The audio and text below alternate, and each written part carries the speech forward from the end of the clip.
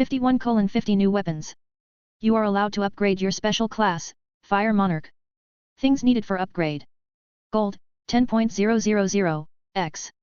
Blood of the Ice Elemental Danger Beast. Base Charisma 40, x. Base Intelligence 50, x. Ugh, even the system wants money from me. Well, I can make fortune by killing danger beasts like the ones we have just killed. Unfortunately, I had to burn them to level up this special class. If one looks at my status, they would probably think that I didn't get much stronger, but it is quite opposite. Thanks to Barbara's medicine that made my entire mind clearer, I was finally able to perfect both stances and combine them together. Currently, when I get into my stance, the zone that is created all around me even above me is more than 2 meters wide, and thanks to combining both stances together, it is now much stronger than Tycho's stance. Her stance is indeed very similar to mine and is very deadly, but she is vulnerable to long-range attacks, while in my stance, nothing can get past my zone as long as I can slash it into nothingness. Even the gas is no problem to counter, but something like controlled water by Tycho is slightly more problematic. Anyway. Akashi nii-sama. Did you see me how I easily killed it? Kurome came running up to me and asked with a wide smile while leaning forward. Ha, you really became strong, but don't become overconfident. I said with a small smile. Tee-hee, I know, I will never drop my guard when facing a strong opponent. Her smile widened when she heard my praise and nodded her head. Young lord, is that everything for today? Ichika also arrived next to Kurome and asked with a completely calm expression and smile. Ha, what a refined lady. That's right, we already killed more than hundreds of those beasts, so let's go back. Kurome also needs a new weapon. I said and turned around toward the capital's direction and slowly started to walk. It seems that I can't hide anything from Akashi nii-sama, I wanted to tell you, but... Kurome was slightly surprised by my words, so she replied with a slightly embarrassed expression. I understand, you didn't want me to change plans just because of you. Don't worry, I want to try something out anyway, so I need to go back to the capital. I waved my hand to gesture her not to worry about it. Hehe, you should be more confident around young lord. Or are you perhaps afraid that he will bite you? Ichika whispered to Kurome as they were following behind my steps. Wah! I just don't want to cause any troubles. Kurome retorted with upset expression. I can hear you, girls. I shouted at them and both stopped talking and quickly run up to me from each side while giggling.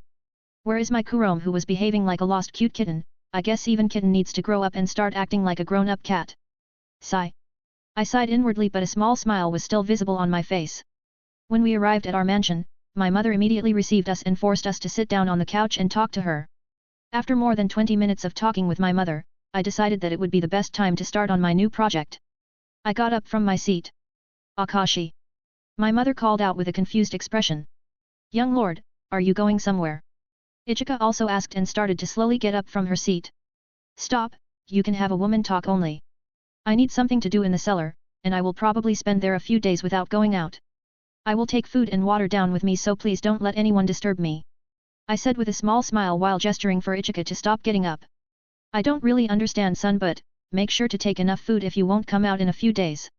Also, don't remain there for too long, the sun is also very important, you can't spend numerous days down there with only candles. She remained me with a worried smile. Haha, don't worry. Mother, can you please relay the message to everyone that they are forbidden to come into the cellar for a few days? I asked with a pleading smile. Of course, good luck with whatever you will be doing, son. We girls will have a good talk, my mother answered, and then a slightly sly smile appeared on her face. Sigh, what do I expect?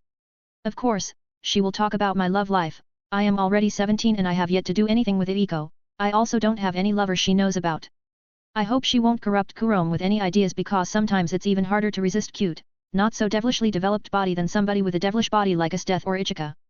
Alright, have fun, I will go to suffer while you enjoy your tea, I said, but the last part was only muttered by me.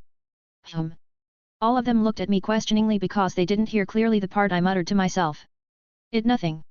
I decisively said and left the main hall, with the cellar as my destination. While I was closing the door behind me, I couldn't help but freeze in place from what I have heard. Kurome, Ichika, you two spend a lot of time with my son, so you should know. You, Kurome, in particular, even sleep within the same room with my son. Tell me honestly, is there something between you two? Have you two done it already? My mother asked aloud. Bam! I couldn't help but slam the door behind me with an irritated expression. I expected something like this, but not from the start. She didn't even wait for me to leave. Maybe it was part of her plan, who knows, my mother is sometimes really scary. Anyway, down to the cellar. I took some provisions with me, and if worse came to worst I can drink wine that's stored down there. Sigh. Finally alone, nice calm silence with only candles around me and big forge in the middle of the cellar. I am glad my father decided to upgrade it with the passage of time. Right now it looks more than just provisional forge. I have only one shot, one opportunity to SEI. Oops, I am losing focus. I thought while I gripped only a few remaining ores of that green metal. While on the other side I had an adequate stock of the abyssal iron that should be the most expensive metal on the market, and even then it isn't metal that is accessible to regular people. I can't afford to fail this. My father already excavated the rest of the ores in that cave, and he had already ordered some blacksmiths in another city to forge weapons with help of that ore. If I will succeed, I might have some remaining ore to make daggers for Ichika, but my main problem is Kurome's katana. This will be a very long process if I want to make sure I won't make any mistake, and I want the final product to be perfect. I thought and started my work. Thankfully the cellar was mostly soundproof, so no one was disturbed by my hammering through the entire 3 nights. I spent 2.5 days plus 3 nights to just complete Kurome's new katana. I wasn't sleeping the entire time, which was extremely unusual and uncomfortable for me, but I endured it. Although I spent so much time on it, I could have completed it in half day and 1 night. However, I decided to refine it and sharpen it numerous times over to make it the top quality, thus it took so long. Also, the last night was dedicated to creating a perfect sheath for it. For the sheath, I used extremely durable yet light in weight bones from the danger beast that I hunt down in those 5 years. It was probably one of the strongest I have found in those years, so I decided to keep its materials. Then I put a thin layer of abyssal iron over the white sheath, making it completely black. After that, I used my index finger together with my flames to create a few decorative symbols on it because it looked kinda plain. The red symbols were slightly glowing in the dark, thus the sheath was done. After everything was done, I took a look at the katana I have made. Entire black hilt up to blade except for the slightly glowing green entire edge of the blade. I couldn't help but smile despite the fatigue I was feeling when I saw how sharp it was. I didn't even need to try it out to feel how the edge was sharp. In such a weapon, only one look is enough to recognize how sharp and dangerous it is. I really can't help but praise myself for this masterpiece. I thought, and with an appreciative nod, I sheathed the katana. When the katana was fully sheathed. Congratulations on creating a new weapon that is on par with Taigu. The only exception is that it is without any attribute or abilities. However, for slicing enemies it is more than good enough. Gained new class, Master Blacksmith, LV1, 1 STR, 1 Const, 0/10 XP. 1000 XP to your Master Blacksmith class for creating your first weapon that's on par with Taigu. You are the pride of all blacksmiths for showing that even normal metals can match weapons made from super class danger beasts. Gained new class, Master Blacksmith, LV7, 7 STR, 7 Const, 370/640 XP. Free stat points, 1723. Caring touch. While creating new weapons, you show extreme care and compassion for the materials you are using. 20% to the sharpness of weapons you create and 20% materials needed for forging the weapon and other gear. The same applies to the armor. 20% toughness of the gear you create. Whoa, that's a lot of experience points, and it seems that I can gain experience points with another way other than killing. I was quite surprised by this amount of experience, but I quickly calmed down and started using the rest of the materials to make 2 daggers for Ichika. This time I took only 1 day and 1 entire night to create it. The daggers had glowing green edges of the blade while the middle of the blade was completely black. Although I spent much less time on it, didn't mean that it was worse than Kurome's katana. Thanks to my new passive I was able to reduce the time of creating it. Of course, I could spend more time on it, but I didn't want it to be better than Kurome's katana, just in case they would start arguing. I am thinking on everything. 100 XP for creating another weapon on par with Taigu. Gained new class, Master Blacksmith, LV7, 7 STR, 7 Const, 470/640 XP. Meh, I already expected the less experience. If I want more, I will probably need to make real Taigu or something that even surpasses Taigu. I was already quite sleepy, but with everything that happened right now, I was too excited to go sleep, so I decided to make a few more things. Although I no longer had enough of that green ore to make any bigger weapon, I could make mini daggers for throwing. I could use it only for the tip of the blade and reduce the spending of the material. Another few hours passed by and I was finally done creating mini daggers and also armored plating for the forearms and also for the shin.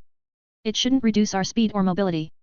Finally done, I thought, and climbed the stairs leading out of the cellar, and when I walked out of the cellar, the sun rays immediately started piercing my eyes, so I had to adapt my eyes for a few minutes before walking somewhere. Oh. Akashi nii-sama, you are finally out. Kurome, who was currently relaxing together with Ichika inside the main hall, sitting on the couch and enjoying the tea, called out to me when she noticed me. Yeah, this is for you too. I said with a hollow voice while my face was devoid of any emotion, with big dark circles under my eyes, and then threw them the equipment I have crafted for them. Why, young lord? Akashi nii-sama. Both of them cried out when they saw my expression, but they still catch the things I weakly threw at them. I will go take a bath and then to the bed. You can inspect your new weapons meanwhile and do whatever you want. I told them without any care in the world and slowly walked out of the room. When Akashi left the room. What was that? Did young lord really craft new weapons for us? Ichika muttered while looking at the daggers in sheaths with an absent-minded expression before looking at Kurome, who returned the look. Both of them gulped down and nodded at each other with a determined expression. Both of them drew their weapons, and when they saw the sharpness of that glowingly green blade they couldn't help but gasp. They themselves felt how sharp their new weapons were. There was no need to try it out, but they still felt urged to go and kill some danger beasts with it. However, the concern they felt for Akashi was much greater, so they pushed the urge to try it out away. How long was the young lord down there? Ichika asked aloud while looking at her weapon with an enchanted look in her face. It should be around 4 days and 4 nights, Kurome muttered with a slightly guilty expression while hugging her new katana. Don't tell me that he didn't sleep at all. Both of them realized something and snapped their heads at each other while saying the same thing at the same time with dumbfounded expressions. 52:51 Contacted by Orberg? I have instantly fallen asleep when my body dropped on the bed with my face buried in a pillow. Akashi nii-sama. Please wake up. Kurome's voice woke me up from my slumber while she was gently shaking with my body. What is it? How long have I been asleep? I slightly opened my right eye and looked at Kurome, who was leaning above my bed, trying to wake me up. For more than 2 days straight. I was really worried that something happened to you. I couldn't wake you up at all yesterday. Kurome said with a genuine relieved smile and slightly wet eyes. No need to worry about me. Anyway, 2 days, huh? I guess I will take 2 more, I muttered and closed my eye once again, trying to fall asleep. Akashi nii-sama. Kurome called out to me when she saw me closing my eyes again. Growling sound of hungry stomach resounded in my room and an awkward silence followed afterward. I guess I could go for breakfast. I slowly sat up and said while scratching back of my head with an awkward expression. Hi, leave that to me. Kurome took a step back from my bed and pointed at herself with her thumb while wearing a proud smile. Just wait here and I will bring you something. Kurome said and sprinted toward the door. Wait. Bam, she already closed the door. That's Aiko's job. Now she is going to complain to me that she has no job. I just hope they won't start fighting over the privilege to bring me a meal to my bed. When Kurome came back with my breakfast, I easily devoured it, and after eating I had no mood to sleep any longer. Since I was no longer tired, I might as well start doing something productive, but first of all, hot bath. I thought with a serious expression while nodding my head with closed eyes. Young lord, you are finally awake. We were really worried. Anyway, those weapons, the word perfect is not enough. I have a feeling that it's almost on the same level as Taigu, which is totally crazy. Ichika immediately ran up to me when she saw me walk out of the bathroom. She brought her face extremely close and started praising her new daggers with stars in her violet eyes. Ichika, when will you stop calling me young lord? Can't you just call me by my name, or perhaps without the young thing? I get that I am still young, but... I asked her with a helpless expression while taking a step back from her. Hehe, but young lord fits the best since the young lord has yet to become a man. Ichika giggled a bit, but when she got to the part about me being a man her voice was almost non-existent. But if you really hate it then I can change it. I am sorry, Ichika apologized with a slightly sad expression. Ugh. I don't mind it, if you really like it then use it, but I think it would be more convenient to call me just Akashi. I said with a forced smile. Alright. I will certainly think about it. Ichika's eyes brightened when she heard my words and furiously nodded her head. Anyway, I am going for a walk outside. Do you and Kurome want to come with me? I asked while stretching out my arms. Of course, it is my duty to protect you as your bodyguard. Ichika instantly nodded and told one of the maids to call Kurome here. The maid immediately nodded and ran off. Do I need to remind you that your main job is no longer being my bodyguard? Right now, you together with Kurome are leaders of our new underground faction. I reminded her with a small smile when I saw how eager she was to go with me. Our new underground faction turned out to be great plan. No one is yet aware of it since we select our members very carefully and most of them are poor people. They have to just collect rumors and report them to get money, not to mention that they also get free food from us. It doesn't even cost so much, how would one imagine? I am here, Akashi nii-sama. Are we going out? Kurome arrived while eagerly and firmly holding her new weapon. Yes, but not in that style. I just wanted to take a walk, but you are already old enough and strong enough to go alone, or you can go together with Ichika, just don't go too far away. I said with an apologetic smile.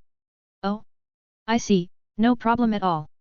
I want to accompany nii-sama instead of going out alone. Kurome looked slightly surprised by my words, but she immediately smiled. Alright, let's go yawn. I said with a small smile and went toward the stairs leading to the first floor while yawning. We were walking around the entire city, looking at what is new and even checking on members of our organization. However, after more than an hour of walking around, Nii-sama Kurom tugged at my sleeve and whispered while looking vigilantly behind us. I know, let's ignore them for now and do as we were doing until now, I said with a reassuring smile. There were indeed two hooded figures following us for some time already, but I can't sense any hostile aura from them. I will observe their actions more closely and see if there is any pattern or some kind of message they are trying to tell me. Anyway, these figures are kinda small, they look like kids. Hey, isn't that Red Devil? When we walked past a few guards seated outside started whispering, but since they were already pretty drunk, their whispers were normally heard. Who the fuck heek are you talking about? Another guard asked his friend with a confused expression. Kurom's and Ichike's face immediately darkened as they narrowed their eyes. Sigh, how can you get angry from hearing a few words from one drunkard? I thought and shook my head but still stopped near one stall with the grilled food to eavesdrop for more details. Shut your mouth or you will lose your head. Don't you know our General Esteth-sama who is nicknamed Ice Queen? Oh, of course I know. But what does it have similar with that Red Devil? Even the drunkard woke up from his state when he heard about Esteth and he even shivered a bit. There are rumors that there are two at least equally strong elemental Taigu users while Esteth-sama is general of the Empire's army, the Red Devil is noble from Phoenix family. There are also rumors that he has that elemental Taigu for even longer time than Esteth-sama. It is actually unknown at what age he was able to tame that Taigu, but if we are talking about monsters, we can't exclude him. His not-so-drunk friend explained with a serious expression. You kidding? Fuck. The drunkard muttered with a dumbfounded expression. Even the two hooded figure couldn't help but overhear guards' conversation with their sharp hearing. Hee, looks like he is a big shot. Plus he has a handsome face, hi. But don't forget why we are here, we have to lead him outside of the city without those cute girls following him. Let's go, there is nothing interesting here anymore, I said with a small smile and walked away from the stall with the grilled food. The girls immediately followed after me. After more than 10 minutes of walking, I finally realized that those hooded figures wanted to meet me outside of the town and all alone at that. They were keeping their distance from me and when I looked at them they always looked towards the direction of the gate. However, when I tried to walk there with the girls by my side, they suddenly walked away as if they lost interest in us. Kurom, Ichika, can you go ahead? You can go to practice outside or go back home, I said with a helpless smile. Young lord, are you really sure about that? Ichika immediately asked me with a worried expression and Kurom also nodded her head as if she was agreeing with Ichika's words. Yes, don't worry about me and definitely don't follow me, it would only complicate the things, I said with a decisive voice and walked towards the gate while leaving the girls standing in the middle of the street while looking at me with a worried expression. Glancing back, I saw them release a long sigh and dejectedly walk back towards the mansion. I am sorry, girls. When I walked out of the city, I entered the forest but I didn't go too far away. I leaned my back against the tree and closed my eyes while waiting for my guests. Yahoo! Two feminine voice resounded right above me. I opened my right eye and looked up. Hello. My name is Loris, said a petite girl with grey eyes and cyan hair tied in two pigtails. On the left side of her forehead, she had a star. She introduced herself while hanging from the branch right above me, upside down with her hand showing a V sign right in front of her eye and with stuck-out tongue. And mine is Mila. Another petite girl with purple eyes and cyan hair tied in ponytail said. On the right side of her forehead, she had a half moon. She introduced herself the same way as the other girl with the only difference of position of her V sign, which was the opposite eye of the other girl. Nice to meet you, both of them said aloud in perfect synchronization. Both of them were wearing a white shirt together with a black dress. They were definitely twin sisters. Seeing their way of introduction, I couldn't help but look at them weirdly. Hey? What's with that lame reaction? Mila asked with tilted head to the side and confused expression. Yeah, what's wrong? Our beauty caught your tongue? We won't be angry if that's the case, Loris added, and both sisters jumped down, landing right in front of me. Hearing Loris's words, I couldn't help but look at them even more weirdly. Hey, but it's improper not to introduce yourself, being struck by our beauty is no excuse. Just because you have a handsome face doesn't mean that you are allowed to be so impolite, Mila said, but Loris joined her in the last sentence and in the end, they ended pressing their index finger at my chest while looking at me with upset expression and slightly blushed cheeks. What have I gotten myself into now? My name is Akashi, what do you want from me? I said with my hands in my pockets, not being bothered with them poking my chest.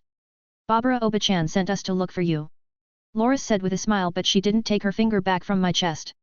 Mila nodded numerous times with a big smile. Oh, Oba-chan. I thought while my right eye started twitching a bit. I see, is there something she needs? I changed my tone to a bit friendlier one once I have discovered that they are from Orberg clan. Actually, she wants you to help them, or more like being there with them just in case. We accepted a contract from the Revolutionary Army. They want to get rid of the Imperial assassins that have been doing great damage as of lately. Loris said with a big smile while staring straight into my eyes. Loris! Mila shouted at her sister. What? Barbara Oba-chan said that he is trustworthy. And you indeed are, right, Akashi? Loris looked confusedly at her sister before turning her attention at me and asked me with a pleading smile. Sure, I couldn't help but chuckle and shake my head after seeing their actions. Yep, of course, he is. Did you hear that, Mila? Loris proudly nodded her head numerous times as if she was right and her sister wrong. Smack! Mila facepalmed herself. Alright girls, tell me details or we will be standing here until the evening and none of us want that to happen, right? I said with a small smile. What if all of us want that? Loris muttered. Her sister and I looked weirdly at her for a moment before Mila started explaining the situation. See you later, Mr. Red Devil. Oh, I almost forgot, this is for you. Mila said while standing on the branch, ready to leave just to remember something. She then threw me a bag with something inside. When I looked inside I saw makeup. I muttered. Yes, this one is special. You can change your hair color and also length of your hair. It will last even under the water, however you will have to reapply it in a few days once again, but this much should be enough for you to get to where Barbara Oba-chan will be waiting. Please don't be late for the meeting. Mila explained with a smile while holding her hand behind her back and leaning forward. Bye-bye Mr. Red Devil. Loris waved at me and winked at me before leaving with her sister. Well, that was something else, but with this makeup, I will be able to travel with a completely new identity. 53:52 Meeting point. Somewhere in the mountains. Instructor. Why won't you give me details on who will be joining us? I thought that 3 of us are enough. A girl with reddish brown hair and red eyes asked Barbara with a carefree tone as they were traveling through the mountains. That girl was wearing a headphone accessory on her head and vocalist-like clothing consisting of a white long-sleeve shirt with the collar tied with a red ribbon and red checkered mini skirt. Yes, even I would have thought that we are enough, but after meeting him, I had always thought that Tycho is unrivaled among the youngsters, yet he changed my mind and made me even more cautious of this mission. We don't even know who are our enemies, so it's better to be careful. I don't care about death, but Tycho is still young and I am responsible for her. Barbara narrowed her eyes while looking at the clear blue sky with a serious expression in her hands folded behind her back. Instructor. The girl asked with a confused expression while sucking on a lollipop. He is a friend, Chelsea. There is no need to worry, plus he is stronger than me. Tycho answered in Barbara's stead with a small smile while looking downward. Wait. You have a friend outside of our clan? The girl named Chelsea exclaimed with a shocked expression which made Tycho look weirdly at her. Idiot. That's the first thing you care about. Even Barbara criticized her. Wait, you aren't joking about him being stronger than you, Tycho? Chelsea stopped her acting and finally asked with a serious expression. Yes, we had a few spars in the past few years, but he always won in the same way. He always won by a little bit, but during our last spar I begged him to fight at his maximum and I discovered that, if I want to match him a bit, I would need to remove my limiters to match him. Tycho explained with a small smile while holding her left shoulder. Gah! Remove your limiters just to match him? Then I guess this mission is considered as done already. Chelsea was shocked by Tycho's words, but she instantly went into her carefree mood as she put her hands behind her head with a smile. Limit removal. The one who learned this technique can consciously remove their brain's limiters on their physical body, allowing them a temporary but powerful boost in speed and strength. To think that guy is so strong as to force Tycho into that state, and even then she is unable to win. He is a monster. I wonder how old he is. Chelsea might have looked carefree on the outside, but she was seriously calculating things inside her head. Don't think like that, he will be with us just in case something goes wrong. I won't let you slack off, and knowing you, you also must be wondering how old he is around the same age as Tycho and you. Barbara reprimanded Chelsea and tried to make her more motivated by mentioning Akashi's age. Hearing Barbara's words, Chelsea couldn't help but freeze in place. He is the same age as me. I better not anger him once we meet him. On the other hand, Tycho said that he is a friend. Well, we will see, Chelsea thought with an absent-minded expression. Stop standing there with that stupid expression and come or you will lose us. Barbara shouted at Chelsea from the distance, and only then she woke up. Hey? Wait. Chelsea shouted and did her best to catch up with those two. Akashi's POV. Is that everything? My father asked with a worried expression when I explained the situation to him. Yes. I nodded my head. I see, if you need to go then go, however, don't forget to disguise yourself. We can't have anyone from the Empire to spot your face. Also, I know how you hate politics, but you are almost 18 and you need to attend some meetings even if you don't want to. There are also many people who want to meet Red Devil face to face. My father explained with a tired face. Sigh, don't worry, once I am done with this matter, I will try to attend some of those meetings. I released a tired sigh before agreeing. There is also your marriage, you didn't even meet that girl yet. Their family didn't care about that fact until the rumors of Red Devil started to spread. As of now, they are eager to meet with you, especially your fiancé. He informed me while looking through the stacks of documents on his table with a tired face. Although this time it was more of a habit than him being genuinely tired, ever since my mother and father started taking medicines created from Orberg prescriptions, they turned to be more vigor and full of energy. Ah, that matter, I will solve it myself. But I definitely don't want to be connected to that family, so I will also do something about that marriage thing. I looked slightly surprised for a moment before returning to my indifferent expression. Ever since I formed that underground faction, I have been getting quite interesting rumors into my hands. That family is experimenting with poisons and doesn't care who will be the tester. Usually, they just kidnap someone walking on the street at night. I have also heard that their daughter isn't exactly sweet either. Apparently she more than once invited a few females into her mansion, but none of them returned. Apparently all of those females were beautiful women around her age, which means that she is crazy as that woman named Mara, or she is jealous. Arya herself isn't exactly ugly, but those kidnapped females were definitely more beautiful from what I have heard. Alright, that's what I have intended from the beginning. One more thing, don't kill them all. They are one of the strongest units this empire now has. If you will kill them all, rebels might get advantage and we can't have that. We need to weaken both sides equally if we want to unite the entire empire in one and swift movement. Although more innocents will die the longer we wait, I don't want to risk our plans failing. I have waited already for more than 10 years, I will be able to wait even longer. My father narrowed his orange eyes and said with a serious expression. Don't worry, I know all of that. I will be going now. I said with a nod, and then when I was about to leave. Wait. He shouted at me suddenly and I turned at him with a confused expression. Be careful, they are all strong. He said with a dead serious expression. Don't worry. I won't be alone. I smiled after seeing this and reassured him before leaving his office. After my talk with father, I went to explain the situation to Aiko, Ichika, Kurome, and my mother. Of course, Aiko received less information since she didn't need to know much. After I was done with explaining things, I made my way to my room to inspect the map where the meeting point is located and to apply my disguise. It is quite far away from the capital, it's near the northern borders. I will need to move out today if I want to arrive on time. I drew a little map on paper with the major roads, cities, and villages. That should do. I thought while looking at my new handmade map before folding it and stuffing it into my pocket. Alright, now to figure out how this makeup works, they should have given me some kind of manual. They were so full of energy that they almost forgot to give it to me, not to mention that they didn't even describe how to use it. After half an hour of trying out, how does that special makeup work? I stood in front of the mirror and looked at my reflection. Long black hair tied in a braid, my bangs were also longer, however they weren't obstructing my vision. Well, it's not that bad. I thought that I would look comical with long hair, but the braid is surprisingly good. Knock knock, young master, are you there? I have with me the clothes you asked for, I heard Aiko's muffled voice behind the door. Come in, Aiko, I said and started to take off my black uniform. Creak, young master, I understand that you want to. Aiko stepped inside the room and started saying something, however, she froze in place when she saw my appearance. What do you think? Good enough disguise? I asked with a smile. Hi, I would be able to see through any of young master's disguise, but it's definitely good. Your acquaintances won't be able to see through it if they didn't spend a lot of time with you. Aiko giggled and put the clothes on my bed. Thank you, Aiko. I will be leaving through windows, so please come back later to close it. I said with a small grateful nod. No need to thank me, young master. Also, that disguise doesn't take away a bit of your handsomeness, please be careful outside. She humbly replied, but a big smile was visible on her face, and when she was about to leave, she quickly said and ran off out of my room while giggling. I just shook my head with a small smile after seeing this. I quickly dressed up. Black long sleeve shirt, slightly baggy grey pants together with armored plating on my shin under the pants, black leather shoes and pale grey short cape. And for the finale, I bandaged my entire face in bandages, making only my eyes and mouth visible and, of course, my black hair. I took a smaller bag and stuffed it with the necessities while I stuffed other smaller things into my pockets. See you soon.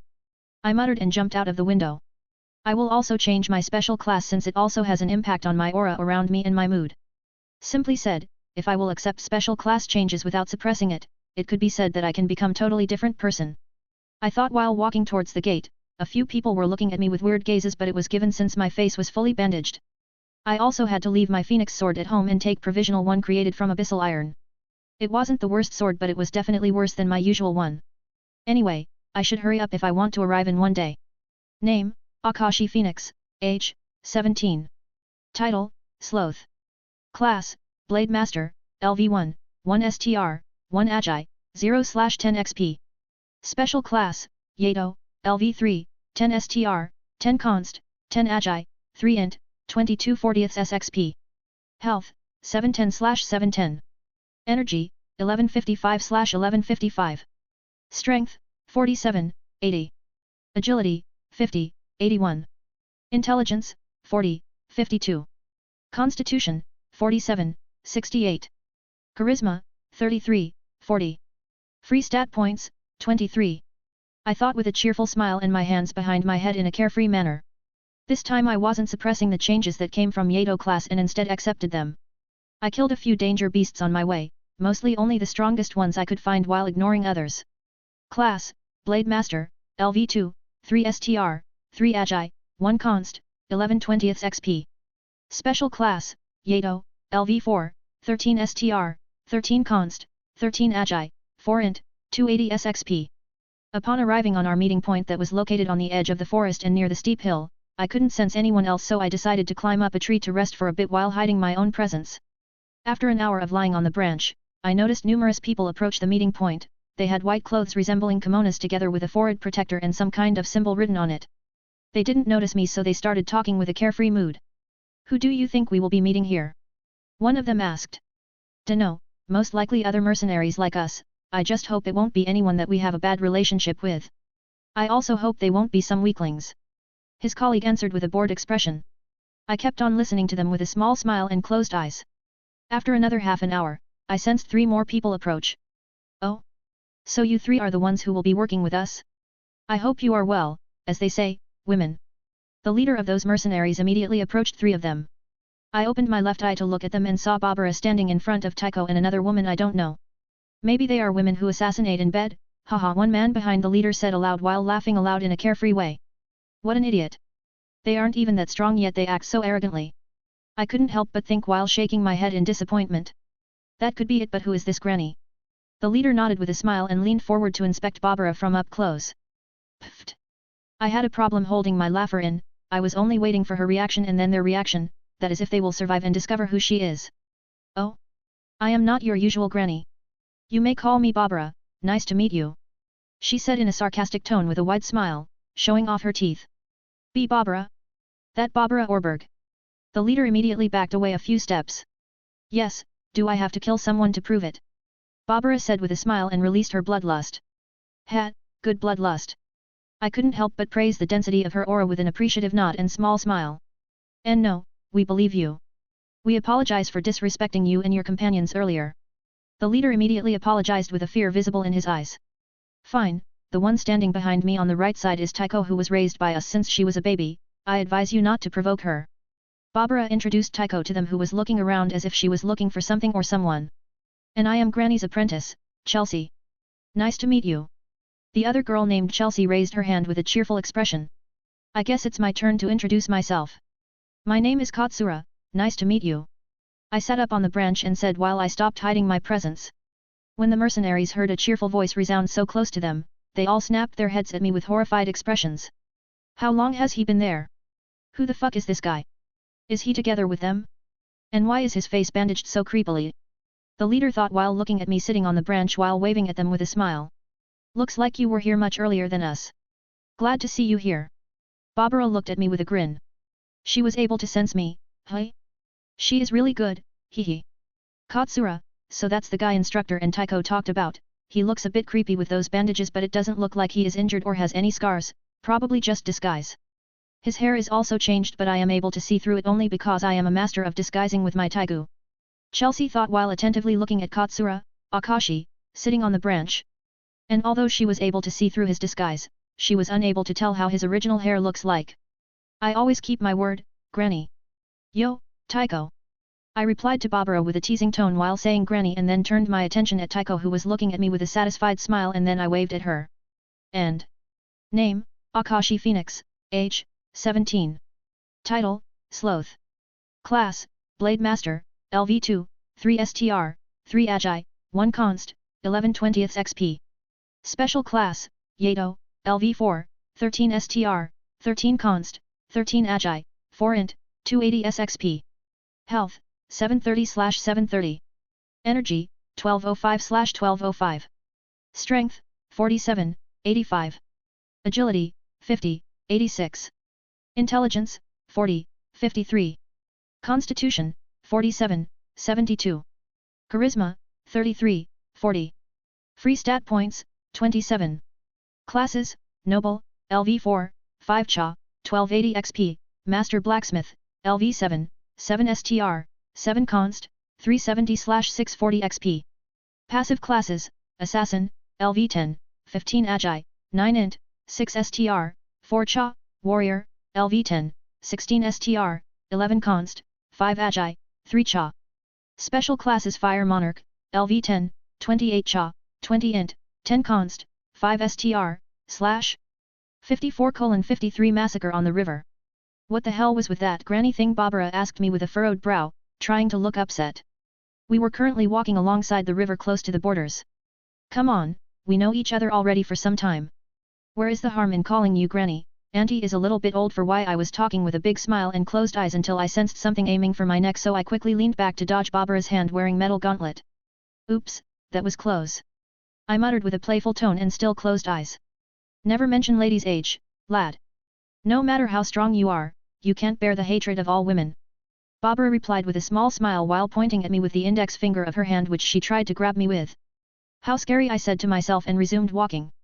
Hey, Tycho, is this normal? It's hard to imagine Granny fooling around like that, yet it is happening right now in front of my eyes. Chelsea whispered to Tycho, who was watching Katsura and Barbara with a small smile. Well, in the beginning, they were at each other's neck, even their first meeting was competition. At least that's what Granny told me. Right now they are just insulting each other and trying to embarrass one another. It's much better than before when they were always trying to outsmart each other. Tycho replied while shaking her head with a small nostalgic smile. Anyway, if it wasn't for me not knowing you well enough, I wouldn't be able to tell it's you. However, now I don't mean your changed appearance but your aura. You are overly carefree, maybe even slightly mischievous. Your aura reminds me of my annoying pupil. Barbara said while glancing behind her. Why am I annoying one? Chelsea immediately exclaimed with a surprised expression. Are you aware that you aren't her only pupil? She already knows that she is the annoying one, yet she asks why. She should already know that since she is so sure that Barbara was talking about her. I glanced at Chelsea with a bit of pity in my eyes. Hey? What's with that look?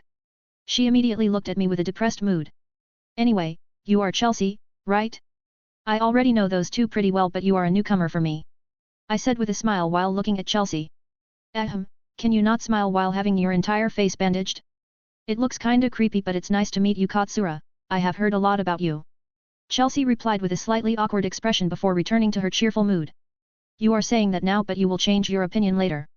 Barbara muttered with her hands folded behind her back, and both of us couldn't help but turn at her. However, she didn't explain herself. Well, what is the plan? I stopped fooling around a bit and asked Barbara with a slightly more serious tone, but smile never disappeared from my face. We leaked fake information about Rebels' trading route, and this trading route is also coincidentally on this river. Barbara explained with a serious expression. I see. What is my job here? I asked with a small nod of understanding. Nothing much. I don't want you to do our job, but you are here to ensure that nothing goes wrong. And if something goes wrong, forget it, no need to talk about it. Barbara just shook her head when she was about to say what I should do in case something goes wrong. What is it? Don't tell me that Great Barbara Orberg isn't confident. If our Tengu mercenaries heard that, they would definitely piss themselves. I asked with a provoking tone and smile. Shut your mouth, will you? It's just that we don't know the identities of those assassins. We know nothing about them.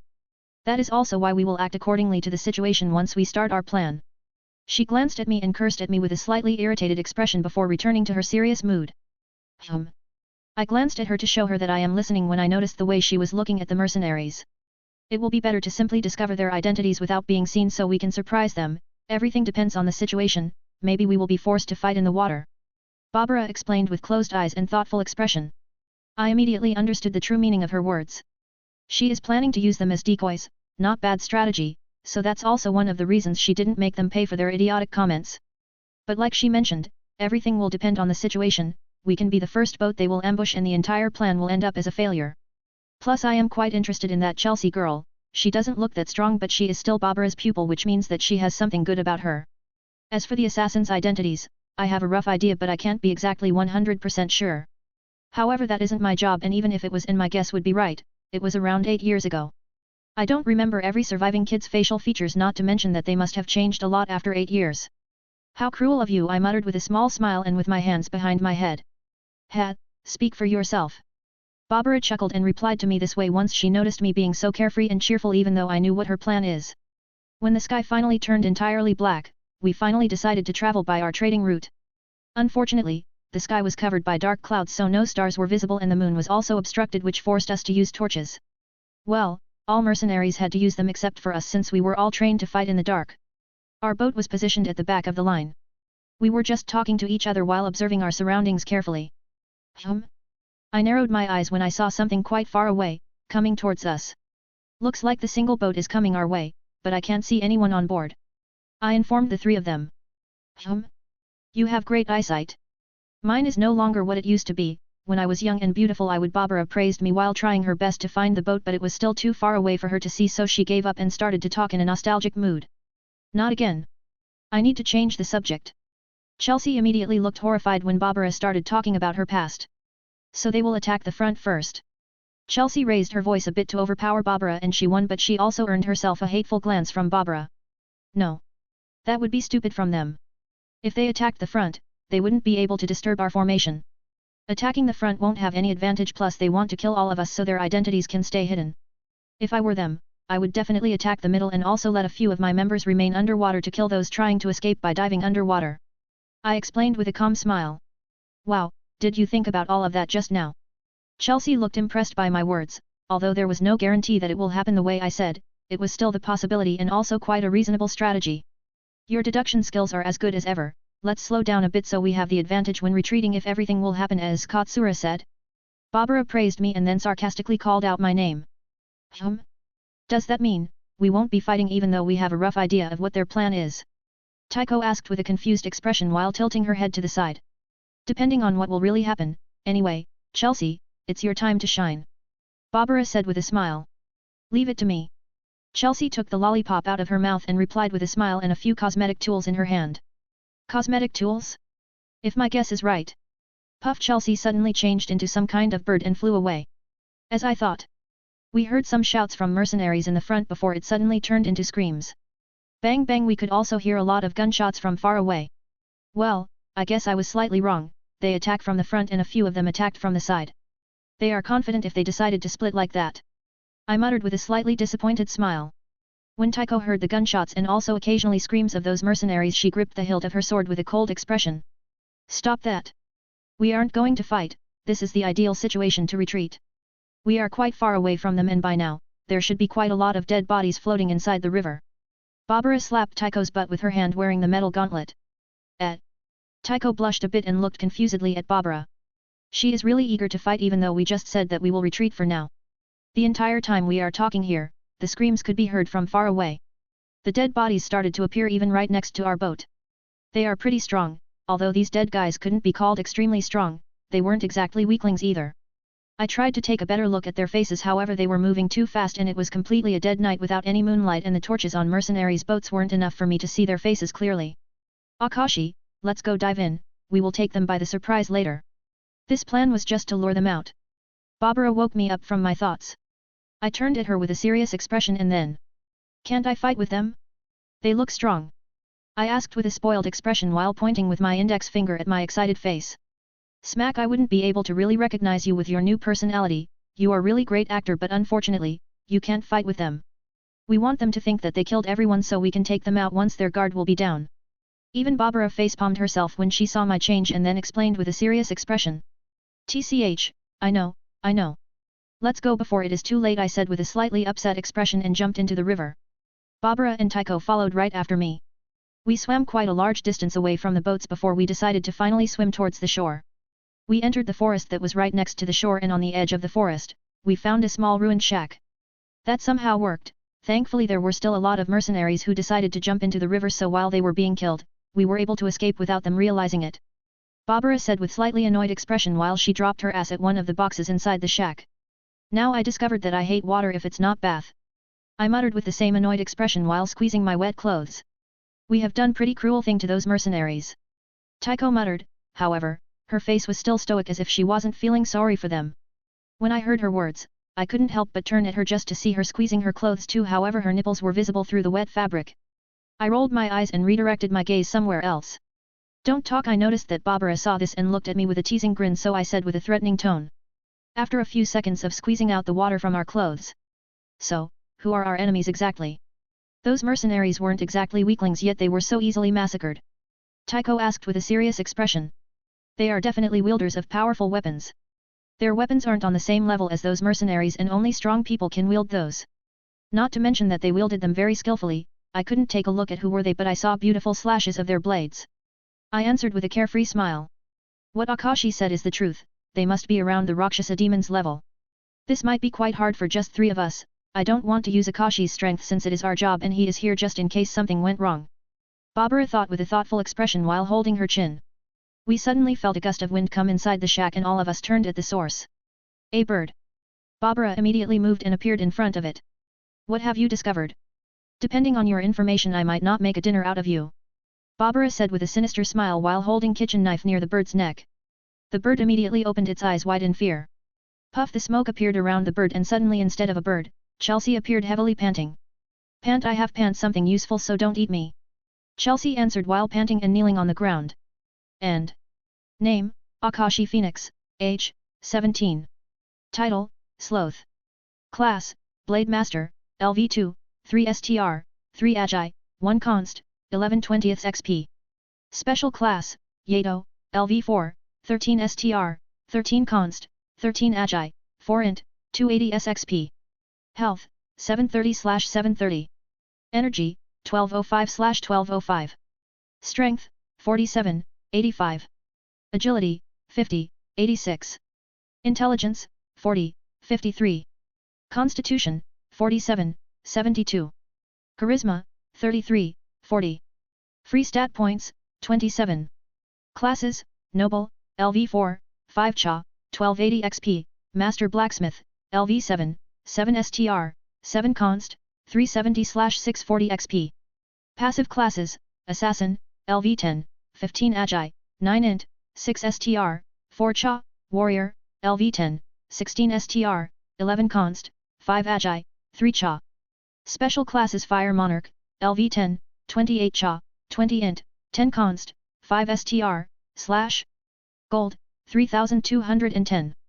Silver, 68. 55:54 Planning. Yo, you actually returned alive.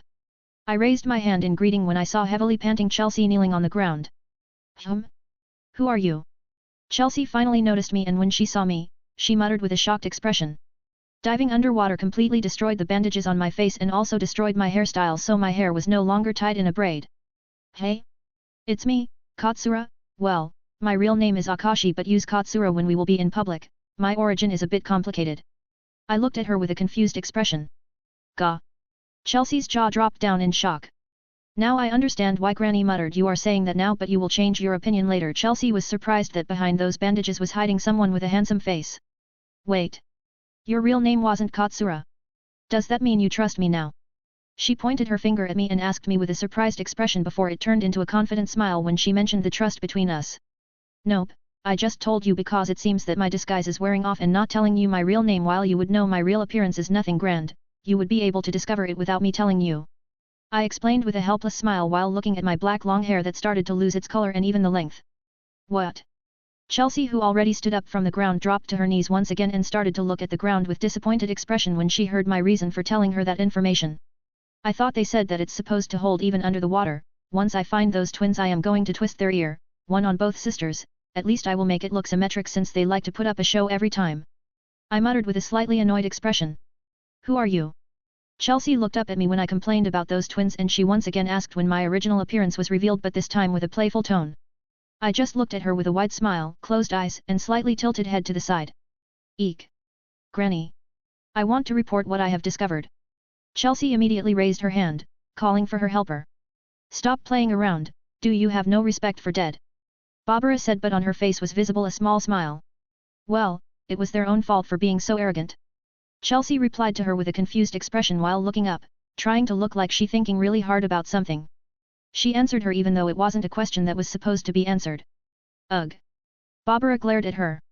Sorry, I am going to draw their faces at once. Chelsea hurriedly replied. I see, I remember this blonde guy, he changed a lot but I still know who he is. Although I know who he is, it isn't valuable information since these drawings of their faces are better.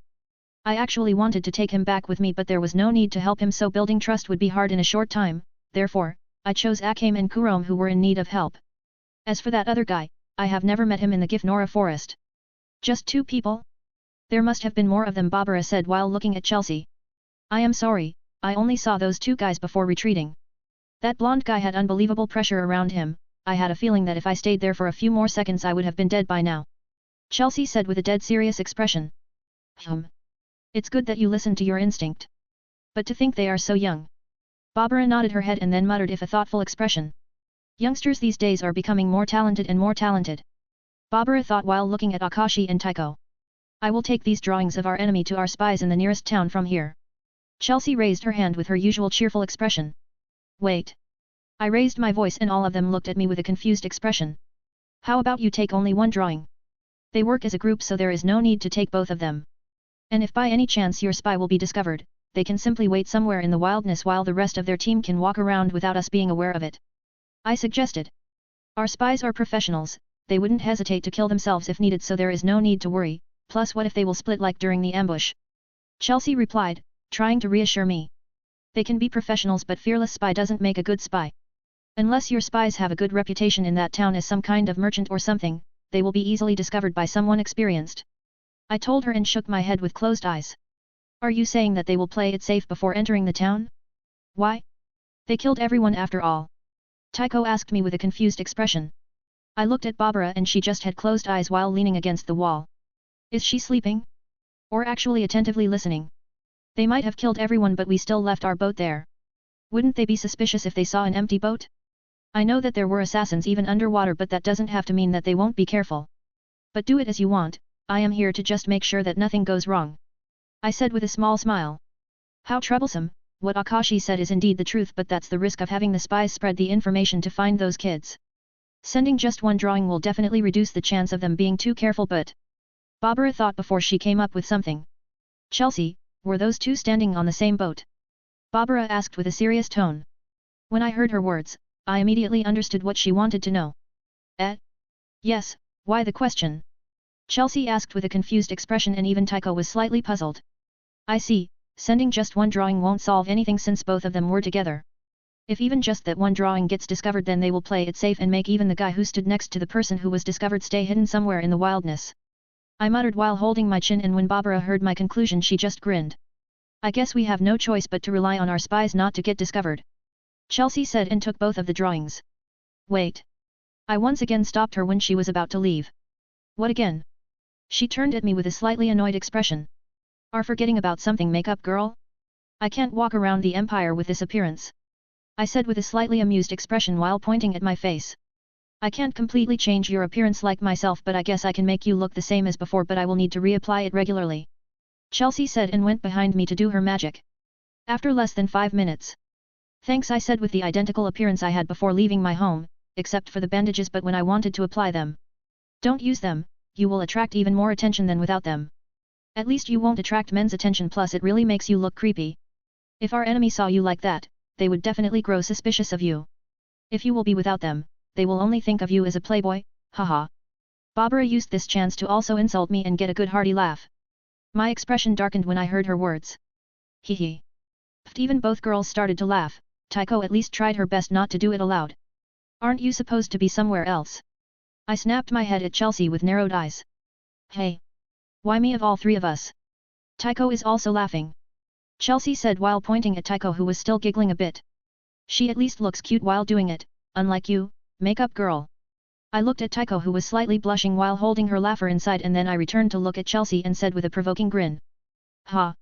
What do Chelsea wanted to argue with me but she was interrupted. Go already! Barbara shouted at her. Taiko is completely dumbfounded from his words, I hope it won't worsen her performance. Barbara thought while looking at Taiko who already stopped giggling because she was too shocked and confused at the same time that she didn't know what to do. Eek! Fine, I am going. She approached the window. What a nerve he has, humph. Chelsea muttered while glancing at me. She snapped her head to the side, throwing her hair to the side, and then puff, she turned to bird and flew away. Do you have to make fun of her like that? She is even more annoying than usual. Barbara asked me with a slightly annoyed expression. Sorry, it's too easy to provoke her, I can't resist it. Anyway, what will we do now?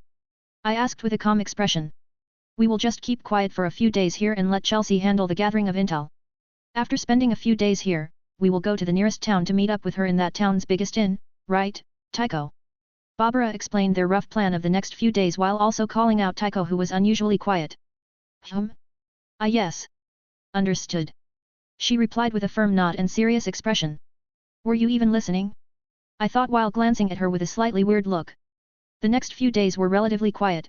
We were eating roasted meat of edible danger beasts, which was absolutely tasteless. We were also using this free time to think of other plans and in case we need to escape, also escape plans. Of course, we couldn't spend the entire days by planning our moves, so we were also talking about regular things, and we also used this chance to spar a little. Not like how we are used to, until the complete exhaustion, but only light spar because we need to be ready to strike anytime. I didn't want to bath in the cold river, so I created a smaller crater inside the forest and filled it with water. However, at that time I still didn't know how bad idea it would be. Sigh, hot bath is always best, not to mention open air bath at that. The sky looks beautiful filled with all those stars. Tycho muttered while dipping her naked body inside the water, more specifically, inside the crater I created and filled with water. What's with that look? Barbara asked with a provoking tone. Yes, she was also taking the bath with Tycho, which wouldn't be a problem, that is if I wasn't here. What do you expect? You are using me to make you homemade hot springs. What kind of look do you expect to see from me? I asked while looking at the sky with dead eyes, not wanting to look in front of me. I actually wouldn't mind taking a silent bath with Tycho, but I don't have anything particular against grandmas, but you know the rest. We are just using your Tycho to make our lives out here more comfortable. Don't complain, you get to bath with two women, Barbara said with a slightly annoyed tone, and Tycho blushed a bit. Ugh, more like one woman and one granny. Maybe if you were at least 30 years younger, I wouldn't complain about it. Anyway, this should be the last night here before we move to the nearest town and meet up with Chelsea to see what she has discovered in the meantime while we were here. 56:55 Akame? We spent most of the morning around the shack before we decided to move out so we could arrive at the town right at lunchtime. When we arrived at the entrance of the town. This town is pretty big, but it looks almost identical to all other towns on the populous side. I muttered with slightly curious expression while I was walking next to Tycho with my hands behind my head. There was a large inequality of wealth between people in this town, well, like in all towns across the empire. It only mattered on which scale, but this type of inequality was on this world from time immemorial. Even in my old world, which was very developed, something like this wasn't rare. However, I must mention that the living conditions of the poorest people in my old world were much better than here. Anyway, I have a slightly uneasy feeling ever since we walked in. I am pretty sure that something will happen in this town, or at least not far away from it. That's the empire for you. Barbara sarcastically said with a smile while glancing behind her at me. How cruel of you to say that, Granny, I said with a twitching smile and closed eyes while I emphasized the word Granny. We decided that it would be best to play that we will act be quite close as if to not appear suspicious. Tycho, can you do me a favor? I whispered to Tycho, who was walking right next to me. She turned at me with a confused expression but still eagerly nodded her head. Can you walk a bit closer to me? It's a bit annoying. We are gathering a bit more attention than needed, I asked her with a helpless smile, and she looked around us more attentively just to notice numerous ladies looking at our group. If I was wearing some better clothes, they would probably think that I am noble, and therefore, most of them wouldn't even dare to look at me. At least that's how it worked in the capital. Right now, the clothes I am wearing are the clothes of someone not too poor or rich. I would call it the typical adventurer's clothes, but I don't know if people here would understand that.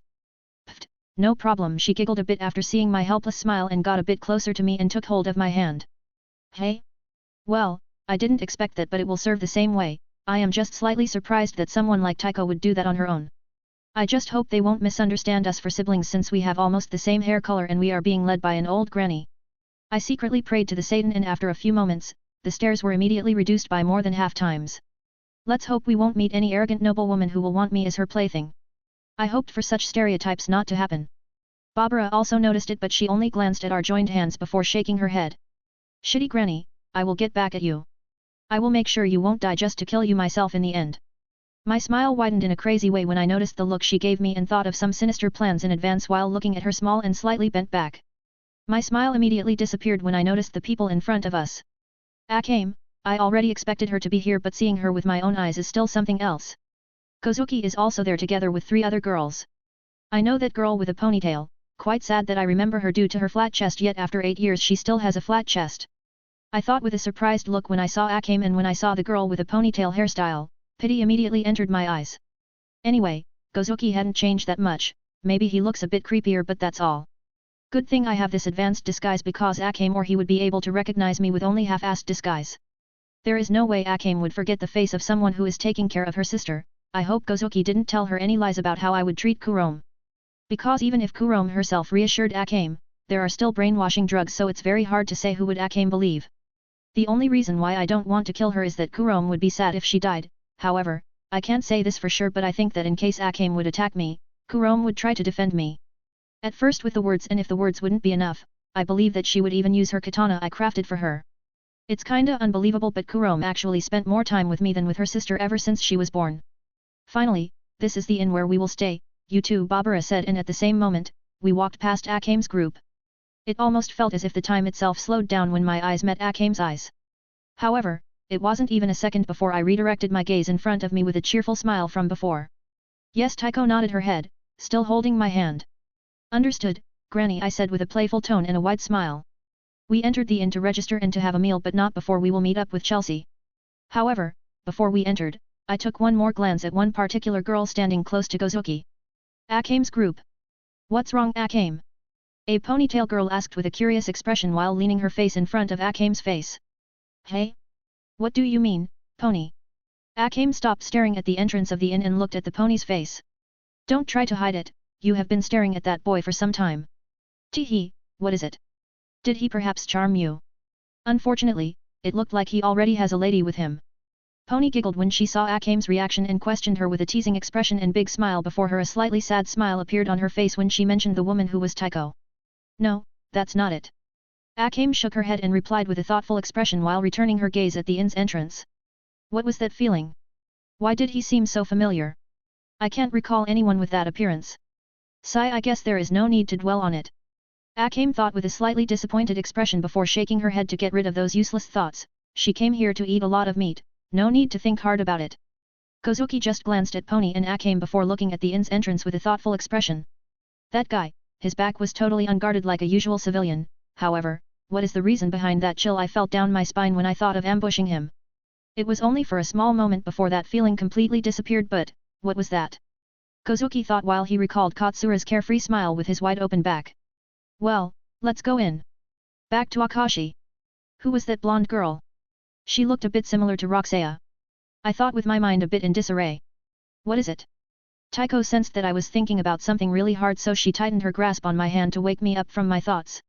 It's nothing. I was slightly surprised by her voice, so I closed my eyes and reopened them after a few seconds with complete calmness. Taiko nodded with a smile after seeing me regain my calmness. That's right, I can't let something like that shake me. That's something not even Roxea would want to see from me. I thought when I saw Taiko's genuine smile. Anyway, I understand that we are still in the main hall, waiting to be registered, but why is she still holding my hand? Well, it doesn't bother me, so I won't say anything for now and see when she will distance herself. Also, should I tell them who those assassins are? It's not like I am 100% sure that those girls in Gozuki are part of that group we are pursuing, but for us to meet them here can't be a coincidence. 99% for them being the ones we are looking for. I will see how they are going to deal with it, and after that, I will decide. Barbara only took one room for all 3 of us plus a missing makeup girl. I hope the room is large enough. We went up by the stairs, and even when we entered the room, Taiko had yet to let go of my hand. How long do you two plan on holding hands? This is not your honeymoon, wait until this mission is done. But I must mention that it indeed gives us a better disguise. Barbara also noticed this fact and glanced at our hands while asking with a slightly annoyed tone, but under that tone, she wore a teasing smile. I am sorry, I forgot. Taiko looked a bit confused at first, but she instantly realized that she is still holding my hand, so she quickly let go with a slightly ashamed expression while blushing a bit. We couldn't find Chelsea at all, and she didn't come to us either, so we stopped waiting for her and instead went to get our lunch since it was already quite late. So what do you plan to do for the rest of the day? I asked with a slightly curious expression and an amused smile. Wait. Barbara shortly replied while stuffing herself with a hamburger. I couldn't help but simply look weirdly at that sight right in front of me. Are you looking for someone in particular? I asked her with a smile when I noticed how she was sitting near the window, occasionally looking out of it. Maybe, but it looks like they already went somewhere, so it's too late already. We will have to wait until tomorrow. Plus we don't have Chelsea with us, she is the best person for tailing someone. She replied with a slightly disappointed tone. Did she actually notice Akame's group? She is really experienced, her age definitely means something. And I must agree with her that the makeup girl is the best for such a job with her means. However, if I have to guess, she suspects Gozuki since he looks kinda creepy. But I still need to praise his skill to hide his aura. Either way, there is no need to tell them anything if they are on their tracks.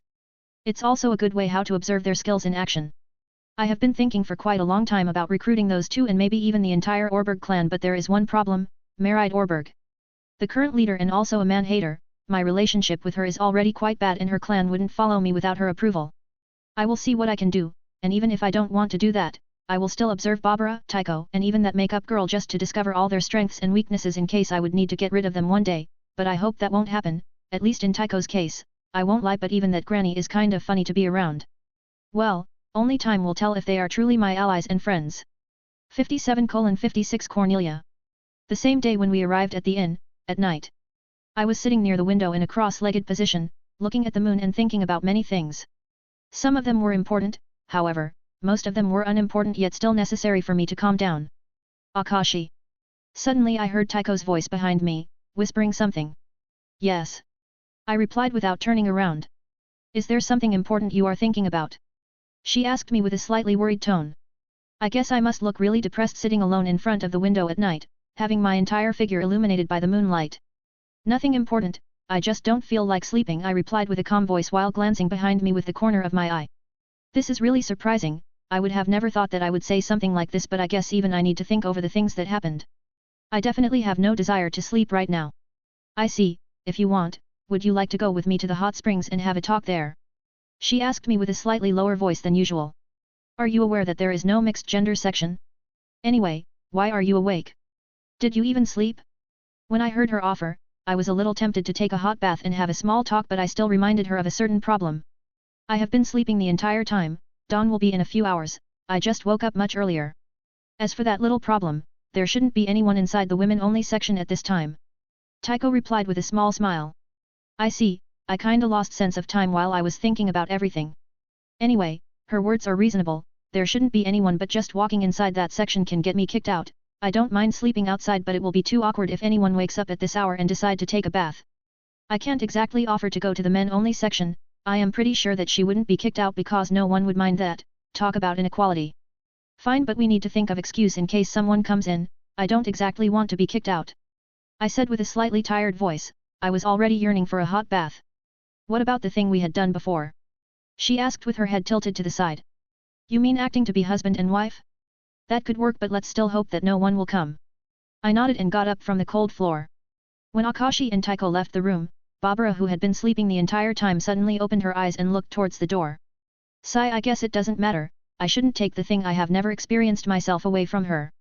Barbara thought and then closed her eyes once again. It feels extremely weird taking my clothes off in women's changing room.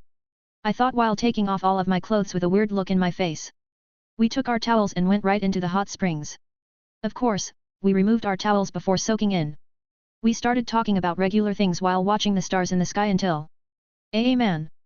I heard a feminine voice shout, but not too loud. Ah, I want to have a luck stat in my system.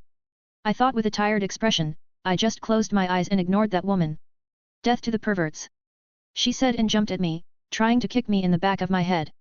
When I opened my eyes, saw who it is, my eyes slightly widened in surprise before returning to their previous calmness.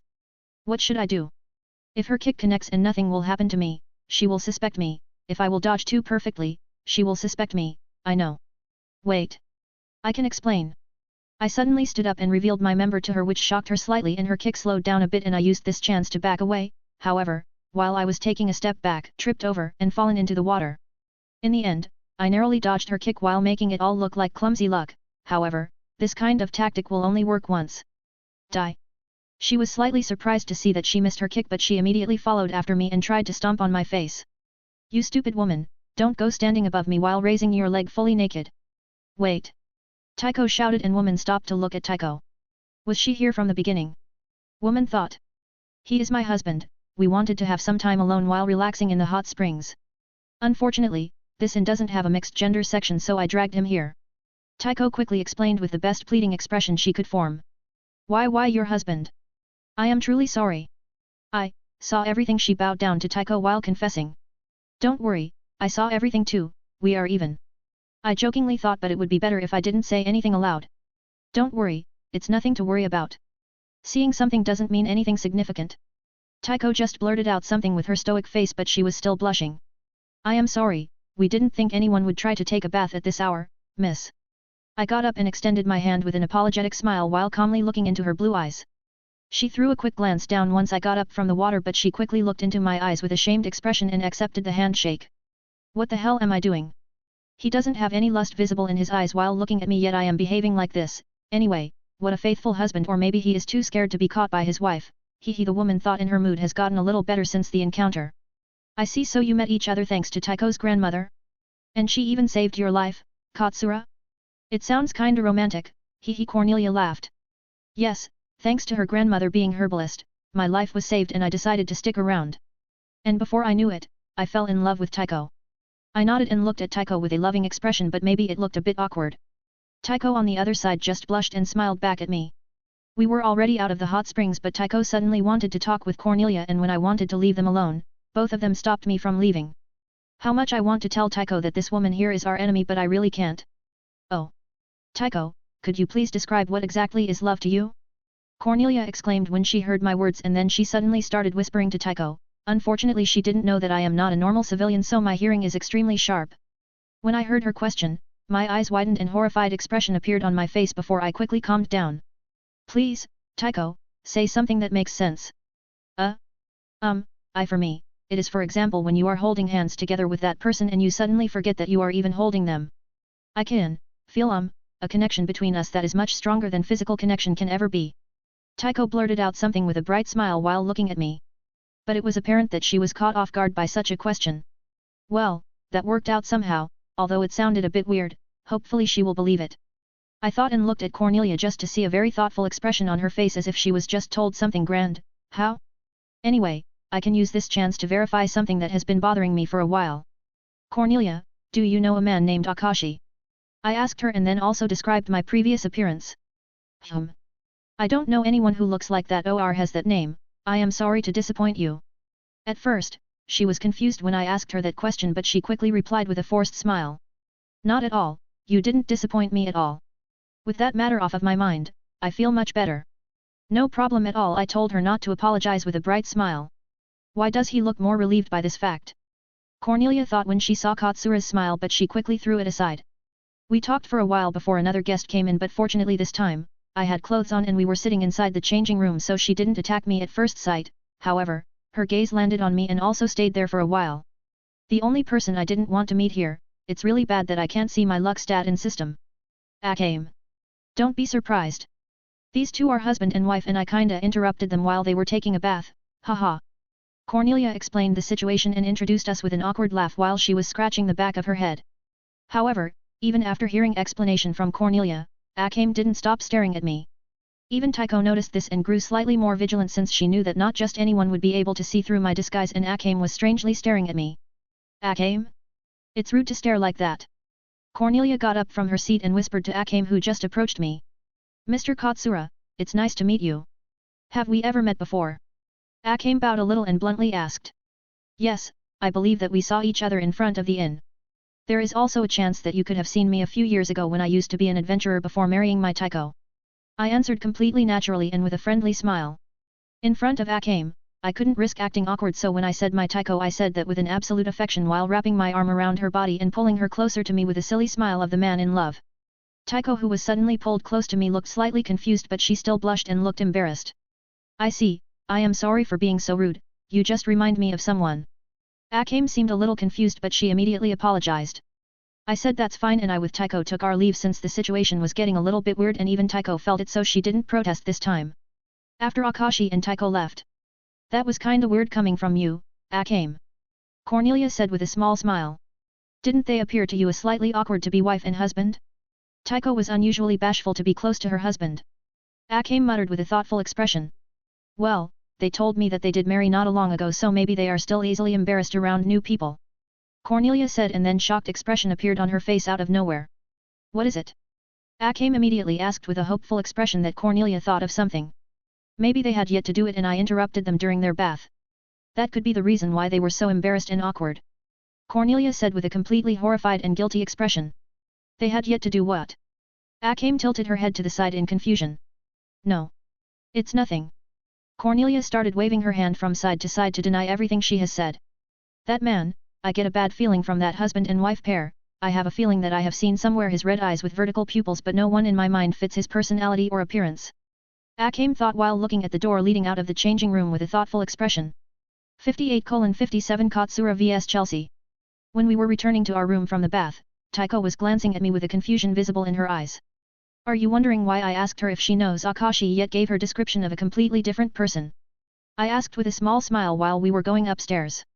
A little bit, I am slightly confused but that's all. She didn't hide it and nodded her head. Well, let's just say that she looked like someone I once knew and at that time I was also in disguise. I replied with a mysterious smile. Ah, I see. Anyway, what do you think about her? Except for ambushing you at first sight, she was quite friendly.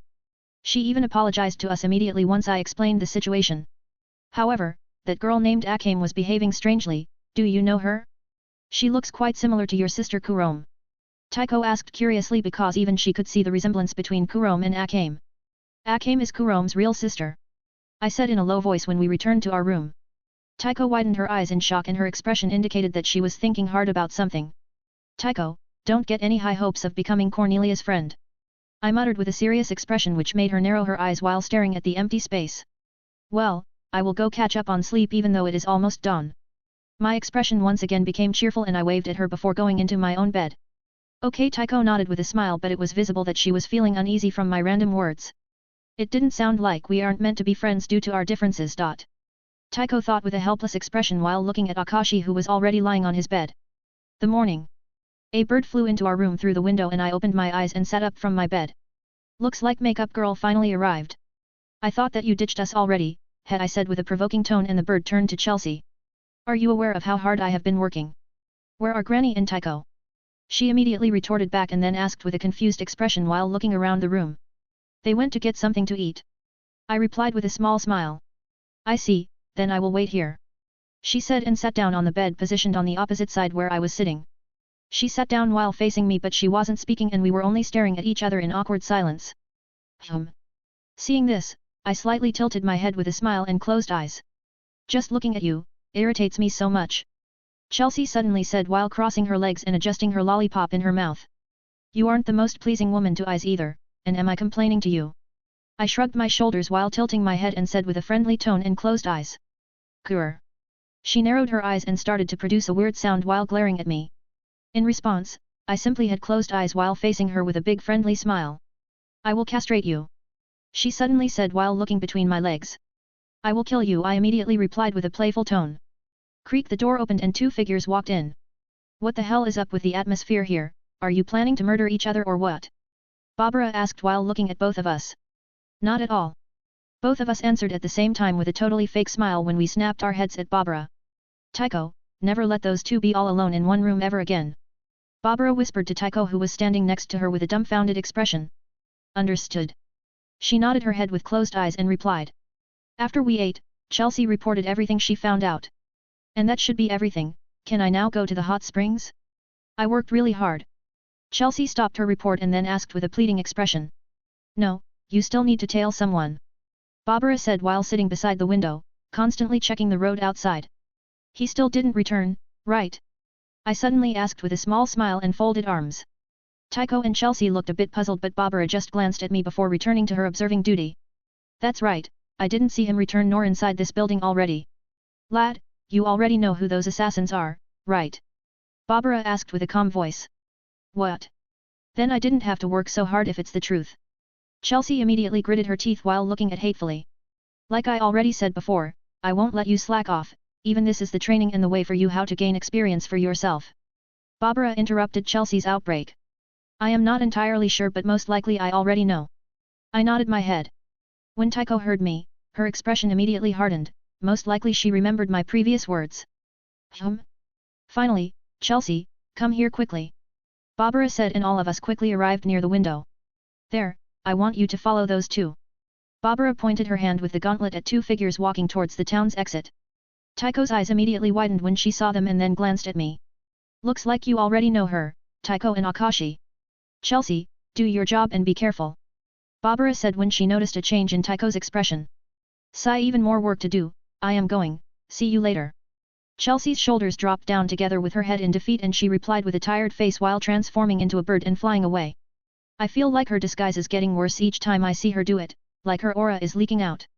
I muttered with a thoughtful expression while touching my chin. That's right, the more frequently she is using it, the less effective it is against strong and observant people.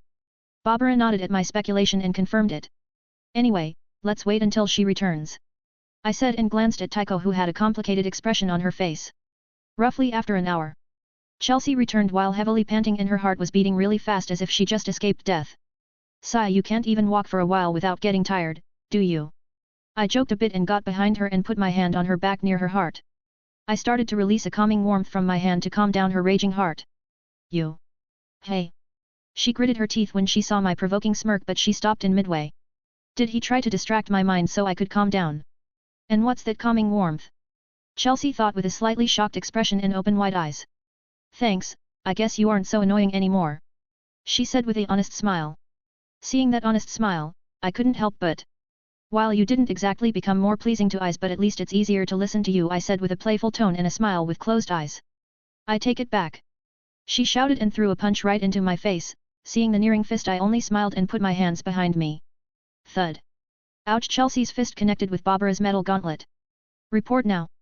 She said with a sinister smile while looking at Chelsea and she could only hatefully look at me while I only looked at her with a smile and obviously faked puzzled expression. It was his plan for sure. I will really castrate him. Chelsea thought with narrowed eyes.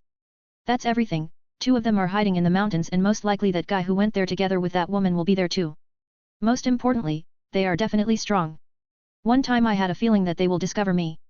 Chelsea finished her report and by the end of her explanation, Taiko was already looking downward with who knows expression.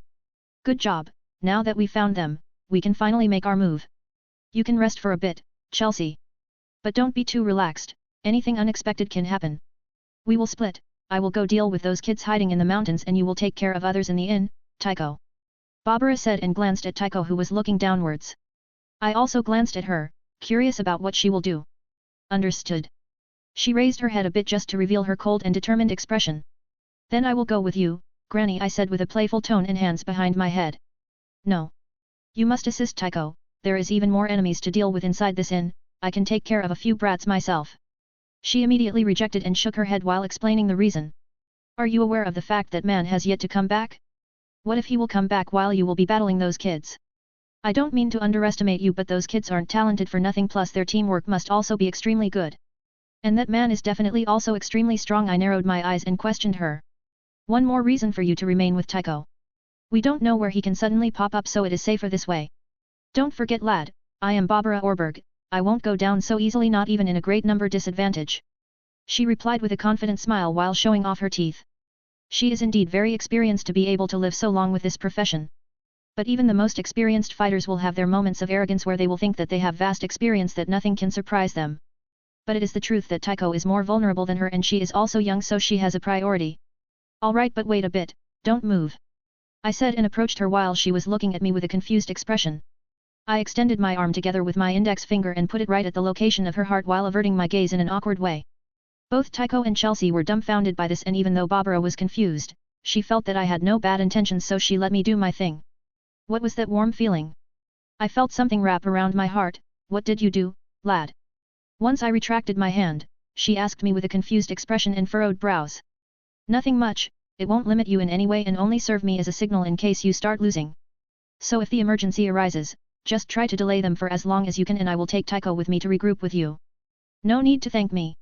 I said with a small smile while pointing at her with my index finger with a carefree expression. I don't whatever. Just make sure that you won't interfere too much. After all she wanted to say something with an annoyed expression before stopping herself and when she wanted to remind me of something I interrupted her. Yeah, your big pride is Orberg wouldn't allow that. I will do only what is necessary. I said with a provoking smile. Makeup girl, could you reapply the disguise for me just in case? I asked with a small smile.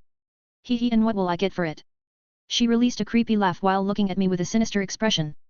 I won't spank your small ass. I narrowed my eyes before closing them and answering her with a cheery smile.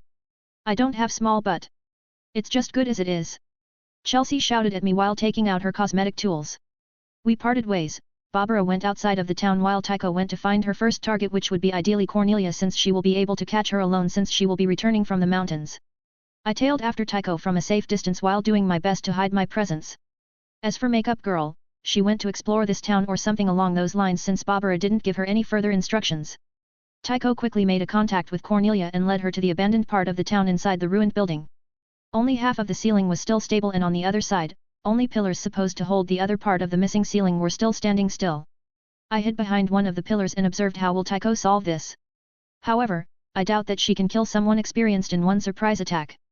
Perhaps even I wouldn't be able to do that unless I used overwhelming force in that attack. Tycho? What did you want to talk about? Cornelia asked with a friendly smile, but it was visible that she was a little bit wary in this isolated place. Tycho suddenly put her hand on her katana and quickly turned around while slashing her katana in a vertical wide arc at an incredible speed. However, despite its speed, Cornelia was still able to narrowly dodge that by jumping backward. Tycho's katana was only able to make a small cut on her cheek. Tycho narrowed her eyes when she saw that her surprise attack failed. And since she already failed, I jumped up at the pillar to sit down so I could have a good view of the incoming fight. The only thing missing is popcorn, but I guess it would be a bit sick to watch the fight to death as some kind of movie. Tycho, what are you? Katsura. Cornelia looked at Tycho with wide open eyes from evading such a close death. She also noticed me sitting on the pillar watching them with a smile. Good afternoon, miss. I waved at her with an amused smile and closed eyes. I am sorry, Cornelia, there is no choice. I must fulfill the contract. Tycho didn't even take her eyes from Cornelia and told her while reading her katana to attack once again. I see, so you are assassins and everything was just a disguise to fool us. She said, and her eyes regained calmness before they turned cold, ready to kill the person in front of her at any time. Not everything. We are really married. I shouted at her with a raised fist, acting a bit upset, but she no longer looked at me and only watched the person closest to her who could cause her harm. TCH, I wanted to create a small opening for Tycho, but I guess it's no longer possible. I thought with a small amused smile. Akame's group room inside the inn. Akame, I thought that you wanted to go explore delicacies of this town today. A girl with short light brown hair and a curvaceous figure asked with a confused expression while sitting near the table. Yeah, what's wrong? Don't tell me you are ill. Pony asked with a teasing smile while lying on the ground stomach first and swinging her legs back and forth.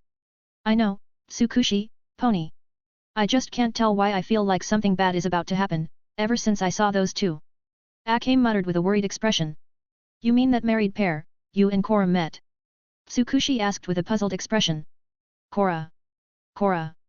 Akame muttered a few times Cornelia's nickname before getting up from her seat, wanting to leave the room. Akame, wait. What is wrong? Pony immediately jumped on her legs and followed after Akame. Tsukushi did the same as Pony. I want to find Cornelia to verify something. Akame said and burst out of the inn in a full sprint. Pony and Tsukushi looked confusedly at each other before nodding at each other with a serious expression. They immediately followed after Akame since their day was free anyway, and reassuring themselves that everyone is alright, won't hurt anyone. 59:58 Tycho vs Cornelia. Looks like there is no other choice but for us to fight. Cornelia shouted with an emotionless voice, and she tapped on the bracelet on her arm, which turned into a gauntlet that covered half of her arm up to her elbow. Looks like a very strong weapon. I thought with furrowed brows while observing Cornelia's weapon. I will make it fast, I don't want to disappoint him. Tycho muttered and got into her stance, ready burst forward to attack at any time. Disappoint him? Are they really married? If yes, then why is he just watching? Cornelia thought while warily looking at Tycho, and then she threw a quick glance at Katsura. Tycho noticed how Cornelia looked at me and appeared in front of her at unbelievable speed. Mountain Gale. Tycho slashed with her katana in upwards motion, cutting through the floor like butter without slowing down a bit. It even looked like her attack was gradually becoming faster. Cornelia's eyes widened, not due to her being caught off guard but due to seeing Tycho's speed. She quickly moved her hand with gauntlet in front of her to block Tycho's attack. Cornelia succeeded in blocking Tycho's attack, but she was thrown off balance and had to retreat back. However, Tycho didn't let her take a breath and immediately followed right after her with a face devoid of any emotions. TCH. She is extremely fast, and her strength is also something I have to be aware. She isn't letting me take a breath, and I can't get near enough to attack due to her superior range. Then. Cornelia thought while blocking Tycho's relentless barrage of attacks, with each attack aiming to claim her life before she suddenly punched the ground under her legs when she finally had a chance. Bang! Cornelia's punch created a curtain of dust and debris flew everywhere, so it was even harder to see from which side she will attack. What a good tactic, but Tycho is not some weakling. I muttered to myself a praise for Cornelia's strategy, but then I smiled when I saw Tycho already getting into her deadliest stance. Even I don't dare to approach her carelessly when she is in that stance. Now, show me what you will do, Cornelia. I thought with an amused smile. Cornelia suddenly appeared from the curtain of dust on Tycho's right side. However, Tycho, instead of panicking or preparing to receive her attack, she just glanced at Cornelia with eyes as if she was looking at something already dead. Cornelia noticed her eyes and immediately stopped her advance and jumped far away from her while her forehead was full of sweat just from seeing Tycho's lifeless eyes. Well, this result was kind of expected. Tycho's technique is indeed very deadly and close to perfectness, but anyone experienced and strong will be able to feel danger from such deadly technique. That was extremely dangerous. I almost could feel her weapon split me in two without even entering her range yet. What to do? I will use my advantage in raw strength. Cornelia thought with wide open eyes before she calmed down. Ha! Catch this! Crumble! Cornelia used air pressure from her punch to destroy already unstable pillars that were keeping the last part of the ceiling from falling down, and she caught it with her gauntlet and then threw the ceiling at Tycho. Hey! Tycho was surprised by her move, but she immediately narrowed her eyes. Even I was slightly surprised by how strong Cornelia is to throw the entire ceiling at Tycho. However, it wouldn't be so easy to defeat Tycho. She used her other technique named Summit Gust and slashed the air in front of her. Her attack tore the air itself and sent it towards the ceiling, cleanly and easily cutting ceiling of a few meters thick in two halves. When the space in front of her was no longer obstructed by the ceiling, Cornelia was no longer there. Suddenly one of the halves on Tycho's left side was destroyed, revealing Cornelia flying towards her with her gauntlet aiming at Tycho's shoulder. Tycho didn't panic at all and only thrust her katana forward to meet Cornelia's weapon head-on. Why is she meeting her head-on? Cornelia is much stronger than her in raw strength. I tensed up a bit and looked more attentively at their fight due to Tycho's weird behavior. Ha! Both of them shouted right before the impact. The wind immediately burst forth from them, creating a strong enough wave of wind to make cracks appear on the ground around them. Oh, safe! I started balancing on the pillar due to strong wind, but I was able to regain my balance. However, in the end, the result was as expected and Tycho flew back, colliding with the wall, making a small hole in it. While Cornelia on the other side only slid across the ground on her legs until her back hit the wall. I won. There is no way she was able to take the full impact of my crushing king without attaining heavy injuries. Cornelia thought with a small smile. I saw Cornelia's small victorious smile, but instead of worrying about Tycho, I just released a smirk, and Cornelia, who glanced at me, also saw this. What is cough? Cornelia narrowed her eyes when she saw Katsura's smirk, but she immediately coughed out blood from her mouth with a surprised expression. On the other side. Cough! Tycho also coughed, but it was only due to her being short on breath and no blood came out. Gasp! I swore to myself cough that I won't lose to anyone else except for Akashi. Tycho punched the wall out of frustration, deepening the hole, and thought with a new resolve to fight even harder. I noticed that Tycho suddenly moved out of the hole she created inside the wall and spat out bits of blood to the side with a new determined expression while walking towards Cornelia, who was still surprised by her sudden bleeding. My blade is coated in poison and you only helped me spread it by moving around so much. Tycho explained with a cold expression when she saw Cornelia touching the small wound on her cheek. Looks like it's Tycho's win. Not like I expected anything else, but it looks like she won quite easily without even removing her limiters. Although Cornelia isn't done yet, Tycho has got a new life into her after receiving that Cornelia's attack head-on. I can feel that she is as sharper and stronger than ever. I thought with a small proud smile while looking at Tycho's figure standing straight and strong. Ha! I won't let some poison get better of me. Cornelia gritted her teeth and shouted at Tycho when suddenly. Cora! We heard a distant voice, and when I looked behind us outside of the building, I noticed Akame and her other two friends. How come they discovered us so quickly? I mean, the sounds of battle were quite loud, but they still had to be in the vicinity to hear it. Well, whatever, looks like I have finally a job to do. Girls? Looks like you run out of luck, Tycho.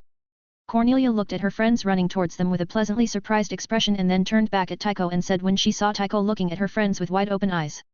After hearing her words, Tycho turned her head back at Cornelia with her stoic face before a small smirk appeared on her face which slightly surprised Cornelia. You might have friends, but I am not entirely alone either. Tycho replied with a gentle and soft smile that appeared on her face for the first time in her life. How exactly strong is Katsura? Cornelia suddenly thought of something she never thought of before. Cora. Ponytail girl sped up, and when she was about to enter the building. Pony, dodge. She heard Akame's shout behind her and she noticed a small shadow above her, so she quickly jumped back to her friend's side. Bang! Debris flew everywhere and dust was everywhere. Akame and others readied their weapons and waited for the dust to disperse. Cough cough, I should have lightened my fall, I muttered while waving my hand to get rid of dust around me before it finally dispersed, revealing my appearance to the girls. Yo!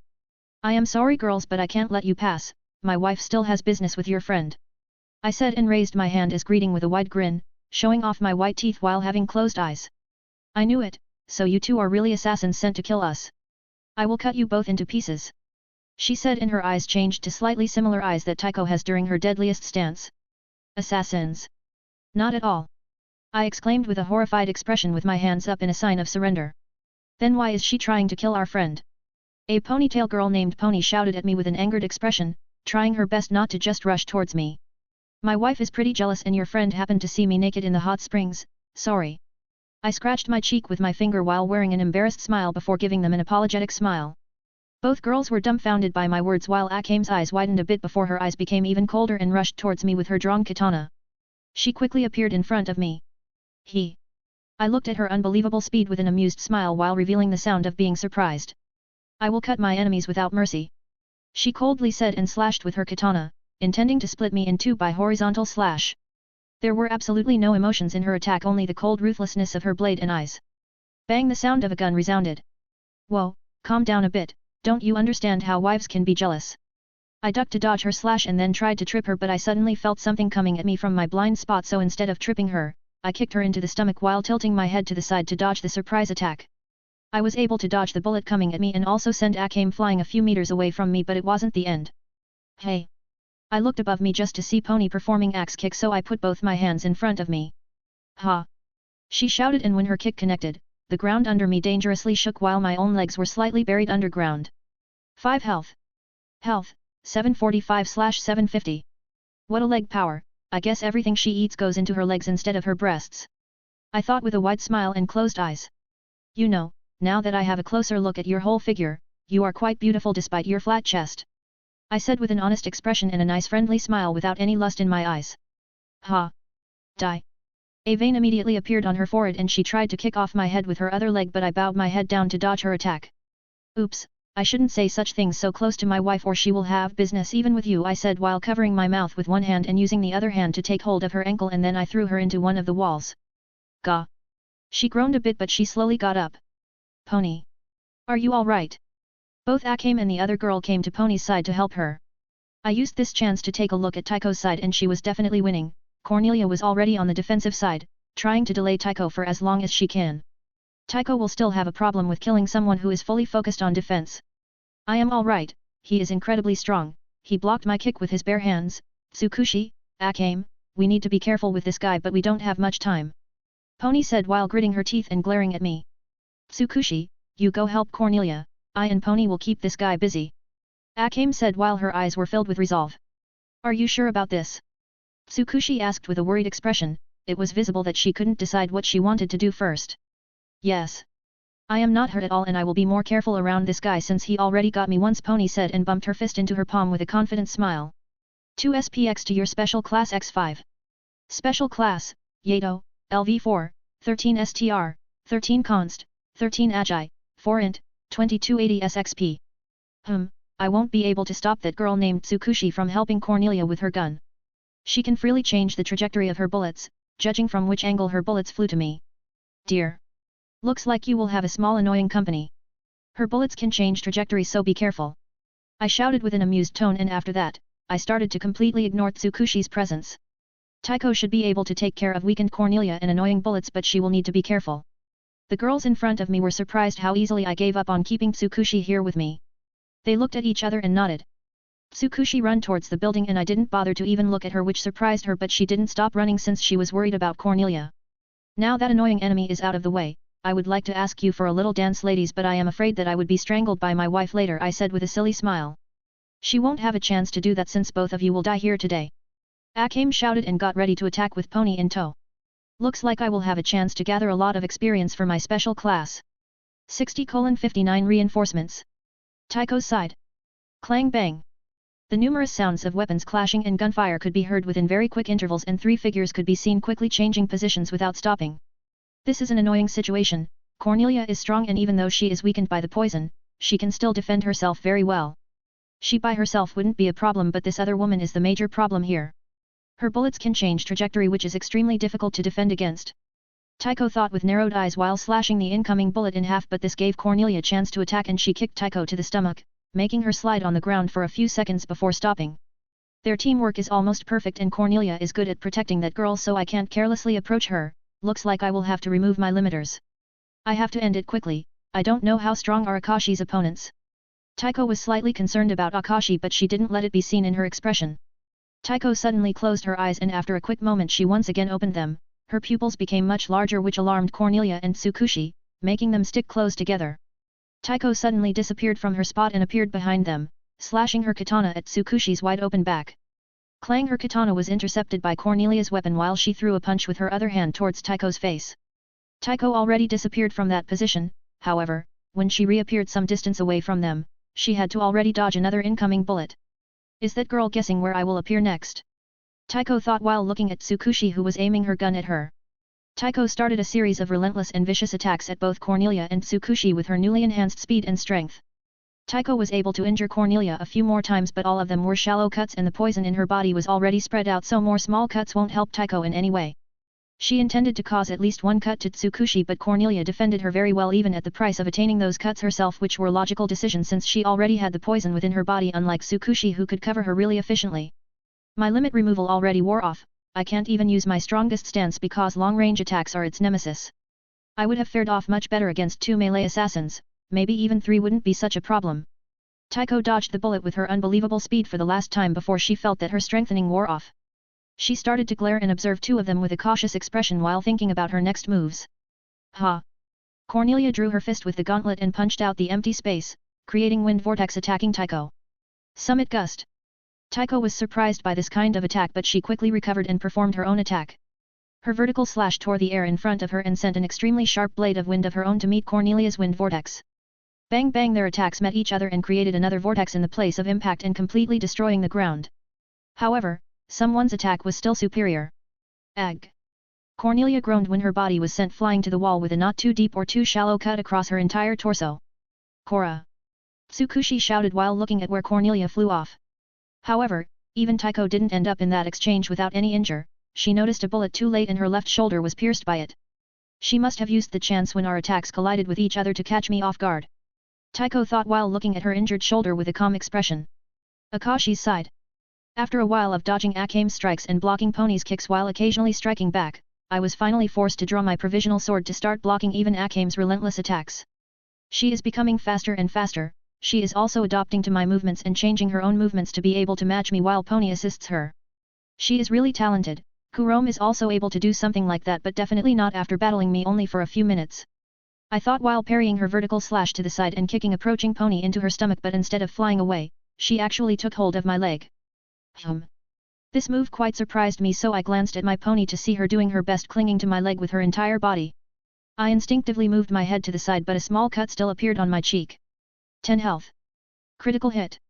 You have received a critical hit instead of gaining debuff to your regeneration. Health, 730/750.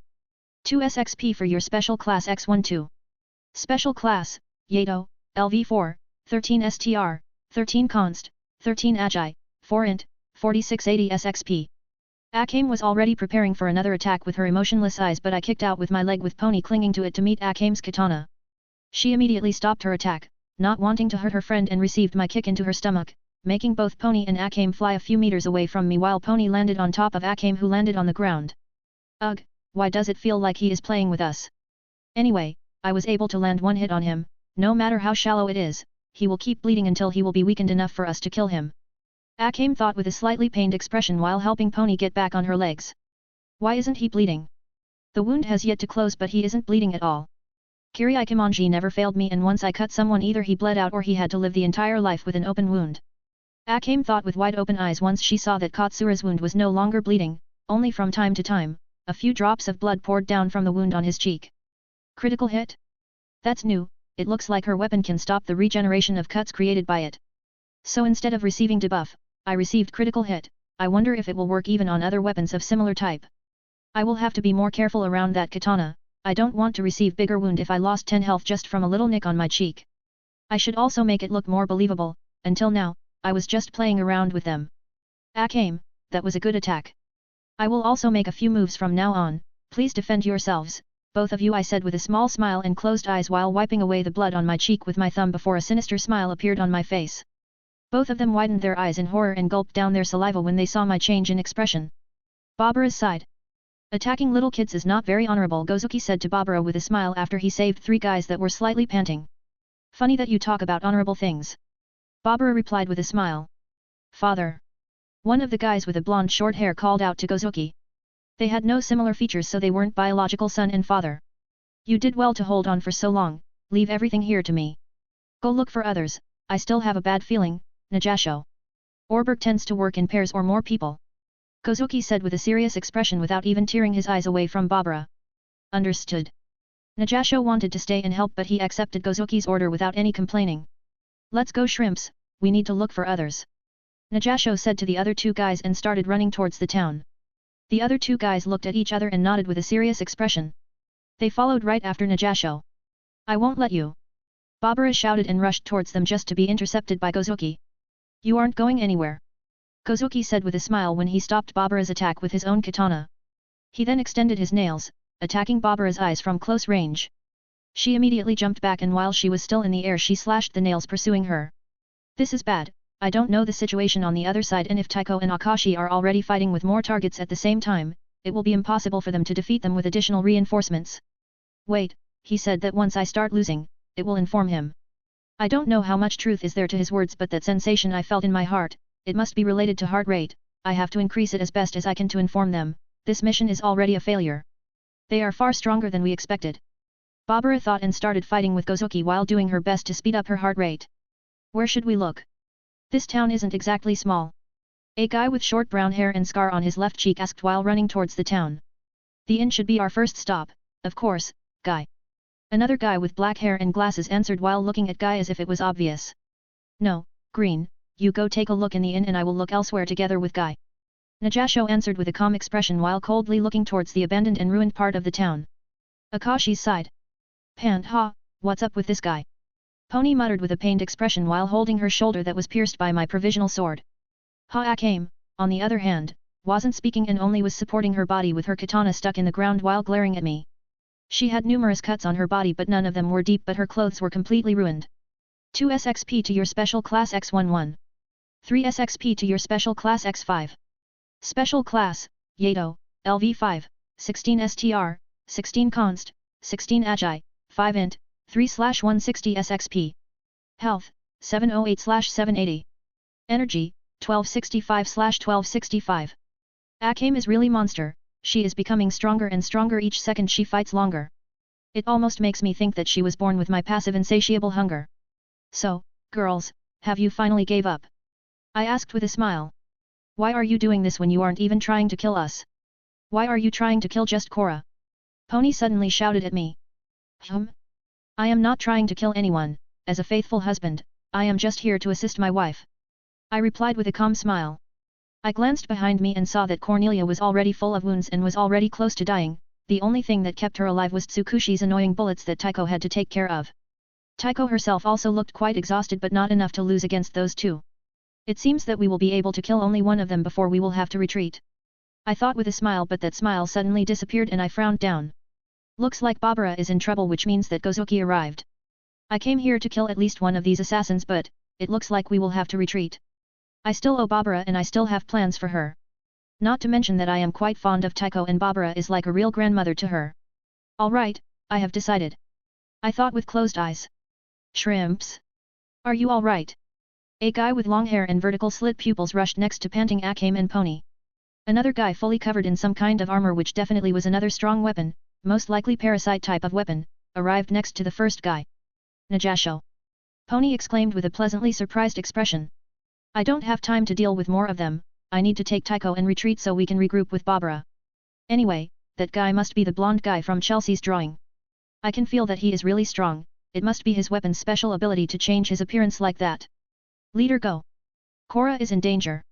Akame shouted at him and both guys looked behind me just to see Tsukushi and Cornelia struggling against Taiko while Cornelia was fully covered in wounds. Korra. The guy in armor immediately rushed towards the building without any thinking, which slightly surprised, but I still went to intercept him.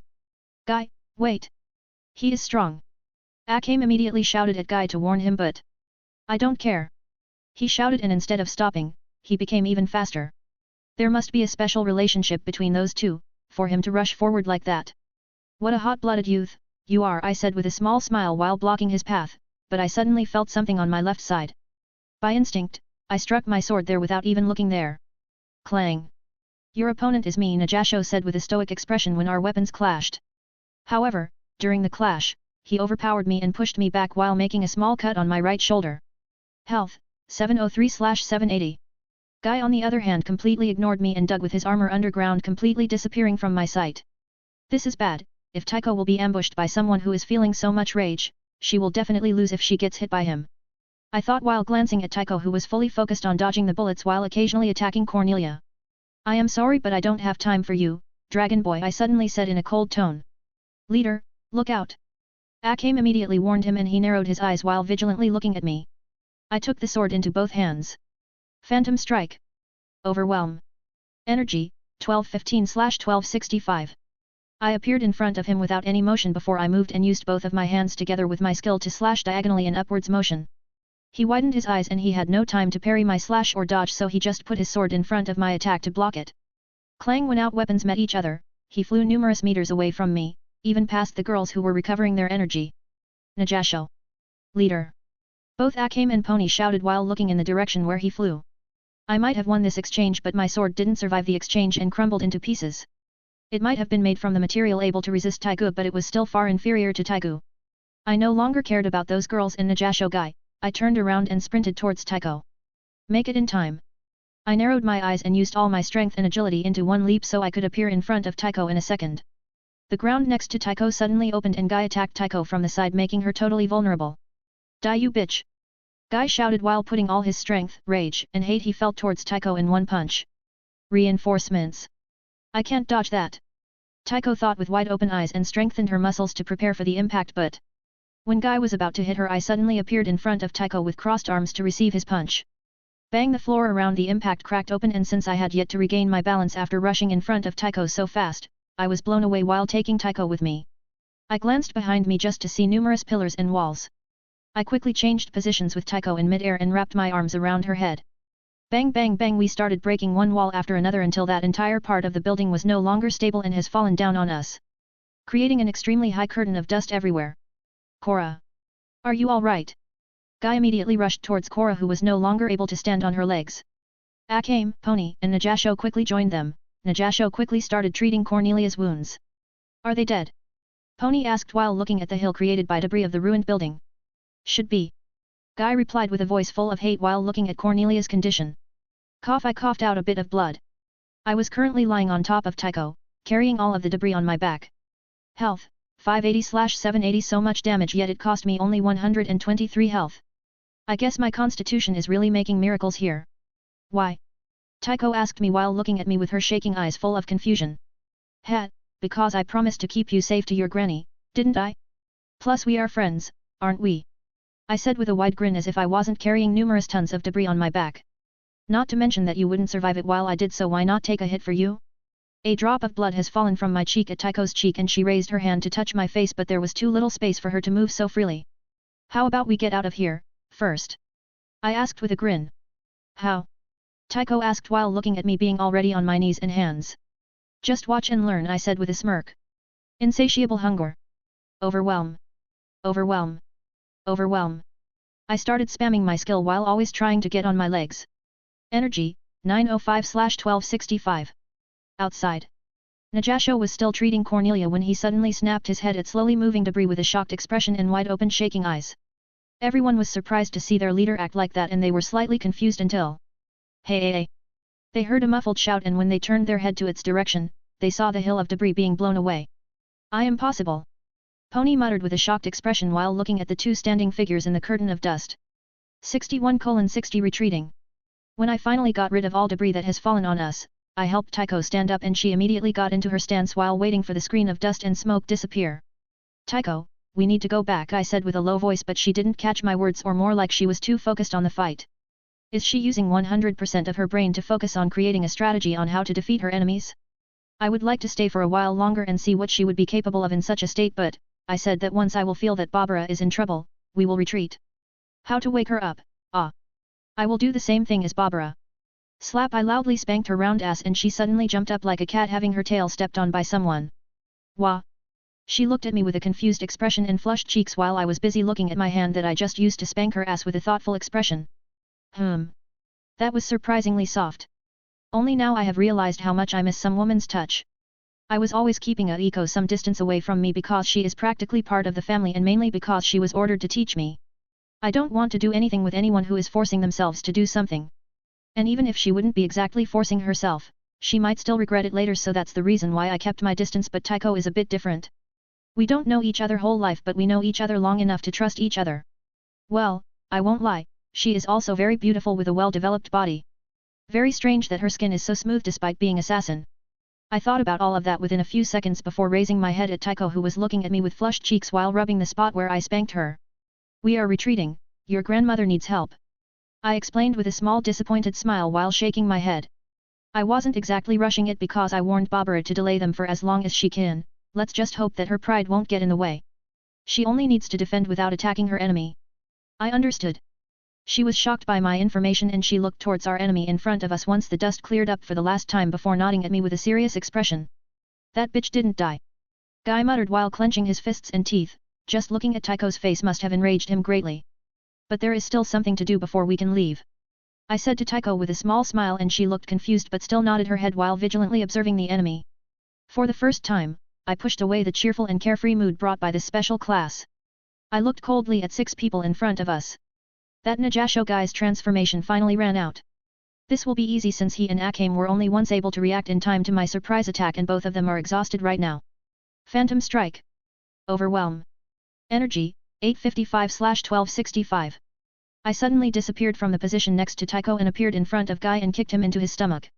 He had no chance to react to my speed, or more like he didn't expect me to be so fast to begin with, and my entire shin was buried in his stomach. Don't just go calling my wife with such names, dickhead. I added with a friendly smile. Gah. In this kick, I used my entire strength and crack appeared on his armor before he was blown away at such speed that his friends had problem following him with their eyes. He started breaking through numerous walls, however he wasn't buried by the walls because he broke through the entire building, only finally stopping outside. Guy. Cornelia shouted while sitting and she started bleeding from her mouth once again.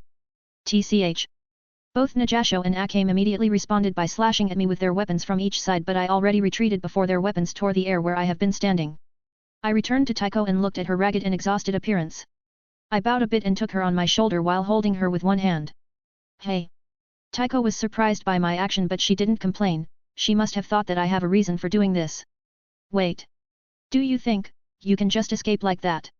Pony wanted to pursue us with an angered expression. Stop. Najasho shouted at her and stopped her. Najasho. Why? After what they have done? Pony immediately asked with a pleading expression. We are all drained, we can't fight them in such state, and since they want to retreat. Najasho calmly said while regulating his breath. Plus I already used Water Dragon Sword's ability once and still lost against that guy, we are all too exhausted to fight both of them. To think that I would meet someone much stronger than me around my age. Najasho thought while warily observing Katsura carrying Taiko. We will get a chance to treat Cornelia and Guy. If we will fight, both of them might die. Akame added while gritting her teeth because she wasn't even aware if Guy was still alive. I stopped and glanced back at Akame, they also noticed this and got ready to fight. You did well to hold on for so long, Akame. I said with a small genuine smile before jumping away from the place. I didn't get any experience from that guy, to think that he would be able to survive that kick, but I felt that his ribs broke and most likely his organs are also damaged. I wonder if he will be able to recover. I thought while glancing back at the building before tightening my grip on Taiko and speeding up even more while glaring at the mountains outside of the town. When Akashi and Taiko left, Najasho continued treatment of Cornelia's wounds. Thankfully, Cornelia grew up in the wilderness, so her body was able to fight with Taiko's poison while slowly recovering, but it was evident that she will need to rest for a few weeks. Meanwhile, Najasho was treating Cornelia's wounds, others brought Guy's body back. I need to treat him immediately. Najasho said with a shocked expression when he examined Guy's injuries. Wait, treat Cora, first, Guy said while blood was pouring from the corners of his mouth. You idiot, she will recover by herself in a few weeks, but you. If you will talk more then you will die, so shut up, shrimp. Najasho said while he started treating Guy's injuries, who already shut his mouth because he knew very well his injuries. How is he? Pony asked Najasho after he was done treating Guy who was currently unconscious. His injuries are severe, too severe. Najasho shook his head with a hard expression. Wah! Do you mean Cornelia who was already able to sit up? Asked with a horrified expression. No, he will live but we need to move somewhere where he can rest. I will also need to finish treatment in a better environment with better tools. Most of his ribs are broken, some of his internal organs are damaged, thankfully, none of the ribs pierced his heart so he will be able to recover in, estimately 1 month but even after 1 month he will be in a weakened state. Najasho informed everyone and everyone's expression finally brightened despite suffering such humiliating defeat. We will also need to inform the father that his Shingo was slightly damaged. Hopefully, it's still at the point of being able to repair it. Najasho added with a serious expression.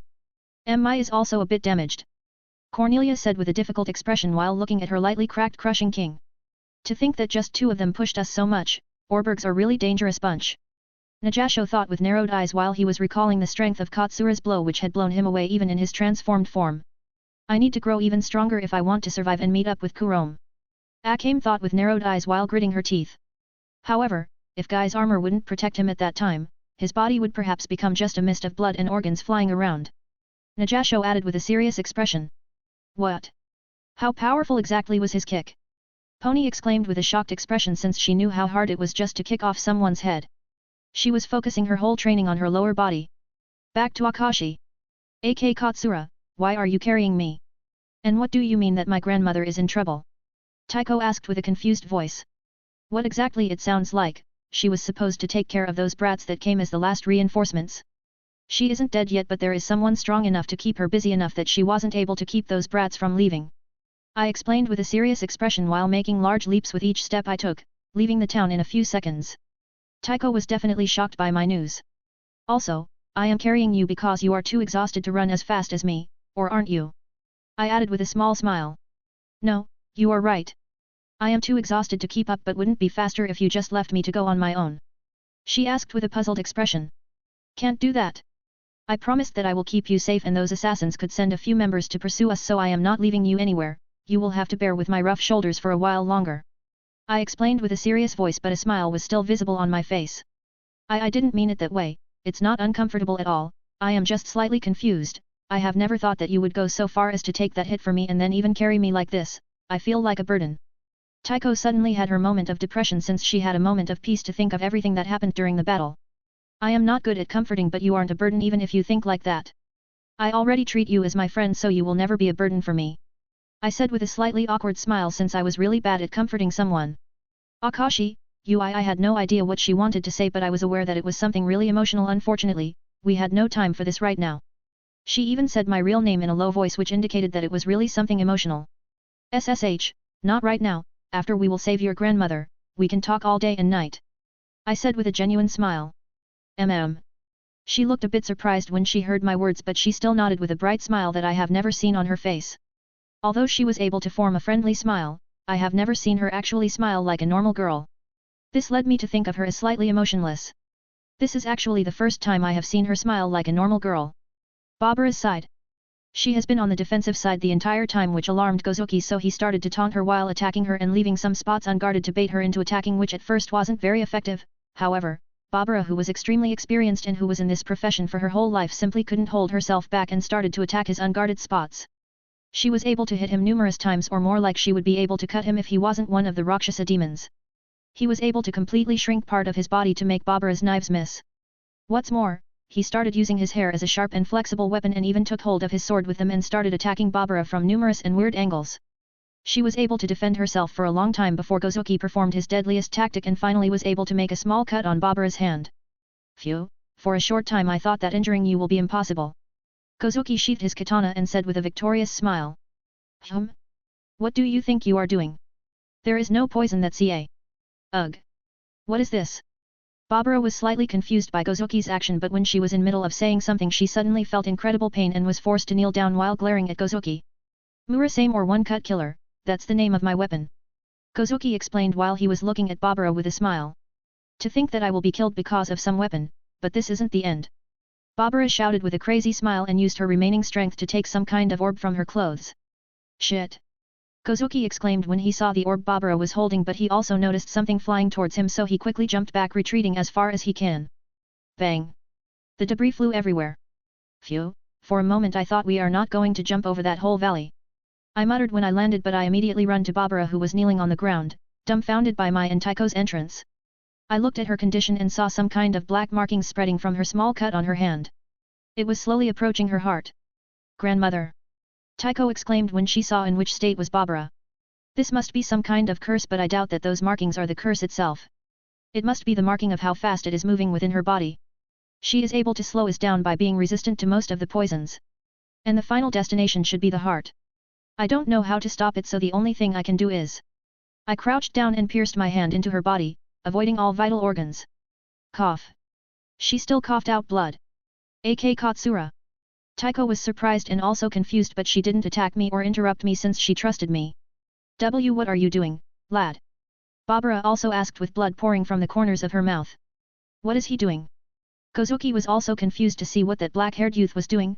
However, he chose not to approach them since Barbara still had that orb in her hands, and unless she would die, he can't get too close if he wants to live. I didn't answer her and only moved crudely my hand deeper into her body until I was able to touch her heart. I started releasing my flames all around her heart, but I had to control the temperature not to burn her insides. Energy, 835/1265. Energy, 815/1265. My energy started draining at an incredible speed, but I could feel that the curse inside her body was slowly being purified. She started to sweat a lot, and judging from her expression she was experiencing extreme pain. 62:61 Tycho discovering a new emotion. After a few more seconds of treating Barbara's condition. Energy, 505/1265. Barbara's condition finally turned better, and although it looked like she was totally exhausted, at least it didn't look like she was about to die, yet. Impossible. Kozuki muttered when he saw that Barbara had yet to die after such a long time. What had he done? There is no way Murasame would fail to kill anyone in one cut, the only ones it can't kill are artificial beings without heart. The markings from Murasame's cut are still around her wound, but they are no longer moving. Kozuki thought with a shocked expression, his eyes were shaking while he was looking at people in front of him. His entire mind was in disarray because he knew very well how strong Murasame is, and how death is absolute once receiving a cut from it. Although the curse is no longer spreading, her condition still isn't stable and it could start spreading once again. That sword is really dangerous if it was able to almost kill Barbara with only one cut. If I hadn't come in time, she would already be dead. Such weapon should be destroyed. I thought while glancing at Barbara before directing my gaze at Kozuki's weapon with narrowed eyes. Barbara is definitely not just any weakling. I am confident that she would be able to hold all those guys that attacked us while occasionally striking back. However, just a little nick was enough to kill her. What an absurd weapon. If I had time right now, I would have taken it and destroyed it. Unfortunately, others could come to help Kozuki and I am already quite exhausted.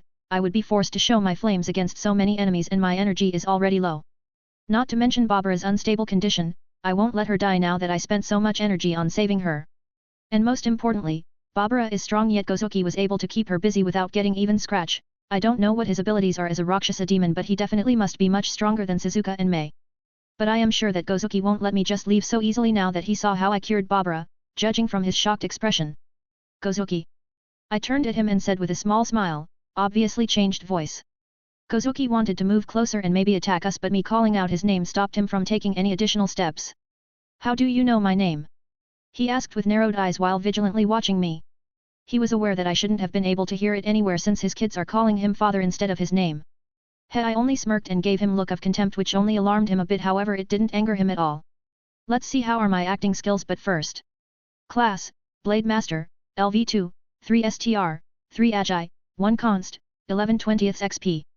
Special Class, Fire Monarch, LV10, 28 Cha, 20 Int, 10 Const, 5 STR, / Health, 520/720.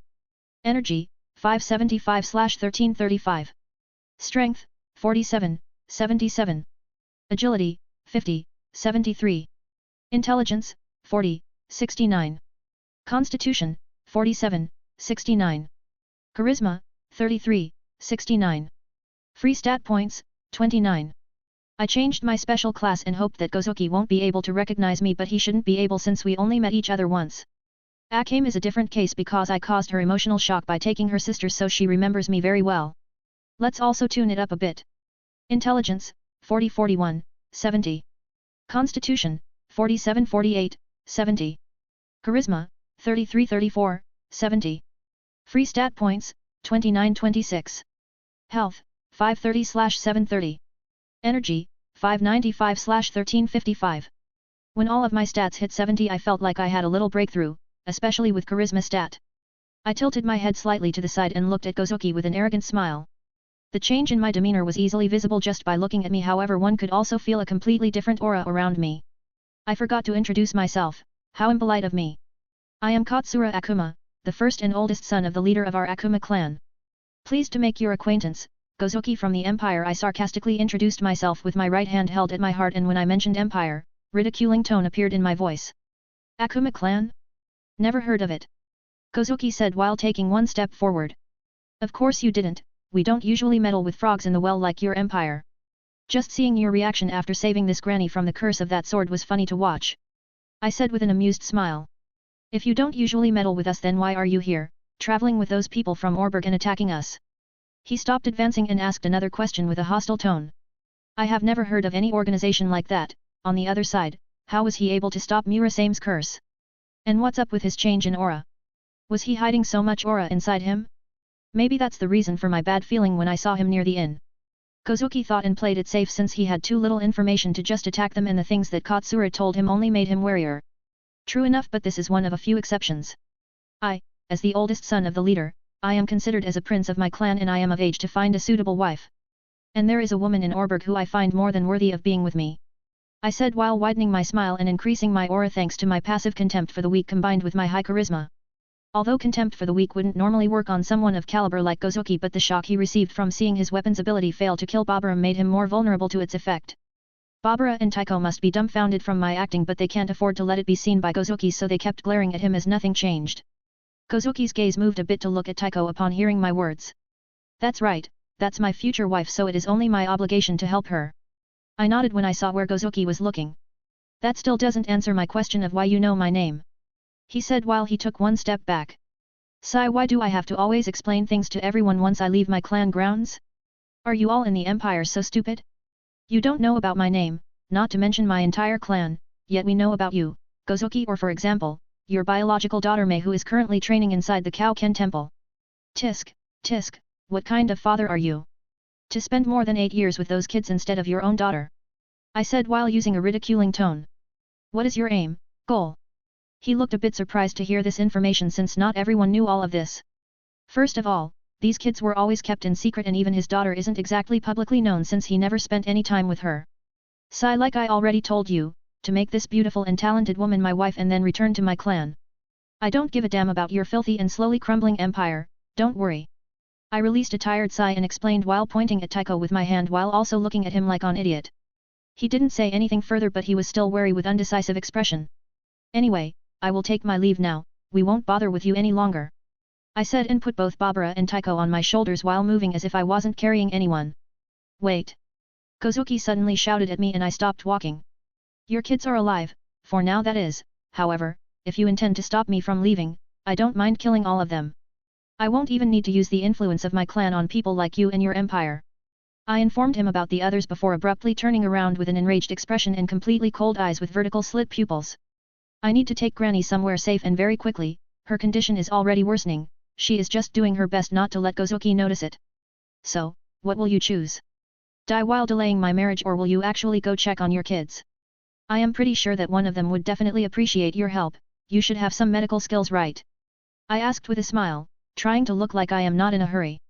This is so frustrating, enemies are just in front of me yet I can't just carelessly move. I have never heard of Akuma clan, but if they were really able to hide so well while obtaining such information, not to mention that kid in front of me is really strong. I can't make a move without checking on his clan first, and if what he said is the truth, I don't want to start a war on the Empire's behalf. He said that he will take that assassin with him back to his clan, which means that she will no longer come after us. As for that Granny, let's just hope he wasn't able to completely cure her, she is really troublesome enemy. Gozuki thought for a while before he closed his eyes and sheathed his katana. Gozuki threw us a last glance before rushing towards the town. The health of those kids is more important. They are talented, so as long as they will continue to grow stronger, the Empire will also grow stronger. No need to care for 1 or 2 assassins. If all of them were able to survive, this will be a good lesson for them. Gozuki thought while he set those 3 people aside, and instead he started thinking about the well-being of his pupils. What immense acting skills, haha. Barbara suddenly exclaimed when Gozuki left with ragged breath. Shut up, your condition is worsening and we also have to close the wound caused by me. I said with a serious expression while coldly glaring at her. To think that someone would look like that at me because of me being injured, haha. I kinda envy Tycho's age now, haha, Barbara thought with an amused smile. I entered the mountains to move some distance away from the town while also covering our tracks. Although I wouldn't be able to completely eliminate the chance for them to find us, however they should have their own worries right now, and most importantly, it would also take them a long time to discover us. Akashi, even I believed you for a second there. Tycho said with a smile and slightly flushed cheeks once we finally stopped some distance away from the town. Thank you, but it was a close call, we didn't have time to fight with him. Thankfully, he played it safe too, but your faces are already known, so I doubt you will be able to freely move within the big towns. Can you please gather some wood for a campfire, Tycho? I replied to Tycho with the same smile and then asked her while I started treating Barbara once again. I continued treating her condition until it was late at night. We already set up a small campfire since the nights were still quite cold. Although they were quite resistant to cold, that didn't mean that they want to sleep in it, not to mention that Barbara wasn't in a state where she could just choose what she wants to do. I was currently sitting by the campfire, occasionally throwing in a few branches to keep the fire burning. I was just staring at the flickering flame. I extended my arm and put my fingers into the flame, but it didn't hurt me at all. Instead, I felt like my energy was recovering slightly faster. Do you mind? Tycho approached me and asked with an uncertain smile while pointing at the empty space right next to me. I just gestured to her to do whatever she wants. Thank you. How is my grandmother's condition? Tycho sat down next to me and asked me with a concerned expression. She is stable, her life is no longer in danger, but maybe her abilities as an assassin will be weakened. Maybe it is due to her advanced age or because we arrived too late, I have no idea. I explained while looking at Barbara, who was lying next to the campfire, sleeping after that exhausting experience. The entire treatment that lasted for a few hours, she was feeling an incredible pain without even losing her consciousness. The markings around her wound were no longer visible except for a few small black dots around her wound. Anyway, if she will be able to still perform her duties as an assassin, this will definitely serve as a good lesson for her. So old yet she is still learning, how fragile is human's life, not to mention its extremely short lifespan. That Gozuki's weapon, once Barbara wakes up, I can ask her for a description of how the process of that curse actually felt. I might be able to figure out something against it, but to be able to kill anyone in one cut, I would rather destroy it than use it. There is no skill in using it. Any kind of surprise attack can kill the enemy even stronger than you. Once you will start using such a weapon, you will never improve your own skills ever again.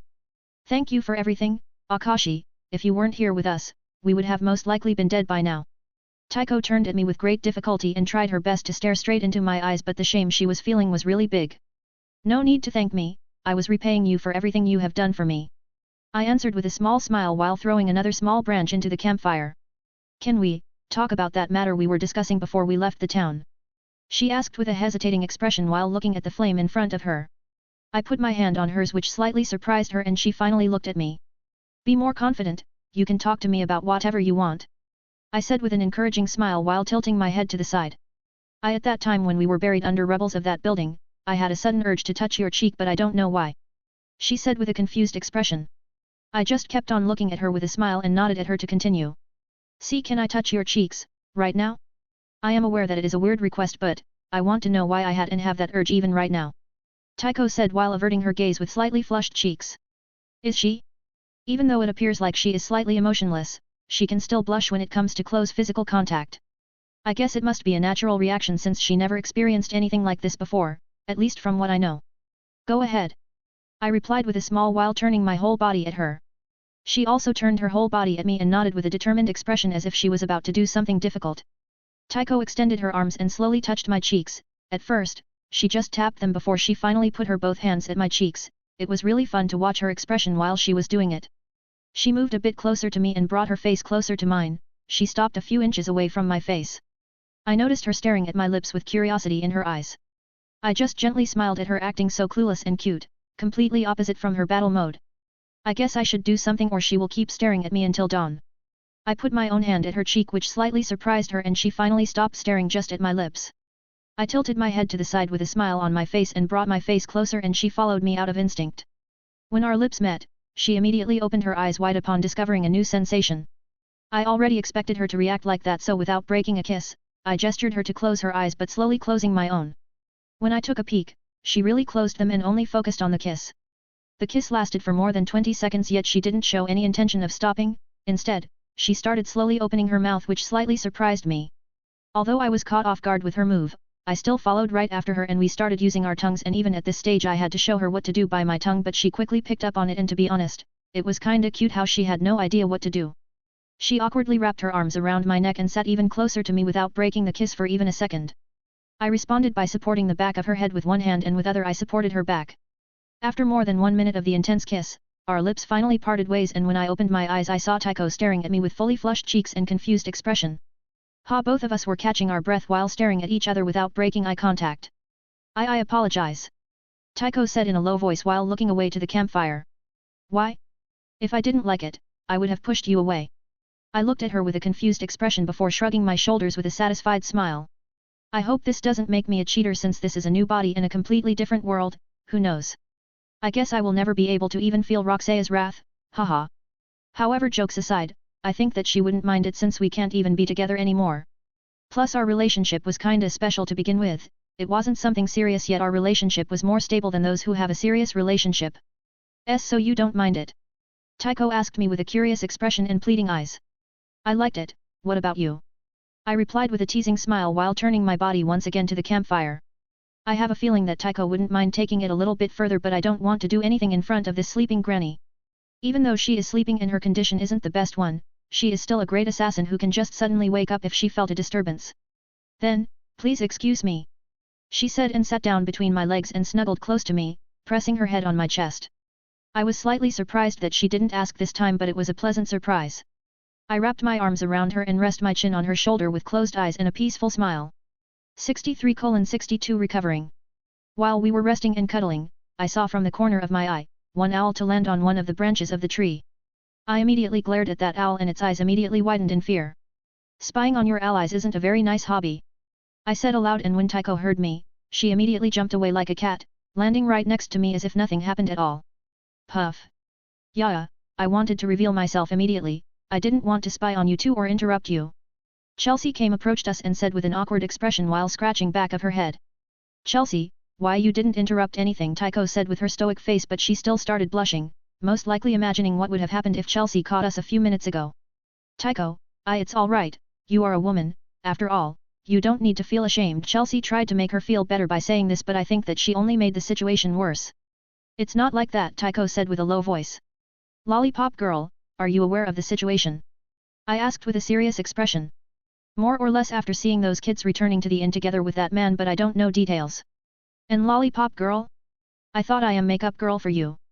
Chelsea said and then blurted out without even thinking, which slightly surprised even her. I promoted you. Previously you were just a makeup girl due to your convenient ability, now you have become a lollipop girl because I remember you by your strongest trait. You better cherish it, this also means that I slightly acknowledged you after working with you. I said with a small smile. Grr, why it can't be for example Red Beauty. But I guess it's slightly better than the makeup girl. Chelsea glared at me before she gave up and accepted her new nickname. You can add red anywhere you want, but be careful about a beauty thing. I will tell you details about what happened a few hours ago later. Anyway, what were you doing while we were busy? I said with a provoking smile and then asked her when she sat down next to Tycho. Chelsea tensed up when she heard my question, which slightly surprised me. I can't possibly tell him that I wanted to help but failed miserably before even approaching my targets, he would definitely go back to calling me a makeup girl and definitely made fun out of me. Chelsea thought with wide open eyes. I was relaxing in the hot springs, I was quite exhausted you see, hee Chelsea said with an awkward expression while scratching her cheek. Is she embarrassed that she didn't help us, or is there something else? I narrowed my eyes while looking at her. Eek. Chelsea immediately hid behind Tycho while putting her hands on Tycho's shoulders, making her face me instead. Whatever, I am pretty sure that it's just something stupid. I started explaining the situation while I approached Barbara and took off her clothes to check on her wound I caused to protect her heart from the curse. Normally I would use this chance to make fun of you, but seeing how your expression is serious, I can't. Chelsea said, and although she didn't make fun of me, she still had to mention how she regrets that she can't. Do you think I like what I am doing right now? There isn't any space to act embarrassed or awkward. I would have let Tycho take care of it, but I also need to check on the curse if it's not spreading anymore. I said with a small smile while raising my head from Barbara to Chelsea. Haven't you said that you already removed the curse from her body? Chelsea asked with a confused expression. I did, but how can I be sure that nothing unexpected will happen? I don't know the curse's process, so I have to check on her condition at regular intervals. I explained while using my energy to slightly ease her condition. Although fire doesn't exactly have healing properties, you can still burn your wound to stop the bleeding, so I guess it has something to it. I was just trying to ease her suffering a bit and also make sure that nothing harmful is inside her body. Anyway, I am done here, can you dress her up? I said to Chelsea while wiping my hands with the wet cloth. What is it? Are you able to take ladies' clothes off but unable to put them back? Chelsea couldn't resist to tease me with an amused smile when she finally saw that Barbara's complexion brightened a bit after my treatment. Lady my ass. Maybe I am, do you want to try it out yourself? I said while glaring at her. Hehe, it was just a little joke, I am coming. Chelsea released a forced laugh and got up from the ground to dress Barbara up. I went back to sit next to Taiko at my previous place. Taiko didn't say anything, but she smiled after seeing our exchange, and her smile only widened when I sat down next to her. The atmosphere turned a bit awkward since Taiko kept glancing at me with a smile and Chelsea, who was dressing Barbara up, kept raising her head, checking at us. She was trying to look discreetly, but it was too obvious that she was interested in what has happened between us since we had no time to do anything due to fighting and treating Barbara's wounds. Well, girls, I will go back to the town and find some blankets or something we can use to sleep on instead of this hard ground. I said with a smile. Oh. How considerate of you to think of our beauty sleep. I wouldn't be able to sleep on this hard ground. Chelsea said with a bright expression before she started rubbing her butt with a pained expression. I am thinking about Barbara's quick recovery instead of your butt. Wait, it's not safe to return there.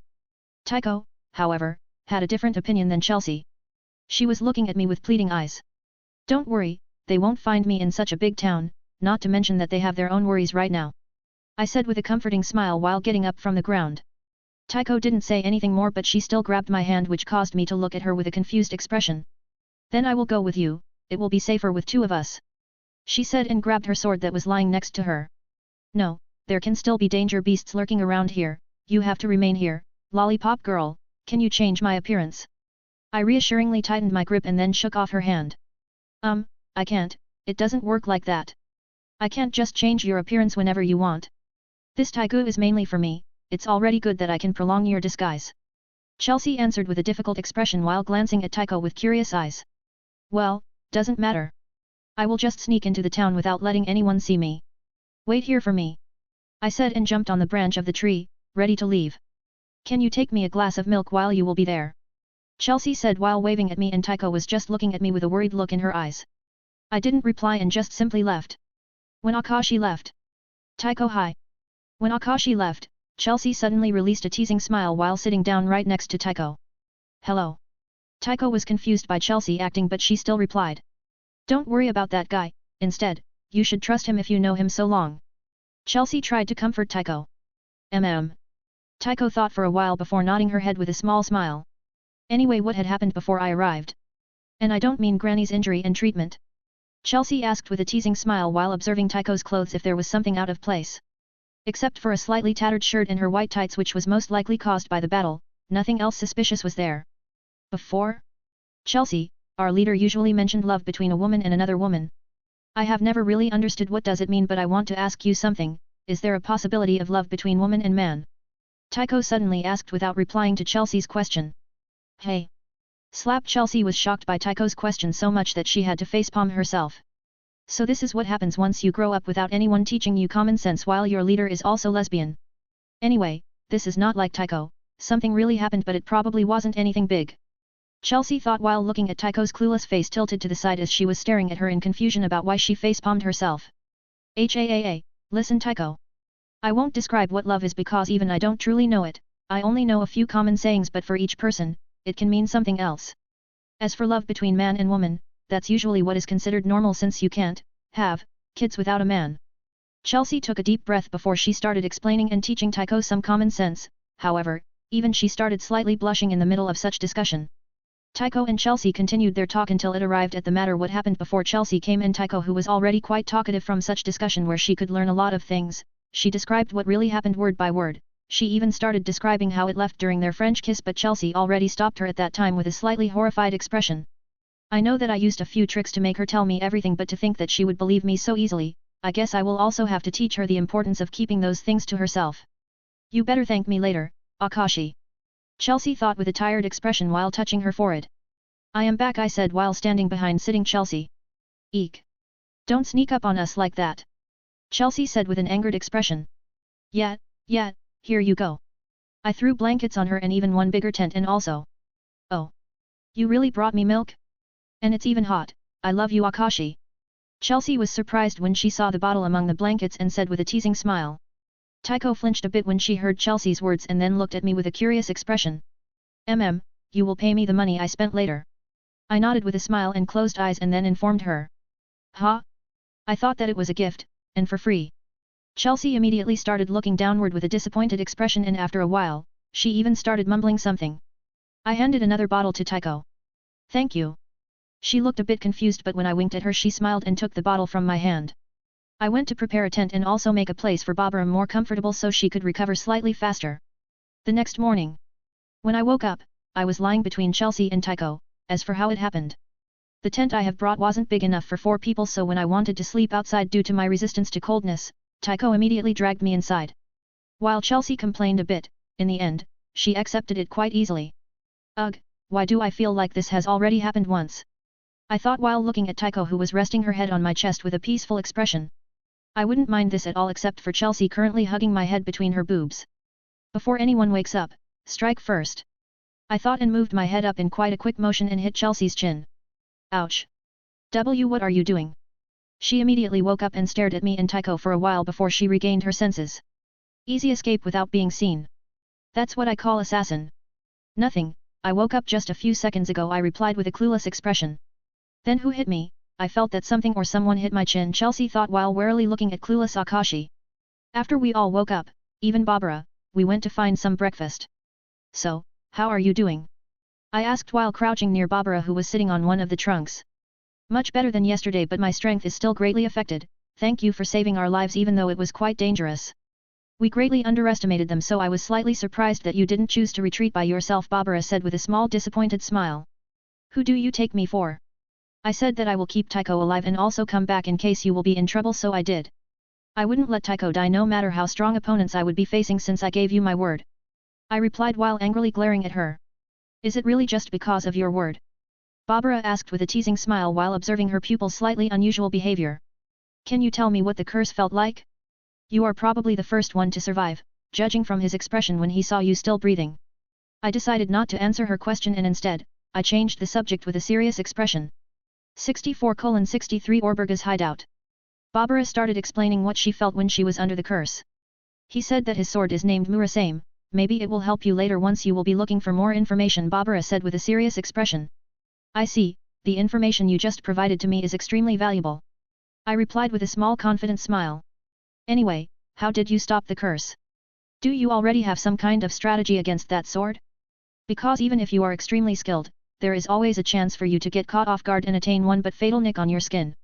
Barbara asked with a curious expression while putting her hand at her stomach on the location where I penetrated my hand into her body. You already know about my ability to control fire, I just used the fire to purify it and burn the curse itself away.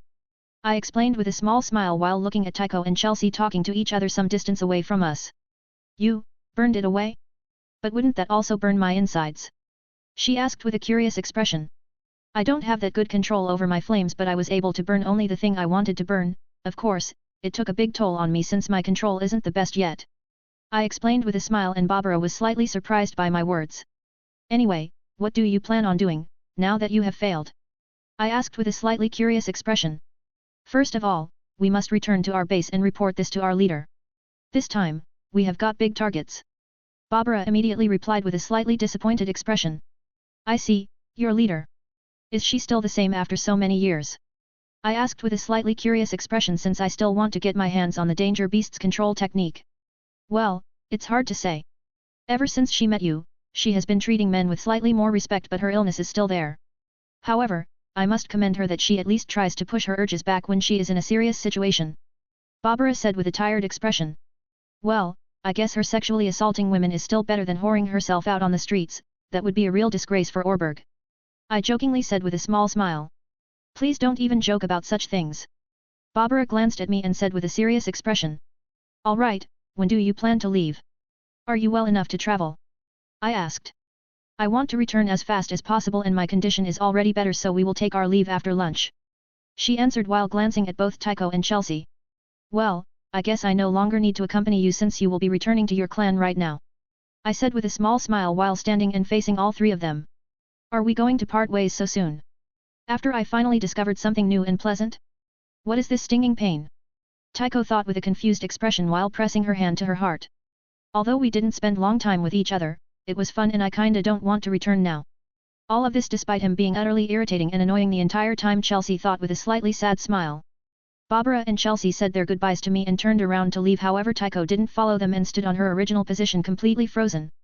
She was staring at me without blinking. Tycho. Barbara turned her head back and called her out, but she still didn't move a bit. When it looked like Barbara was about to come back to check on Tycho. Granny, how about we go ahead? Tycho surely must have something to discuss with Akashi after all, they didn't have time to talk about that yesterday's fight at all. Chelsea was saying this while pushing Barbara ahead with a forced smile. Fine, stop pushing me, you are annoying as ever. Barbara replied and started walking without looking behind her. Tycho finally responded and looked at Chelsea, who only showed her thumb up with a wink before running after Barbara. When Chelsea and Barbara disappeared from our sight. Tycho. I called her out with a gentle smile and she looked down while gripping her sword tightly. What should I say? I have no idea why I even stayed behind to begin with, Chelsea said, to simply follow what my instincts and heart say without thinking too much about it. Tycho thought with a difficult expression. Akashi? Would you mind coming back with me? She suddenly raised her head and called out my name aloud, and then she blurted out this question. I see, well, I haven't said when I will return, and I could also use this chance to interact with their leader in better circumstances than before. And I won't lie, I also want to spend more time with Tycho after the last night. My expression remained calm without any changes while I gestured for her to come closer. She was confused by this and tilted her head to the side in confusion, but she still came close enough to me. I suddenly put my hand on her cheek and gave her a quick peck on her lips. Is that enough of an answer for you? I asked with a gentle smile. She immediately brightly smiled and nodded her head with a happy expression. We caught up to Barbara and Chelsea, and both of them were immediately surprised to see me. What is going on? Barbara asked while looking at Tycho before she directed her gaze at Chelsea, who had a teasing smile on her face while looking at Tycho. I am going with you, I will regularly check on your condition on your journey. I also want to talk with your leader under normal circumstances. I said with a small smile, but Barbara just glanced at me before looking back at Tycho, who was brightly smiling. What exactly happened when I fell unconscious? It looks like Chelsea is aware, maybe I will force her to talk. Barbara was slightly confused from seeing her pupil act like normal girl, but she didn't exactly mind it as long as she will continue to grow stronger. I definitely didn't think that Tycho would dare to ask him to come with us. I highly doubt that what he said is his real reason why he is coming with us. I can't wait to spy on them. Chelsea thought with a naughty smile while enjoying her lollipop. You don't mind me knowing the location of your hideout, right? I asked with a small smile. Sigh, this will be definitely troublesome. Barbara released a tired sigh and muttered something while massaging the bridge of her nose. I tilted my head to the side with a smile and closed eyes, acting as if I didn't hear her. I wonder if Mara will attack me on the first sight, or if she will actually hold a normal conversation with me like a normal person. Since we will travel for some time, I switched to my Yato special class once again and asked Chelsea to prolong my disguise so I could travel with them without worrying about having my identity discovered. Unknown mountains. Bang, the debris flew everywhere. Haha, this is already the fifth one. I laughed when my axe kick made head one of the danger beasts that attacked us into a meat paste. You have to meet Gilberta, you two will definitely hit it off right away, Chelsea said with a forced smile while her right eye was twitching when she noticed the damage all around the mountains, crater after crater. Is she strong? I turned at Chelsea and asked with a bright smile. Yes, she was born with superhuman strength and then she was trained by Orberg. So I would say that she is quite strong, even bullets can't penetrate her skin, even really sharp swords can only cause her scratches. Tycho jumped next to me and explained with a smile. Class, Blade Master, LV3, 5 STR, 5 Agi, 2 Const, 23/40 XP. Special Class, Yato, LV5, 16 STR, 16 Const, 16 Agi, 5 Int, 19/160 SXP. Oh? Sounds interesting, do you have any other interesting members? I asked Tycho with a curious smile. You better be careful around Gilberta, she was greatly affected by our leader. She is almost the same as her with the expectation of not hating men. As for other members, there is also a girl named Cassandra, she was naturally born with 4 arms. Barbara answered in Tycho's stead, and if my eyes didn't fail me, I could swear to see Tycho pout a bit. Another pervert who can't hold back her urges? To be honest, I am slightly afraid to take a step into their hideout. And girl naturally born with 4 arms? Interesting, she must be quite strong since she was trained by them, and with 4 arms she can do twice more things than a usual person in the fight. Orberg is really interesting bunch except for a few people, but I wouldn't mind having them as my personal assassin unit. Granny, say, how much would it cost to hire Orberg for eternity? I asked with an amused smile. Both Tycho and Chelsea were surprised by my question. That's something even I can't estimate. But you can be sure that it would be a hefty sum, not even the Empire would find that price acceptable, not to mention we have bad relationship with the entire Empire since we are assassins who have no qualms to assassinate emperors. Barbara replied with a serious expression.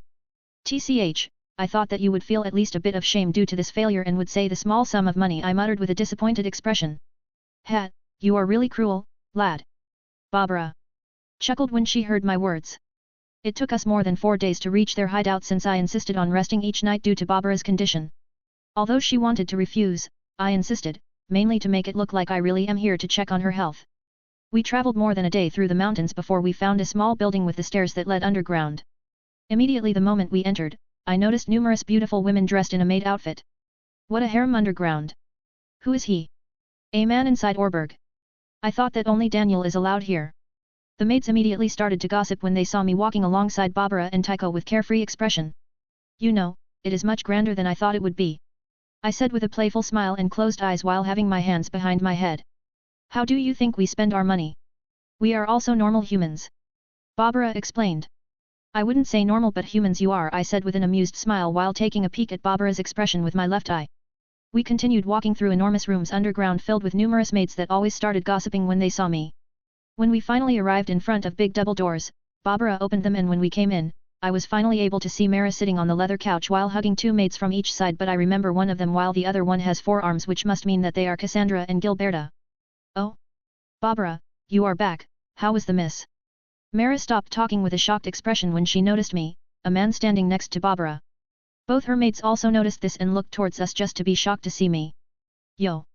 Long time no see me rasa ma, I said with an amused tone and closed eyes while raising my hand as a greeting. Akashi.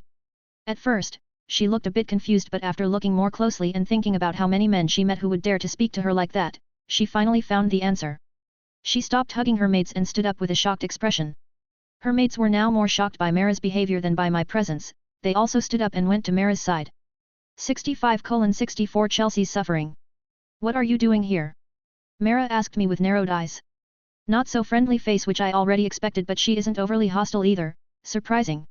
What kind of welcome is that? How about a little friendly hug since we didn't see each other for 5 years, I said with a friendly smile and spread arms. Wah! A maid on Mara's right side immediately exclaimed when she heard my words. She had purple eyes and long purple hair tied in 2 ponytails. She also had 4 arms, which meant that she is Cassandra. Hug? You expect a hug from me after you kicking me a few hundred meters away? She asked with an upset expression. A few hundred meters? Ah! It's you. Another maid on Mara's side exclaimed with a surprised face while pointing at me. She had a green eyes and blonde hair, and I remember that hair very well from 5 years ago. She must be Gilberta. Alright, sorry about that. However, it was 5 years ago, I don't think there is any need to fight with each other. Also, hello Gilberta. Although you didn't show your face 5 years ago to me, I can still remember you. I shrugged my shoulders with an apologetic smile and then I waved with a smile at Gilberta, who supposedly has superhuman strength. You remember me without even seeing my face? She muttered with a dumbfounded expression. I already forgot about that matter, or otherwise I would have attacked you at first sight. Mara said to her defense while tossing her hair back with a proud face. I see, I chuckled seeing her act like this. Puff, suddenly my disguise disappeared and the only one who never saw me without disguise was Cassandra, so she took a better look at me with a curious expression. I looked back at Cassandra and then I looked at her arms, which made her frown a bit. What is it? Do you want to make fun of me? She asked with an angered tone. Not at all, I find it fascinating and I am thinking how convenient it must be to have 4 arms. The fights would have a completely different meaning with 4 arms. I said with a curious smile while slowly approaching her and holding my chin with a curious expression. Wah! Cassandra was quite surprised by my words, but she quickly recovered from her shock, steeled herself when I finally approached her. I am sorry, but Dora is already mine. Mara cleared her throat to interrupt me and said with a smile while wrapping her arm around Cassandra, who started slightly blushing. Dora?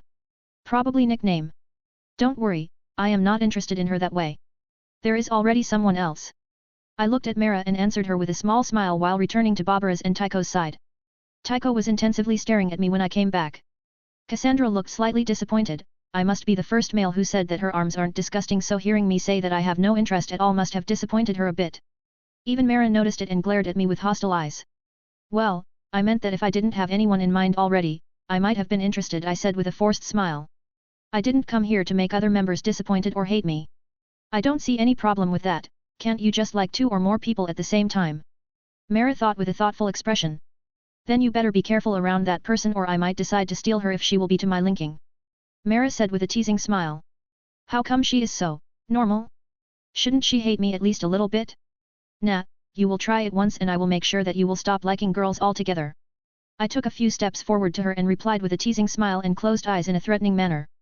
Hehe, you are quite brave to speak those words to me so openly while being inside the unknown hideout full of assassins. Mara took a few steps forward too and said with the same smile and closed eyes. Haha, not at all. Quite opposite, I am a coward, it just shows how confident I am. I said with a wide smile while taking one more step forward, finally arriving in front of her. A vein appeared on Mara's forehead when she heard my words. Oh ho, I see, how about you show me how confident you are, hey? She replied while bringing her face with a twitching smile and vein on her forehead closer to mine. No prob, how many meters do you want to fly this time? I asked with a bright smile while looking down on her. Mara-sama. Both her maids called out to her with a dumbfounded expression. Humph. Mara looked behind her at her maids before turning back at me. She tossed her hair back and walked away from me. Barbara, I believe that you have something to report to me. Mara said while sitting down on the couch. Sigh, finally it's over, thankfully nothing happened. Barbara thought with a tired expression. Yes, the targets we accepted to eliminate are far more troublesome than we first thought. Barbara said with a serious expression. That doesn't sound like you completed the mission. Tell me, what happened? Mara narrowed her eyes when she noticed Barbara's tone. I will go and show Akashi around, is that all right? Taiko took hold of my arm and said with a slightly excited smile while looking at Barbara and then Mara. Barbara glanced at Taiko before redirecting her gaze at Mara. Go, Mara said with closed eyes and disinterested expression. Taiko immediately nodded her head with a grateful expression and then dragged me outside of the room. When Akashi and Taiko left. What happened to Taiko during this mission? Mara immediately asked Barbara because even she noticed the big changes in her behavior. I don't know, however, I am aware of who might know, Barbara said before glancing at Chelsea who remained next to Barbara despite wanting to leave with Taiko and Akashi. She just didn't want to interrupt them so she decided to play a nice Oni-san for Taiko, however, at that time she still didn't know that she would suffer because of her choice. Mara looked at clueless Chelsea and chuckled. When Chelsea noticed this, she finally understood and both Barbara and Mara formed a sinister smile while looking at her. Why is it always me? I can't disappoint Taiko. Chelsea thought and steeled herself to face even torture. Taiko and I started walking around their hideout and maids kept giving us weird looks or more like at me. Is it really so rare to have a male visitor here? I asked with a slightly tired expression when we were finally in Taiko's room all alone. Well, there is only one male here and he is a leader's butler. However, he is already quite old so you are the only young male here. Taiko explained with a slightly helpless smile while sitting on her bed with her hands resting peacefully on her thighs. Maybe I can use this chance since we are alone here. I approached her and crouched down in front of her and took hold of her hands which slightly confused her. Taiko, what do you think of 2 of us? I want your honest thoughts on what you feel. I don't want you to regret anything. I asked with a serious expression since it was quite hard to guess what she is thinking with her usually stoic face. It is also visible that she is inexperienced and she has never done anything like what we did a few days ago. It could all be just lust and I am not saying that it's bad to feel lust but one should be able to control it and do what he truly wants and not just need. I don't know, all of what happened between us is completely new for me, I have never felt so happy before. Not even when grandmother rescued me when I was just a child.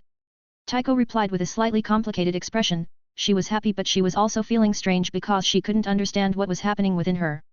I don't want to speak for you since I don't know what you exactly feel but maybe you are slowly falling in love. I said with a gentle smile and gently squeezed her hands. Falling in love? What about you, Akashi?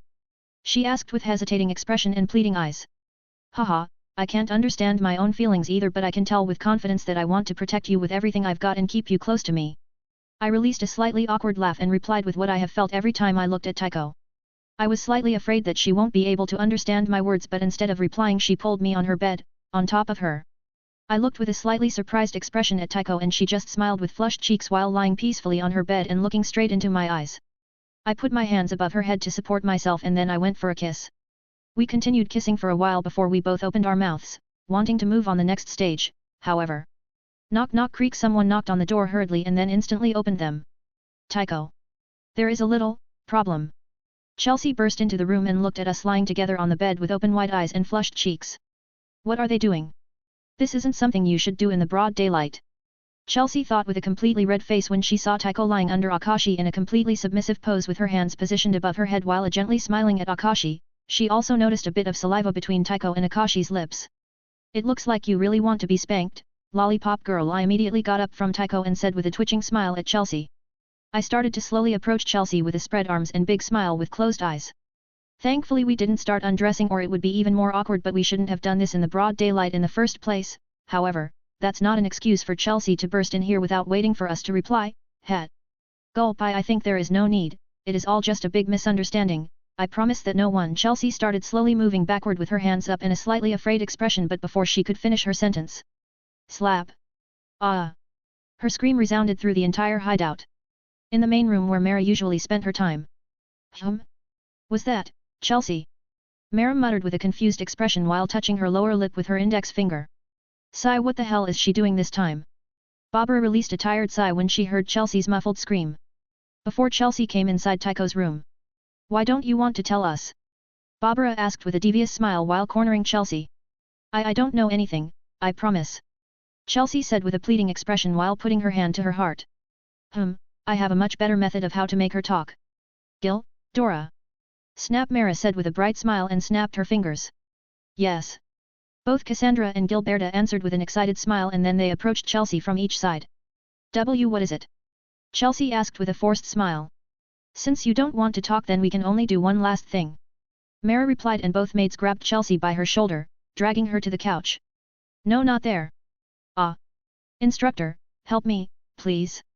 Chelsea tried to stop groping hands exploring her body under her clothes, but she was powerless against so many hands, so she tried to plead for Barbara's help while extending her hand to her. I am not here, Barbara replied with closed eyes, completely ignoring what was happening so close to her. No. Don't pinch them. I surrender. I will tell you, so just stop pinching them. Chelsea finally stopped resisting and decided to sold Tycho's secret out for her freedom. Well, a deal is a deal. Snap, Mara said with a disappointed expression and snapped her fingers once again, and her maid stopped groping Chelsea. Chelsea was finally free, so she sat up with a completely red face while adjusting her clothes. After she was done, she wrapped her arms around herself with a vigilant look and started retelling what Tycho told her. What? My Tycho, and him. I wanted to be first to kiss Tycho. Mara immediately exploded with a shocked and upset expression. Is what you have said the truth, Chelsea? Barbara asked with a serious expression. I don't know. I haven't seen them myself, it's what Tycho told me, but I saw her sitting between his legs while leaning against his chest near the campfire. Chelsea replied with a shamed expression. What are your thoughts on this? Barbara directed her attention to Mara, since she knew how she wasn't fond of the man and woman relationship, not to mention that woman is from her clan. Grr. We will solve this next day. I am too angered to care anymore today. Gil, Dora, to my chambers. I have to get rid of this bad mood somehow. Mara said while leaving the room with angry steps. Yes. Both Cassandra and Gilberta instantly answered and followed after Mara with excited faces. Now, they were even grateful to Akashi, because since Mara met Akashi for the first time, she started slowly reducing the time she usually spent with them. Sigh. Barbara just looked at Chelsea before she released a long sigh while shaking her head. She turned around and started leaving the room too. Tycho's room, present. Did you have to hit me so hard? Chelsea asked with an angered expression while rubbing her butt. It wasn't meant for pleasure, of course. I am going to hit you hard. Actually, I felt a bit of pleasure from it, but it was only because I was groped just a few minutes ago before coming here. Chelsea rather didn't talk and only looked down with an ashamed expression. Tycho looked at us with a small smile, and she even started giggling for a moment. Tycho. Are you okay with this? He practically just sexually harassed me in front of you. Aren't you angry? Chelsea turned to Tycho with pleading eyes. Angry? I mean, he also smacked me once, but it was more gentle, so I think that he really meant this as punishment. Tycho tilted her head to the side in confusion and answered in a completely different way than Chelsea wanted. How you? Why is it always me? Chelsea dropped on the ground with her butt first and started complaining to us. Why does she have to be so clueless now of all times? Chelsea complained to herself while looking at Tycho, who was looking back at her with a confused expression. 66:65 Tycho's feelings in first night, R18. Knock. Creak. Someone else knocked on the door and waited for a bit before coming in. Is everything alright, Taiko? It was an old man dressed in a black butler's outfit. His entire demeanor was calm and mild. Yes, I am sorry for disturbing everyone, anyway, this is a good chance to introduce you to our savior. Taiko said with a small smile. It was apparent that she is fond of Daniel. And who wouldn't, he looks like a normal and calm old man. Savior. Are you the one who saved Barbara and Taiko? If that is so, I can't express my gratitude enough. My name is Daniel. He muttered with a shocked expression while looking at my fiery red hair and eyes before he bowed down to me as much as he could. What's up with him? I mean, it's apparent that he cares for Taiko, but it doesn't look like it's that much. No need, I was just doing my job. By the way, my name is Akashi. It's nice to meet you, even though I doubt that we will be meeting each other often since I will be here at most only for a few days before returning home. I responded with a friendly smile since I could feel that his gratitude was honest. We talked for a little while and I noticed him calling out Barbara's name quite a lot of time, which made me suspect that he is into her, which wouldn't be that unrealistic since they look at the same age. Maybe they know each other from their young days. After talking for a while, I decided to leave Taiko's room together with Daniel since the mood was already ruined by Chelsea. However, I didn't even want to go too far in the broad daylight when anyone can come inside the room anyway. I was given a guest room and also one of the maids was assigned to me for the time being. The first night I spent inside their hideout, I checked my room for any bugs, but I was slightly surprised that Mara didn't try anything. I almost can't recognize her. Her personality changed quite a lot, however, I have no idea why. I spent 2 more days with Taiko, and when I wasn't with Taiko, I could occasionally see her talking with Chelsea about something. The 4th day I spent inside their hideout, Taiko knocked on my doors in the evening and asked me with a slightly awkward expression and flushed cheeks if I can go to her room with her, which slightly surprised me. Her taking initiative was something I never expected. Is there something you want to discuss with me? I asked with a small smile while we both sat down on her fairly large bed. Akashi? Do you want to take it to the next level? She suddenly asked me with a low voice while gripping her knees with her hands and looking down with flushed cheeks. Is this what you were discussing with Chelsea for the last 2 days? I asked with a slight frown. Yes, you will have to return home soon, so I want something special to happen. I asked Chelsea what would that be, and she said that if I truly mean it with you, I should have sex with you. She explained with a straight face. I would have thought that she would be slightly more embarrassed considering how inexperienced she is. And do you really want that? I don't want that lollipop girl to influence your decision. Hearing Akashi's words, Taiko couldn't help but remember her last conversation with Chelsea. Day before. But how do I know that he also means it? And what if he will refuse? Taiko asked Chelsea with a conflicted expression while they were eating lunch. Refuse you? Ha! Remember Taiko. If he won't instantly jump on you, tearing your clothes after you will tell him that you want him, he really cares about you. Chelsea replied with a small laugh while pointing her fork at Taiko's clothes around her breasts while winking. Then what if he will instantly jump on me? Does that mean that he doesn't love me? Taiko asked with a tilted head to the side in confusion. Well, that depends. But if he truly cares about you, he will keep himself in check, that's the easiest way how to find out. If it will end up differently, you can still ask him to stop in time and see if he will stop or not. Chelsea replied with a slightly awkward smile. For her, these past 2 days were the most taxing days. She had to teach Taiko some common sense, which definitely wasn't her easiest mission. Back to present, both Akashi and Taiko are 18, degree. Without any warning, Taiko put her arms around me and pulled me on top of her while she lay down on her bed. We stared in each other's eyes for a few seconds before I brought my face closer and we started kissing. We completely skipped normal kiss and instantly opened our mouth, immediately wrapping our tongues around each other. I started slowly untying Taiko's special white shirt while our tongues were busy with each other. When I got rid of Taiko's white shirt, I was finally able to see her flawless porcelain body despite her all training. My hand flipped over her bra and I started gently massaging her breast while occasionally teasing her erected nipples. A low muffled moan escaped from her mouth, but it was almost impossible to hear due to our constantly sealed lips. By hearing her moan, my member was already fully erected, but I was still fully aware of my actions and I was slightly hesitating, not sure if Taiko truly wants it. Is something wrong? Taiko asked me with a confused and slightly panicked expression as if she did something wrong once I stopped kissing her. No. Taiko, this is the last chance for you to say no, we can just cuddle the entire night without going any further. After all, we started this relationship just a few days ago. I said with a small smile while holding back my urge to just eat defenseless Taiko who was lying under me. You don't want to do it?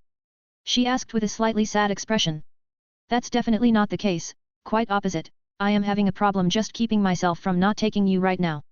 I just want to hear your answer for the last time so I can do this without any regrets, I said with a gentle smile. What would Roxaya think of me?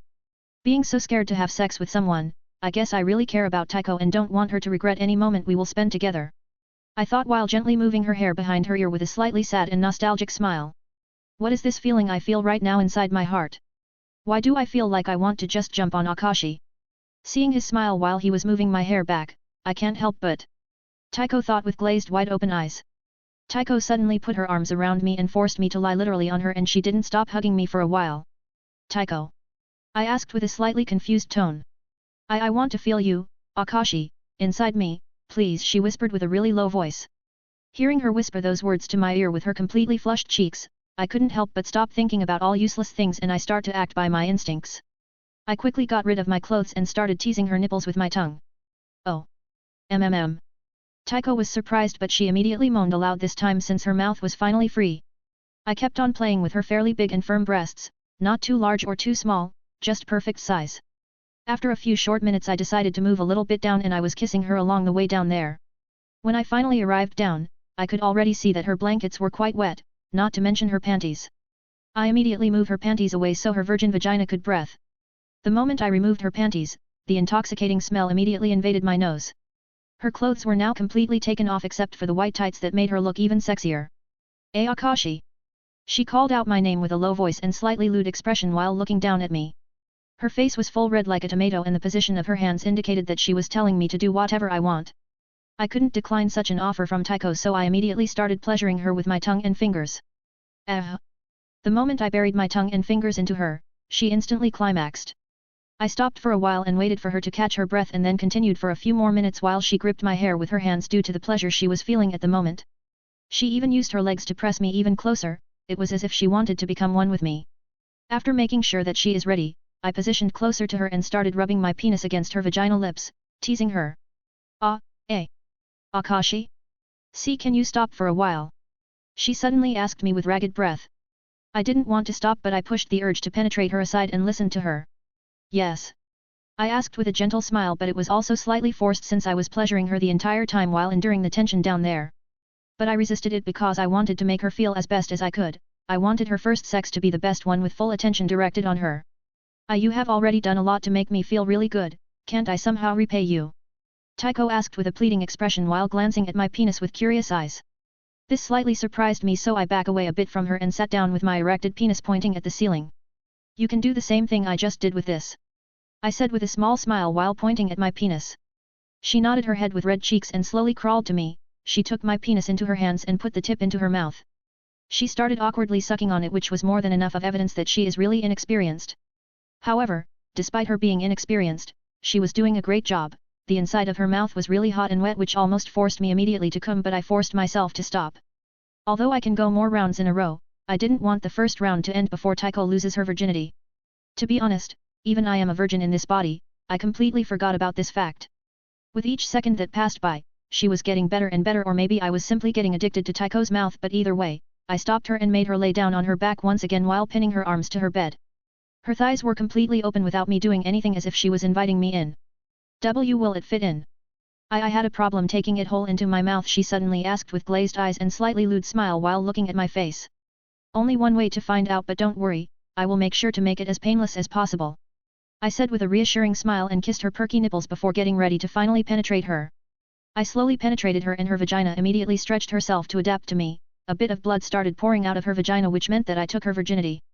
Her expression didn't indicate that she was in pain, quite opposite, she was moaning more than ever, so I sealed her mouth with my lips and we started once again play with our tongues, waiting until her vagina fully adapts to me. After a while, I started slowly moving and she immediately wrapped her legs around me, pressing me as close as she could to her. The moment I moved even deeper, she started moaning quite aloud despite having her mouth sealed.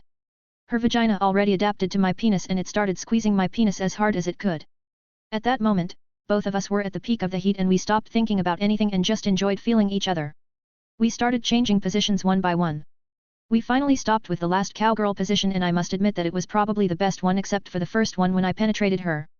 It gave me a great view of the entire Taiko's beautiful body and her flushed cheeks while she was intensively staring down at me. In the end, we both climaxed at the same time.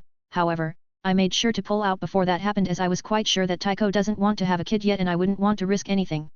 Ah, Akashi, thank you, Taiko said with a tired tone and her body dropped down on me, completely depleted of its strength. I smiled at her peaceful sleepy face and carried her into the bathroom inside her room to clean her and myself. After cleaning her while she was just resting with closed eyes and occasionally opening one of them to look at me with a loving smile, I carried her back to her bed. I put some random blanket I found in Taiko's wardrobe over the wet spots on her bed and then put her down on the bed. Akashi? Can you stay with me, please? Taiko asked me with a pleading look and a tired voice. What do you think I intended on doing, silly? I asked with a gentle smile. I lay down next to her and snuggled so close to her that I could feel her peacefully and calmly exhaling. Akashi, I love you, she suddenly brightly smiled while looking at me being so close to her and whispered while wrapping her arms around me so I can't run away before closing her eyes. I was completely caught off guard by her words and I could only stare at her with wide open eyes. She most likely already fell asleep. I won't let anyone harm you, no matter who it is, I whispered back despite knowing that she is already asleep, and I moved her hair behind her ear with a gentle smile. I also wrapped my arms around her and closed my eyes to get some rest. That night, I had the best sleep I have ever had since being born into this world. The next morning when I woke up, I noticed that Taiko was still sleeping with a peaceful and satisfied smile, so I decided to just cover her with a blanket and let her rest. When I was about to go have breakfast, the maid that was assigned to me informed me that Mara wants to talk to me. Therefore I skipped breakfast and just went to the previous room where I met Mara for the first time after arriving here. So? Is there something you want to discuss with me? I asked with a calm expression while standing in front of Mara, who was relaxing on the couch with her maids on each side. Yes, it concerns Taiko. Barbara, who stood neutrally between us, replied to my question in Mara's stead. I see, I guess that's what that lollipop girl meant to tell us previously. What about it? Are you dissatisfied with this fact? I asked with narrowed eyes and dead serious face that indicated I don't care about their opinion or about anyone's opinion on this matter. Both of them together with both maids were completely shocked by this change in me. All of them could feel that air became numerous times heavier than before. 67:66 Limit removal. Barbara just looked at Mara but didn't make any move to stop me. I have no idea if it was due to not being fully recovered or because she simply didn't want to make any move. It looked as if Barbara was telling Mara to choose her words carefully with just her look as Mara's advisor. TCH, since you are so serious about this, I will let it slide in Taiko's case, but don't think that you can go and steal females from my Orberg. I am looking other way in Taiko's case because you saved both her and Barbara. But I can't let you just take her away, she is still part of Orberg, we raised her as our own child. Mara said with an upset expression while clicking her tongue before returning to her serious expression. I know, she is safer here than with me, I live in the capital and all the stronger people will already be aware of her face and figure. I said with a calm tone and closed eyes, completely retracting my earlier aura. At least you aren't completely controlled by your own emotions. Barbara muttered with a small satisfied smile. I will be leaving in a few days, however I still have something that I want from you, Mara. I ignored Barbara's comment and informed Mara in front of me, and since I had no idea how to call her, I just used Mara without Sama. Mara, what is it? She muttered her name with one brow raised before asking me with furrowed brows. I want to learn how to control danger beasts, I bluntly said without beating around the bush. What? Mara stood up from the couch in shock and exclaimed with a dumbfounded expression. Her mates had a similar reaction as for Barbara, she already expected this. Are you aware of how precious it is to us, Orberg? These teachings are what our ancestors left to us, and only the rightful leader can learn how to utilize them to the maximum. Other members can still learn how to control them, but only with the leader's permission, and even then their control won't be as good as the leader's. You aren't even Orberg, and it's also not like you can simply join us by saying you are one of us. Mara calmed down a bit and explained while standing, not bothering to sit down since she was a bit embarrassed that she reacted so strongly. Come on, he already has a lot of resources from us. Not to mention his relationship with Taiko, he is practically part of Orberg in a different meaning. Barbara said with her hands behind her back and closed eyes. Barbara, I understand that he saved you and your pupil, but this is not the time for feeling grateful. It's the truth that he already knows most of our secrets, but that's one more reason why to not let him know our utmost secret. Mara explained while shaking her head with a slightly disappointed expression. And what if I want to buy Orberg loyalty for eternity? Wouldn't that make me eligible to learn it? I suddenly asked while listening to those two arguing between each other. When they heard my words, all of them looked at me with a surprised expression. Do you even realize what you are saying here? The Revolutionary Army had to empty their pockets just to afford us to kill a few assassins. Gilberta asked me with a dumbfounded expression. I know, but don't worry, I am already starting big business inside the capital, it's just a matter of time until I will be filthy rich, and I am quite interested in you, Orberg. I like your code, death will come for everyone, good and evil. It's just a matter of time. Just by this saying, I can tell that your ancestors and you are a capable group of people. I said with an amused smile. It's hard to imagine that you would actually pay monstrous sum of money for a few assassins. Why do you want to learn the danger beast control so much? And even if you will pay our loyalty for eternity, we can't just share our utmost secret. Mara replied with a thoughtful expression while warily observing me. It's a very convenient technique. You said that you can't just share your utmost secret, but what if I will buy your loyalty and I will also have a great relationship with the leader? I asked with a sly smile and my index finger facing the ceiling. What do you mean? Mara asked with a raised eyebrow and slightly confused expression. Tycho, she will be the next leader. I don't see anyone here more capable than her. So how about we make a deal? I will pay you a big sum of money later. I will train Tycho to be even stronger and teach her some good strategies. And you will let me know the method how to control the danger beasts, I said with a confident smile when I mentioned Tycho as the next leader, which slightly surprised Mara's maids. He makes it sound like we can't get her any stronger than he can. But it is the truth that he is extremely strong even without his Tycho, which is quite strange. I would have understood if he was born with superhuman strength like Gil, but he simply looks like a normal man. Also, I have heard that he developed a technique similar to Tycho's deadliest technique, with the exception of his technique being focused on defense. If he would be able to teach her that and make her blend those two techniques into one, Tycho would grow perhaps even twice as powerful. Mara thought with a thoughtful expression. How ironic, both of their techniques are similar, yet his technique is focused on defense and Tycho's is focused on offense. It makes one feel like they were made for each other. To think that one day I would have thought that a man and a woman were made to be together, Mara thought with a slightly amused yet defeated smile. Since you want it that much, I can accept the offer and even let you learn it right now, that is if you will be capable enough, and if not, the offer still holds on. Mara after a minute of thinking answered with a small smile while pressing her finger to her lips. Mara-sama. Both maids were surprised to hear that Mara accepted the deal, even Barbara was slightly surprised. If I am capable of learning, hey? Well, we will see. Will you let me first see, how can one even learn it?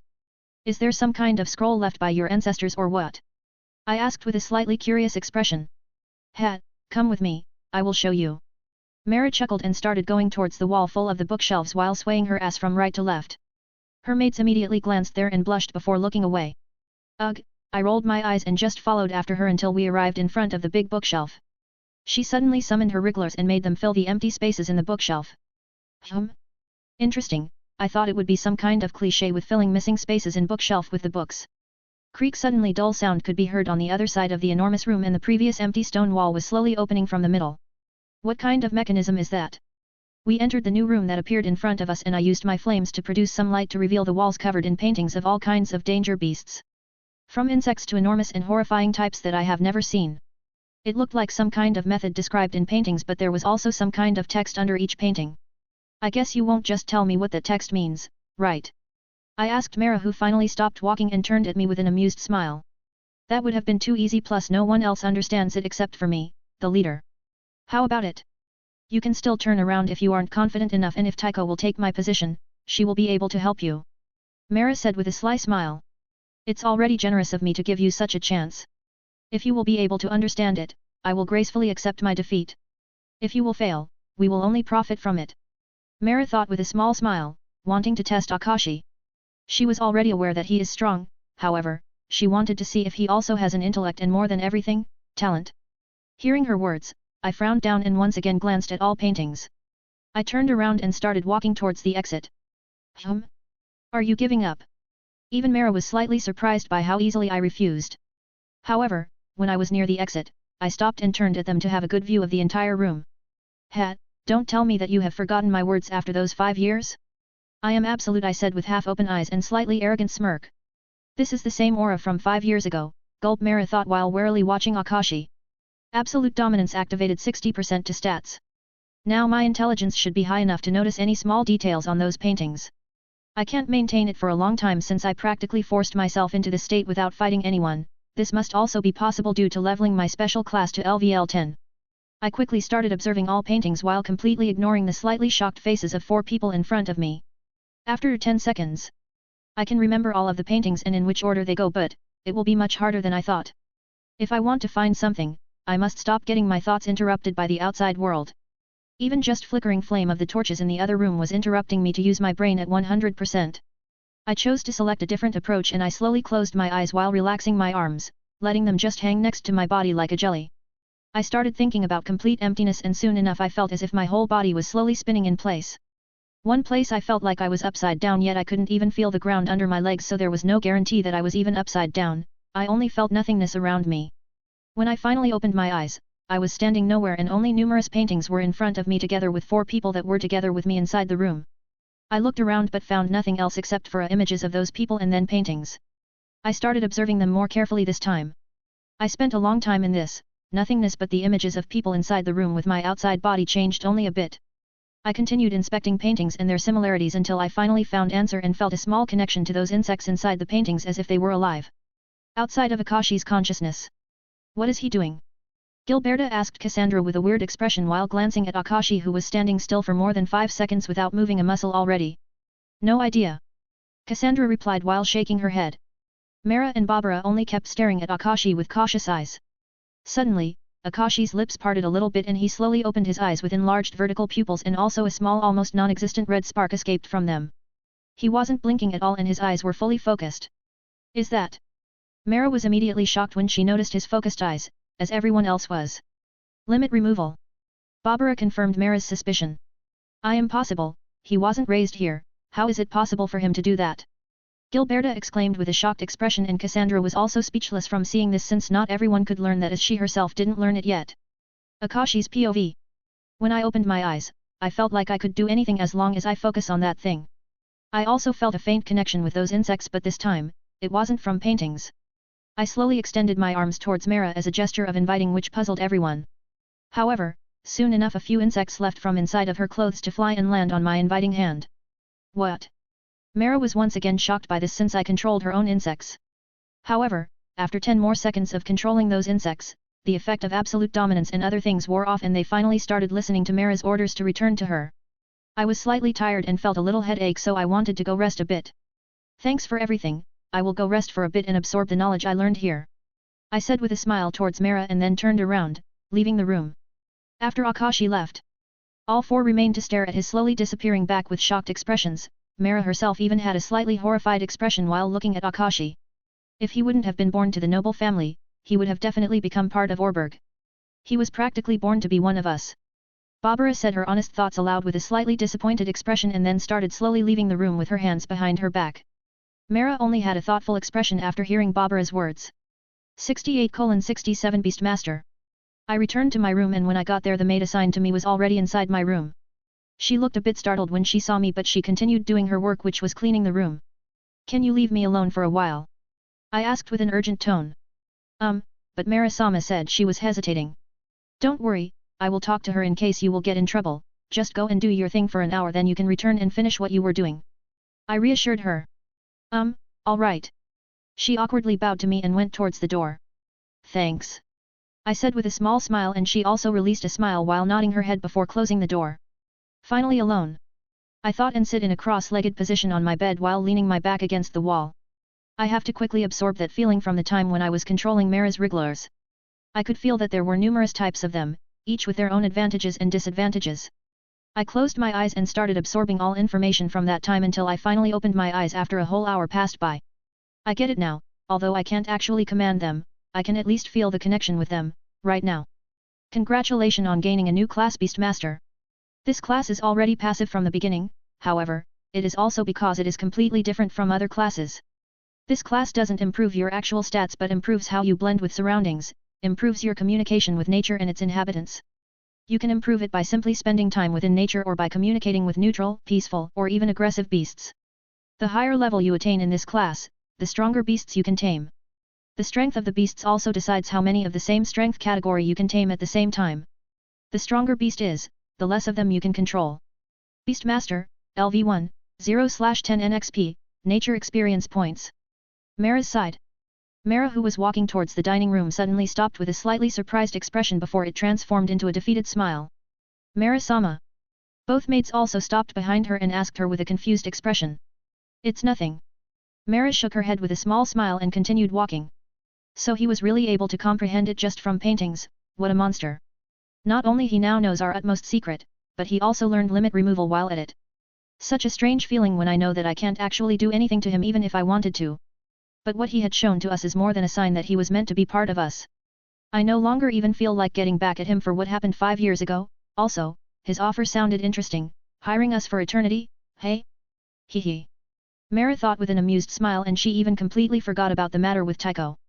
She started to slowly accept Akashi as part of her clan, family. She no longer felt bothered with him being around.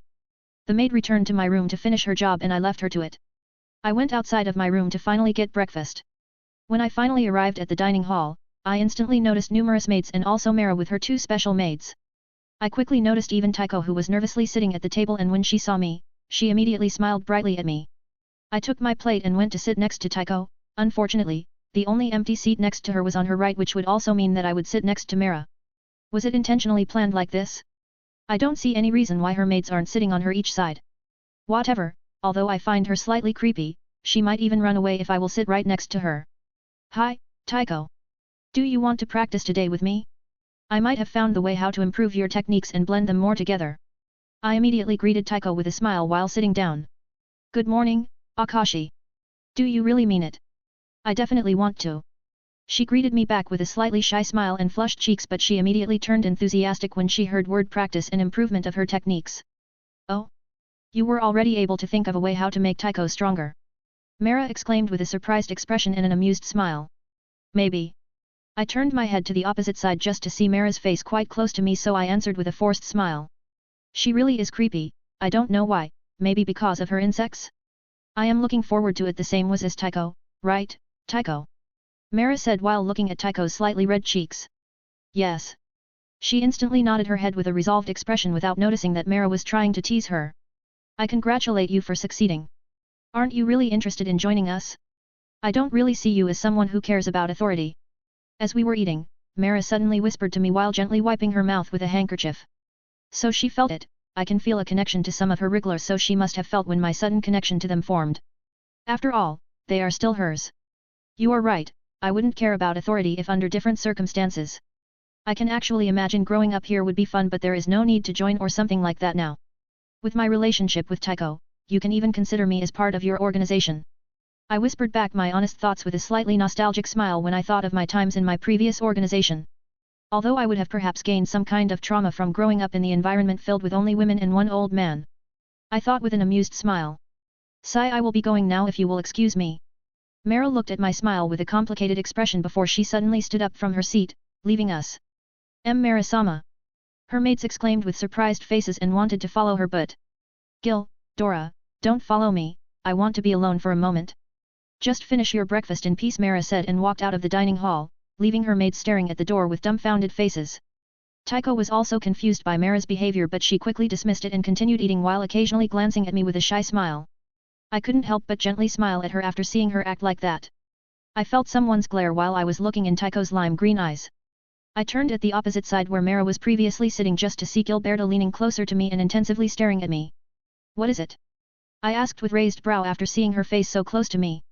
What did you do to Mara-sama? What is so special about you? Gilberta asked me, but it sounded more like she was muttering this to herself while holding her chin. Gil, I think that you answered your own questions just an hour ago, Cassandra said while calmly taking a sip of tea with one of her hands while other 3 were also actively doing something useful. How enviable, but I guess people won't treat you with respect and love in that condition. And even your own parents will reject you. I thought when I saw what everything was Cassandra doing at the same time with a little bit of pity in my eyes. Oh, right, tell me, how were you able to perform limit removal without ever learning it? Gilberta asked me with a curious expression. Taiko immediately raised her head from food with a shocked expression when she heard Gilberta's words. So that state was what you call limit removal? Indeed, it felt like I removed unnecessary parts in my brain that were restricting it a little bit. It is indeed very powerful state of mind that can enhance your entire body and not just mind, because the brain itself limits your body to certain extent so you know what you can do and what will tear down your body. Although it won't immediately damage your body, it's still a state that's extremely taxing, and I was able to endure it only for around a minute on my first try. Ha!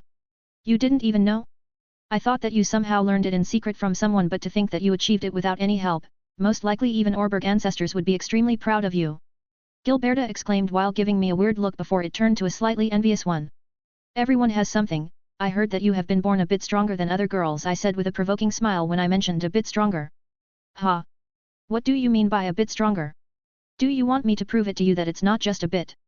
She immediately exploded and shouted with an upset expression while rolling up her sleeves. Hat, I have also heard that your temper is very explosive. I couldn't understand the context before but now I am pretty sure that I understand. Oops, I didn't mean to say that aloud, excuse me.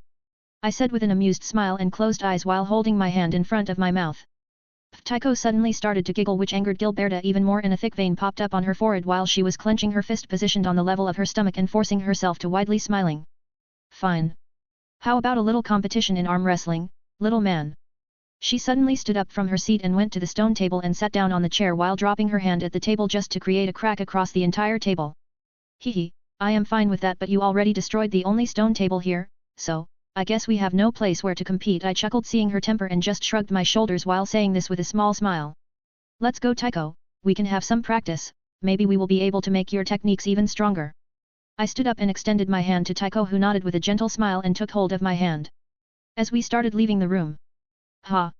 Wait! What kind of man are you? Hey! Are you listening to me? Gilberta kept shouting at me but I completely ignored her. Ugh, her temper is even bigger than her rack. I thought with a small smile while leading Tycho outside. Tycho asked me if I was really able to remove my limiters but once I confirmed it myself, she immediately believed me. She was overly happy for me, perhaps too much. Maybe it was due to me becoming closer to her clan, to be honest, I already knew almost everything from Orberg. I could practically be considered a member, which I wouldn't mind if it wasn't for my goal to unite Empire and secure its position for once and for all. If I can have Orberg on my side, they will be a great help in doing so, not to mention that they can also raise other assassins. Now that I thought about other assassins, I have yet to see those twin sisters, Mila and Loris. I borrowed a practice sword and we began practicing together. I will remain only for a few more days before returning, I was outside for too long without any news about the capital which makes me a little bit nervous. Although I am quite reluctant to leave Tycho here, I am sure that Mara won't try anything but still, she was behaving really strangely as of lately. 69:68 Sparring. Clang clang. The sounds of clashing swords resounded in the air while two figures were constantly moving and performing attacks at inhuman speed. Those two figures were me and Tycho, we were currently improving both of our techniques. Tycho, that should be enough, do you want to try it for the last time? I jumped some distance away from Tycho and asked with a calm smile. Yes, please. She nodded her head with a bright smile, it was apparent that she was having fun despite having her clothes soaked wet of sweat. Alright, don't forget that I am your enemy. I said with a serious expression and Tycho just nodded while taking a deep breath. She got into her usual stance while gripping her katana with only one hand.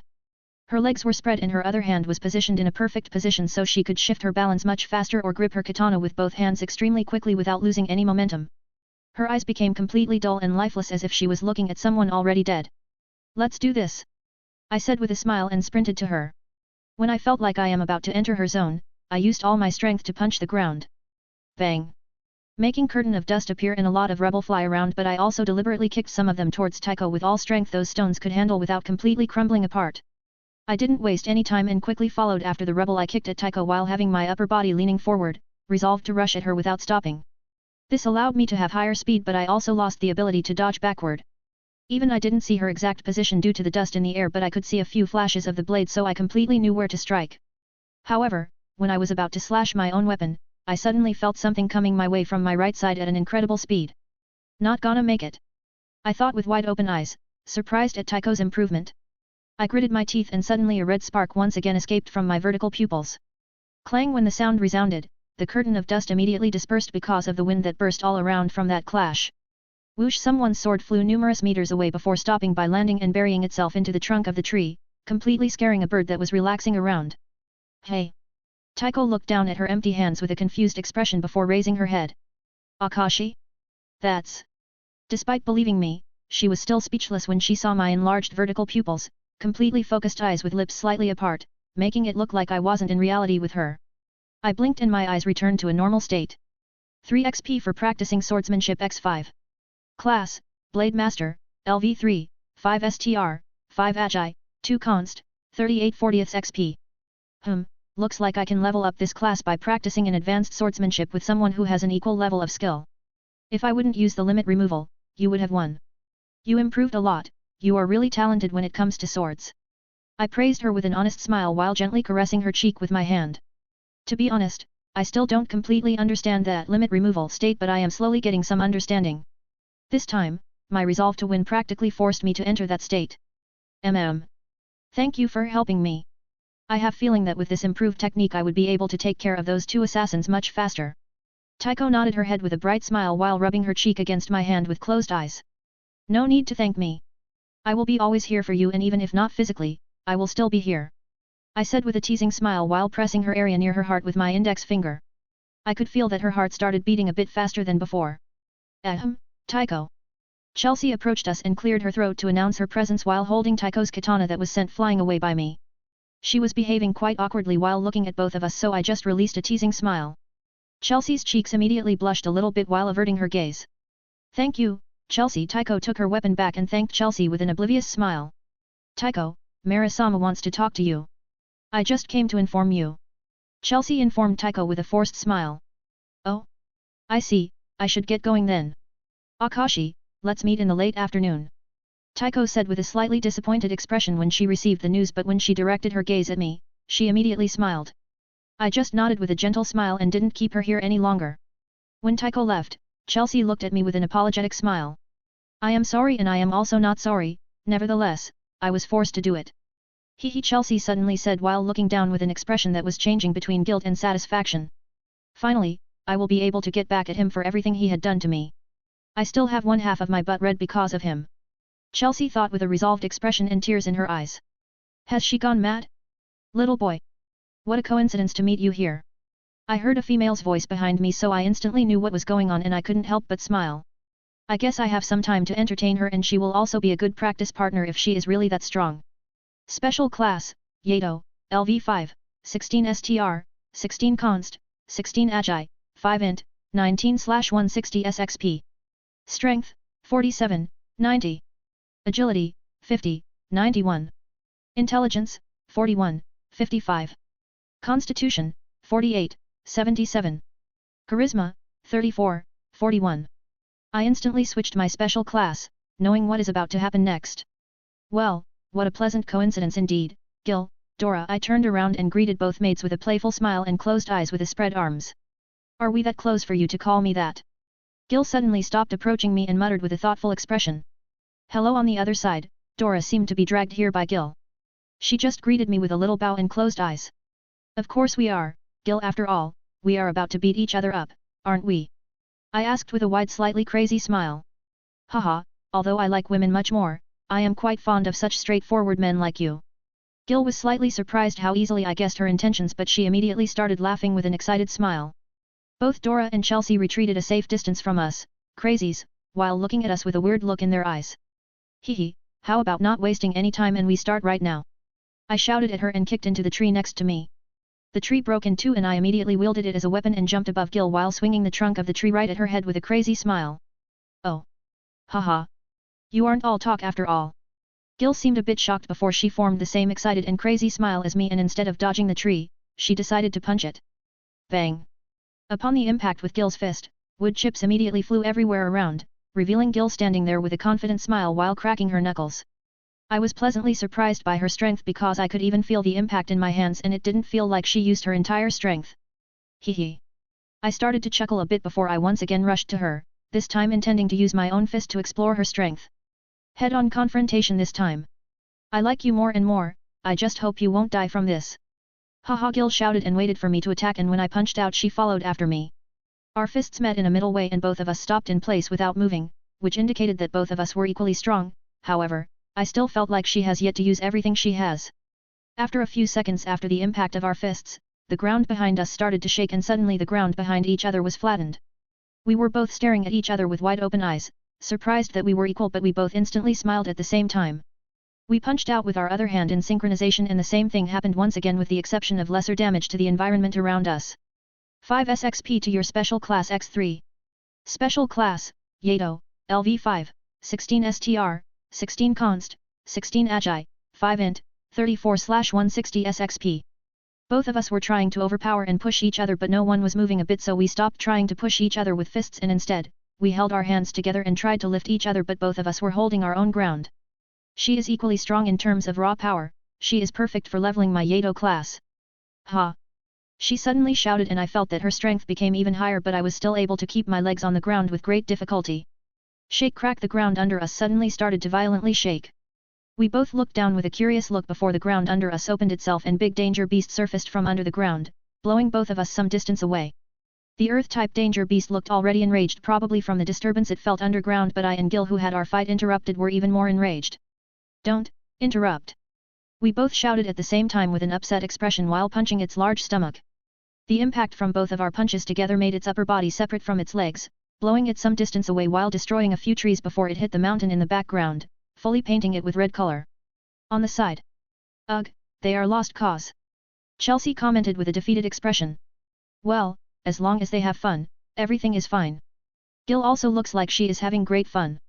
Dora said with a small smile while calmly observing them easily killing the danger beast. When we killed the danger beast we just glanced at each other before losing interest in our fight. We were already interrupted, let's continue this later. And I also misjudged you. Gil suggested with a slightly annoyed expression before she looked at me with a small competitive smile. Sure, it seems that your strength is not only a bit higher than other girls. I replied with the same smile before turning around, walking towards the small forest in the mountains. Hey? Akashi, wait! Where are you going? Chelsea instantly shouted at me with a confused expression. Meditate. I turned around with a small smile and replied to her question with a calm tone. Meditate. After what you have done here. Who would believe you? Chelsea thought with an irritated expression, but she no longer pursued Akashi. Let's go back to Marasama, Gil suggested with a dreaming smile. Dora immediately nodded with a similar smile, but Chelsea, despite nodding too, she would rather run away. When I entered the small forest I went right in the middle to sit down in a cross-legged position while leaning my back against the tree. Like this, I remained sitting still without moving a bit for a few hours with closed eyes. Beastmaster, LV2, 5/20th NXP. You are now able to control up to 50 lesser beasts. Taming such beasts isn't hard, however if you will want to tame the stronger beast in the future, you will need to make it submit to you before attempting to tame it. 70:69 Wrigglers. Satisfied with my progress for today, I decided to go back to the hideout where I met up with Tycho.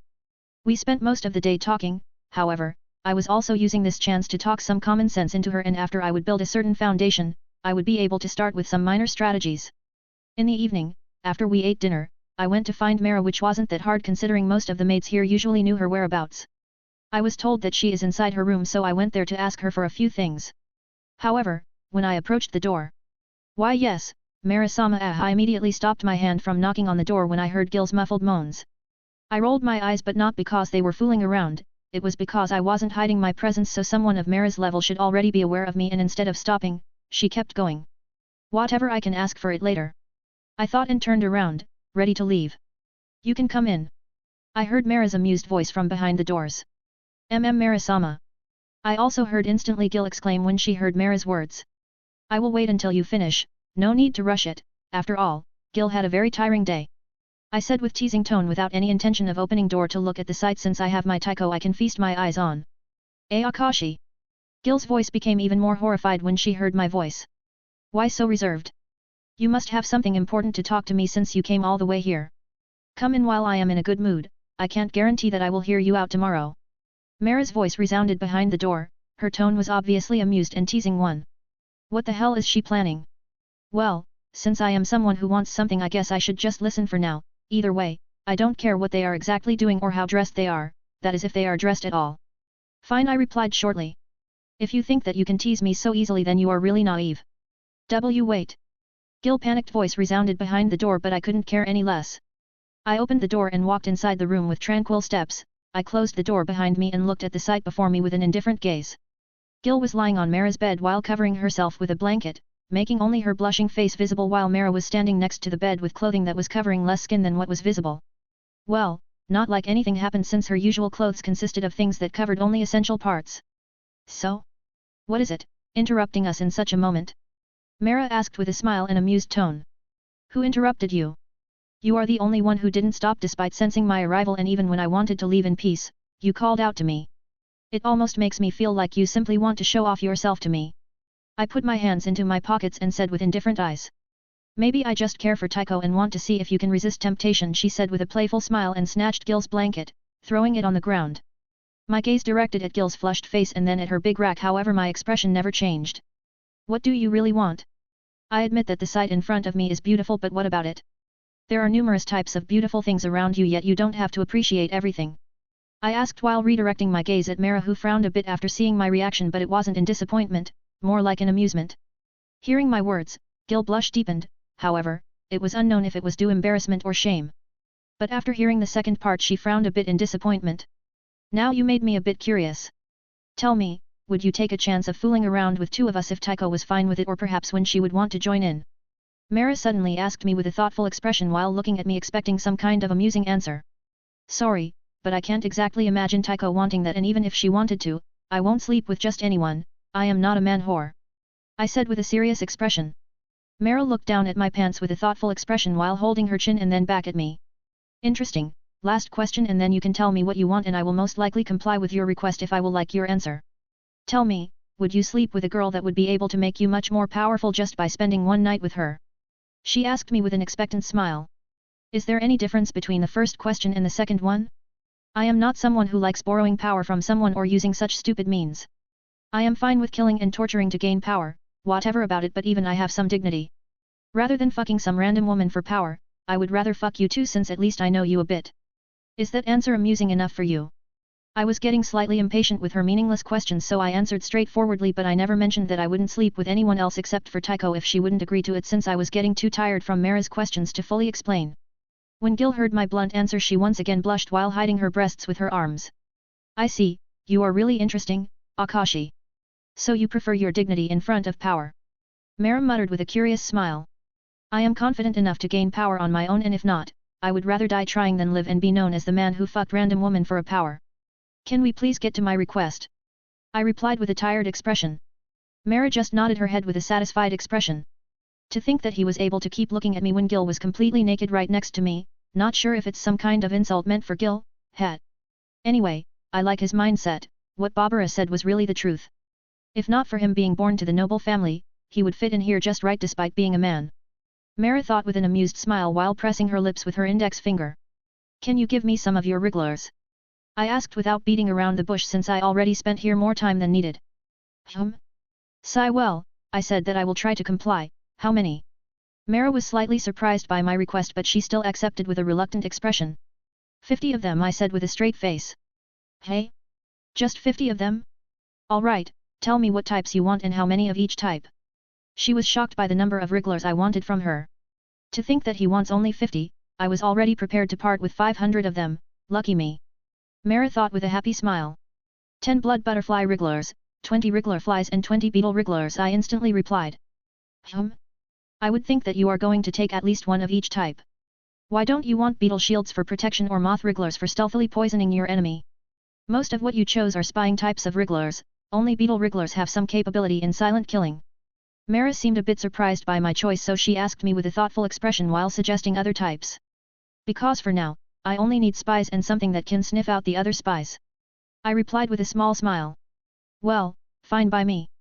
Here you go, be careful not to let all of them die at once or you will lose your chance to reproduce them. I also recommend reproducing them by planting eggs inside the living body, be it human or beast, doesn't matter. Mara said and sent a few wrigglers flying to me.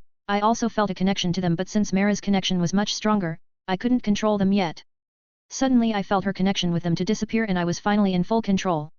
I ordered them to hide in my shadow and then I glanced at Gil just to see that she already calmed down quite a bit after hearing our serious conversation.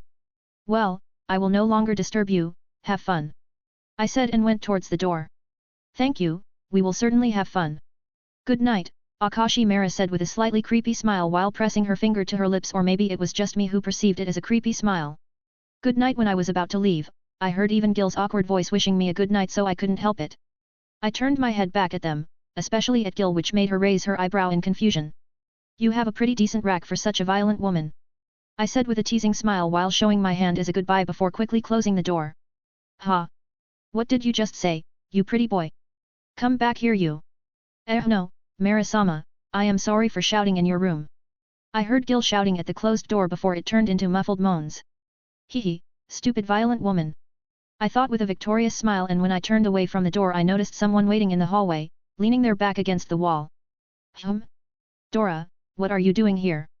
I nodded my head at her as greeting and she did the same with a little bow and closed eyes. I am waiting until Mara-sama and Gil are done. She replied with a calm expression. Is she waiting for her turn?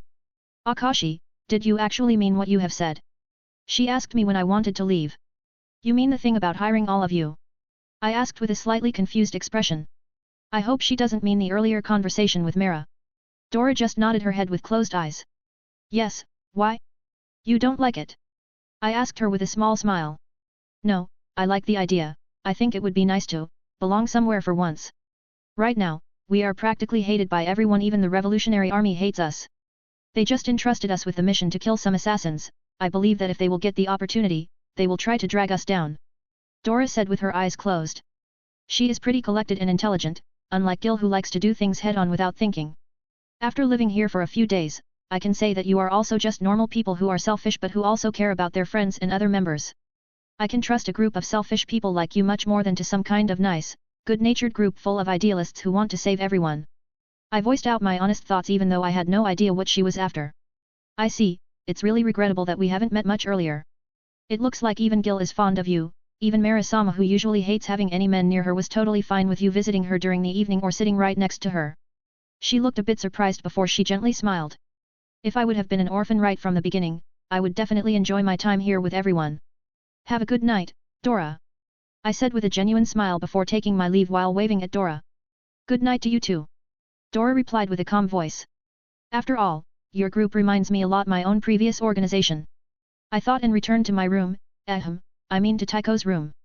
We talked for a few hours while cuddling before we went to sleep. 2 more days to train Taiko and then I will have to return. I am slightly uneasy but at least I am sure that Ichika, Kurome, Aiko, and my parents are all right. 20X Beetle Wriggler, a beetle-like wriggler that possesses scissors-like claws in its head, allowing it to easily tear through flesh and thanks to its small size it's excellent for sneak attacks. 20X Wriggler Flies, fly-like wrigglers used for communication purposes. Also employed for hatching other wriggle eggs.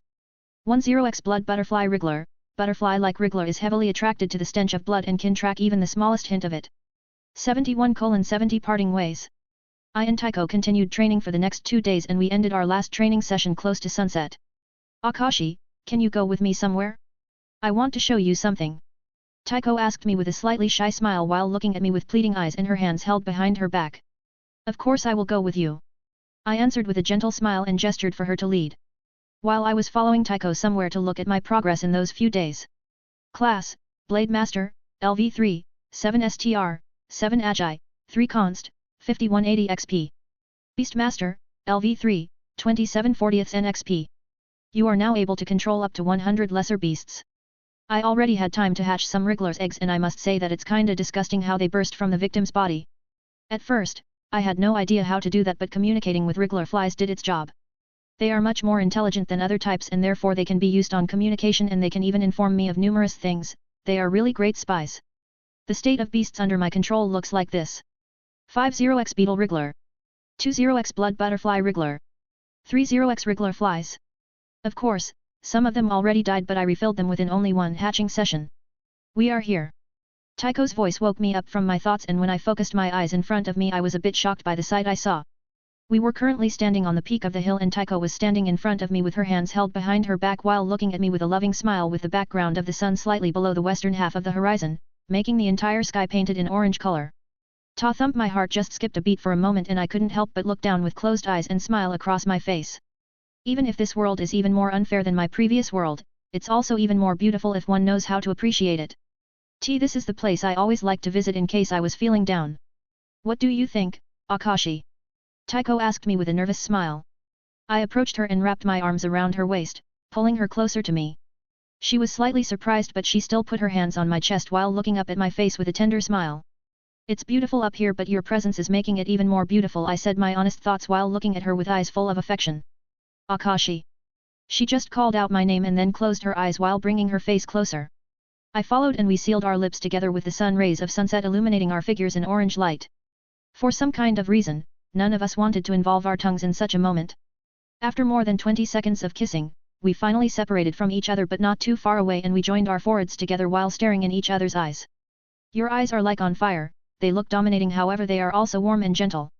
Taiko suddenly muttered with a bright smile. Your eyes, on the other hand, are extremely calming, your lime green eyes are giving off a calming aura of nature. Staring at them makes my entire mind and body calm. I smiled after hearing her words so I said what I was thinking myself while staring into her lime green eyes. Akashi, this will be your last night here, right? Taiko said with a slightly sad tone and suddenly moved her head a bit back and then tightly hugged me while resting her chin on my shoulder and pressing her head to mine. That's right, I need to return to the capital and you coming with me is dangerous but I will keep visiting whenever I will have time. And when I will finally hire your entire clan and secure most of the capital, I will take you with me, that is if you want to come with me. I said with a regret visible in my face. I want to go with you but I understand that the circumstances aren't the best. I will wait for you, Akashi, even if it will take numerous years, I don't care. Taiko said with a resolved voice. But... she suddenly continued which slightly surprised me. Before you leave, can we do that again? She suddenly asked me in a low voice. We can't because we must. I chuckled and said with a teasing tone while pressing her body even closer to me, feeling her breasts pressing to my body made me already hard but it was very strange. I was immune to seduction and even when I see naked women it is no new thing to me and my member usually won't even bother to react but whenever I am with Taiko it feels like I am a horny teenager, haha. We sat down at the edge of the hill, spending a few more minutes with cuddling while watching the sunset. When the sun was no longer visible, we decided to go back and eat dinner, take a shower before we started fooling around inside her room. That night, we fooled around almost the entire night and we only went to sleep when it was close to dawn. The next day after eating breakfast, I went to ask Daniel if he doesn't have any formal uniform since he was the only man here with a butler outfit so I thought that he ought to have something. I didn't want to wear rags that I used during my disguise. Thankfully, he had some suitable clothes and surprisingly, he gave them to me for free so I was finally ready to leave and already outside of the hideout. I was slightly surprised when everyone went to see me off, even Mara which creeped me out a bit, to be honest. The next time we meet, I want to continue our match. Gil shouted at me while pointing at me with her finger and a competitive smile across her face. Goodbye, it was a pleasant time with you around. Dora said with a calm tone while bowing a little bit to me with closed eyes. Daniel also bowed to me with a grateful expression so I just nodded at him. Well, you didn't cause any problems here so you being here for some time was acceptable. Mara said with a teasing smile while holding her umbrella but she was acting a little bit weird from her usual self. Have a safe trip back, Mr. Red Devil. It's really unfortunate that we came back just this morning, we missed all the fun. Even the twin sisters Loris and Mila returned when I was getting ready to leave. Chelsea, on the other hand, was just looking at me with a complicated expression as if she wasn't sure if she should be happy or sad, quite funny. Mara, what are your plans with that assassination unit? I know that your pride won't let you just let them go or return the money to the Revolutionary Army. I must warn you that their teamwork is superb also their strength isn't something to underestimate, Taiko can tell you more about it. I asked with a serious expression. I am planning to wait a bit and investigate them more. However, we still need to at least weaken them a bit. We are allowed to end the contract by returning money and doing at least a little bit of expected job but that would certainly stain our reputation. Mara said with a thoughtful expression and everyone was surprised by hearing her words, that she even mentioned not completing the contract. I see, well, once I will hire you, your current reputation will become completely irrelevant anyway so you don't need to think about it so much. As for the second point about at least partly completing your job, I can help you with that if I will get a chance, I will kill at least one of them I said with a small smile but in my eyes was visible hatred when I thought of that guy who almost killed Taiko. But you aren't Orberg, if you were to do that then the contract she said with a troublesome expression. Are we honestly still discussing if I am Orberg or not? Isn't this more than enough of proof? I asked while ordering my own wrigglers to come out of my shadow. Twin sisters immediately became speechless when they saw me controlling wrigglers. Sai, I guess there is no need to speak about your position anymore, you already know everything about us and you also lived here with us for a short time. Have a nice trip and good luck, Mara released a short sigh with a small smile before turning around, returning the hideout, her mates threw a last glance at me before following after Mara. After saying goodbye to everyone, most of the people returned to the hideout except for Barbara and Taiko. I just wanted to thank you for saving me, I can feel that my strength is slowly recovering so I will be able to perform my duties just fine. That's all, I will let you two alone, Barbara said with closed eyes and hands behind her back, it's apparent that it was difficult for her to thank me because she wasn't accustomed to thanking someone. She left us leaving only teasing words behind which Taiko responded with a small blush. Taiko kept staring at me with a sad expression for a while without saying anything while the sun was right above our heads. Come here. I spread my arms and ordered with a playful smile. Taiko instantly smiled and jumped at me, wrapping her arms around my neck. When she jumped at me, I immediately gently pinched her ass totally surprising her. She wanted to exclaim something with wide open eyes but I sealed her lips with mine before she could say anything and she immediately surrendered to me and closed her eyes. Since it was our goodbye, we didn't waste any time and started using our tongues while I was also squeezing Takeo's firm yet soft ass with my hands. I also ordered a few of my wriggler flies to hide in Taiko's shadow just in case. Since they were in my full control, I would be able to keep connection to them despite being a great distance away from them. When we finally separated after a minute, the bridge of saliva remained between our lips. So we got rid of it by kissing one last time, this time without our tongues. Never show such a sad smile to me ever again. Your stoic expression, your smile, your focused expression, everything suits you and make you even more beautiful, but never wear that sad expression ever again. We will meet again very soon. I comforted her with a tender smile while caressing her cheek and tucking her hair behind her ear. Hearing my words, a single tear escaped from Taiko's eyes, however she had a satisfied and happy smile on her face. I wiped away the tear and we proceeded to kiss each other for the last time before parting ways. Taiko kept standing on the same spot while watching my slowly disappearing back, which almost made me remain, but I forced myself to stop looking behind me by biting my lower lip. This was much harder than I thought it would be. I wasn't sure at that time if I was just extremely fond of Taiko or if I truly loved her, but now I think that I truly do love her. We, humans, work in a really strange way. We usually don't appreciate what we have until we lose it or about to lose it. This is a slightly similar case. 72:71 Returning. On my way back to the capital, I decided to go through the forests and mountains, which sometimes was even faster way than on the road, but I mainly did it because of my Beastmaster class. Sometimes I stopped for a while to rest a bit and also to talk to other neutral beasts like birds. Although I couldn't literally talk with them, I was able to understand what they want by reading their emotions, and I could communicate with them in the same way, by showing them my emotions. It different procedure than just showing your aura or expression, which also could be used for communication. It felt like we had faint connection once I was close enough to my target and we could express our emotions through telepathy. At first, it was really strange, but after some time, I got used to it and I was slowly improving. At one time, I even met hungry wolves that were already quite insane from hunger, but instead of killing them or ignoring them, I decided to try to communicate with them. They naturally wanted to attack me once they spotted me, but when they got near enough, I started to communicate with the alpha of the pack. They suddenly stopped, but it was visible that they were holding themselves back not to pounce on me. It took me only a few seconds to get their situation, so I decided to help them as an experiment. The problem was that they were lowest in the food chain of this forest. Well, there were other animals even lower than them, but they started to become scarce to come in contact with them, and they couldn't just hunt danger beasts hunting here. So I told the leader to wait for a few minutes before jumping away on one of the branches. I went some distance away from them and cut my thumb a bit, and with the help of my blood butterfly wrigglers, I spread the smell of my blood all around. This is something I once tried out of curiosity. Since they can track stench of blood, why wouldn't they be able to also spread it? After all, they have blood in the name, so they should be able to work with it more efficiently than just track it. Of course, who would want to ever spread their own smell of blood, but sometimes it might be good as deception. My smell of blood immediately attracted some beasts and I swiftly killed them, taking only 2 of them with me back while burning the rest of them. When I presented the pack with 2 fairly big and dead danger beasts, they immediately started to wiggle their tails while hungrily looking at the dead beasts, but they still obediently waited for the leader to go first. Instead of pouncing at the food immediately, the leader first thanked me while looking at me with eyes of gratitude. I just nodded and left them. I couldn't help but smile since my Beastmaster class got quite a good amount of experience just from this encounter. I continued my journey back to the capital, and after one whole day and night of traveling without sleeping, I finally arrived near the gates. Beastmaster, LV4, 5180 NXP. You are now able to control up to 150 lesser beasts. 70x Beetle Wriggler. 50x Wriggler Flies. 30x Blood Butterfly. Class, Blade Master, LV5, 9 STR, 9 Agi, 4 Const, 23/160 XP.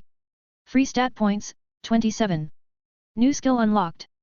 Hail of blades create 3 projections of a broadsword behind your back that can move according to your mind. The toughness and the sharpness of blades are decided by the level of your Blade Master class and also by half of your strength agility. The number of swords can also increase with a higher level of class. You can repeatedly use this skill, however if you will exceed maximum number of the swords you can control, they will start disappearing from the oldest one. You can control them up to 20 meters away from you, any more is impossible and your swords will disappear. Maximum number of blades, 0/3, 50 energy. I completely ignored my status through the entire journey, but now that I look at it, this is a kind of interesting skill. I thought with an amused smile. I looked towards the city gate and saw quite a lot of carts going through with many people around since it was early afternoon. I don't want to be really seen since I was away for some time already, and there is some chance that some certain people already suspect where I am. It's no news that I was rarely attending any balls for nobles, but I could at least be spotted in the streets from time to time. I thought and decided to climb over the enormous wall, which was no longer a problem with my strength and agility. I successfully entered the city without being seen, and then I put on a cloak I asked for when I was leaving the Orberga's hideout. I was able to quickly arrive at the marketplace that's positioned very close to our mansion. However, instead of taking the front gate, I decided to go along the tall and sharp fence until I found a good spot to jump over. With my current leg power, it was pretty easy to jump over numerous meters high fence. I used this chance to practice with my wriggler, so I sent some of my wriggler flies to scan the surroundings and good place where I could sneak inside. After a few minutes, all of them returned to me and informed me of everything. I knew everyone's position, but I was quite surprised that both Ichika and Kurome almost discovered them despite them hiding in the shadows. I sneaked into the mansion, and thanks to knowing everyone's position, I was able to easily get where I wanted to. I completely erased my presence and sneaked up to Kurome, who was currently sitting at the table, reading some reports. When I got near enough, I wanted to start tickling her, but since behind me was a window together with sun rays, Kurome noticed a strange shadow over her table and quickly threw a fist at me without even looking at me, but I easily caught her fist. However, she didn't give up and tried to kick me into my stomach. She widened her eyes when she finally saw my face, and her kick stopped just a few centimeters right in front of me. Yo, I am back, Kurome-chan. I let go of her hand and greeted her with my hand up and a small smile across my face. Akashi nii-sama. She exclaimed and jumped at me and wrapped her arms around my neck, tightly hugging me while she was hanging in the air. It wasn't because she was too small, but because she bent her knees. Hey, I chuckled when I saw how she is acting and just patted her back a few times. After a few seconds of hugging me, she even gave me a little peck on my cheek before she finally let me go with a slightly embarrassed expression. Even she was aware that her reaction might have been a little too much. But it was just a cheek, so I didn't mind it at all. Was everything alright while I was gone? I asked with a gentle smile while patting her head. Why, yes. We made huge profits from nii-sama's investments. We even found some evidence of a collaboration of a few noble families with northern tribes and the Revolution Army. The organization nii-sama created is also blooming. We have much more members right now, and we have almost the entire city covered except for a few parts where our spies were found out and killed. Kurome started reporting with an expectant expression. Sounds like you weren't slacking off with Ichika at all. I praised her with a satisfied smile while patting her head. Akashi nii-sama also looks slightly different. Did anything good happen to nii-sama while you were traveling? Kurome suddenly asked while holding her chin and looking at my expression more thoroughly with a curious expression. When I immediately heard her question, only one person appeared in my mind, but I quickly shook my head since it should be impossible for her to even think of it. Well, my travels were alright and I was away for almost 1 month. Of course, I will change a bit. For example, my hair grew a bit longer. I said with a smile while touching my bangs and trying to cover the fact with Taiko, since it would be too weird to say, hey, I was away for 1 month and found myself a woman. What a nice trip. Not to mention when Kurome and Ichika were working really hard. I see, it must be it then. I was just about to go to the dining hall. Would nii-sama like to go with me? Everyone should be there having lunch right now. Kurome just nodded her head and stopped thinking about it. I know that already thanks to my wrigglers. They are really practical. Alright, let's go. I have yet to greet anyone except for you, I said, and went ahead with Kurome following me like a tail with a happy expression. On our way, we met a few maids and they immediately gasped when they saw me, but they also quickly calmed down. They probably wanted to quickly inform my father, but when they saw my destination they continued doing their work. Creak. I opened big wooden double doors of the dining hall where everyone was sitting, having lunch. Yo! I walked in and exclaimed with my hand up as greeting with closed eyes and bright smile. Everyone snapped their heads at me with a shocked expression. Son, you are Fina. The first one who calmed down and reacted in more calm way was my father, who also stood up slowly. But you are back, honey. Give me a big hug. 1 month of not contacting us, what kind of behavior is that? My mother exploded and immediately ran to me while forcing me to a hug. Ugh, I am not a kid anymore. Can't you also behave in a calmer manner? I thought with a helpless smile while patting my mother's back. When she finally released me after a few seconds, she looked at my face very thoroughly with her narrowed eyes, which slightly surprised me. Fuck. I forgot about my mother's intuition. If Kurome was able to see something suspicious, my mother will be able to see it too, but in her case, I won't be able to convince her that it's nothing. I thought while looking at my mother with a forced smile. Yes? I asked while tilting my head to the side. Hehe, we will talk about it later, son. She creepily laughed while looking behind her at everyone else before winking at me. My expression immediately dropped down when I heard her words. She didn't even try to ask if anything good happened. It's like she is sure about it. Finally. Hopefully, it will be my future daughter-in-law. I really hope that he didn't just fool around. Ember thought with a happy expression and sparkles in her eyes before her expression became a little bit complicated when she thought of all possibilities. I ate lunch with everyone while talking mainly with Ichika, Kurome, and Aiko. After lunch, I went to my father's office to report everything. I see, so you didn't kill anyone, but apparently the one you injured will be lying for a few months. My father muttered with a thoughtful expression. I intended to control the death count while letting the others do killing, but I have never imagined that those kids would be that strong. I already told my companions at that time that I would be just a stalling enemy, so I did what I promised without trying to kill anyone. I would have thought that they would be able to kill at least one of them, but they somehow discovered us and we quickly fell into number disadvantage. I explained everything that happened and my father just kept nodding his head with knowing expression. Well, let's put it aside for the time being. Right now, I want to know who is it. He suddenly said with a teasing smile while supporting his chin with his hands. Who is who? What do you mean? I tried to play ignorant. Don't try to play a fool. I am man myself and I was also once your age. To be honest, I met your mother at the same age as you are right now. I perfectly know from your eyes that you are too relaxed and very satisfied. He said with a smile. I just hope you didn't fool around in the brothel. He said with narrowed eyes, since if I just needed some relief, I wouldn't have needed to trouble him with Eiko's matter previously. Sigh, well, it's not like I was intending to keep it as a secret. I muttered and used my wriggles to scan the surroundings if anyone is listening to us. This. My father's eyes immediately widened when he saw numerous insects fly out of my shadow scanning the surroundings of the room. It's a little gift from Orberg, I said with a small grin. A small gift? From that Orberg clan? My father was completely dumbfounded when he heard me say it with completely normal expression. Oh, and by the way, my woman is also from Orberg. I dropped the bomb at his dumbfounded expression with a smirk across my face. What? He stood up from his seat in shock while staring at me with wide open eyes. How was my son able to charm any woman from that dreaded group? June thought while staring at his son. 73:72 business. So what about your planned marriage? My father asked me when he finally calmed down while massaging the bridge of his nose. That will be only with Taiko, not with any Arya or whatever is her name. I said with a small smile. Taiko, hey? Then do you already have any plan on how to get rid of this marriage? I must also inform you that if you will want to marry that Taiko girl, then you won't be able to hold it publicly due to her identity, which means that the other nobles will keep pressing you to marry someone since they will be unaware of it.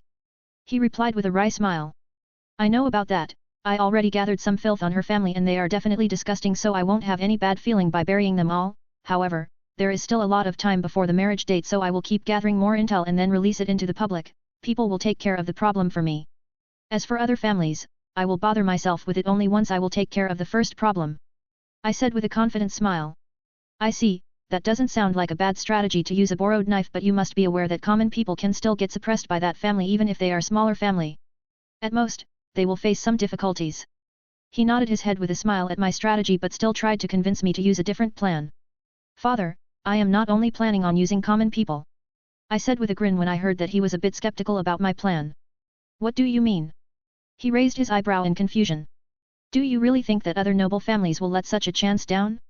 They will definitely try to bury them once they will get a good chance.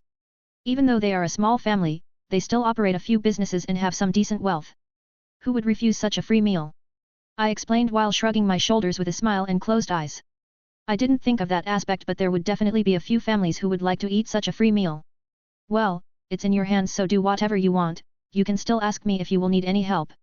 He had a slightly surprised expression before smiling with a defeated look. Well, if that's all, I am pretty sure that there is still a lot of people who would like to talk to me. I said and approached the door, when my hand was on the handle. Wait, here you go. He stopped me from leaving and opened his drawer. After fishing something out for a few seconds, he threw a small book at me. I caught it without letting go of the handle, and instead of looking at the book, I looked at him. I have heard that you started operating a few businesses and apparently you are doing very well. So here is the book containing the rights and information of around half of businesses owned by our family. You are free to manage them. By the way, the whole month you were away, I made Aiko learn everything about those businesses, so if you want to find a manager and secretary, I would recommend her. She has a small amount of experience in this field, but she is knowledgeable at least about those businesses and she is still learning. He explained while looking at me with a big proud smile. I also asked Kurome and Ichika to teach her about your own businesses, although they were quite reluctant to do so without your permission, they still did it. I must say that you have really loyal people around you to even be wary around their master's father, haha. Especially Ichika. At first, she was meant to inform me about everything you were doing in the past, but with the passage of time, she remained at your side. That makes me slightly sad, haha, he continued and started even laughing. I smiled at him when I heard the part about Ichika. Thanks for everything, don't worry, I won't let you down. I waved with the book in my hand as a goodbye and exited his room. I know you won't, I heard his voice full of confidence right before I closed the door behind me. When I returned to my room, my mother kept pestering me to reveal my secret, and in the end, I decided not to tell her. If she really wants to know it so much, she can always ask my father. I spent a few more days only resting and checking on the progress of all the projects I started, and it was going pretty well. I also hired a few blacksmiths. One of them was also Zack, who taught me basics, but he is still unaware of that fact. I started some production of weapons on a small scale since I didn't want to alert anyone, and also because I hired only trustable blacksmiths. I also employed some retired soldiers who either lost a limb or something essential to continue serving the army, and gave them work of gathering all kinds of herbs in the forest near the capital. Since they used to be soldiers, they would be able to protect themselves from such animals as wolves. As for danger beasts, after my constant killing there, the density of them thinned so much that it's very rare to meet any weaker or even stronger danger beasts. Usually, it depends on what unit they were serving, but most of the units don't care for their retired soldiers, and the Empire simply discards them without any financial support. Of course, everyone is already accustomed to such a treatment, so when they heard my offer for quite nice payment, most of them instantly agreed. With this matter resolved, I started also doing some small pharmacy herbalist businesses. Currently, I was sitting at my table in my room, inspecting documents about profits and additional problems each business is facing. Aiko, who was constantly around me since she is still learning about businesses and is also my maid. Young master, this document just recently came in and it looks like it's something important. Aiko informed me while organizing a stack of documents. She handed me a specified document she was talking about and then refilled my empty teacup with a hot tea. I see, thank you, Aiko. I took the document into my hands to look at it, but first I thanked her with a genuine smile. It's nothing, there is no need to thank me, this is only expected of me. Aiko bowed her head with a calm smile and her hands joined together like a real professionalist. I have never noticed it, but she really became much more mature and more refined, like a real lady. Anyway, let's look at the problem in front of me. I looked at the paper in my hands, and when I was done reading through it, my eyes became colder. What the hell? Some random street gang wants protection money from my shop. I muttered with a completely dumbfounded expression. I had no idea if I should laugh or cry for them. One of the main reasons is because I didn't register all businesses under my name, or more like my family name. I was slowly starting to expand my shops even to other parts of the city where our influence was much lower, but to think that some random gang would do this. I hired some guards, but I didn't want to hire anyone too experienced since it would be slightly suspicious for a newly founded shop to hire expensive guards. As for some kind of protection from the regular city guards, there is none because they really like to take bribes, and such a gang must also be just to deceive others. They must be backed by some noble family, or they wouldn't let some random group of thugs to just take their money in form of taxes. Should I call Kurome or Ichika, young master? Aiko asked me with a small smile while sitting across me, doing her own work. No. No need to bother those two with such a small thing. I raised my head from the paper and then shook my head with a wry smile. Wrigglers, I muttered with a disinterested look while throwing the document aside, and instantly swarm of insects flew out of my shadow, leaving my room through the window. Young master, was that? Aiko was shocked by this sight. Yes, don't worry. They are listening to my orders, I replied while taking another stack of documents that were completely different from business. Thanks to Aiko's help, at least everything was neatly organized and I knew what is a business stack or personal letters meant for me. Desire to meet, invitation to a ball, invitation for inspection, ugh. I kept scrolling through all documents at an inhuman speed, but I found nothing interesting or something that would need to be resolved immediately. Knock knock, I heard someone knocking on the door, but I already knew who was it. Come in, Ichika, I said, and Ichika came in while closing the door behind her. Hello, young lord. She instantly greeted me with a warm smile. Hi, is there something you need, or did you just came here to visit me? I greeted her back with a little wave of my hand before asking her with a teasing smile. I indeed have something important for you, for your hands only. She said with a smile, but from her tone, it was apparent that it was something serious, so I focused my whole attention at her. From the higher-ups, or more like it's a letter from someone who has connections to someone pretty high up there. Ichika explained and handed me a special envelope. This envelope was special in its seal. Once opened, it could no longer be sealed again, therefore it is an only one-time envelope. I opened it and read the document folded within. This is from that guy nicknamed Uncle Bill I met during that test held in the Gifnora forest. What does he want from me? I thought when I saw who wrote the letter. Poodaloo, hey? Arid land in the northwest regions of the Empire. Since it is an arid land, there is nothing attractive for the Empire there. Still, despite its unattractiveness, there is still a city where traders can resupply during their travels. Need reinforcements, trying to recover stolen goods from the tombs. The grave keepers who dare to even come deep inside the Empire to kill relatives of those who dared to enter the tombs. Haha, I started to laugh after quickly reading it. Young master. Aiko looked at me with a confused expression, and Ichika was the same.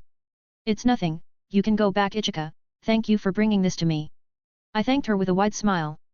Alright, good luck, young lord. Ichika performed a little bow before slowly leaving the room. Stolen goods, hey? Smells like a big fat lie, but who cares? The Empire wants treasures and they have it, and I also doubt that those gravekeepers pay taxes, so whatever. Not to mention, I doubt that he lied about the part with them killing the relatives, since this is too specific and much easier to confirm.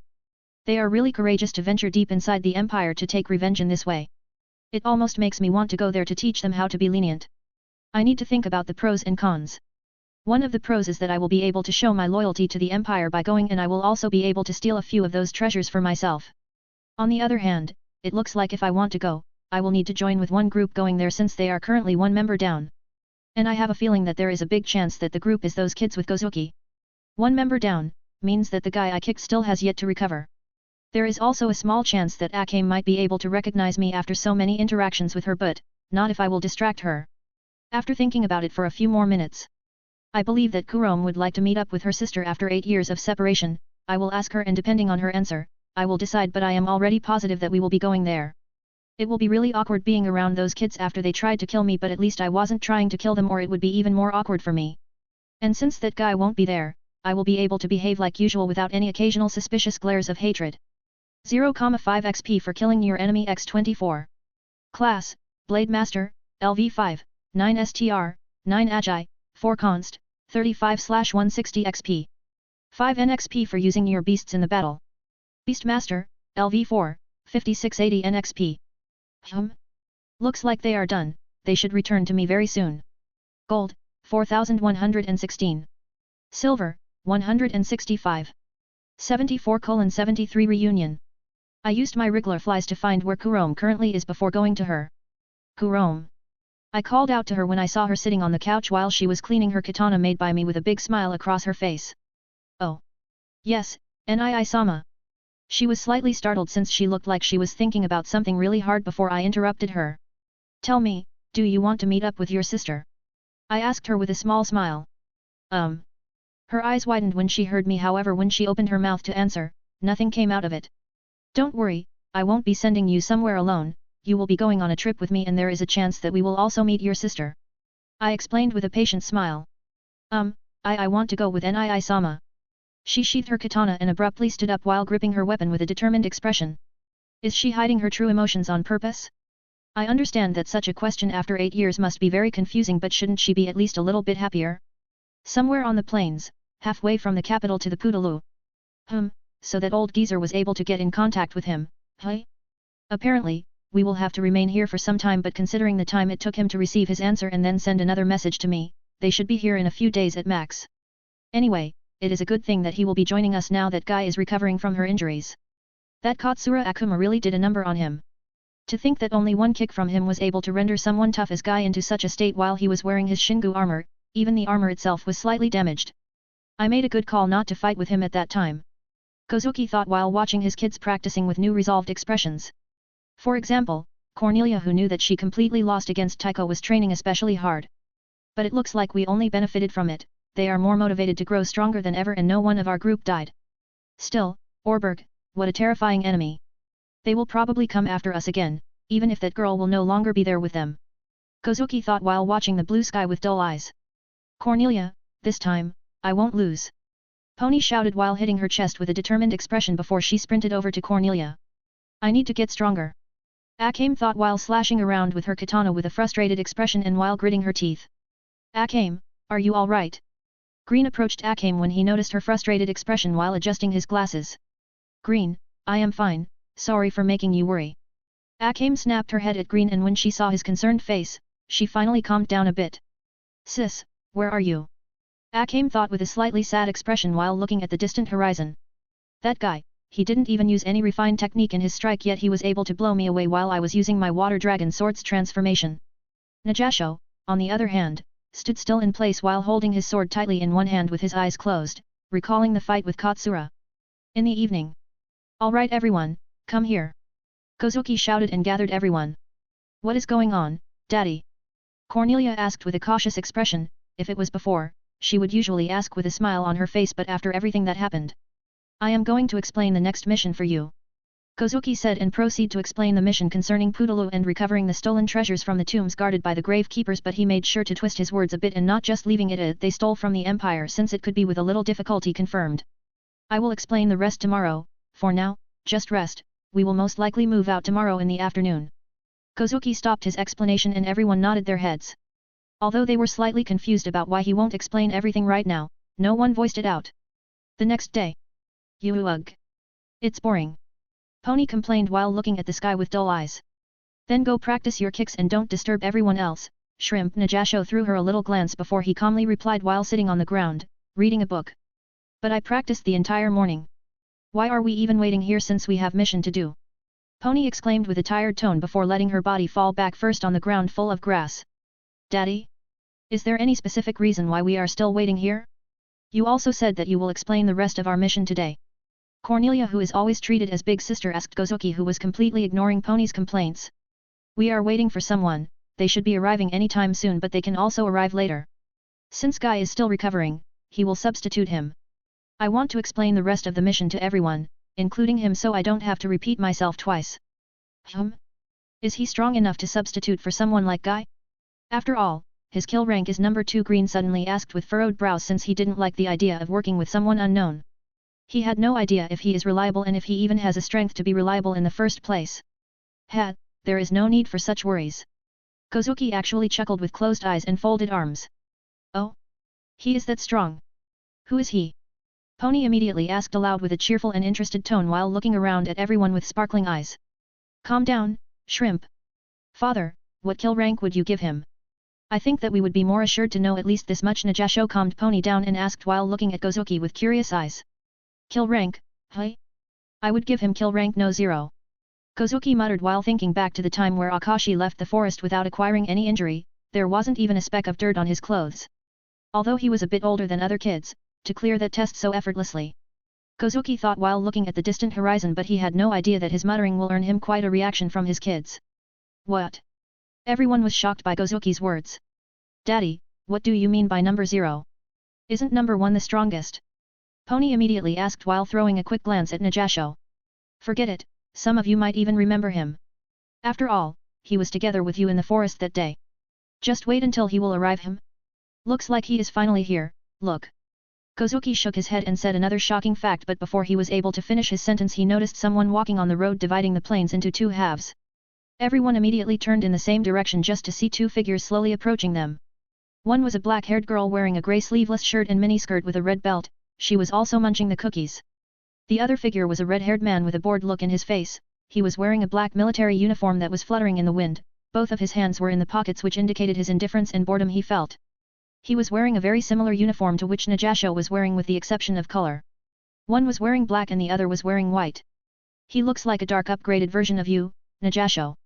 Pony said with a teasing smile while glancing at Najasho, who had a serious expression on his face which alarmed her. I remember him. Najasho said with a dead serious tone that attracted everyone's attention except for Akame's, who was staring at the figure of that girl with wide-open shaky eyes. What do you mean? Green asked with a curious expression since he couldn't recall him at all. He is the kid that joined us at last second during the test, and he was also the last one to exit that forest. However, he walked out of there with a smile on his face without any scratches on his clothes. Najasho explained with narrowed eyes. Everyone's eyes widened after hearing Najasho's words. Oh. I remember now. If I recall correctly, he just left after the test ended and he even took someone with. Cornelia suddenly remembered and said aloud, but before she could finish her sentence, she saw the girl next to the man suddenly start running towards them, which alarmed everyone, but none of them actually draw their weapons since they didn't feel any hostility from her, plus their father was with them. Akashi's POV. Looks like we found them without any complications. I thought when I saw 7 people standing or sitting on the ground in the plains. Kurome, why don't you go ahead? I don't feel like running. I said with a small smile towards Kurome, who was looking at Akame with wide-open eyes. She looked at me with slightly confused eyes before she nodded and started running. Akame's shaky voice got cut off when Kurome jumped on her, making her fall into the grass. This alarmed other members of Akame's team, but they instantly turned dumbfounded. Big sis! I am so happy to see you again! Kurome exclaimed while rubbing her cheek to Akame's cheek. Kurome! Akame finally regained her posture and called out her name with a big smile on her face while hugging her sister. So that's Akame's sister. Tsukushi muttered, and everyone who was paying attention to Akame and Kurome, but a few people were still looking at me. Especially Kozuki, Najasho, and Pony. Ta thump, why do I feel like I know him? Could it be because he was with us during that test? Pony heart skipped a beat when she looked at Akashi more closely, especially into his red eyes with vertical pupils. Greetings, Kozuki. When I finally arrived in front of them, the first one I greeted was Gozuki since I didn't know anyone else here. Hello, it is good news that you will be joining us. It's been 8 years and I would have never thought at that time that you would become widely known as Red Devil. Gozuki got up from the ground and said with a small smile. Red Devil. Both Pony and Najasho muttered with a thoughtful expression. I wouldn't say widely known, it's just within the capital and its surroundings. Anyway, I should probably introduce myself to everyone. I said with a wry smile before raising my voice a bit to gather everyone's attention. Akashi. Just now, Akame finally spotted me since her eyes laid the entire time on her sister. Well, I will be going with you all on your mission to Pudala, so we will be working together for the time being. My name is Akashi of the Phoenix House, but you can just call me Akashi. I introduced myself with a slightly tired tone and half-open eyes. I am Pony, nice to meet you, new temporary partner. Pony immediately puffed out her almost flat chest and extended her fist to me with a wide smile, showing off her white teeth. Now I feel slightly awkward since she is the one I was fighting against for a few minutes. But it's nothing I can't control. The most awkward situation will be with Cornelia, since I was intending to let Tycho kill her while I had no thoughts of killing Pony. Whatever, I am here just to steal a few treasures for myself and that's all. It's nice to meet you, Shorty. I said with a small smile and bumped fists with her. Shorty. She muttered with a dumbfounded expression before her head and shoulders dropped down in disappointment with the new nickname. I just wanted to make a good first impression, but instead, I got myself such a nickname, but it doesn't have to necessarily represent a bad thing. Maybe he means it in a way that I am cute. Yes. That must be it.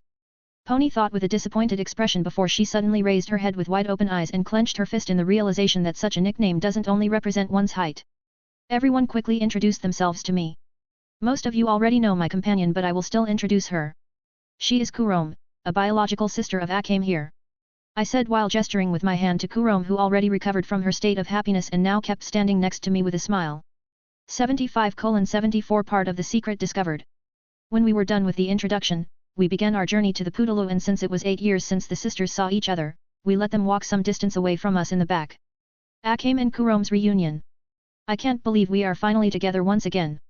Akame said with a happy smile and soft eyes. It's indeed very delightful that we can be once again together, at least for the time being. I am so happy that Akashi Nii-sama took me with him. Kurome nodded her head with a similar expression and then looked in front at Akashi's back with a gentle smile. Akashi Nii-sama, anyway, tell me, how were you the entire time since we were separated? Akame muttered with a dumbfounded expression while glancing at Akashi before throwing it aside and asking with a previous smile. I was very well. Nii-sama showed me a lot of sides of this world and taught me a lot of things, including some combat skills. Kurome replied with a nostalgic smile before showing off her sheathed katana with a wide smile and closed eyes. The scabbard itself was already very refined and beautiful. It was apparent that it was a great weapon just from glancing at the scabbard. I see, then it's all right. By the way, is that weapon a taigu? Akame asked while glancing at the beautiful craftsmanship of the scabbard. Oh? You see, actually, Nii-sama see, he bought this for me in one town. It's made from very durable metal and a few components of strong danger beasts. Kurome wanted to say that Akashi created it, but she suddenly stopped herself and said that he just bought it with a wry smile. It hurt her heart when she had to lie to her sister, but she was aware that it would only brought trouble for her Nii-sama. However, there was also another feeling of regret, and that was because she couldn't show off how her Nii-sama cares for her by even crafting a strong weapon for her. Kurome draws her katana from the scabbard to show it to Akame. Whoa, that's a really beautiful blade. Akame exclaimed with sparkling wide-open eyes when she saw a combination of pure black with a slightly glittering green blade. It's also very sharp. Kurome added and used only one hand to slash at one smaller boulder they were passing by just to cut it in half without any problems. It might be actually as sharp as my Kirei Kimonji. It's an incredible weapon. I am so happy for my Kurome, Akame thought with a gentle smile while looking at Kurome, who started bragging about how was Akashi taking care of her. Akashi's POV. We kept on walking towards our direction on the road, but I noticed Najasho occasionally throwing a few glances at my weapon attached to my belt. What is it? I could no longer take it and asked with a small smile, since it was visible that he is very interested in swords. I think Najasho is just interested in your unique-looking scabbard and hilt of the sword. Pony stopped whistling and said while glancing at both of us with her hands behind her head. Shut up, shrimp, or I will increase your work the next time we will be hunting food. Najasho said with a stern expression. PFF. Pony hid from his glare behind me and stick out her tongue at him with a resentful expression. Anyway, since Pony already mentioned it, is that sword unique in any way? Najasho stopped glaring at Pony and asked while glancing at my weapon once again. Unique, hey? I was actually trying to discover anything regarding it, but I was only able to form a little connection to it, nothing more. But since I haven't drawn it for a whole month, I might feel a difference this time. I know that this sword can absorb blood but I have yet to discover any use of it, also, what would happen if it drank my own blood? Well, it's my house's heirloom so it's definitely a strong weapon. I decided to answer this way and pull out one of my hands from my pocket to draw my sword by its hilt that looked like a part of phoenix while its spread wings served literally as a cross guard. When I draw it after the whole month I felt like my connection to it became even stronger than before, however, it still felt like that sword still wants something from me. Najasho held his chin with a thoughtful expression while examining the shape of my sword with furrowed brows. What a unique looking sword, its blade is similar to katana yet it's not curved. Not to mention its pure red color. Even Pony, who didn't look much interested at first, couldn't help but take a closer look with a curious expression. Akashi? Why did Daddy call you Red Devil? Suddenly Cornelia, who was talking to other people behind three of us, suddenly asked and everyone turned their attention to me. I glanced behind me just to see everyone staring at me with curious expressions.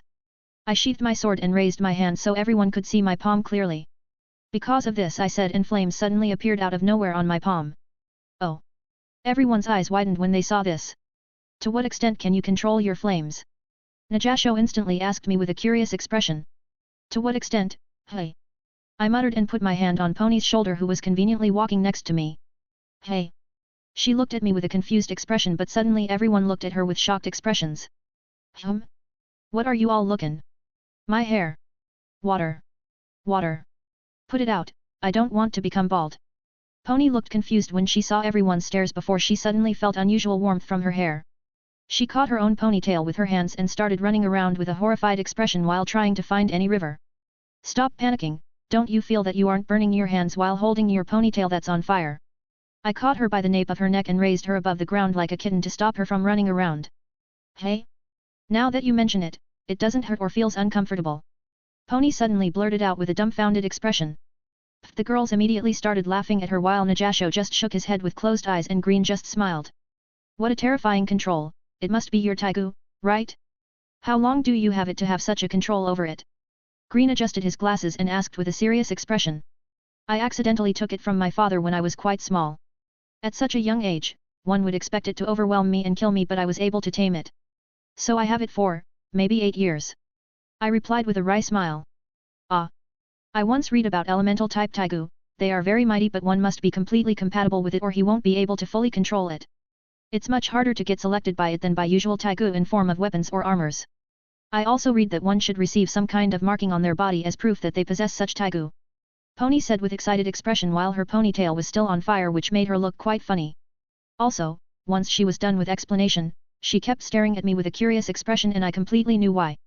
I would like to show you such a marking but, it's in the inconvenient place to show, I said with a forced smile, trying to make it less awkward. I have no such marking. Oh.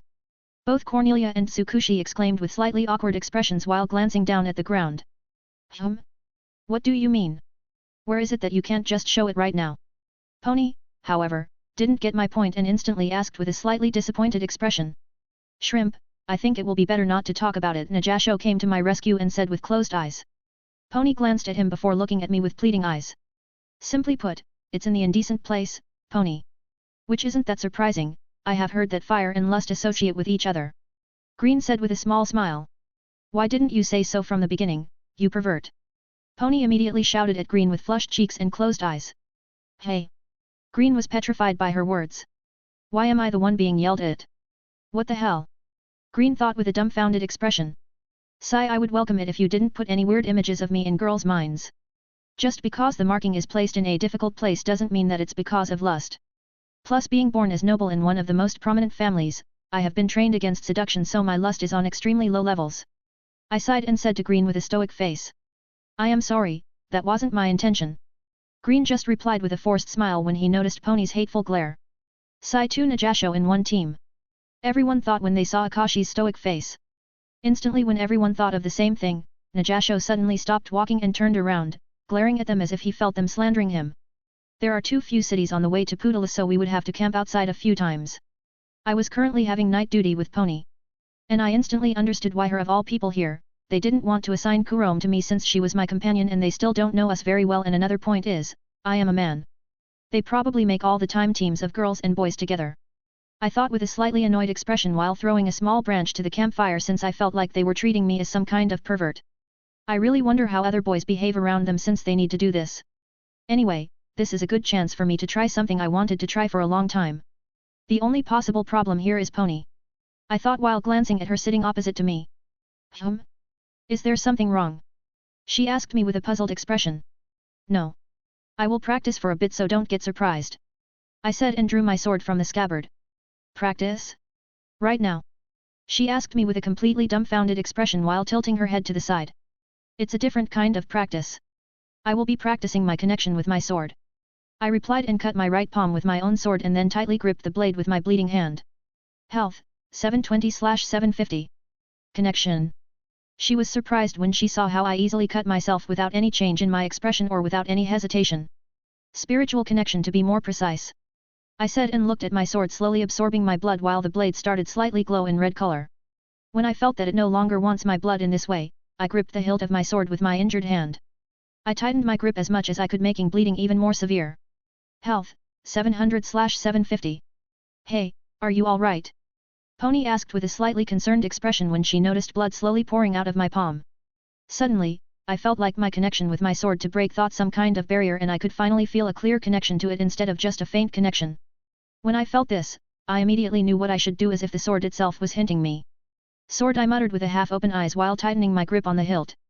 Splash! The blood suddenly splashed out of my hand gripping the hilt of the sword and Pony widened her eyes in shock. From the hilt, spikes came out of nowhere and pierced my palm and stopped only when they pierced through my entire hand. Health, 650/750.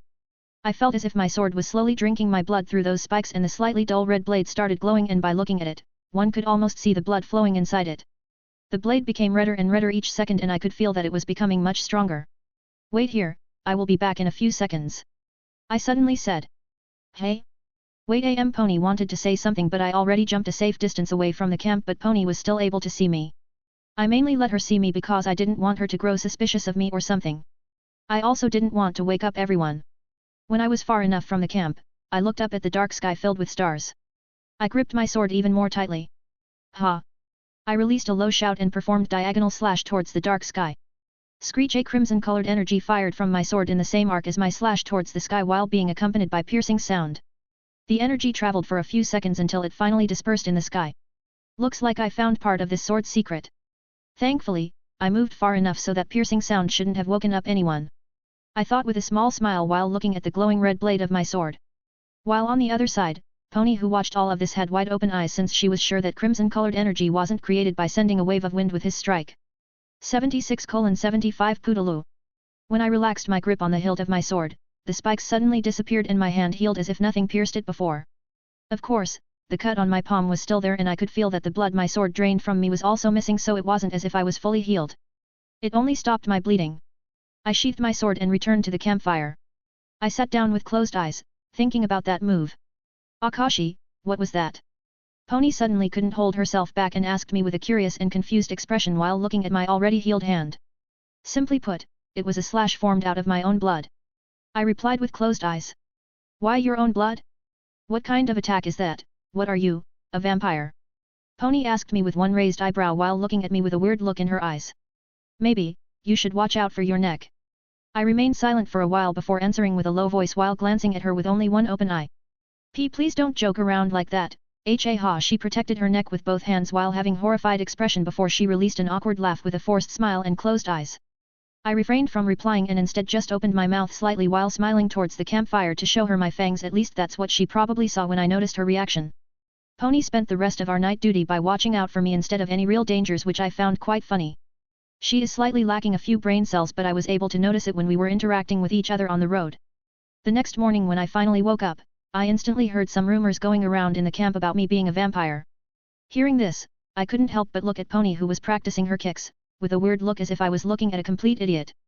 She is lacking in the brains department. Najasho, who was sitting nearby while reading a book, muttered while throwing a quick glance at Pony. Are you trying to cheer me up or what? She certainly seems a bit dim-witted. I said with a forced twitching smile. Would you mind a little spar? Najasho suddenly asked while glancing from his book on my face. I know what you are exactly thinking. I also want to compare our swordsmanship. I chuckled at his question and nodded my head. Then let's move somewhere else. I believe that none of us wants to cause any commotion. Najasho closed his book and put it aside before standing up from his seat. I nodded and both of us moved slightly deeper into the forest next to our camp that was built in a small clearing. When Najasho and Akashi left the camp. Hey, hey! Najasho and Akashi just entered the forest. What do you think they are going to do? Pony also noticed them leaving, and when they finally left she immediately ran up to other girls who were talking to each other, especially talking with Kurome and asking her lots of questions. Akashi and Sama did.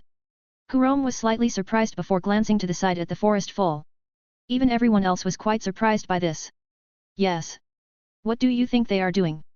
Is it possible that Najasho swings that way since he never showed any interest in any of us? Pony exclaimed with a shocked expression and wide open eyes. However, everyone immediately looked at her with a weird look except for one person. Akashi and Sama isn't like that.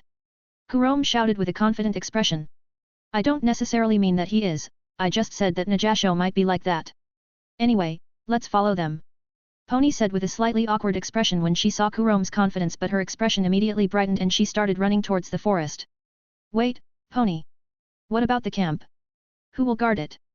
Cornelia immediately shouted at running Pony. It will take only a few minutes. Green can remain here, plus we can survive in the wildness even without those things. Pony shouted back without stopping. The girls looked at each other with helpless expressions before following after Pony.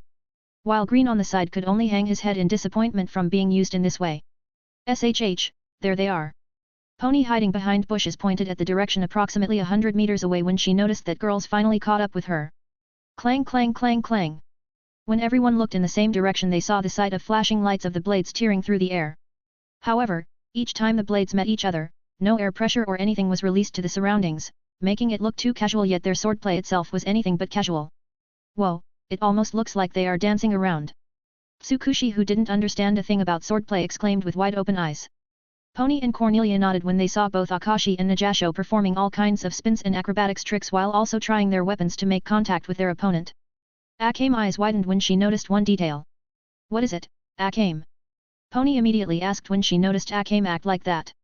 She knew that Akame was more experienced in sword fighting, so she might have noticed something unusual. Look more closely, both of their eyes are closed. They are simply fighting with their instincts. They are using other senses to fight. Akame exclaimed in awe. Everyone was speechless when they finally noticed that their eyes have been closed the entire time. I can't believe it, it almost looks like Najasho is at a disadvantage. How is it possible? Daddy said that there is no one more talented in swordsmanship than him. Pony muttered with a shocked expression when she saw Najasho getting pushed back by relentless attacks from Akashi. No. Their swordsmanship is on a similar level. They aren't using any strength in their attacks, they are simply comparing their swordsmanship, yet it's still not entirely fair. Akame said while looking more closely at their fight. What do you mean, Akame-chan? Tsukushi asked with a confused expression. What my big sis means is that overall they aren't on the same level at all. Their level of swordsmanship might be similar, but Akashi and Sama has vaster experience in fighting. Therefore they aren't on a similar level at all, at least when it comes to fighting. Kurome explained in her sister's stead. Of course, she used harsher words than Akame would use since it was Akashi who she was talking about and she simply had to praise him, it was already her habit. The girls only released a wry smile when they heard Kurome's words. She was speaking about their leader who was strongest of all of them in this way. In the end, the match ended with Akashi's victory and girls quietly returned back to the camp. Akashi's POV. Class, Blade Master, LV5, 9 STR, 9 Agi, 4 Const, 70/160 XP. That guy is really a prodigy in swordsmanship. I thought with a small smile while beads of sweat were pouring down my forehead. Just from this sparring alone, I was able to gain so many experience points, but I have to be careful because I am not the only one improving. I should limit those sparring with him unless I want to train him to be even stronger. His mastery of swords is already pretty high, so there is no need to make him even stronger. Huff, it's your win. Najasho said with a complicated expression while trying to catch his breath. Where did you learn those moves? Najasho suddenly asked me with a curious expression. I created them myself from watching other people's practices. I replied with a small smile while sheathing my sword. He created it on his own, yet we are on a similar level. What would have happened if he practiced in already created and perfected movesets with the help of a good teacher? Anyway, I am still not sure if I would be able to defeat him with everything I have got. His fighting experience is also much vaster than mine. Najasho thought with narrowed eyes while looking at the ground. You didn't mind those girls watching? I asked with a raised eyebrow. Not really, I didn't want to interrupt our match. Najasho finally composed himself and said with a calm tone while adjusting his clothes, especially his blue tie. When we returned to the camp, girls kept secretly glancing at both of us, completely confusing Green, which made me guess that he wasn't with them at that time. When we finally arrived at the Poodalu, the first sight we saw was completely arid land. Only roads and hills with almost non-existent green on it. Only a few dry trees could be seen from time to time. The town that was situated some distance away from the tombs looked similar to some kind of ancient Egyptian town. We quickly joined the Empire's camp located in the mountains not too far away from the town. One could still see it just by looking from the camp. Commander's tent. You have finally arrived. I have already lost a lot of my units and also lost contact with some of them. They are most likely dead too or captured for extraction of information about us. This is the first time I am experiencing such heavy casualties. A bald man wearing a monocle over his left eye said with a difficult expression while sitting at the table with his hands folded together in front of his face. His eyes were extremely cold, but it wasn't due to the casualties but due to this big humiliating failure. I couldn't arrive any faster. Still, I am surprised that you were able to convince that kid to help us. Kozuki, who was together with him in that tent, replied while shrugging his shoulders. I was actually surprised myself when he replied to my message. I even sent for someone else just in case, but it looks like it will be overkill. I am slowly starting to pity those grave keepers. The man said with a sarcastic tone.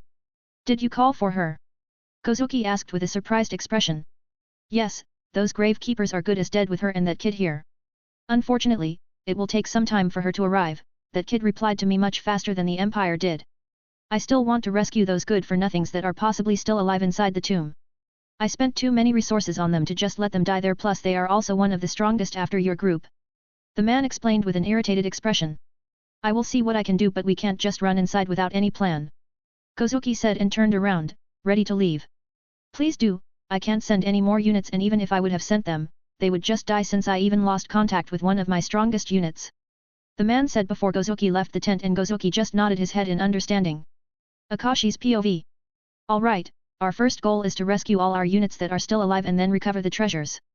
We only have a map of the first floor that was provided by inhabitants of the town near the tombs.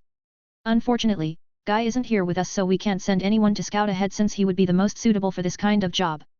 Kozuki informed all of us. We are currently gathered in one smaller room inside the town.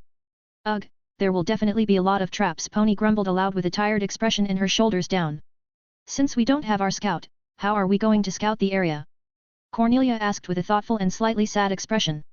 This feels really weird. I wonder how would they react if I just suddenly said that I am Katsura? I thought with closed eyes and a small smile across my face. Akashi? Do you have an idea? Akame asked me when she saw my expression, thinking that I already had a plan in my head. Over the entire trip, we talked very rarely, which slightly saddened Kurome, but I didn't want to force any conversation with her. At least it was visible that she didn't hate me. I could feel everyone's gaze land on me. Death comes to those who strays near the tomb. I muttered with closed eyes and my voice getting gradually colder. Almost everyone tensed up when they heard my words together with my voice. Then let's take a walk around and see how so-called death comes for us. I slowly opened my eyes that were devoid of any emotions and said with a cold smile, making a few girls in green in the room shiver a bit. 77:76 Capturing enemy. Capturing a few of them would be ideal, Kozuki muttered while holding his chin with a thoughtful expression. Oh, okay. I want to go. Pony raised her hand with a cheerful smile. Instead of answering her, others looked at me. What? I asked with a confused expression. It's the strategy you came up with, you decide who will go. Akame said with a small smile. Is that really a good way how to do this? I don't really know your capabilities. I am not really suitable for capturing, as I rather kill my targets, but I am still confident in capturing a few of them. I replied.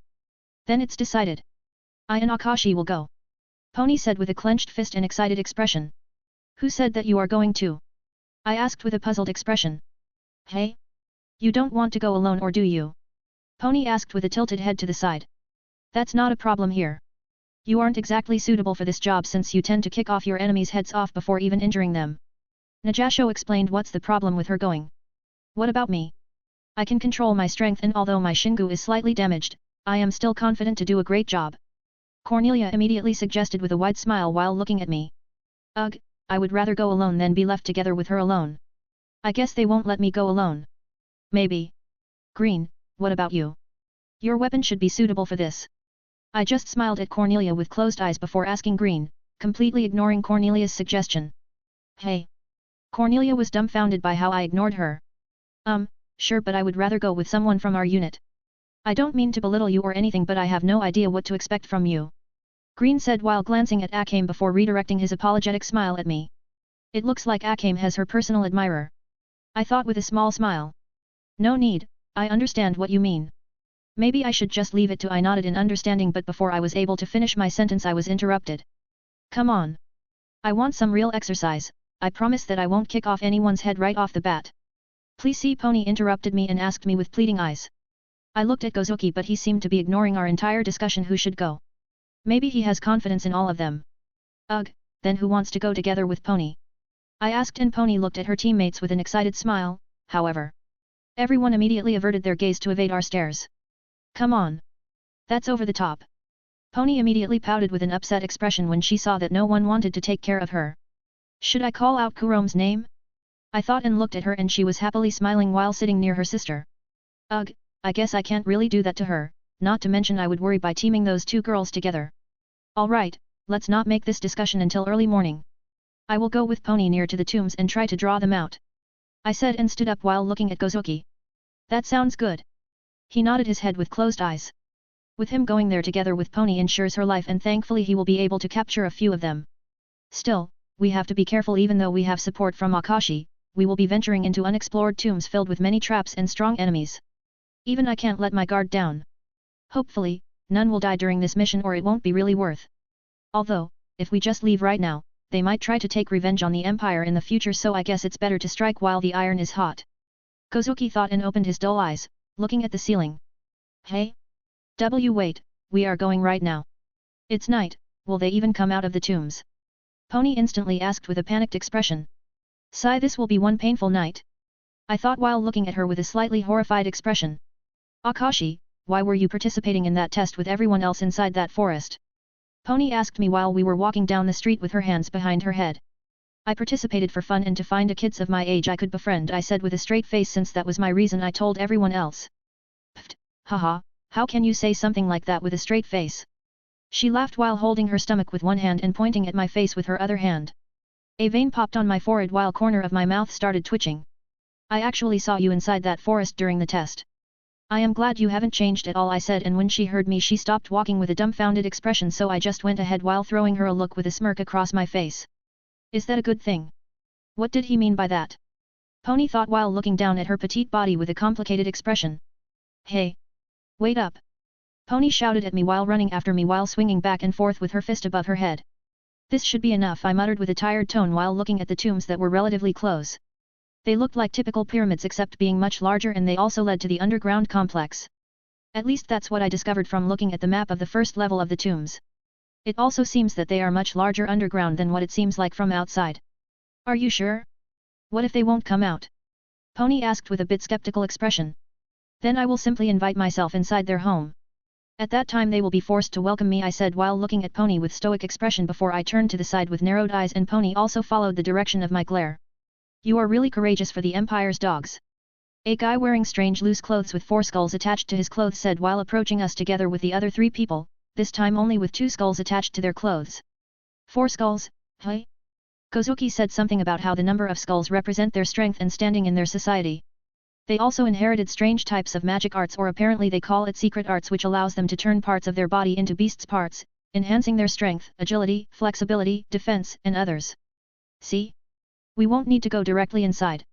I muttered with half-open eyes to Pony, who had an excited expression to finally have some real practice. How are we going to split them up? Each of us can have 2 of them, but one of them is stronger than others.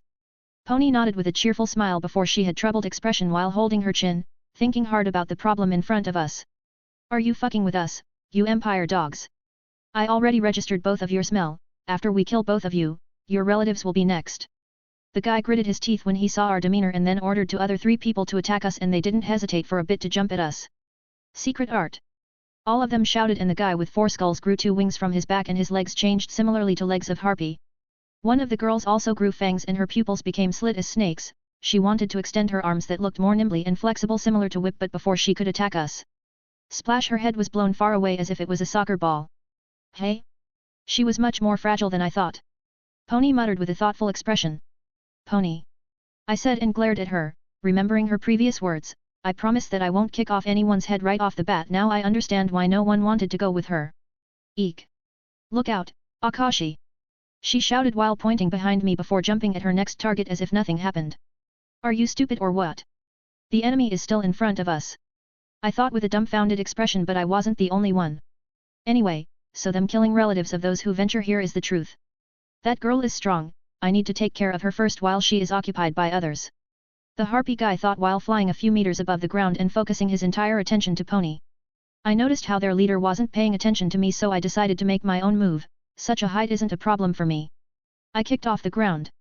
Where are you looking at? I said when I appeared right behind him. What? He snapped his head to the side just to see my cold smile from the corner of his eye. He tried to fly away from me, but I was in advantage due to surprise element. I gripped his wings and then stretched my legs against his back, completely tearing off his wings from his back. Aik! Bang! He screamed out in pain and his body has fallen down on the ground without his wings. The next pony's target was finally successfully captured alive, and the last person of their group looked at us with a horrified expression, turning around to escape with his leopard-like legs and arms. This four-skull guy should be enough, and Pony also captured one, so I guess this one can die. Sword, I thought, and drawn my sword while muttering with closed eyes. The spikes immediately pierced through my hand and the blade of my sword started glowing. Health, 700/750. Do you think you can just escape like that? I asked with a small smile and slashed my sword in a vertical arc, aiming at quickly escaping a leopard-like guy. Screech! The piercing sound resounded while the ground was getting torn in front of the slash of energy sent by my sword.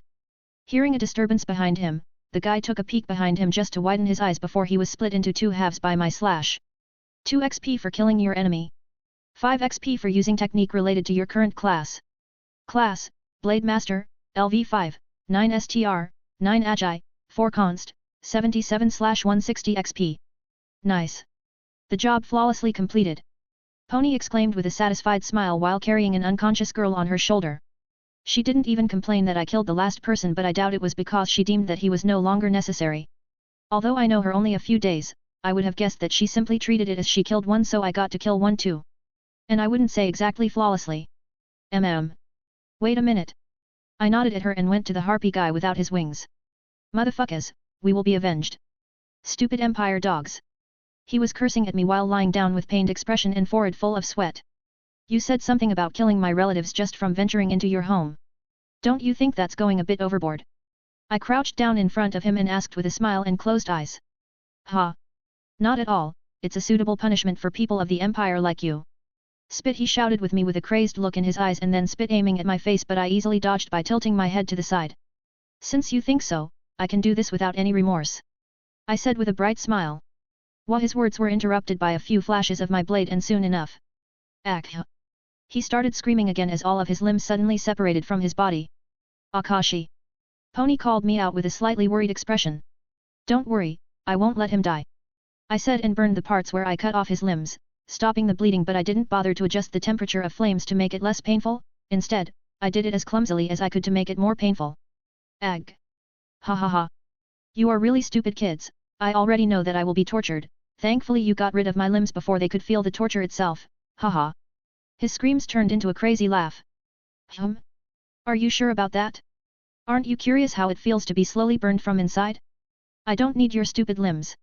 I said with a cold smile while putting my index finger in front of his eyes, and a small flickering flame appeared on the tip of my finger. His eyes widened in fear, so I decided to stop for now and I knocked him out. He was quite strong-willed to endure so much pain without losing consciousness. Well, not to mention that the Empire also has drugs that can make someone speak the truth. They are really experienced in extracting information. I wrapped his limbless body with ropes and then started carrying him over my shoulder. Why did you cut off his limbs? Pony looked slightly confused. It looks like she was already accustomed to even tortures. Because he would be needlessly heavier than without his limbs, plus he doesn't need them anymore. I replied with a small smile, and Pony just released a forced smile with closed eyes. I also let him scream all he wanted because I wanted others to come out, but I guess they didn't hear him. Anyway, didn't you say that you won't kick off anyone's head right off the bat? I asked with narrowed eyes while glaring at Pony's satisfied smile when we were walking back to our camp. Sorry. She didn't know what to say, so she apologized in question with a forced smile and awkward expression. Sorry. I muttered while my expression became darker. Eek. Please don't tell anyone. Everyone will only make fun out of me. She immediately started begging while looking at me with pleading eyes. 78:77 Devising plan. While we were returning from our hunt. Akashi, you are pretty strong. Where did you learn how to fight? I mean, you have participated in that test together with us, yet you walked out of there without a scratch. Pony suddenly asked me with a curious expression. Ever since I was small, I liked hunting danger beasts, and right before I participated in that test I also gained my taigus, so it was pretty easy to survive there. There weren't any too strong danger beasts.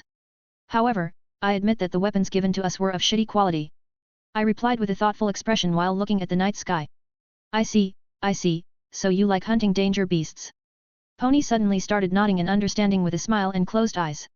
Why are you even asking? Weren't you at least a bit aware of what to expect from me since you have seen my and Najasho's spar? I asked with a small teasing smile. Oh?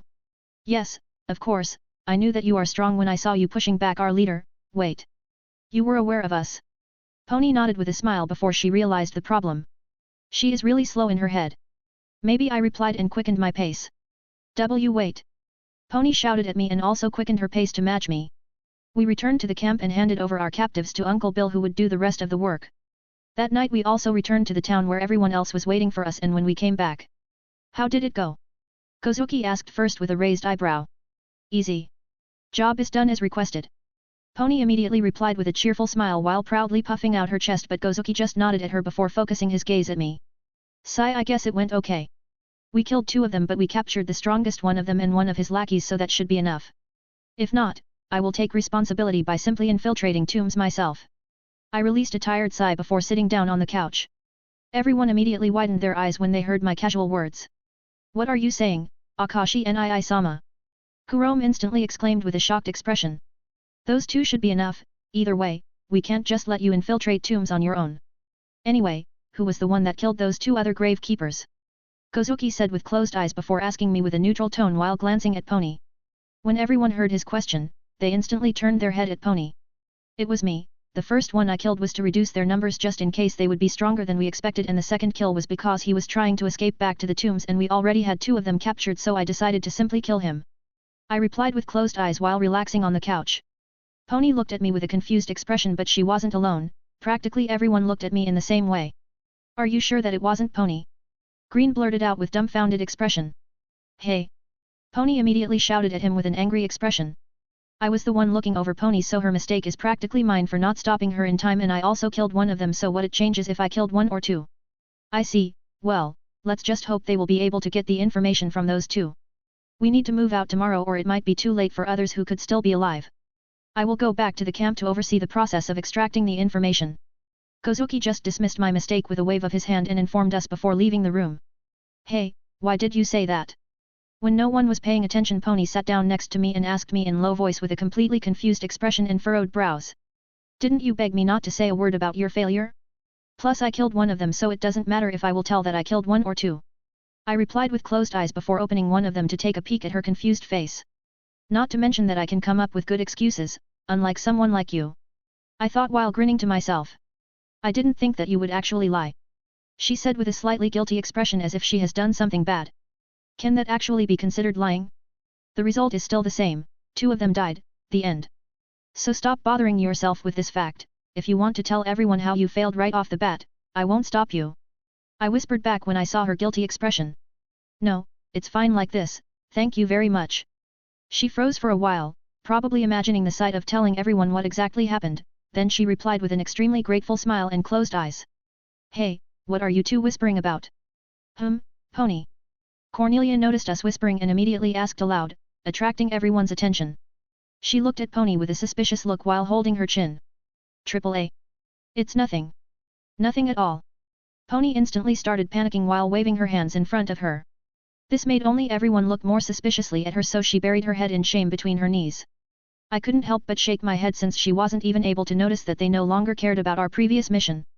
They most likely looked at her suspiciously due to us talking so intimately despite knowing each other only a few days. Tomorrow, I will be able to acquire some treasures and most likely a lot of gold. I might be able to finally upgrade my special class and also expand my businesses in the capital after this mission is done. I wonder if some of them will die during this mission.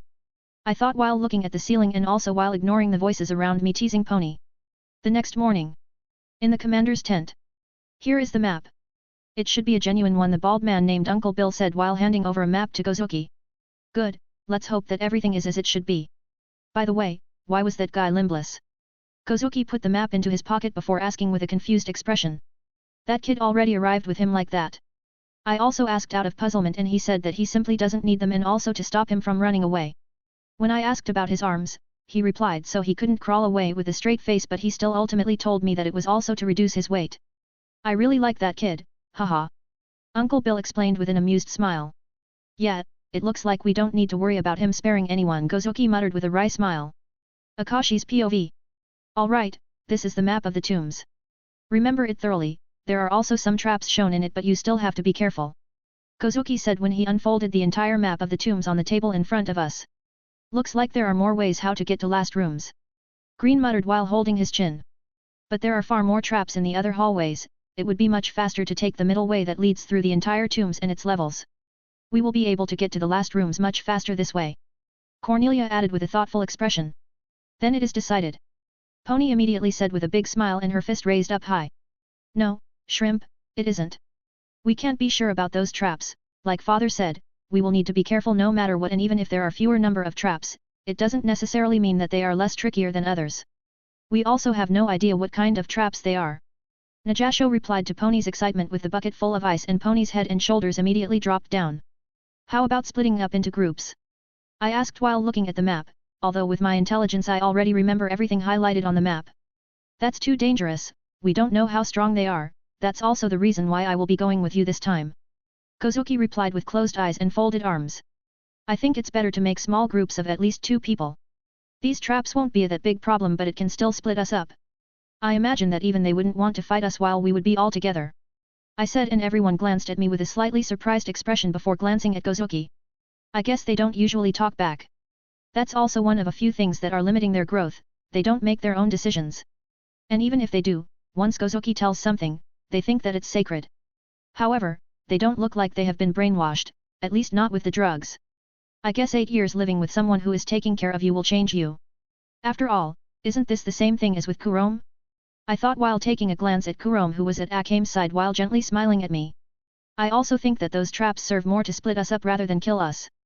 Akame's voice resounded and everyone widened their eyes while looking at her. True enough, but what makes you think that even small groups won't get split up? Kozuki nodded his head with closed eyes before opening them while looking at me. Usually in big groups, you don't focus on not getting split up since it's a large group, and even if you get split up, there is a big chance that you will end up with someone else. However, if they really aim to split us up all with those traps, they will be able to do it. If we will just focus on keeping close to only one person, there is a much lesser chance that we will get split up, at least those 2 people. I told him how I see it. Alright, everyone, make teams of 2 people. There will be 4 teams and I will be going alone.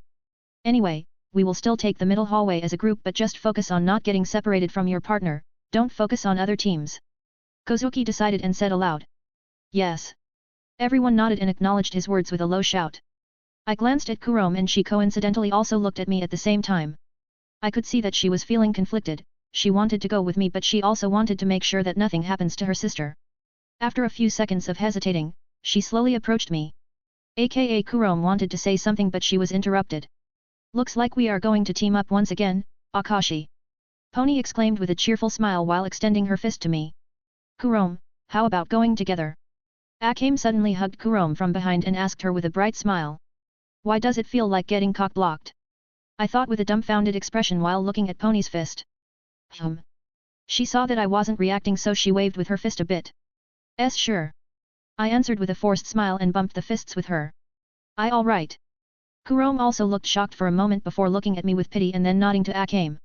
I should have just followed Gozuki's instructions and not meddle with their strategy. 79:78 Pudalo Tombs 1. We were currently on our way to the tombs. I already informed Kurome not to fight at full strength unless it's truly needed to protect her life. If I were to compare her to that guy with 4 skulls, she is much stronger than him, but then again, I used the element of surprise on him so he could have been stronger if he actually got a chance to fight back. The teams looked like this. Akame with Kurome. Najasho with Tsukushi. Green with Cornelia. And lastly, me with Pony. I thought while looking at the sky with lifeless eyes. Pretty balanced teams if I would say so. Both Tsukushi and Green need some kind of protection since both of them are using long-ranged weapons. Well, Green's Sidewinder is more like mid-range. I asked a few questions about his Sidewinder and discovered that it's mostly just a whip that can move according to his will. Quite simple, but could be also very deadly since whip is very hard to use and also hard to dodge unless one can see through its attack patterns. If he can alter the attack patterns however he wants, it's indeed a very dangerous weapon. Why such a look? Aren't you feeling well? Pony asked me with her hands behind her head. Why is she even walking next to me? I mean, we still aren't close enough to the tomb so she can just go talk with her friends. Why is she with me? I thought and was completely confused about why was Pony hanging out around me. I am alright, I just want to jump into the action already. I replied with a bored tone. Oh ho! You too. I am feeling restless too. Ha! Her eyes suddenly shined as if she finally met her soulmate and started shouting while also practicing her kicks while we were walking. Why me?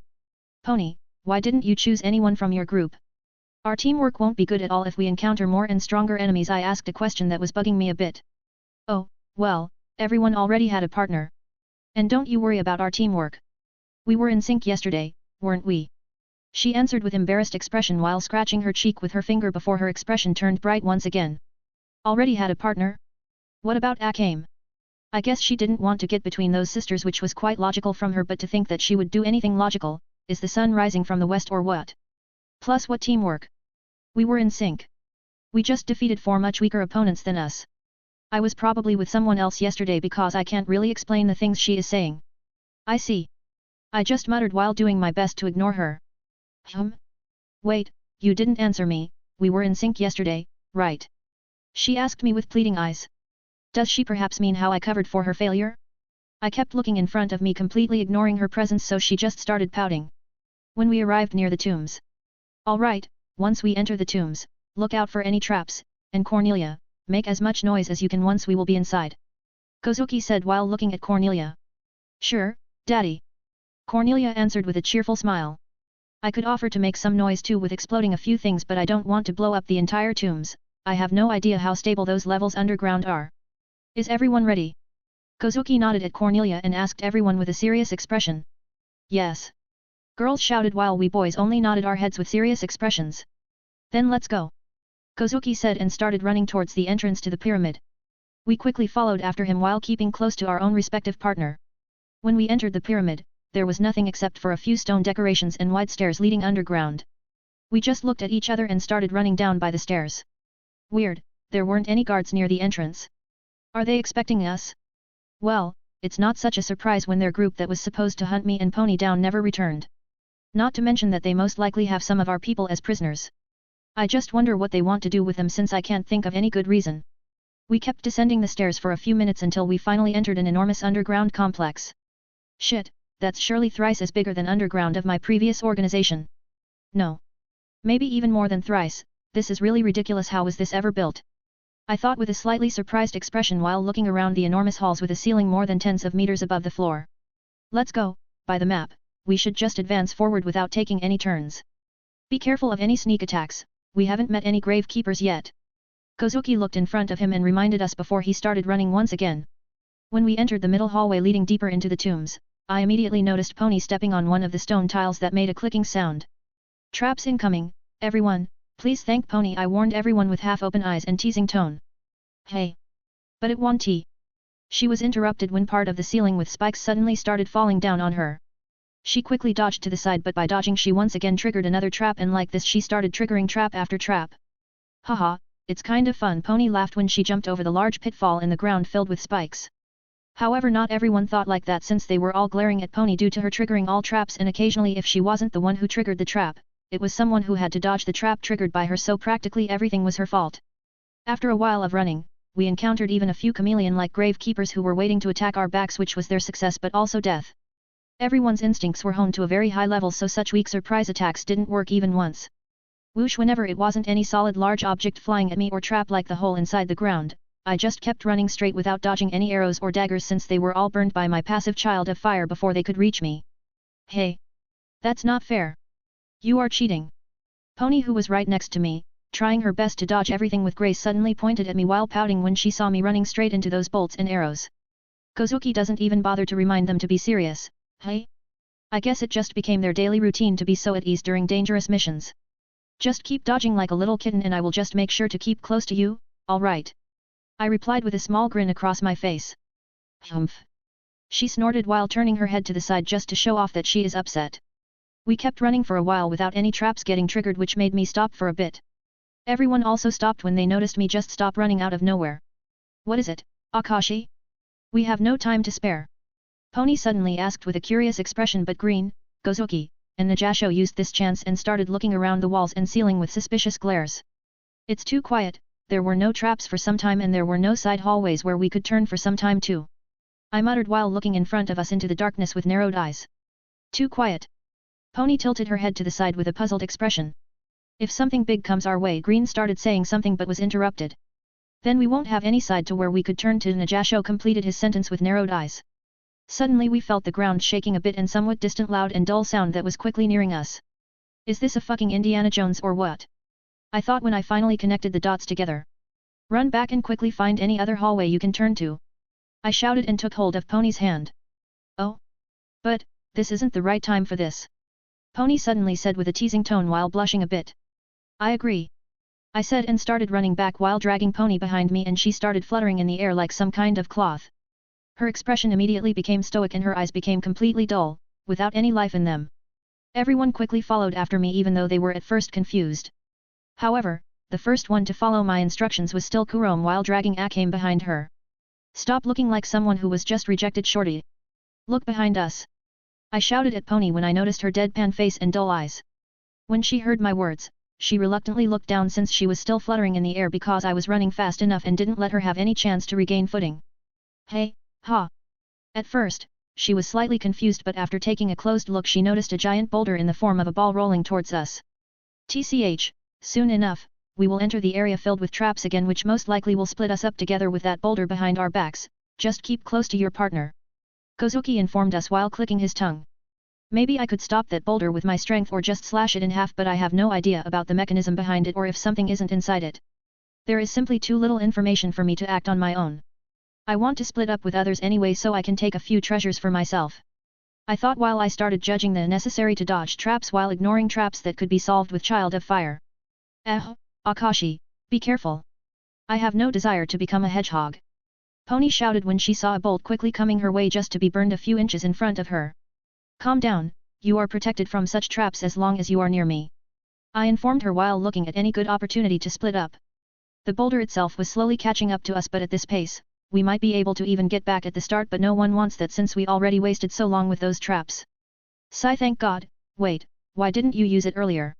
She sighed in relief just to realize something, and she immediately started shouting at me with an upset expression while swinging with her free arm all around in a threatening manner. Because physical contact is required, plus you looked funny while dodging everything. I replied with a straight face, and her face once again became deadpan. After some time of running around, we finally entered differently hallway, and after a few seconds, an enormous boulder rolled past by us when we previously stood, and then a few more traps activated, sealing the entrance back to the previous hallway. As we expected, these traps really split us up. Pony muttered when she finally could feel the ground under her legs. Expected? You didn't expect anything. Anyway, I would be able to get past this blockade after some time, but I don't really want to meet up with everyone. Not to mention that they won't try to return too, since we are in 2 people teams, we should be able to wander around without any worries. Sigh, let's go ahead, we need to find another entrance to the lower levels. I sighed and said to Pony while walking away from the sealed entrance to the main hallway.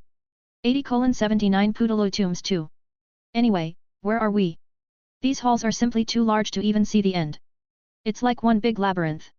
Pony asked while we were walking forward, looking for the entrance to a lower levels. Didn't you fix that map into your head? How can you not remember? I asked with a weird look. Well, the thing is that I remember the map, but I can't really orient myself. She replied with an awkward expression while scratching her cheek. Well, I don't really hold that against her. I thought for a while, trying to recall where we currently are. We should be pretty close to the entrance to the lower levels, but the thing is, I said with closed eyes. What? What? She immediately tensed up when I didn't finish my sentence. Once we hit the lowest level, we will most likely come inside one of their barracks or whatever they are calling it. I said with a small smile. Seriously? Why are you even smiling? There must be at least 100 of them there. Pony immediately exclaimed with a shocked expression. Well, we will see if there aren't any hidden passages we can use, and if not, we will be forced to kill our way through. I said with a wide smile. Kill our way through? Sigh, I know eek. That's gross. Pony muttered with a dumbfounded expression before she sighed and accepted it. However, she was interrupted by a few overgrown scorpions that blocked our way. Stand back, my sword is more suitable for this. I said and glanced at her bare feet. They are all yours. Pony instantly nodded and then pointed at them. I can't understand why she isn't wearing any boots or armored plating on her shin. I thought while making a quick process of those overgrown animals. They literally had no abilities and only thanks to their size and potent poison they could be said to be slightly stronger than one of the weakest danger beasts. Ugh, disgusting. Pony said while looking back at the bits on the ground of what used to be scorpions.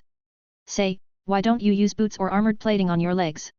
You can't seriously expect to contend with swordsmen or people using other longer weapons than your legs. Plus your legs aren't tough enough to resist blades. I asked a thing that was bugging me for a while. I had no idea why even Gozuki let her walk around and fight like that. Armored plating would slow me down and I focus on super high speed kicks so my specialty would be weakened. Pony answered with a carefree expression while looking around the halls made of stone and what looked like sandstone. Then train with it and gain the same speed after some time, is that so hard? Then why don't you have at least any armored platings on your arms to be able to at least block sharp weapons? I think that you are overly confident in your leg power. I couldn't help but mutter aloud. It wasn't like I was trying to help her but it was seriously disturbing for someone like me. When I previously fought her, I had plenty of chances to kill her. Her kicks were indeed very fast and strong but after blocking them I had plenty of time to kill her or at least injure her in case she would be able to dodge impossible. Maybe you are right. She replied with an unusual sad expression while looking down. That Katsura guy was able to fully withstand the power behind my kicks and keep up with their speed. He practically stripped me of all my advantages in a fight. I can't believe he was a swordsman and not someone similar to me. Pony thought while looking down with a downcast expression.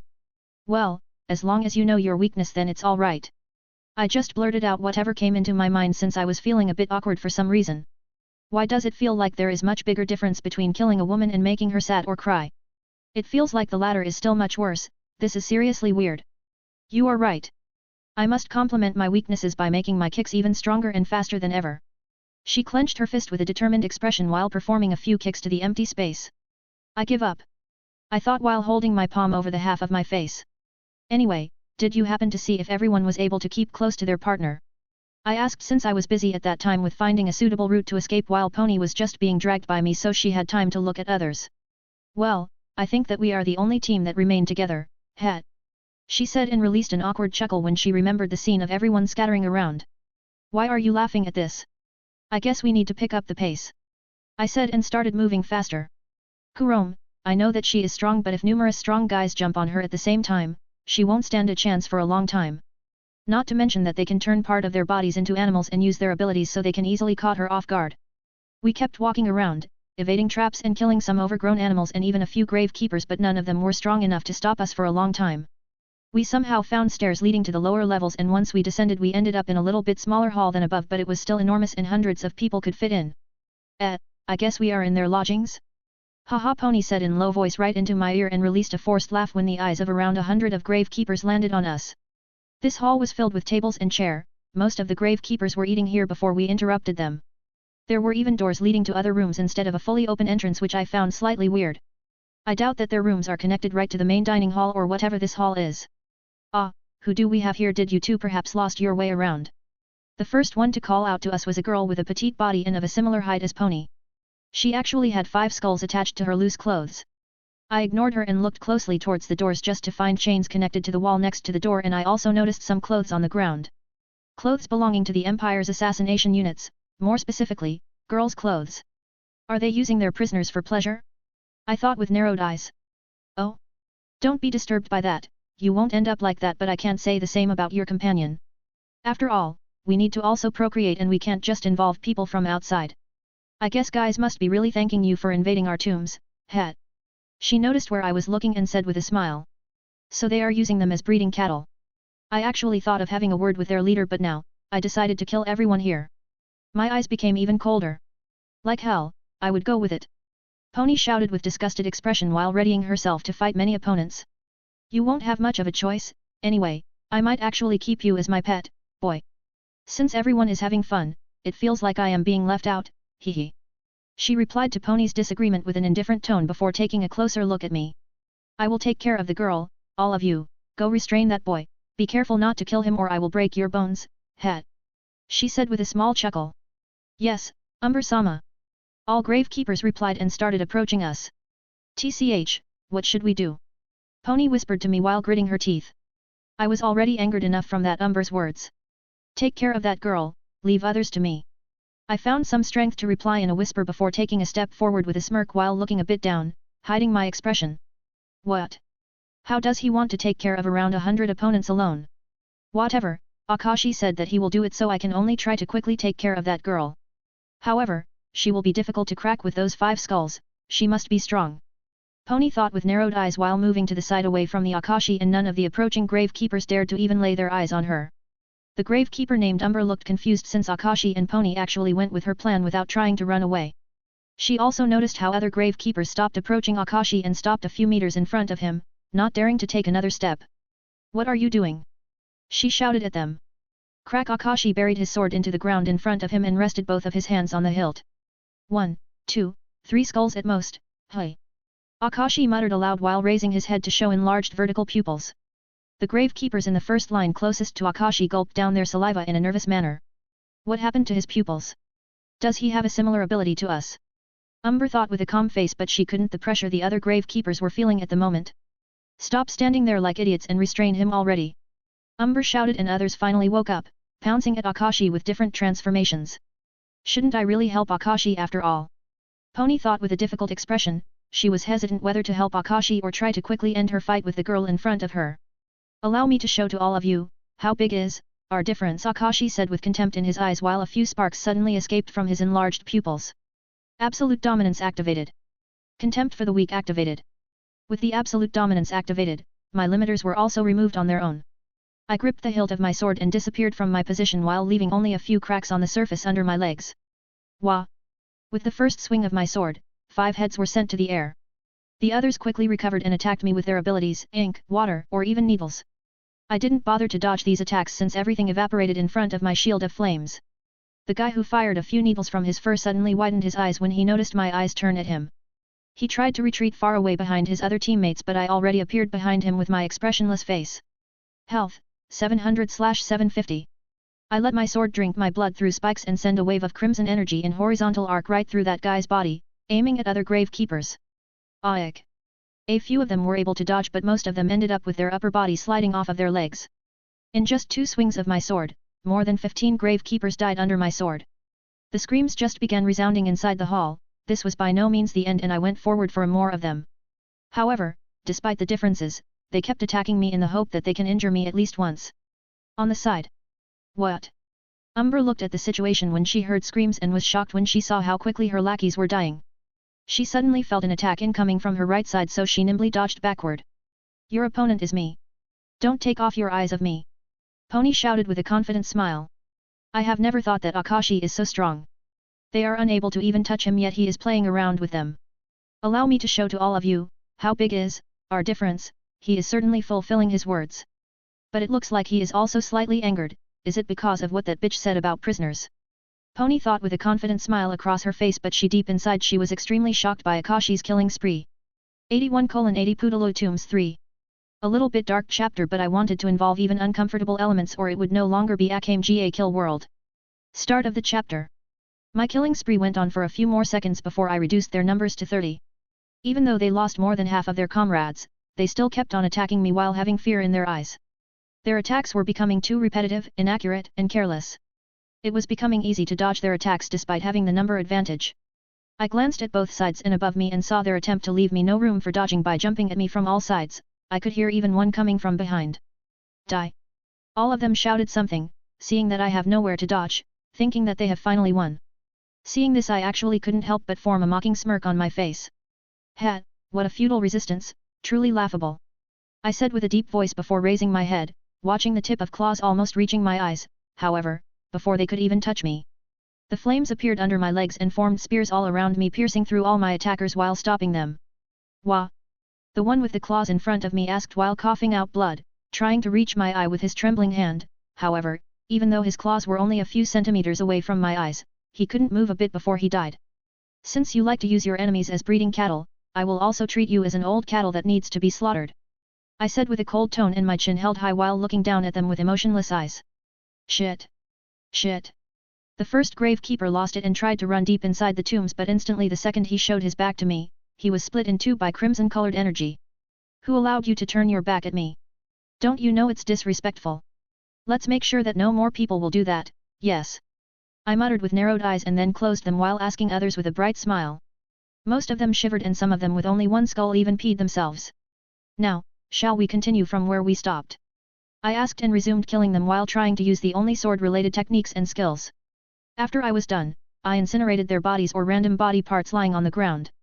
1 XP for killing your enemy x46. 2 XP for killing your enemy x25. 3 XP for killing your enemy x15. 5 XP for using skills related to your class x10. Class, Blade Master, LV6, 11 STR, 11 Agi, 5 Const, 108/320 XP. Energy, 1167/1365. I looked at Pony's side while my absolute dominance and limit removal wore off. Haha, looks like your lackeys are all dead. Pony shouted to provoke Umber while trying to kick off her head. Umber glanced at me standing there watching them with an indifferent expression. TCH. Don't be so conceited just because he got rid of all weaklings, flat chest. Umber clicked her tongue while redirecting Pony's kick to the side with her speed and flexibility. She grew a tongue of the snake and her flexibility also became much higher to the point she could twist her body into unbelievable angles. Umber used a chance to entangle around Pony like a snake and made sure to keep a tight grip on her so she couldn't move a bit. Pony, do you need help? I asked with a small smile while watching the show. No. I will kill this bitch with my own legs for what she has called me. Pony answered with difficulty while Umber was tightening her grip and slowly bending her entire body in almost impossible angles. It's futile, once I am done with you, I will move on to your companion. Umber said while keeping a close eye on my position since I could use this chance to ambush her while she was busy with Pony. However, I had no plan in helping her since she said that she wants to kill her on her own and I can tell that she has the ability to do so. What to do? This bitch is holding me really tightly, not letting me move my legs a bit. I know. I will use Daddy's advice and then that Katsura guy's technique he used against me. Pony thought with wide open eyes in realization. Don't call me flat chest when you aren't any better, bitch. Pony shouted and used her head to hit Umber's chin, making her grip loosen up a bit. Why are they fighting while shouting at each other who has a flatter chest? That's what father taught me, use your head. How do you like it? Pony said with a proud smile while getting out of her grip and then balanced her body only on her hands. I don't think he meant it that way. I thought while looking at Pony like an idiot. And this is a technique from my other enemy named Katsura, I hope you like it. Pony said while swinging her leg at Umber's legs, tripping her and she used her other leg to kick her head while she was falling down with a surprised expression. Umber's head was blown away far away until it hit the wall on the side from where we came from. That's what I previously used on her, of course I used it in a much lighter version since I didn't intend to kick her head off. At least she put a disclaimer in her sentence while using it. Are you fine? I approached her and asked with a weird expression. No problem. I am very flexible. She said with a victorious smile while balancing on one hand and having her entire body bent with her legs forward. I see, let's go check out those rooms. I replied with a forced smile before narrowing my eyes and pointing at the doors with a few clothes lying on the ground nearby them. Alright. Anyway, you are really strong. And when I mean really, I mean really. She said with a cheerful smile while we were walking towards the doors. When we arrived near enough, Pony suddenly held her nose with a disgusted expression. What's that stench? Ugh. She muttered while glancing at me with surprised expression when she saw me completely fine without holding my nose. I was also disgusted by that stench but I endured it since I needed to get used to it if I wanted to walk inside. Pony, I think you should go ahead without me. I said while glancing at her with a serious expression. Why? She asked me with a completely confused expression. Is she unaware of what's that stench? Let's just say that you don't want to see what's inside, trust me. I said with a completely serious expression, not letting Pony much space to question me. How are you going to follow me? Can't I just wait here for you? She asked me with a confused expression. I thought for a while before answering her. Just go scout the area ahead, I have a way to be aware of your position if you won't wander too far. I said and took hold of her petite hand while pressing my fingers on her artery, sending a comfortable warmth through her entire body. Hey! Her cheeks suddenly became rosy red and she looked overall less fatigued. She looked at me with a confused expression while tilting her head to the side. You can go, don't wander too far or I will lose the connection to you. I made up some stuff and said with a serious expression. Alright, I will go scout ahead, don't spend too much time here. She nodded her head with a smile and clenched fists before running off. However, the moment when she turned around, I ordered one of my wriggler flies to follow her since I just made up the stuff with the connection. I can make a connection to her heart and feel if she is about to die but that won't reveal her position. When she finally left the hall, I focused my eyes on the doors and waited for a few seconds before opening them. The moment I opened them, Unbelievable stench gushed out of the room. The room was previously completely dark but it was slightly illuminated when I opened the door. I widened my eyes before narrowing them when I saw the content of the room. Beds with shackles and in them a few naked girls. They looked in my direction when they noticed the light but their eyes were completely dull. TCH. I should have made them suffer more. I guess you are from the Empire, right? I will set you free and you can return back to the camp. I said while standing at the doorway before approaching the nearest girl to set her free. Please kill me, she suddenly muttered with a dry voice without even looking at me, she was just simply looking at the ceiling with dull eyes. Please decide very carefully, I can get rid of everything except for your memory, I can even get rid of that filth they left inside you, I said in a deep voice and with a serious expression. She flinched when she heard my words and in the end, she was unable to reply. Energy, 1200/1365. Please endure this, I said and suddenly buried the tip of my index finger into her and she didn't even react a bit, which left me a bit shocked. I quickly recovered and let the flames invade her insides to get rid of anything unnecessary, and then I put my other hand on her stomach to heal her as much as I could with my energy and flames. I even tried to heal her lower part, which must have been numb since she couldn't even feel my finger. Energy, 1150/1365. After the treatment was over, her cheeks became healthy red and I could feel that even her lower part recovered a bit and tightened around my finger. Unfortunately, the warm flames inside her served also a bit as a stimulant and she became slightly wet. I am done. Sorry about that, I said with closed eyes while I wiping my wet tip of the finger with the clean nearby blanket. And no. Thank you. I feel much better. She said with a forced smile which indicated that she was feeling better only physically. Sigh, I cracked open the shackles and covered her with the blanket before moving on. Energy, 1098/1365. There were more than 10 girls from which 3 of them wanted me to kill them even after the treatment, so I quickly ended their life by piercing their hearts with my flames. If they have no desire to live on, then I won't keep them here with force, plus the Empire would discard them if I forced them to return. If you will go this way and then turn that way, you will be able to spot the stairs going up above the surface. I quickly draw them a map where I described which way to take not to trigger any more traps. Thank you. The first girl I freed thanked me with a grateful expression while covering herself with the blanket. Anyway. I wanted to say goodbye but I suddenly widened my eyes. 1x Wriggler flies. Someone killed one of my Wrigglers? I need to go. You should get out of here safely if you will follow my instructions. I immediately started running the same way as Pony while shouting behind me. What the hell, who killed it? It must have been the one following Pony, but it must be a pretty destructive fight if it got killed in the process.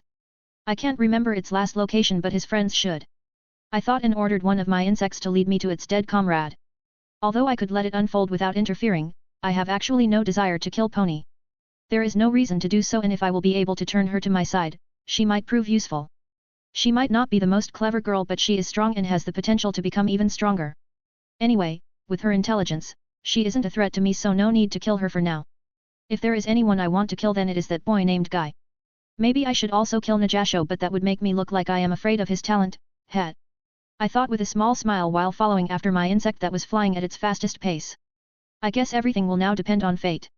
Let's see if fate likes you and luck is on your side, Pony. 82:81 Poodle Tombs 4.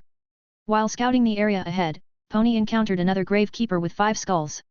Should I lead him to where Akashi is? Pony thought, but she widened her eyes when she noticed what he was carrying with him. It was a 6-barreled pistol she knew very well since it belonged to Tsukushi. Pony immediately lost her cool and started to question him. He tried to persuade her to surrender, but Pony refused with a mocking smile, and thus the fierce fight started. The gravekeeper transformed his legs into the ones of the grasshopper and started bouncing from one wall to another at unbelievable speed. Pony took this as a challenge since her power also dwells in her lower body, and she immediately intercepted him while he was in the air, starting a series of high-speed kicks. The gravekeeper was surprised by her speed and strength in her legs, so he started to slowly retreat. However, Pony didn't let him catch a breath and kept close to him. She started gaining an advantage while using a few of Katsura's moves. Haha, these moves aren't bad at all. If I will meet him once more, I will make sure to at least thank him before fighting him again. Pony thought with an excited smile when she saw how she was slowly gaining an advantage over him. Haven't the Empire taught you to always be on your guard? The gravekeeper suddenly asked with a cold look in his face. Suddenly a few traps activated, firing bolts and other sharp things at Pony. She quickly reacted and twisted her body in the air to dodge incoming attacks, which she has done flawlessly, but the gravekeeper wouldn't let go of such a chance, and while she was busy with dodging the traps, he kicked her into a waist and she had no time to react to his surprise attack due to being busy dodging the traps, so she was blown away into the nearby wall. Bang! His kick was so strong that when Petite Pony hit the wall, cracks were created even a few meters away from the impact. Gah cough! She immediately coughed out a lot of blood while holding her waist in kneeling position. Why did it feel like I killed something while crashing into that wall? Pony thought with a pained expression, and a few tears welled up in her eyes due to intense pain. She took a peek behind her just to see some kind of black dot smashed on the wall. To think that you actually survived my kick, you are something else. I have taken a liking to you, he said with a sinister smile while pulling Pony into the air by her ponytail. Ha ha cough, that's already the second time my enemy showed some interest, but I would still rather go with that other guy than ugly you. Spit. Pony laughed a bit and then spit blood into his face with a smile. Forget it, bitch like you deserves to be kicked to death. He just looked at her with cold eyes when Pony's blood and spit landed on his face before shouting aloud while driving his knee deep inside her abdomen without letting go of her ponytail. He continued kicking her for a while before letting go of her ponytail, and she immediately has fallen to the ground, but instead of having a look of horror in her eyes, she actually formed a mocking smile while looking up at him. What are you smiling at, crazy bee? He suddenly turned around just to see red eyes with slit pupils staring down at him just a few meters away from him. He immediately jumped numerous meters away from the newcomer and Pony. How the fuck did he get so close to me without me noticing him? And what was that chill I felt down my spine? He thought while warily watching a newcomer. Akashi's POV. Looks like I got here in time, but if not, she would have died. Dunno if I should say that she is lucky or not, considering that I am not exactly an ally she can depend on. I actually heard some shouting even before getting here, so I am more or less aware of what had happened here. I thought while looking at Pony's abdomen full of bruises with eyes devoid of any emotion. You are late, Akashi, she said with a faked amused smile. What are you smiling for? For getting beaten up to a pulp. I approached a bit closer to her and asked with a mocking tone while staring down at her pained expression combined with a smile. I am smiling because that fucker will get what he deserves now that you are here. Ha ha cough, she replied with a smile and one closed eye due to pain before coughing out more blood. So much faith in me, how heartbreaking. I sarcastically thought. Looks like you two were together from the beginning. I can feel that you are much stronger than her, but it seems that you are too arrogant and stupid for wasting that chance to kill me. I am the strongest one here after the boss. I won't let any of you leave alive. He finally recovered from his shock before saying to me. His specialty must be stealth to be able to get past my senses, but even then I can feel that he is strong. As long as I won't underestimate him, I will win. Gravekeeper thought with a small smile while enhancing his transformation even further, growing smaller wings on his back and even his arms seemed to be affected by his transformation. Are you saying that a grasshopper, an insect, will kill me? I asked with a calm tone while glancing at him from the corner of my eye without even turning my whole body to him. I can't wait to see that bitch's expression of despair after I will kill you in front of her. He wasn't bothered by my sarcastic question and he kicked off the ground and started leaping from one wall to another all around us while increasing his speed every time he bounced off the wall. I just followed his movement with my eyes without moving around at all and just waited for him to attack. Suddenly, he bounced off the wall up to the ceiling and then down, aiming his leg to completely flatten my body with his speed and leg power. I am a swordsman, are you stupid or what? Fighting a swordsman barehanded, you are the only one arrogant here. I glanced above me to meet his eyes and muttered with an annoyed expression. Screech! I swung my sword at him even before he was in front of me, sending a slash of crimson energy at him. Wah! He widened his eyes, however, he had no time to dodge the attack with his wings due to his too high speed, he was split into two halves from the bottom. My slash also damaged the ceiling, but thankfully, the walls and floors were so thick that it didn't go through the entire ceiling. I just had to get rid of a few debris that has fallen down with my flames. 40 XP for killing your enemy. 5 XP for using technique related to your class. Class, Blade Master, LV6, 11 STR, 11 Agi, 5 Const, 153/320 XP. If you are the second strongest person here, then all those traps got my hopes too high. I said in a disappointed tone while looking at his dead split body with his eyes wide open. Well, if he had some kind of weapon, it could be somehow interesting fight due to his extremely high speed, but he had to fight barehanded. Pony only chuckled after seeing the result. Don't do that, learn from this, this is what happens when you fight barehanded against someone who has a weapon. I said with a cold tone while pointing at his sorry state corpse with my sword. I know, haha, you are even stricter than the chief. You are really a dark upgraded version of Najasho. She replied with an amused smile while closing her eyes. That's not really a compliment. Shouldn't you be more grateful to me for saving you? She immediately opened her eyes when she felt the pain coming from her forehead. She looked at me with confused expression while holding her forehead. You aren't going to sleep, we still have a job to do. If you want, you can go back, but I won't let you sleep here. I said while crouching next to her and looking at her with an indifferent gaze. I put my hand on her bruised abdomen and she immediately winced in pain while closing one of her eyes. Endure it, I will heal you so you can at least walk around without any problems. I said and focused on healing her. After 10 minutes. Energy, 950/1365. This time, it took a lot of time and also a lot of energy just to heal her a bit, but considering that this guy was the second strongest, I don't need to save that much energy, not to mention my regeneration. Thank you. Although I don't understand how is it possible for you to heal me so quickly, I won't ask for now. Pony said with a grateful expression when she was finally able to get up on her own legs. The bruises were still slightly visible, but she could finally move around without wincing in pain each step she would take. No need, everyone would blame me if you died since we are a team. I said with a calm tone while looking around where we should go next. Gah. That's why you saved me. Pony dropped to her knees with a defeated expression. You are quite energetic considering that you almost died a few minutes ago. Tell me, from where did he come from? Maybe we will be able to arrive at their treasure room, or we might be able to find more prisoners. I asked with a small smile. I took the bag he was carrying with him and waited for Pony's response. He came from that direction if I remember right. Wait. More prisoners? So you found prisoners behind those doors? What happened anyway? Pony pointed at one of the many hallways, so we slowly started to walk towards it. I found more than 10 prisoners, so I quickly treated them and freed them. However, I killed 3 of them. I also described the way out for them so they could leave on their own. I said a short version of the story and she immediately widened her eyes. What? Wait. Why did you kill them? She hopped in front of me to stop me from walking and asked me with a confused and slightly angered expression. They were girls, all of them. Do you follow? I asked with furrowed brows. Her expression told me that she was unsure, but she definitely had an idea in her head. I happened to hear you shout at him that you aren't interested or something, so I pretty sure know what he wanted from you. Now let's imagine that others wouldn't even ask or kill you if you refused. Do you understand now? I explained with a serious expression, and horrified expression immediately appeared on her face. Why, you mean to say that, those girls she was unable to follow with how much she was shocked. Yes, that Umber girl really meant it when she said that they need to procreate. They treated those girls from the Empire's assassin units as breeding cattle. I said with narrowed eyes and put my hand on her shoulder to gently shove her aside. This. I stopped walking and turned at her to see her looking down with disgusted expression and eyes full of hate while gritting her teeth and clenching her fist. I took care of them so they won't have to bear anyone's child. But even then 3 of them didn't want to live anymore, so I just sympathized with them and quickly killed them. That was the best thing I could do for them at that time. Let's move forward and get this mission finally done. I said and started moving once again. Yes. Pony shouted with a resolute tone while catching up to me. When I took a peek at her expression, I saw a new expression. She was fully focused and all serious. 83:82 Pudaloy Tombs 5.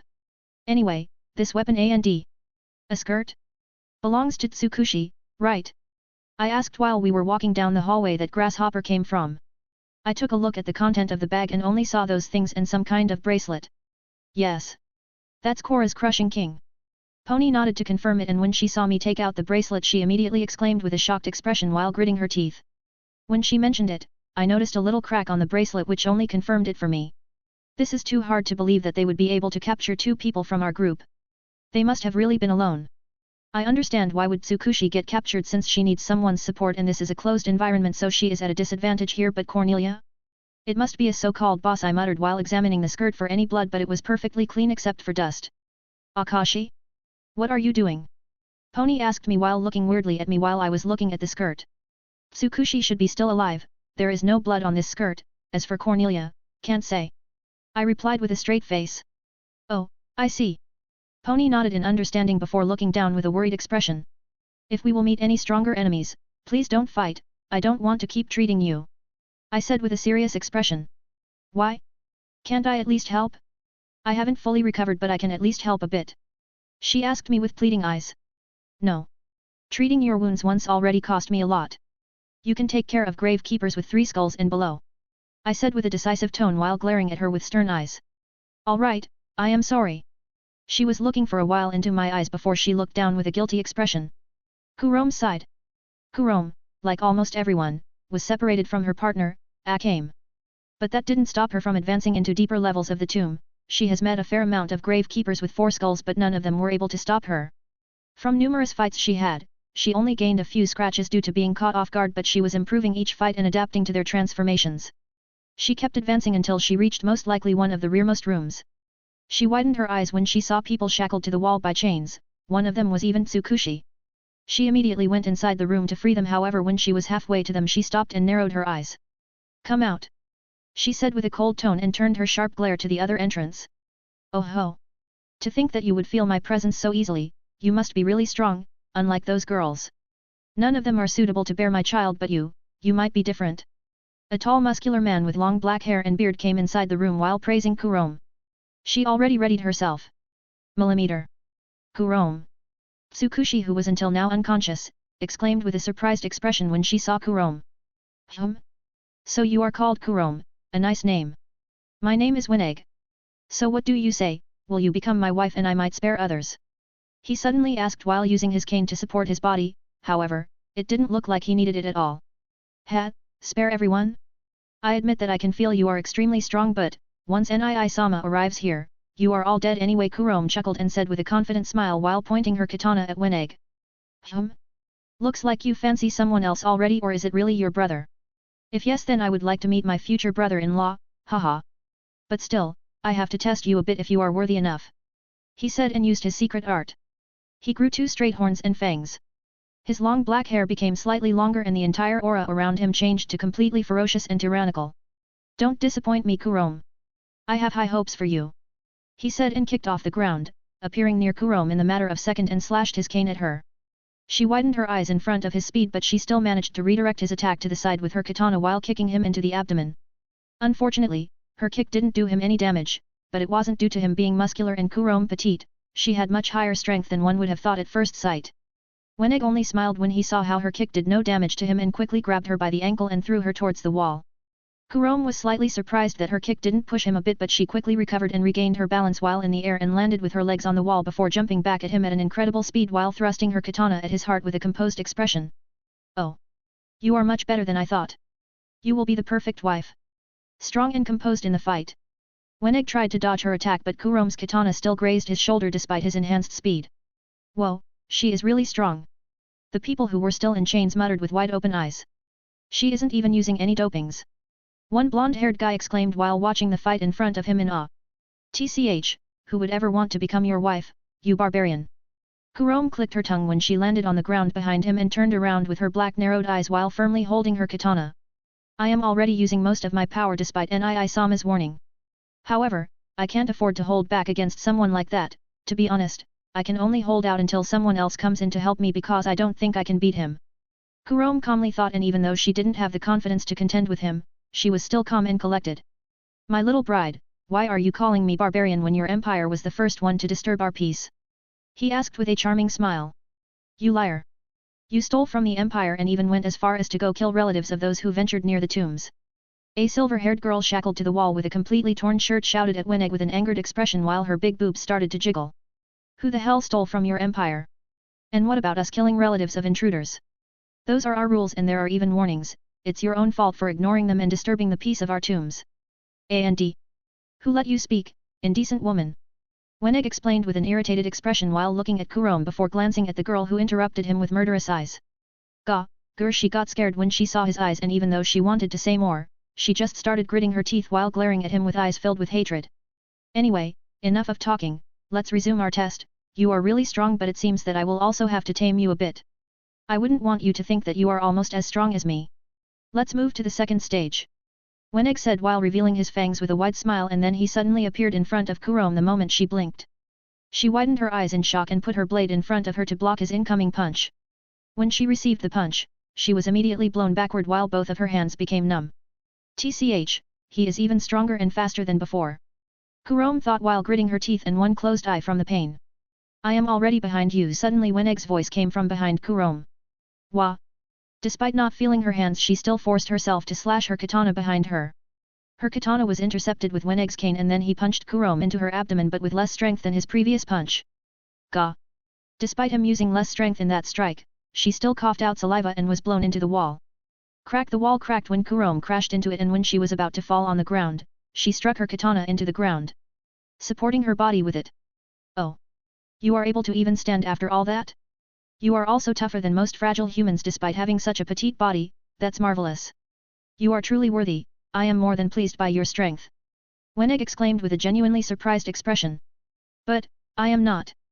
Kurome, who was supporting her body with her weapon while looking at the ground, suddenly shouted with all her might and gripped the hilt of her katana and moved out once again.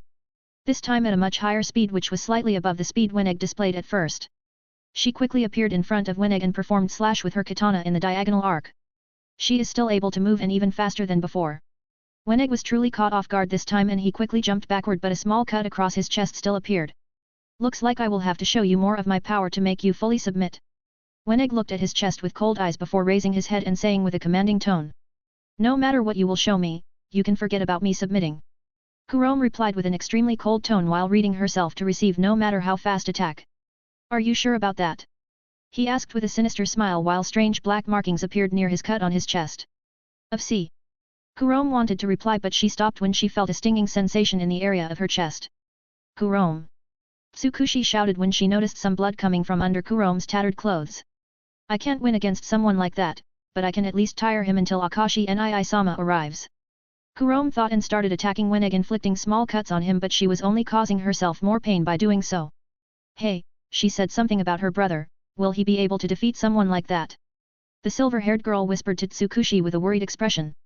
I don't know how exactly strong he is, but he might be even stronger than our chief. Tsukushi replied with thoughtful expression while worryingly watching Kurom's fight. And would your chief be able to defeat him? She whispered back with furrowed brows. Definitely, he is the number one out of all of us. Tsukushi after a few seconds of thinking nodded her head with a confident expression. Huff huff huff. After a while, Kurom was covered in small cuts across her entire body and she was having a problem with standing straight while Weneg just stood in front of her with a confident smile and folded arms. Akashi Nii-sama, big sis. Kurom thought while doing her best to keep standing straight. 84:83 winning is everything. We kept on advancing with Pony and she was slowly recovering from her wounds, it would only take some additional rest and most of her strength would return. Akashi, your healing technique is really miraculous. Pony praised my ability and she thanked me already more than 3 times since I healed her. SSH. I suddenly stopped and gestured to her to be quiet. After a while of listening, I narrowed my eyes because I could hear Kurom's voice behind the wall right next to us. What is it? She asked me in a low voice. It looks like we found Kurom. I can hear her voice behind this wall. I replied while touching the wall. Really? But we must have missed the entrance somewhere. Pony muttered while putting her ear on the wall, trying to hear Kurom's voice. We have no time to look for the entrance, stand back. I said with decisive tone while pouring all of my senses to the wall I was touching with both hands. There shouldn't be anyone right on the other side, but I can feel someone a few meters to the left, so just to be sure, we should move a bit to the right. I moved a few steps to the right and then took some distance away from the wall. Pony followed right after me, curiously observing my actions. I condensed the flames in my hand into the spear and changed its attribute from sharp to an explosive one. Let's hope no one will get hurt except for enemy. I muttered and threw the spear into the wall. Bang! The curtain of dust raised and debris flew everywhere around us, but the wall itself was still standing, although with a large hole inside it, but still standing. That's a new, Pony muttered while blocking her ears from the explosion so close. Another 1 or 2 are needed to make decent entrance. I muttered with a thoughtful expression. You can make even more of them. Pony exclaimed and immediately blocked her ears. On the other of the wall, Kurom was already on her knees covered in cuts caused by herself that she inflicted upon Weneg. Bang! Bang! Weneg turned his head towards the wall where the explosions were coming from with narrowed eyes. What is going on? The silver-haired girl exclaimed when she felt the wall behind her shake with each explosion. Someone is coming. The blonde-haired guy answered with furrowed brows, not being sure if it's another enemy or an ally. Bang! Finally, the last explosion resounded through the entire room, making a big hole inside the wall a few meters away from the shackled prisoners, sending a few debris flying inside the room, but no one was hit by them. Most of the people looked at the newly created hole covered in curtain of dust with a confused and nervous expression. Ah, finally, I was starting to rethink if we shouldn't really find normal entrance. My eardrums are probably damaged. Stop complaining, I was the one who had to spend energy to crack it open. A male and female voice resounded through the hole inside the wall, and when the dust in the air dispersed, 2 figures were revealed. One was a short barefoot woman who was holding her ears, and another was a taller man with red hair and red eyes together with slit pupils wearing a black military uniform. That boy is strong. I need to be careful. Weneg thought with narrowed eyes when he saw the man looking down at him, observing him with his cold eyes. Akashi's POV. I looked under us just to see that floor was around a meter below the hole, and then I also noticed the people who were shackled to the wall. One blonde-haired boy and one silver-haired girl that had her shirt completely tore open, revealing her peaks to everyone in the room. Akashi Nii-sama. Pony, Akashi. Both Tsukushi and Kurom called out to us with a surprised yet delighted expression. I immediately turned to Kurom just to see her covered in wounds with tattered clothes, and when she saw my face she has fallen on the ground from her knees with the closed eyes and peaceful smile on her face. After seeing her lose consciousness, I narrowed my eyes while turning my sharp gaze at the man with 2 horns and long black hair and cane in his hand. Kurome. Tsukushi. We are here to save you. Pony immediately exclaimed with a relieved expression and jumped down from the hole to the room. She wanted immediately run to the prisoners, but she was stopped by the gravekeeper, who was most likely the boss due to his stronger aura and weird transformation, since most of the gravekeepers usually transformed into some animal while his transformed parts looked more like danger beast. Stop where you are. You two got pretty deep inside our tombs, you must be really strong, but I don't think that you are stronger than my bride. He said with a disappointed expression while looking at Pony. Pony, be careful, he is extremely strong. Tsukushi warned Pony, so she stopped advancing any further after hearing her warning. I haven't recovered yet, so I definitely can't fight someone like that, no. Even in my recovered state, it would have been just a futile struggle. Pony thought while gritting her teeth. Meanwhile, I jumped near the place where Kurome was lying and checked on her condition. After finding out that she was just unconscious and had no broken bones or damaged organs, I sighed in relief before narrowing my eyes while glaring at the man who was most likely the reason for Kurome's condition. You must be my bride's brother. Nice to meet you, brother-in-law, haha, he said while meeting my sharp glare without any problem. Bride? You are not worthy of her. I replied with a cold tone and dark expression. Oh? It looks like brother-in-law has high expectations, but I don't mind showing off a bit of my strength. He sarcastically said, and the moment I blinked her was already near me, ready to punch me in the abdomen. Although his speed slightly surprised me, I didn't bother to dodge or block it and simply just strengthened my muscles to receive it head-on. Bang! I was immediately blown to the wall, creating a small hole in it with my body. Akashi. Pony immediately widened her eyes when she saw me receiving punch head-on. I probably had too high hopes, he said after punching while turning his attention back to Pony while slowly approaching her. Ah, crack, that's all you have got. He immediately snapped his head back at me when he heard my bored tone, just to see me completely unscratched walking towards him while cracking my neck with a small smile. What are you, boy? That punch was enough to kill any fragile human, and no matter how high endurance you should have at least received small damage, your human body still has limits. He asked me with a slightly shocked expression and wide open eyes. Gasp! Everyone gasped when they saw how deep was the hole I created after my crash, yet I was standing and walking as if nothing happened to me at all. I guess I am a bit special human, nevertheless, I deem you unworthy to pursue Kurome if that was your all, I replied with a small smile. TCH. Don't become too arrogant, boy. He gritted his teeth and shouted at me while he disappeared from his position. Die. I heard his voice from behind me and I could feel something dangerous quickly nearing my head. PFF, I just released a smirk while waiting for his attack to connect. When his fist connected with my head, or should I say when it should connect with it, my head suddenly dispersed as if it was just a hologram. What? An afterimage? He shouted with a shocked expression. I am already behind you, I said in low voice with my drawn sword and cold smile.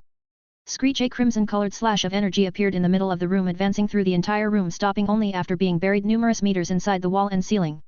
Health, 679/760.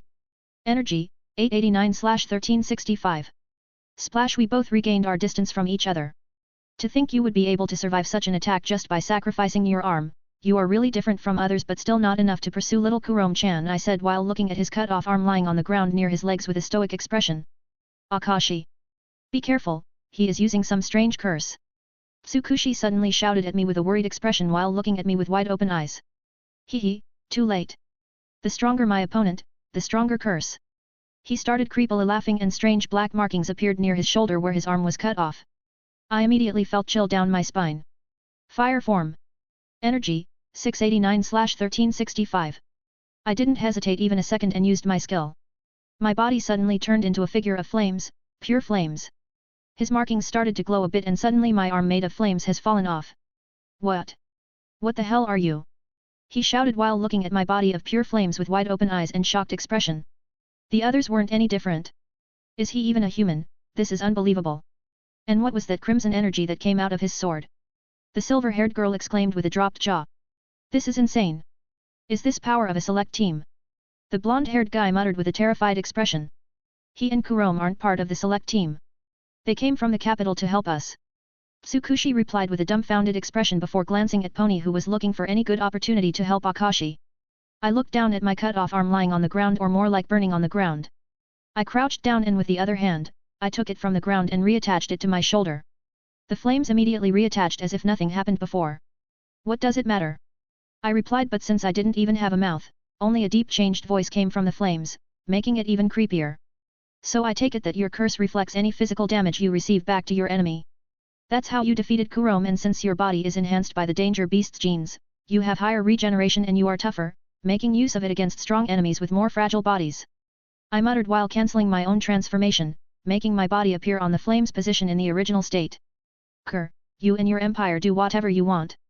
Barging inside our tombs to steal the treasures within. I will never forgive you. He lost his cool and shouted while pouncing at me. You have, I said, and then kicked off the ground to meet him head on. He struck his hand with sharp nails at my face, but I easily dodged by tilting my head to the side and then slashed my sword at his arm once again. Splash, lost your cool. I continued my sentence from before with cold eyes when we passed by each other and stopped with our backs facing each other. Another arm has been cut off and he was left without any way how to attack except for kicks. Oh. Finally, the big bad guy down. Good job, Akashi. Pony exclaimed with a happy smile and her fist held high up. Bang tch, who the hell are you calling bad guy? You are the ones who invaded our tombs without any provocation.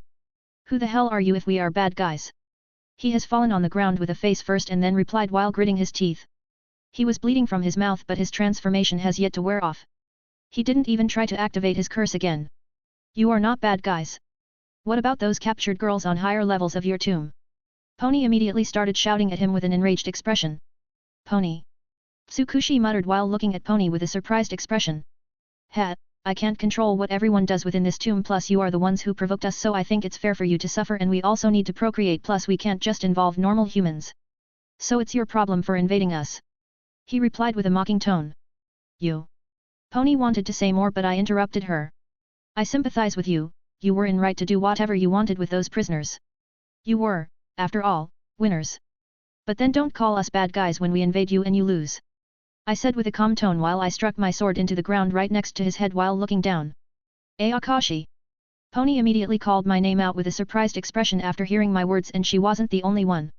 What are you talking about? He was clearly confused that I can sympathize with him, so he looked up just to see my cold red eyes with slit pupils staring down at him. In this world, winning is everything. Winners are validated and losers are denied. This is the way of this corrupted world. I said in a completely emotionless voice while glancing at all people inside the room.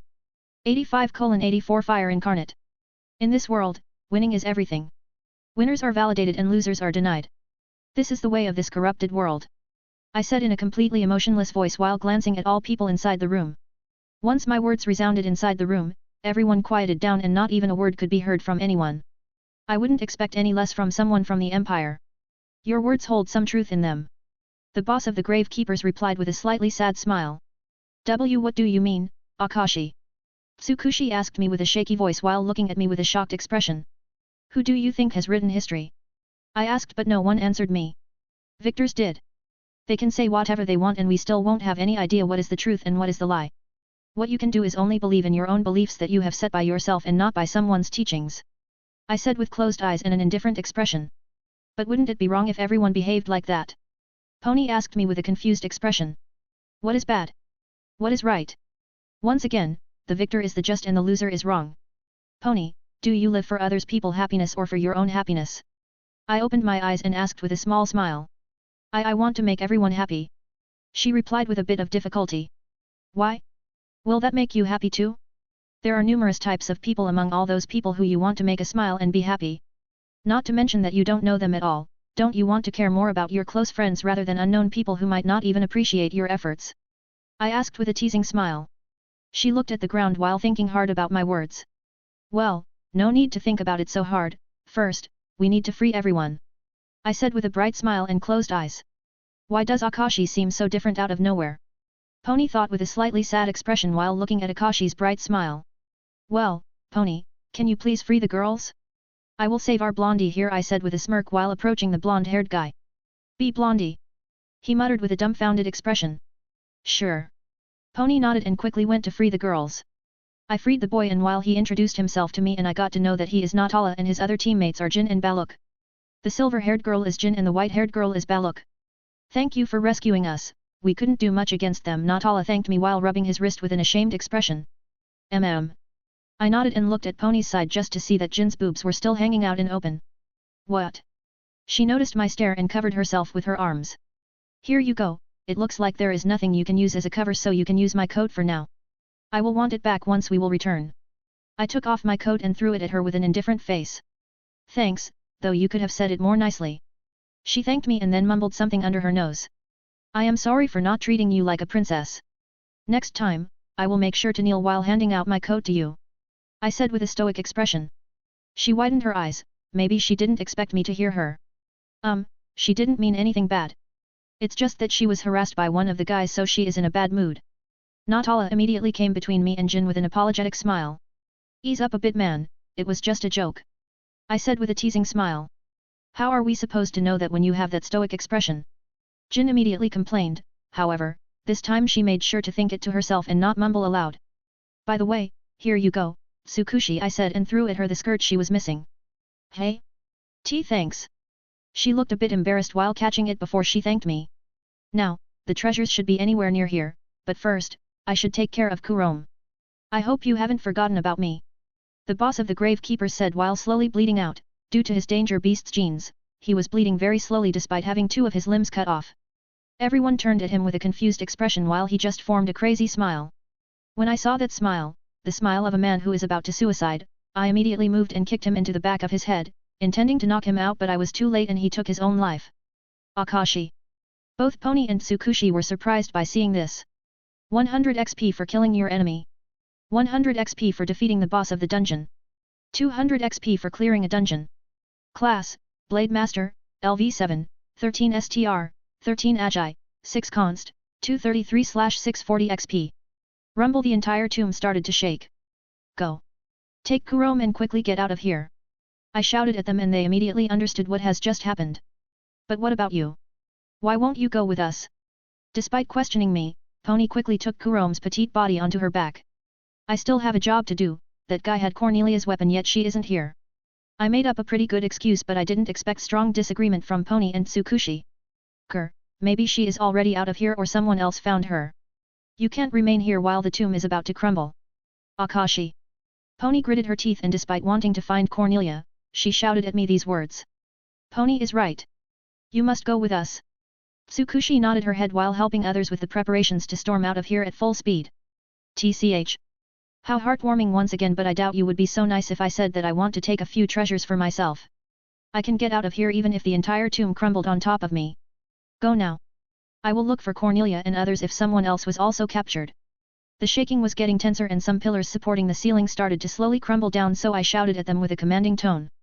They took a step back while gulping down when they heard my tone, but in the end, they nodded their heads and stormed out of the room through the hole I previously created while leaving me alone in the room. Finally. I thought while looking at the ceiling, and after a few seconds, I jumped to the hole Pony and others used to escape. I don't have much time. I thought with narrowed eyes and put almost all of my wrigglers to work. I ordered them to fly around, trying to find anything good. After another minute inside the tomb, the ceiling started to slowly fall down by small bits, so I was forced to keep dodging while also looking for treasure. Of course, since I gave my word to Pony, I was also looking for Cornelia, practically. After some time running around I finally found something thanks to my wrigglers. When I entered the secret room, thought the entrance that was barricaded by an extremely thin wall, I immediately found a lot of shiny things. Haha, nice. It would be even nicer if the ceiling wasn't falling down on my head each second. I thought while dodging another part of the ceiling. By this time, everyone should be already near the exit, and judging from the intensity of shaking, this tomb will fully crumble in 1 minute or less. I quickly took at least half of the gold since I could store it inside my system. However, I made sure to leave something here so the Empire wouldn't get too suspicious. Gold, 26,116. Silver, 165. I quickly looked around and found strange katana that was emitting the aura of death, or that's how I would describe it. I had no way how to hide such a weapon, but I can stuff my pockets with other jewelry that looks extraordinary. That katana must be Taigu or on a similar level. Since I can't have it, I thought and quickly tried to burn it with my flames, but insufficient strength to disassemble Taigu. Fuck. Quickly. Intelligence, 4150. Charisma, 3440. Free stat points, 2914. You are allowed to upgrade your special class, Fire Monarch. Things needed for upgrade. Gold, 10.000. Blood of the Ice Elemental Danger Beast. Base Charisma 40. Base Intelligence 50. Do you wish to upgrade your? Fuck yes. Special class, Fire Incarnate, 30 Cha, 25 Int, 10 Const, 5 STR, 5 Agi, 0/100 DP, Destruction Points. Your new special class strengthened your Blacksmith and Beastmaster classes. Fire Form, 200 energy, 150 energy. I ignored other things and immediately tried to burn that katana and few other things that I couldn't carry. Your blacksmith class gained new attributes. Common reanimation can be upgraded. Lesser shock can be upgraded. Lesser fear can be upgraded. 200 XP to your blacksmith class for discovering new attribute X1. 100 XP to your blacksmith class for discovering new attribute X2. Master Blacksmith, LV8, 8 STR, 8 Const, 30/1280 XP. I quickly grabbed a few smaller things and stuffed them into my pockets before I looked up to see the entire ceiling falling down on my head. TCH. Fire form. Energy, 699/1515. My entire body turned to the flames, but this time, they were much denser and looked also much threatening. The stones that have fallen down on me immediately melted, but I noticed that my energy was draining despite spending is already on the transformation. This must be due to the upgrade. I must try to control this body as if it was my own body. I thought and started trying to gain control over my entire body, and after some time, the stones were no longer melting down while draining my energy.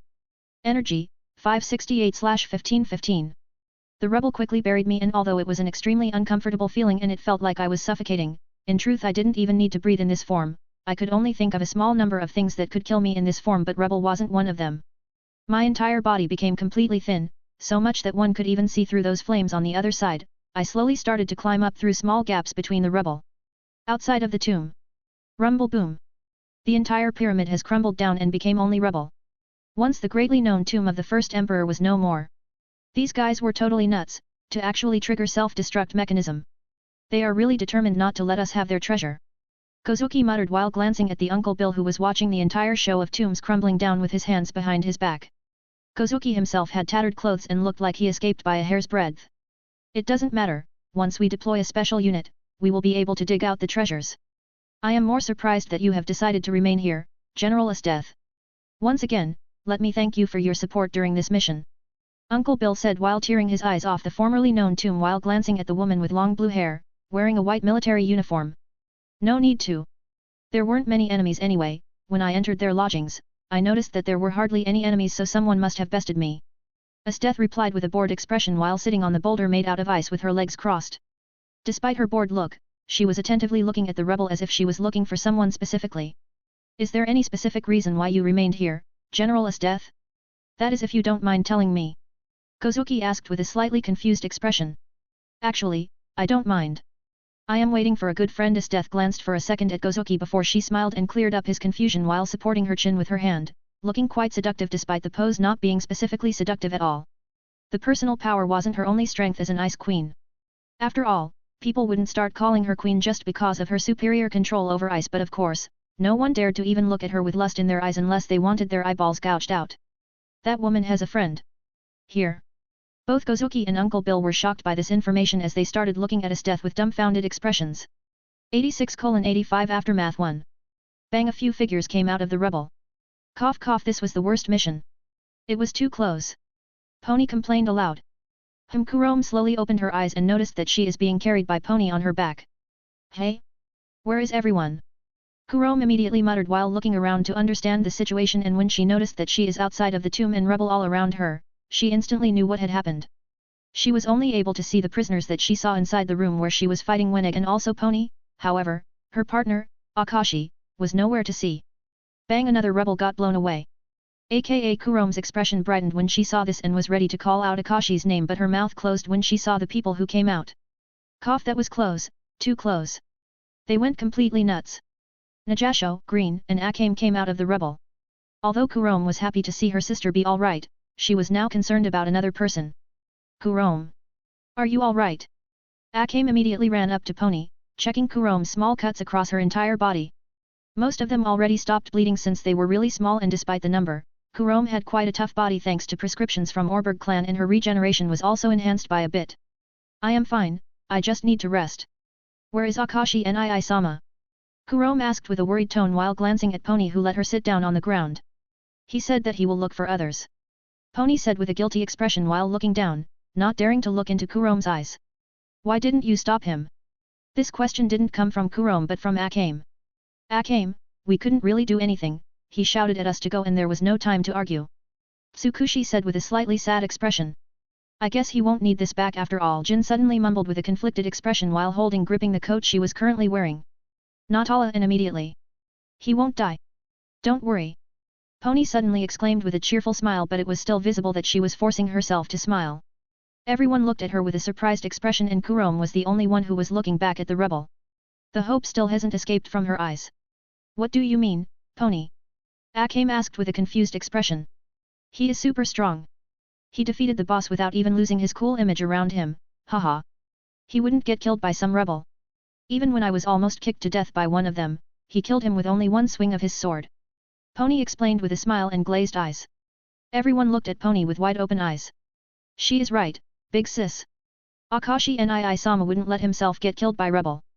Kurome said with a smile while looking at the tomb's remains. Kurome.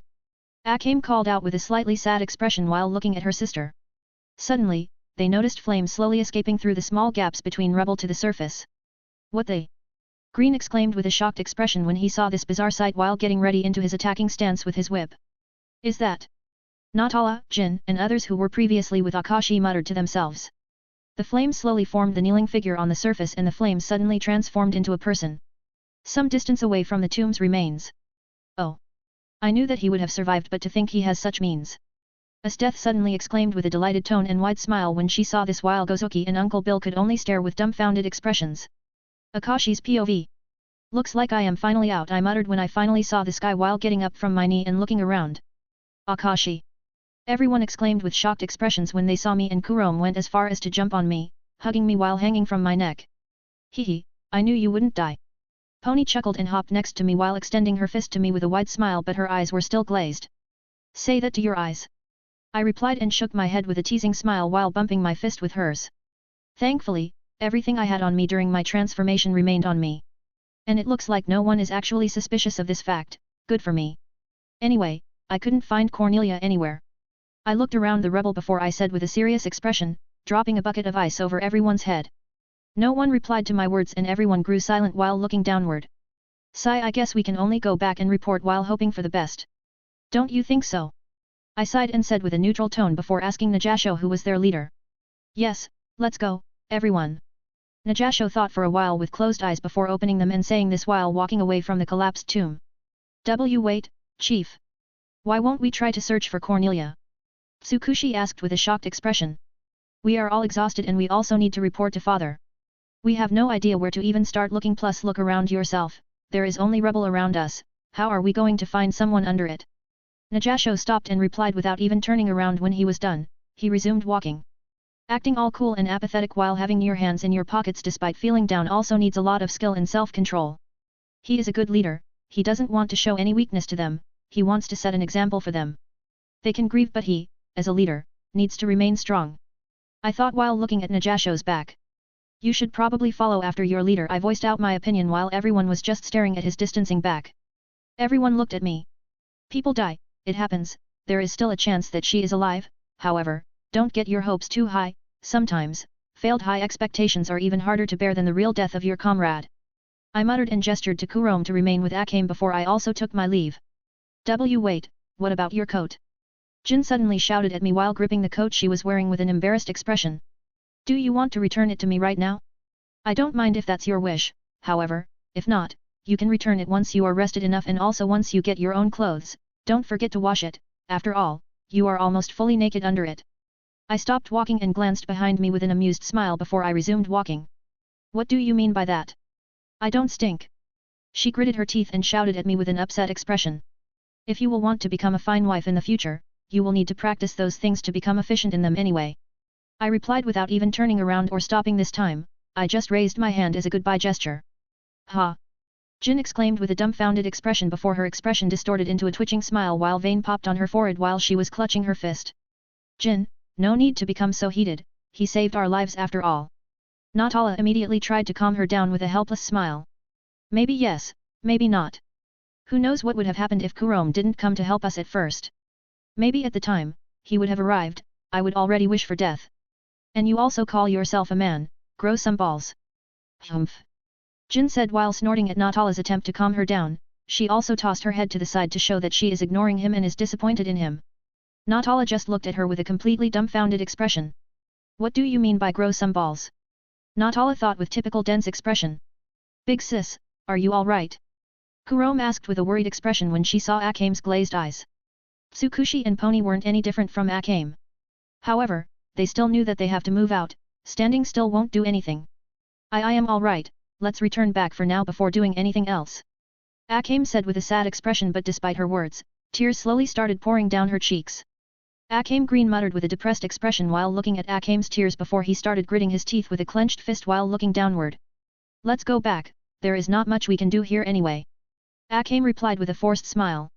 When I was returning to the camp, I saw 4 people on my way not too far away from the tomb.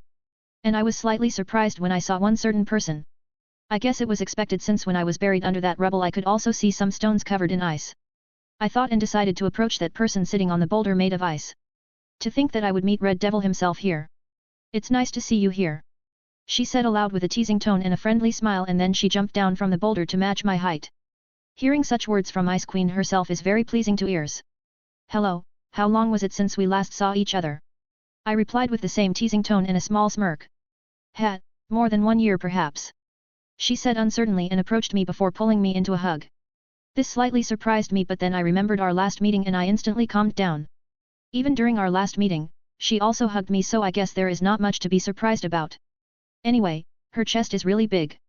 I thought while hugging her back with a helpless smile on my face due to her hugging tightly. I could feel her big chest intensively pressing against my body.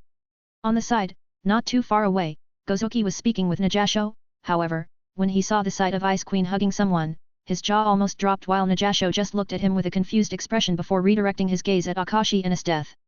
They apparently know each other. Najasho thought with a stoic expression before looking away from them. You look a bit different. When the hug finally ended, Esteth held her chin and said while closely observing me with narrowed eyes. What? Don't tell me her woman's intuition is tingling. Well, we haven't seen each other for a while, 1 year. You have also changed a lot, you look stronger than before.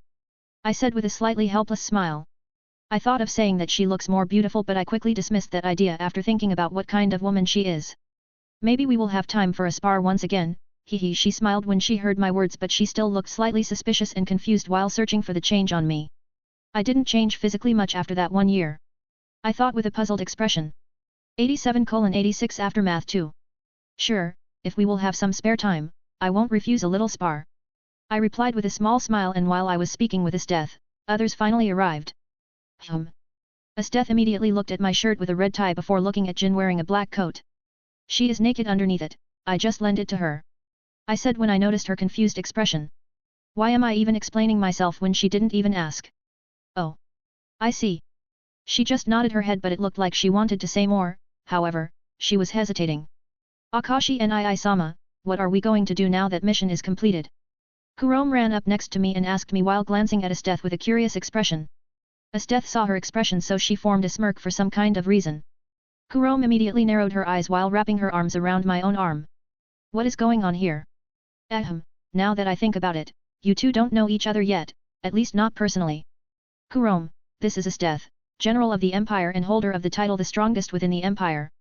Esteth, this is Kurome, she is like my sister. I cleared my throat and introduced them.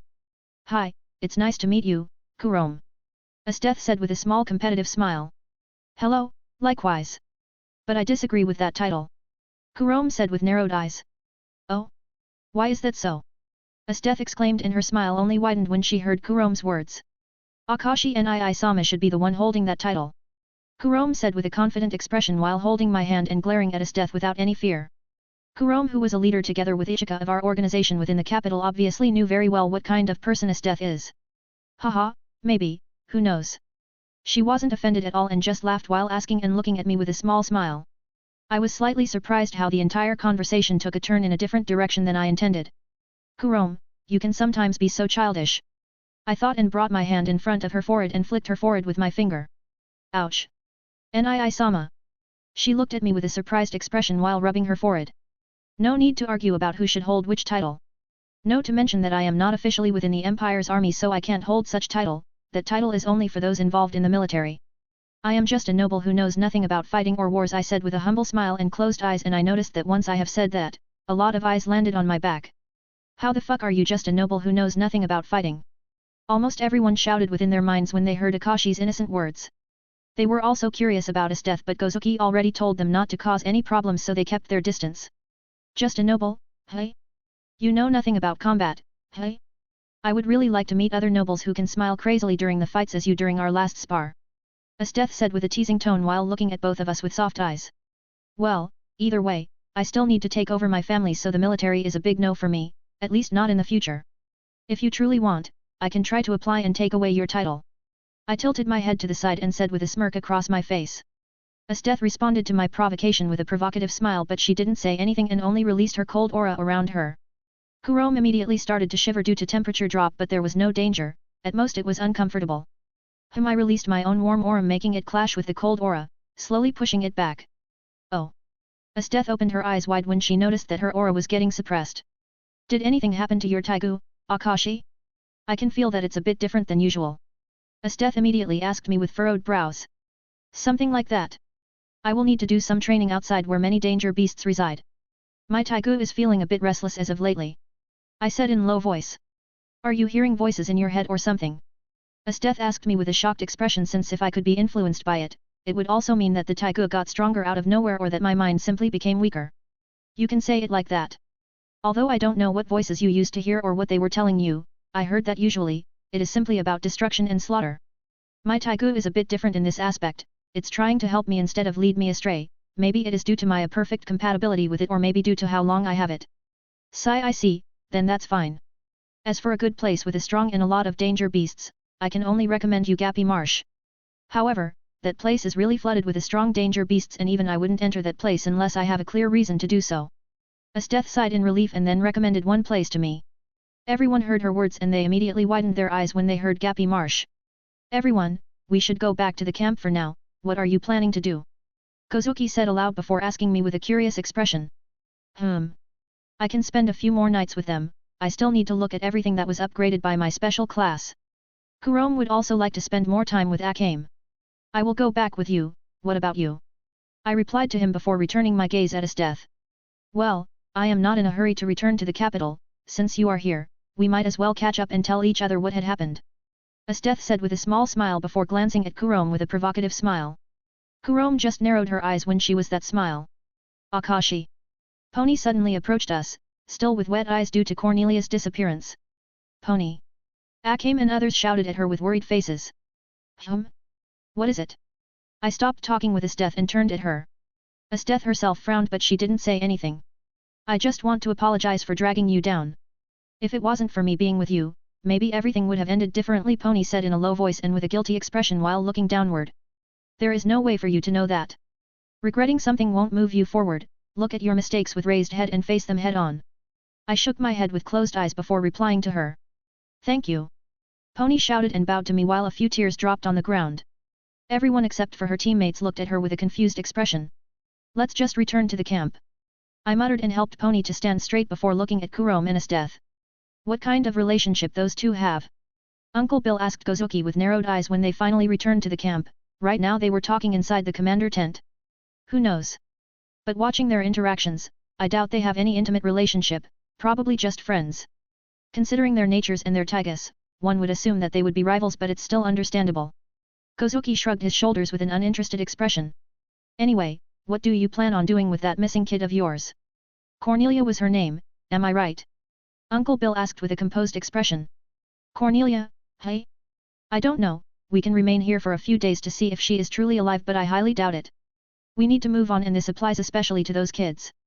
I guess I will be able to at least see their true natures since they will be in their most vulnerable state. Kozuki muttered Cornelia's name while looking at the ceiling of the tent with dull eyes before replying without any change in his expression. Cornelia might have been a useless child, but it's still bitter not to be able to even see her corpse. At least she has been always obedient and did anything I asked her. I guess I will miss her presence a bit. Kozuki thought behind his calm expression, one could only see a bit of sadness in his dull eyes. Well, it looks like I have caused you some damage by calling you out for this mission. The only unit that survived and has returned to the camp was a unit full of girls. They told me what had happened and apparently Akashi saved them, but he still killed a few of them, but I don't blame him. I would have done it in his stead after hearing the reason why he killed them. Uncle Bill said with a slightly guilty expression. Kozuki gestured him to continue. They were used as breeding cattle. Bill actually chuckled after saying this. Won't this influence their performance as assassins? Kozuki was slightly surprised by this, but he immediately asked with narrowed eyes. Nah, they told me that Akashi took care of that problem already.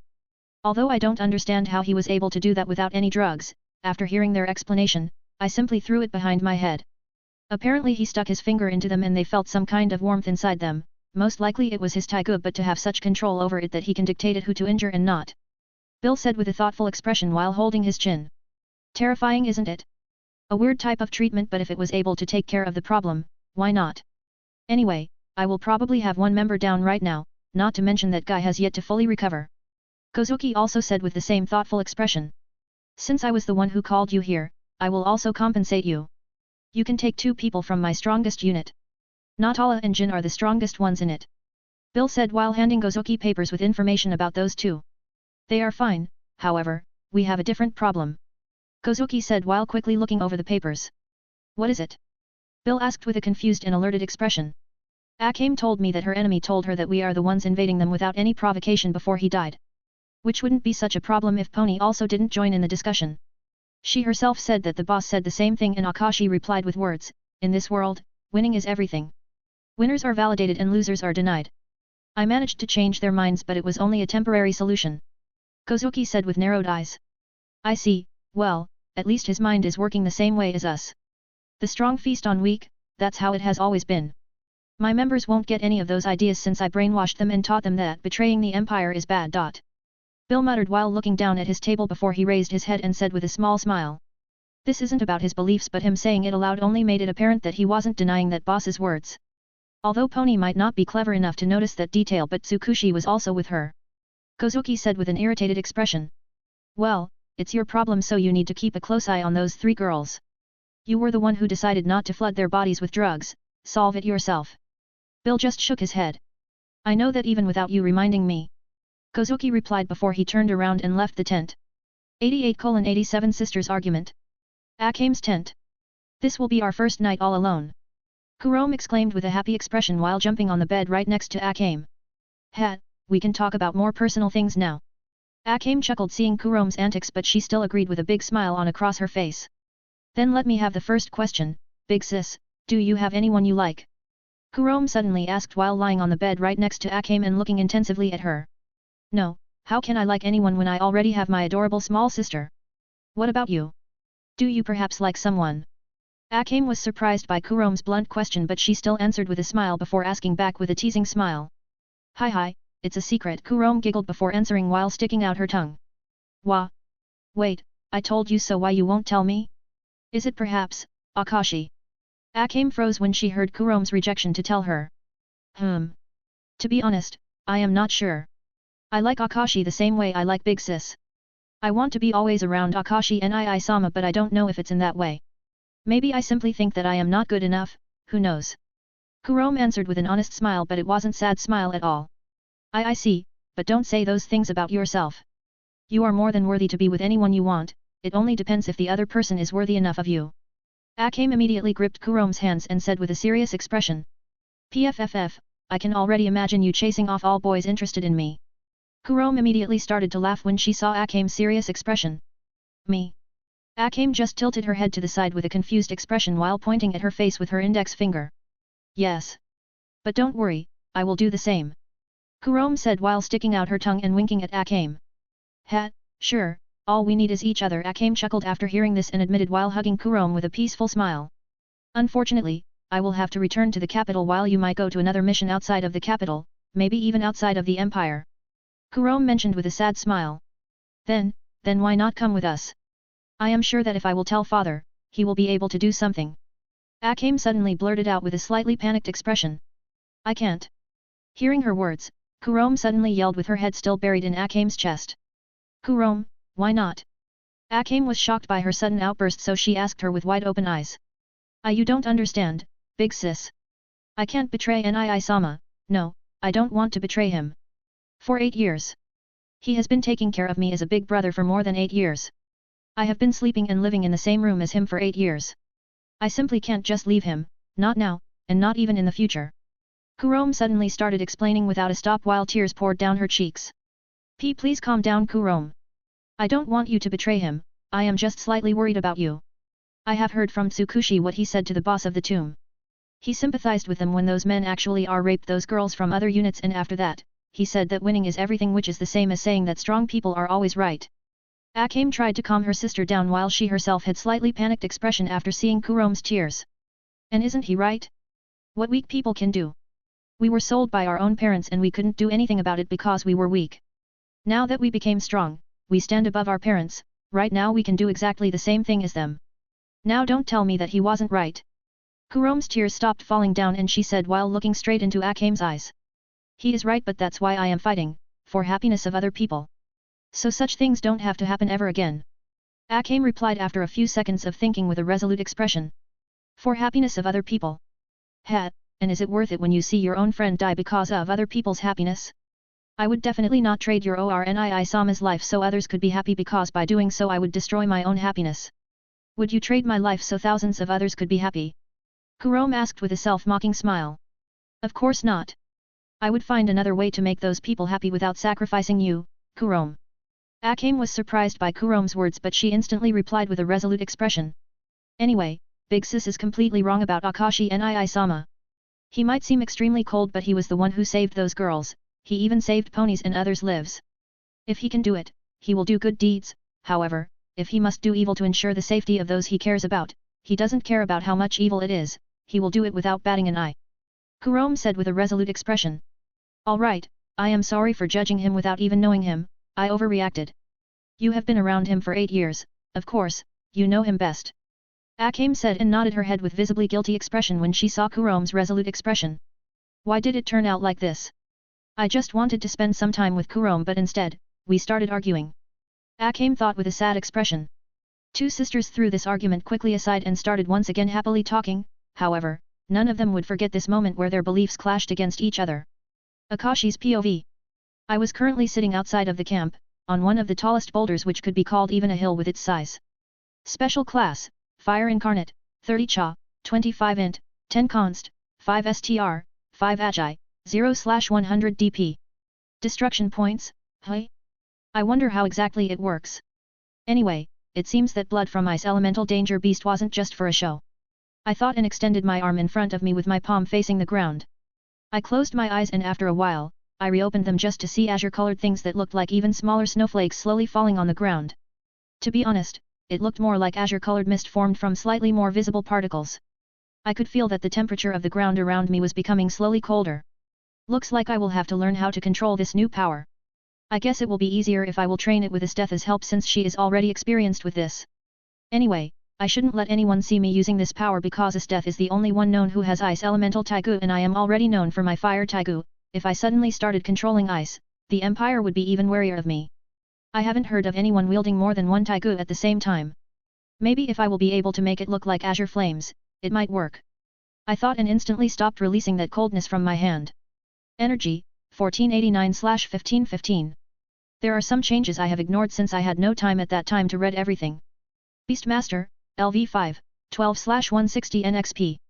You are now able to control up to 200 lesser beasts. You are now able to control up to 2 common beasts. You are now able to store all of your beasts into your shadow no matter the size. Finally, I can tame some bigger danger beasts. Some of my wriggles died during the collapse of the tomb, but more than half of them got out of there, so I will be able to incubate more of them to refill their numbers tomorrow. It looks like I have also gained something special for my Master Blacksmith class. Common Reanimation can be upgraded to Greater Reanimation for 5.000 gold. Lesser Shock can be upgraded to Common Shock for 2.000 gold. Lesser Fear can be upgraded to Common Fear for 2.000 gold. Common Reanimation. The weapon with this attribute is able to tame the souls of those killed by it. The soul will be trapped inside the weapon and can be released on command. The soul will take the form of its former body and its strength will be 80% of its original body before death. The more released souls at the same time one wielding the weapon controls, the weaker he becomes. Maximum of captured souls, 3. The wielder will become 5% weaker for each summoned soul. Summoned souls can't die, but once they are truly defeated, the wielder must wait for some time before summoning them again. The wielder can't capture souls much more powerful than him, and he must be the one who personally kills those he wants to control. Lesser Shock. The weapon with this attribute is coated in electricity that's completely harmless to its wielder, however very deadly to its enemies. The techniques one is able to perform with such weapon depends on the quality of this attribute. This quality doesn't make the weapon able to control lightning. Lesser Fear. More of general type of attribute focused on the military and wars. The weapon with this attribute is able to awaken fear of wielder's enemies while inspire his allies at the same time. The effect becomes greater with each defeated enemy and its range is also enlarging with each kill. However, after a certain time out of battle, those so-called stacks will disappear. Maximum stacks 50. Not bad at all, but even though I stole a little more than half of the gold stored inside that tomb, I still have a problem with money. Right now, I should have enough money to buy Orberga's loyalty for numerous years, but I can also use the money I have to expand my influence and business even more. TCH. It's all about money, money, money. No matter what world or era. I will think about it once I return back to the capital and talk it through with my father. Right now, I would only like to expand my pharmacy business since it will help a lot of people inside the capital, which will also make me have more influence. I have also heard that former Prime Minister Chowri retired after being overthrown by Honest. Maybe I can also use his influence to my own goals. He should still be very respected by people. After all, I have heard that he really cared about this empire and its people. To be honest, I am not sure why I am even doing it. Is it because all of my relatives live inside the capital? To be honest, I can simply hide all of them inside Orberg hideout and stop caring about this country, but I guess I grew a bit closer to it after living inside it for more than 17 years. I also doubt that my father would want to abandon everything, plus even though he is ruthless and has no remorse to do evil things, he still means well for this empire. As long as it will help in the long run, he will do whatever it takes, if it even means killing innocent people. I thought with a bored expression while looking at the night sky and a big bright moon. Why you look so bored and lost? Suddenly I heard Feminine's voice right behind me. Just thinking about the future, meaning, boring stuff. You understand, right, Esteth? I replied without even looking behind me. Who is it, since I already knew it when I heard her steps due to her wearing high heels boots. I see, I am pretty bored today too, due to not being able to fight any strong opponents. Excuse me. She said and sat down right next to me. There was hardly any more space, so our shoulders were pressing against each other. What is her goal? Just to talk or something else? 89:88 leaving. Is there something specific you want to talk about? I asked Esteth when she sat down right next to me. Not really, I guess I just wanted to talk for a bit, she replied with a small smile while looking up at the bright moon. I see, and what kind of topic do you want to discuss? I have asked her with a curious expression and a bit of wariness in my eyes. Since you are my friend, I will be honest with you. I have ordered a few of my trustworthy subordinates to investigate a bit around your influence in the capital and everything around it. Esteth suddenly said with an honest apologetic smile. And what did you manage to find? I asked with a neutral tone, but my eyes became slightly colder. I have discovered that you are expanding a lot of businesses and you are even making some charity. Hiring weak men who used to be in the army who lost their worth to the empire. Although most of the people don't talk about it, however, one time when I took a walk around your residence, I have heard some very good words about you from the locals. She explained with a small smile. Well, I am not sure about the charity thing, but I do hire those men since I have a good occupation for them. I had also expanded my businesses, but why is that interesting? Aren't all nobles trying to get richer each day? I asked while shrugging my shoulders with a smirk. True enough, but I don't think you are that type of person. It looks like you are slowly building up your reputation with locals. Some of them call you Red Devil with fear and some with awe and respect, which I find very interesting. Are you playing in politics? Esteth asked me with a serious expression. To think that she would be able to investigate it, her so-called trustworthy subordinates definitely must be at least Taigo users and experienced at that to be able to get past my organization I have created. I mean, the organization itself still isn't truly completed since we lack any higher figures who can take care of different parts of the city. Most of it is Ichika's and Kurome's responsibility. I thought, and my stoic expression became colder while my eyes slowly lost its radiant color. Oh ho ho, I like that face of yours, but there is no need for anything like that. Esteth said with a wide smile while looking at my cold smile. I just looked at her and waited for her to continue. You see, my army supports Prime Minister Honest, but to be honest with you, I don't really care about it. I just find it curious, why are you trying to build a reputation in that way? I can understand that more people will support you this way, but, is there any other reason? She said with a bored look before asking me with a curious look. The empire itself can't exist without its people. Not many people can understand the fact that the prosperity of common people also means the prosperity of the entire empire. I replied while returning to my uninterested expression. But if those people won't do anything about it themselves, they will become just weaklings depending on someone else. Why is there any need to protect or make sure that weaklings prosper? Esteth asked with a genuinely confused expression. Normally, I wouldn't give a shit, but if I want this empire to prosper, that's the proper way how to do it. They are weaklings, but they at least work and pay taxes. The more they will prosper, the more taxes will empire receive. Also, since you are general, you must know how the morale of your soldiers is important within the battle. Politics are also one big battlefield, and if you can make a lot of people happy, they will naturally return it, at least most of them. Usually, it's how weaklings think. That's one of their good conducts. I explained with closed eyes. So you want to take over the throne? Esteth asked me with an amused smile. Yes and also no. I don't want to be the one on that throne. I don't want to spend the rest of my life sitting on a shitty chair. I came into this world because it was the suited world for someone corrupted like me who only knows how to kill. I said in dead serious tone while looking at the palm of my right hand with dull eyes. What a weird way of the wording came into this world. It's like you are saying that there are other worlds. Esteth's amused smile disappeared and she said with a calm expression. Maybe there are, maybe it depends on your already predestinated character where you will be born. This world is suited for psychopaths, killers, and others, so I definitely not regret being here since this is where I belong. Anyway, let's stop with this depressing discussion. I have heard about Nayenda but I don't know details. I said with a slightly crazy smile before looking at her with a calm expression and asking her. Now that I think about it, Nayenda might also be a slightly depressing discussion, whatever. Yet, she defected to the rebel army along with her army, or at least she wanted to. I was tasked to stop her army from leaving the empire. As you already know, my relationship with her wasn't bad, so I gave her a chance to escape after I cut off one of her arms. Without her arm, she won't be able to use her taigu any longer. She won't be able to strengthen the rebel army because I prioritized capturing her army instead of her. The only thing she can do now is what she has always been doing, being the general and tactician. Esteth explained with a small smile. You let her escape? I asked with a slightly surprised expression. Of course I haven't done it deliberately so everyone could see it. She had a good chance to escape, and if I wanted to capture her I would have to abandon my army and chase after her, which I didn't want to do that. She was able to escape only with a few soldiers, while only 2 of them looked strong. I suspect both of them were taiga wielders. It is quite surprising that she has been able to gather 2 taiga wielders. Esteth replied with a playful smile. Hat, what a bad liar you are, you just want her to gather strong forces so you have someone strong to battle against. I chuckled when I heard her words. I won't deny it. Esteth replied with a smile. I have something I need to do after this, so I would like to move out of this camp tomorrow morning, but Kurome is still here. I guess there is no other way. Esteth, can I ask you for a favor? I asked with closed eyes. What is it that you need to even ask me for a favor? She asked with a surprised expression. Nothing much, but first of all, how long can you be here before returning to your post in the capital? I asked. A few days before returning I guess, but if I want to remain here, I will do as I wish. She answered in a way I expected. I see, I need to go somewhere this morning and I might not be able to return in time, so I would appreciate it if you could guarantee the safety of Kurome. I said while looking at her with a serious expression. You need to go somewhere so soon?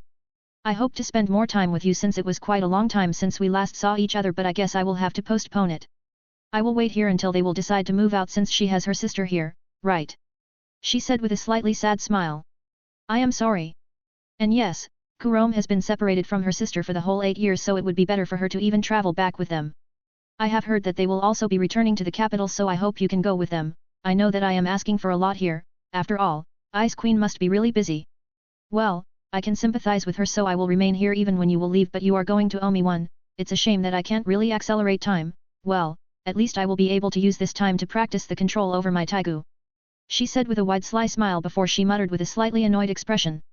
Thanks, I will definitely return the favor one day. Can you tell others that I have gone ahead? Also, please explain it more thoroughly to Kurome, but only her.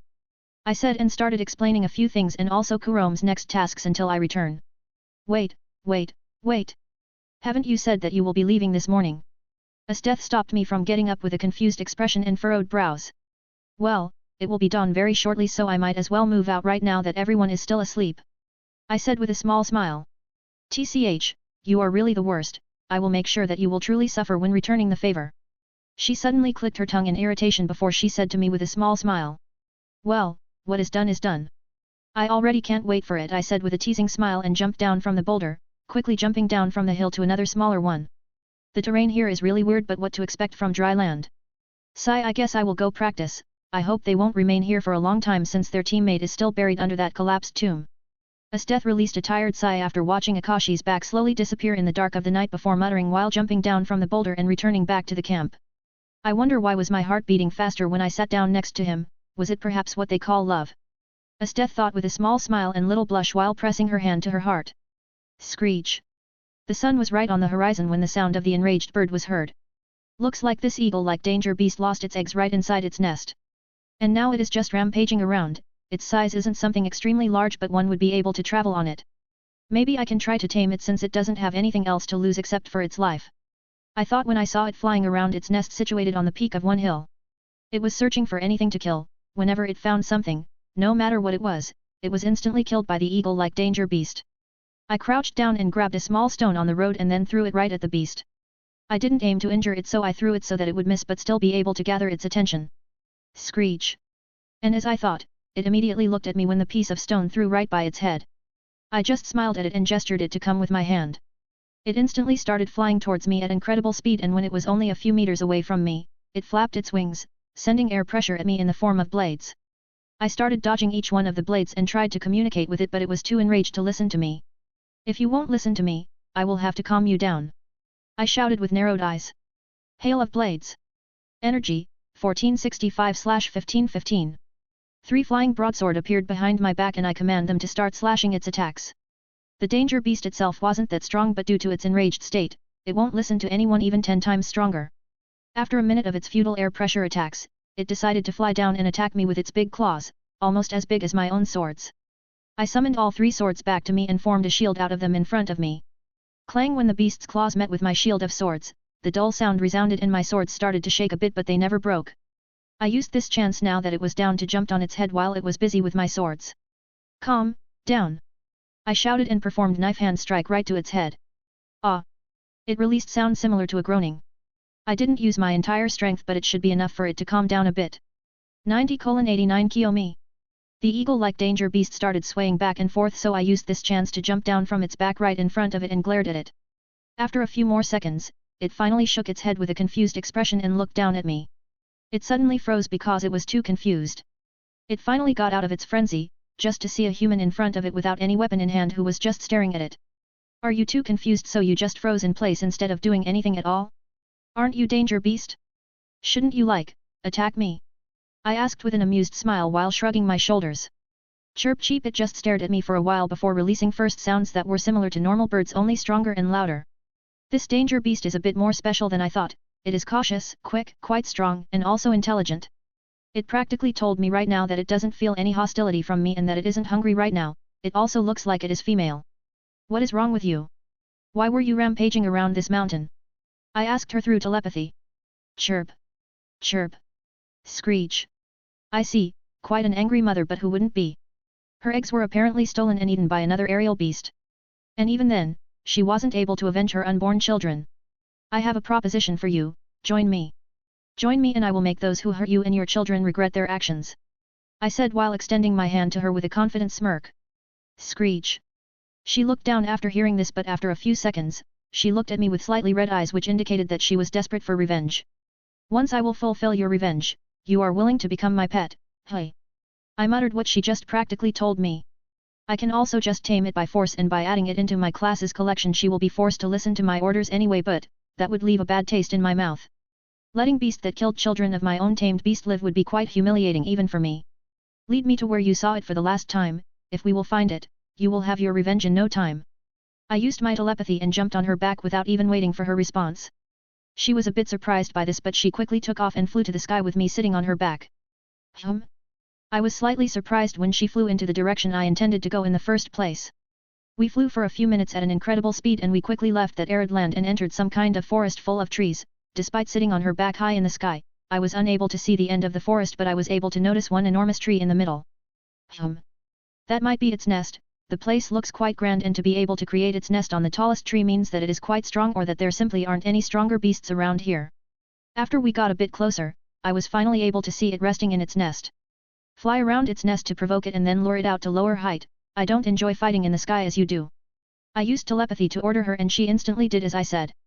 Our target took the bait after my taxi made several laps around its nest while throwing a few insults at its color of feathers and poorly built nest.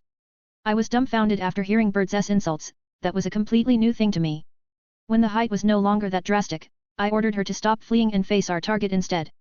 I can't exactly jump from her back or I will risk breaking it. I am glad I still have my other means. I thought and draw my sword. Phantom Strike. Energy, 1495/1515. I disappeared from her back and suddenly appeared right in front of our target. The beast's wingspan was more than numerous meters, yet it was extremely fast, almost as fast as my smaller taxi. I slashed my sword intending to slash open its abdomen. Despite it being caught off guard, it still reacted quite fast and blocked my sword with both of its legs and claws, and in addition, it attacked me by firing a few of its feathers at me. Only a smirk appeared on my face when I saw the feathers nearing me. Hail of blades. Energy, 1445/1515. 3 broadswords appeared behind me and 2 of them were sent to pierce its wings, while the last one was meant to somehow damage its legs but not to kill it. While I did this, the feathers already arrived in front of me and I just extended my right arm in front of me to create a shield made of fire. The feathers instantly burned in the heat of my flames and my broadswords did their job too. The bird started falling down due to its wings being damaged, but it was still able to glide for a bit. I also started falling down since I had no wings at all, but after a few seconds, I landed on something soft. There goes my test, not bad. Although I would easily survive fall from such a height, my taxi doesn't know that. It warms my heart that she actually helped me even though she didn't have to. Heh. Let's go down, I told her and patted her back before jumping down from her back, earning a horrified look in her eyes while looking at me falling down. Bang. When I have fallen down on the ground, debris flew everywhere. I landed right next to the injured beast, but it looks like it was no longer able to move due to its injured legs and wings. I approached its head and stopped right in front of it. It looked at me with hatred in its eyes and tried to bite off half of my body with its beak. Shriek! My taxi was already next to me and stopped the beak from reaching me by stepping on the beast's head, immobilizing it. I noticed that my newly tamed beast was looking at me as if waiting what it should do next. Do whatever you want, this is your revenge, not mine, I have no interest in killing it. I told her before turning around slowly walking away to give her some space. Screech. She immediately clawed out its eyes and then bit off its entire head.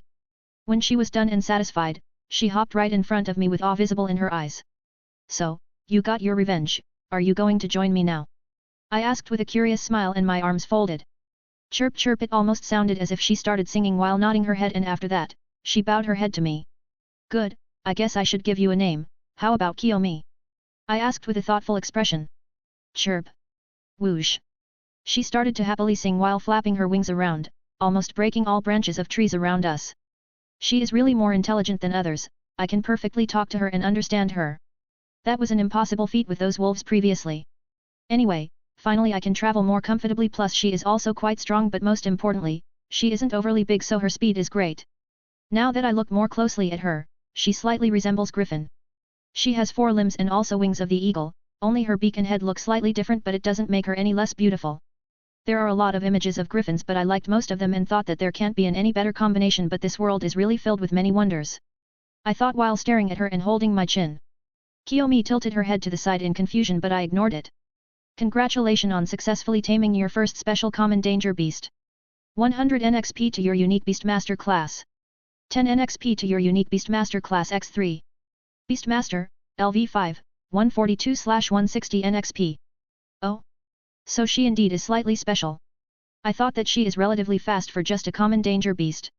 Not to mention her intelligence, there are even twice as strong danger beasts than her and they have 0 IQ. Let's go, I jumped on her back and sat down while telling her to take off. She immediately did as I requested, and when we were high enough, I pointed at the certain mountains very far away from us. She instantly understood and started flying towards the mountains at an incredible speed. Somewhere in the mountains. Ha! A young woman with grey hair and lime eyes was seen practicing with her katana slashes at an empty space. Despite her slash hitting just an empty space, each of her slashes generated air pressure enough to slice numerous trees in the row in 2 halves. Taiko? Don't you think that you are practicing a bit too hard? A young woman sucking on lollipop asked while sitting on the branch of one of the trees. She was observing sweating Taiko with a worried look, even she herself started to sweat just by looking at her endlessly practicing her swordplay. Not at all, Chelsea, if I want to catch up to him, or at least stay near him, I have to become even stronger. She slowly said with pauses for her slashes. Sheesh. Can't you at least answer me without swinging your katana every few words? She is really obsessed, even Granny herself is quite worried, and we are talking about Granny here. She is someone who wouldn't mind to give me training where I would suffer for numerous days. Chelsea thought with a tired expression. Taiko, you know that you must take a break sometimes, right? Chelsea suddenly asked with a helpless smile while swinging with her legs back and forth. But I do have breaks. I have a break for breakfast, shower, lunch, shower, dinner, shower, and then I go even sleep. Taiko finally stopped swinging her katana around and turned at Chelsea with a puzzled expression. For 3 fucking hours. How is that even considered sleep? Chelsea wanted to shout at her but she stopped herself. Taiko, I think that you are taking it too far, are you perhaps running away from your thoughts by practicing so often? Chelsea asked with a serious expression while looking at Taiko with narrowed eyes. What do you mean, Chelsea? Taiko asked with a confused expression. Each time we are eating, you seem to space out. And each time I ask you something, we always end up discussing Akashi. Do you miss him that much or are you afraid of something? Chelsea said and looked at Taiko with a really worried expression. Taiko was indeed behaving very weirdly past numerous days and even Mara was worried but she couldn't do anything about it. She once has forbidden her practice for one day and she spent her entire day spacing out while looking out of the window from the hut built on the surface. Although Mara found her spacing out face extremely cute, she had no time to fool around so she let her practice since it was the only thing that kept her in focus. Also, it didn't look like she was damaging her health but if she continued like this for numerous days, she would have no time to spend some time with other people. Like I said before, I must be sure to keep up with him. Taiko thought while looking at the ground before raising her head and replying to Chelsea with a determined expression. Is that really all? Aren't you afraid of something? Like him leaving you or forgetting about you? Chelsea started bombarding Taiko with questions. Taiko opened her eyes wide in realization when she heard Chelsea's words. She herself didn't know why she felt like it, she just kept thinking about Akashi whenever she had time. She just wanted to see him once again. But now that she heard Chelsea's words, she no longer had an idea why she was behaving like this. No, I am not afraid of Akashi forgetting about me or leaving me without any notice. It must be something else.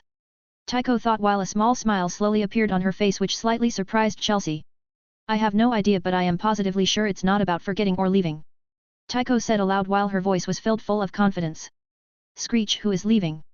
Both Taiko and Chelsea looked at the sky with wide open eyes when they heard beasts cry together with the voice of man they knew very well.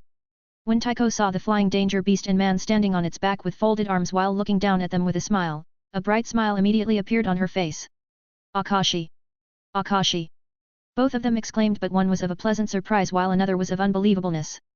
91:90 back to Orberg. To think that I would meet those two right away. Kiyomi, land here. I told my tamed beast through telepathy and she immediately did what I wanted despite seeing two humans while one of them was extremely dangerous. After I jumped down from her back, I turned back to Taiko and Chelsea just to see Taiko literally throwing herself at me. I caught her and she wrapped her arms around my neck and her legs around my body. Isn't this a little bit out of her character? Not to mention that Chelsea is watching. I thought with slightly surprised expression when I saw her actions. Akashi! You came back much earlier than I expected. Taiko exclaimed with a happy smile while quickly sealing my lips with hers. Gah! You didn't expect anything. Chelsea was astounded by Taiko's frankness. I have something to discuss with your leader but I definitely missed you. I will remain here for a few nights at least. I nodded with a genuine smile before I pressed my forehead to her own forehead. She got my meaning and happily nodded with flushed cheeks. Ugh, can you tell me why are you here so early? You have been gone only for a few weeks.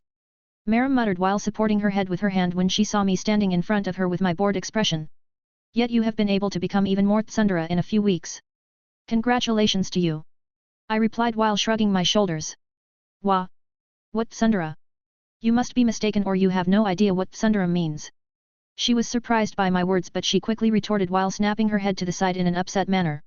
Sure, whatever you say, I am here to inform you that one of those kids is most likely dead.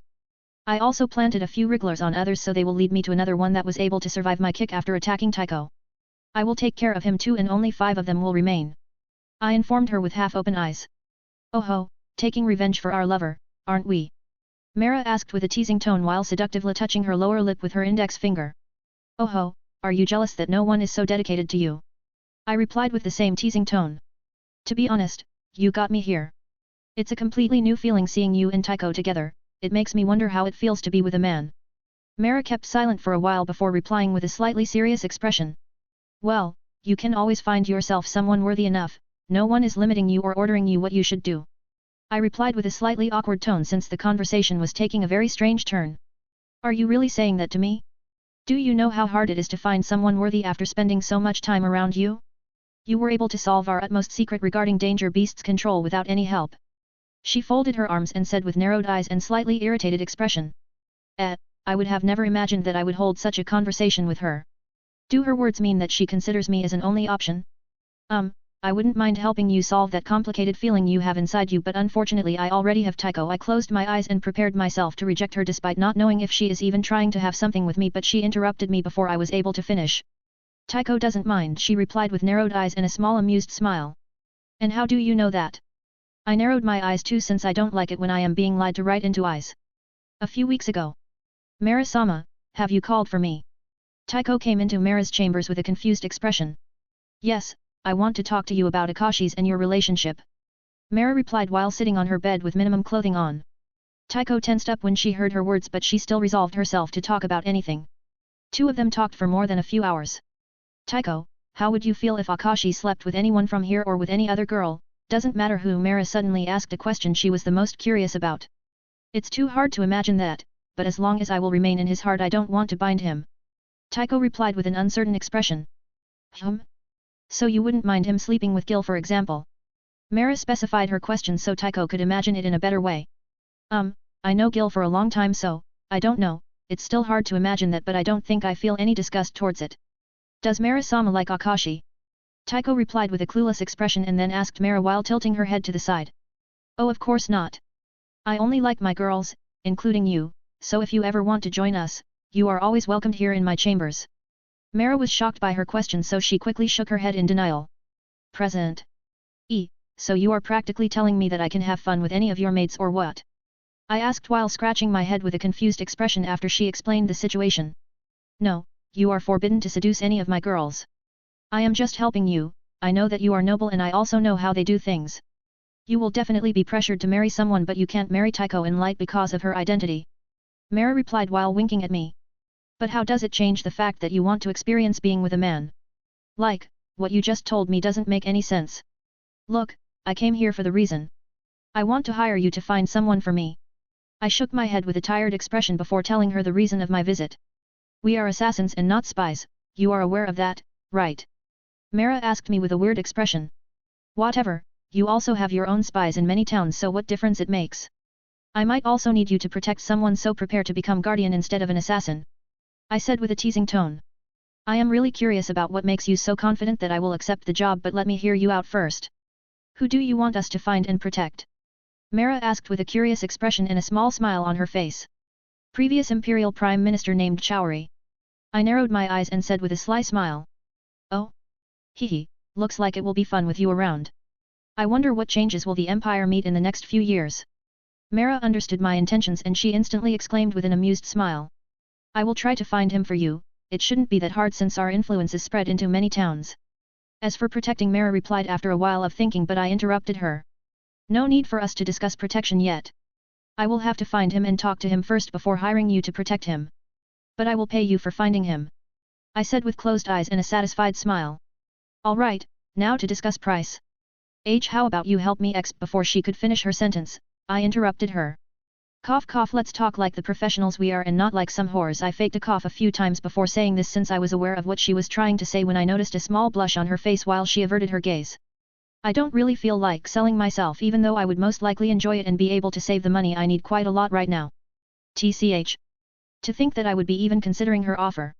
Sigh. Well, do you still plan to hire our loyalty for eternity? She released a disappointed sigh and then asked with a serious expression. Yeah, there is no change in that, and if you want someone like me then I can recommend one kid out of those assassins. The girls kept calling me dark upgraded version of him, so maybe he is similar to me. I nodded my head before suggesting with a teasing smile. No, thank you. Like you said, if you are upgraded version then I don't want him. I always strive for the best, het. Anyway, since you are serious about hiring us, I can help you find that Chowri guy for free, but you will have to pay us if you want us to guard him. Mara said with a serious expression and folded arms. Whoa, so generous. I can't let this chance go. That is very kind of you. This new Mara-chan is definitely better than the one I met for the first time. I said with a small smirk. Who the hell are you calling Mara-chan? Go away or I will reconsider my offer. She immediately widened her eyes while she blushed a little before she started yelling at me. Pfft, sure thing, sorry to bother you. I chuckled and quickly left her room. TCH. Why do I feel like I am subservient to him? It's not an entirely bad feeling, but it's extremely strange and slightly uncomfortable for someone like me to feel like that.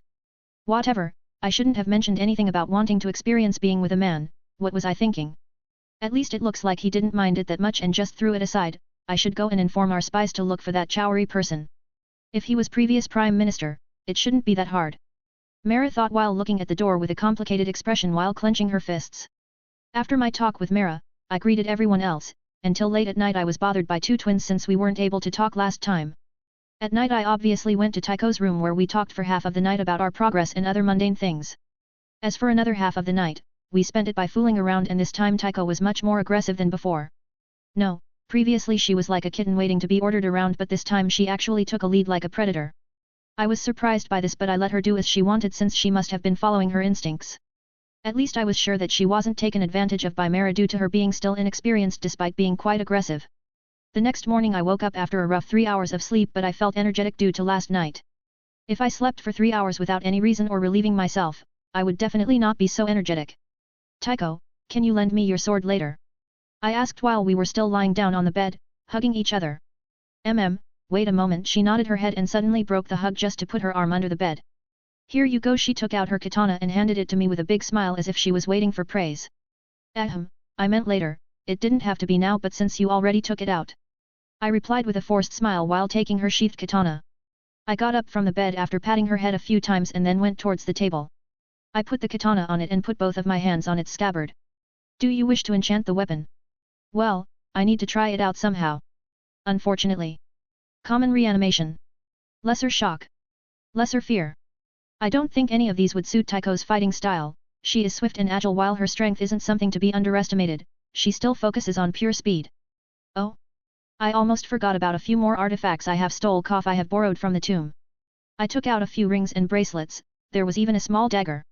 I took a look at each jewelry but couldn't find anything good, most of it was only fashion things except for the dagger. I took it out from its sheath and noticed a green-colored gem in the middle of its crossguard. I looked more closely and it looked like there was some kind of whirlwind rampaging inside that gem. Maybe?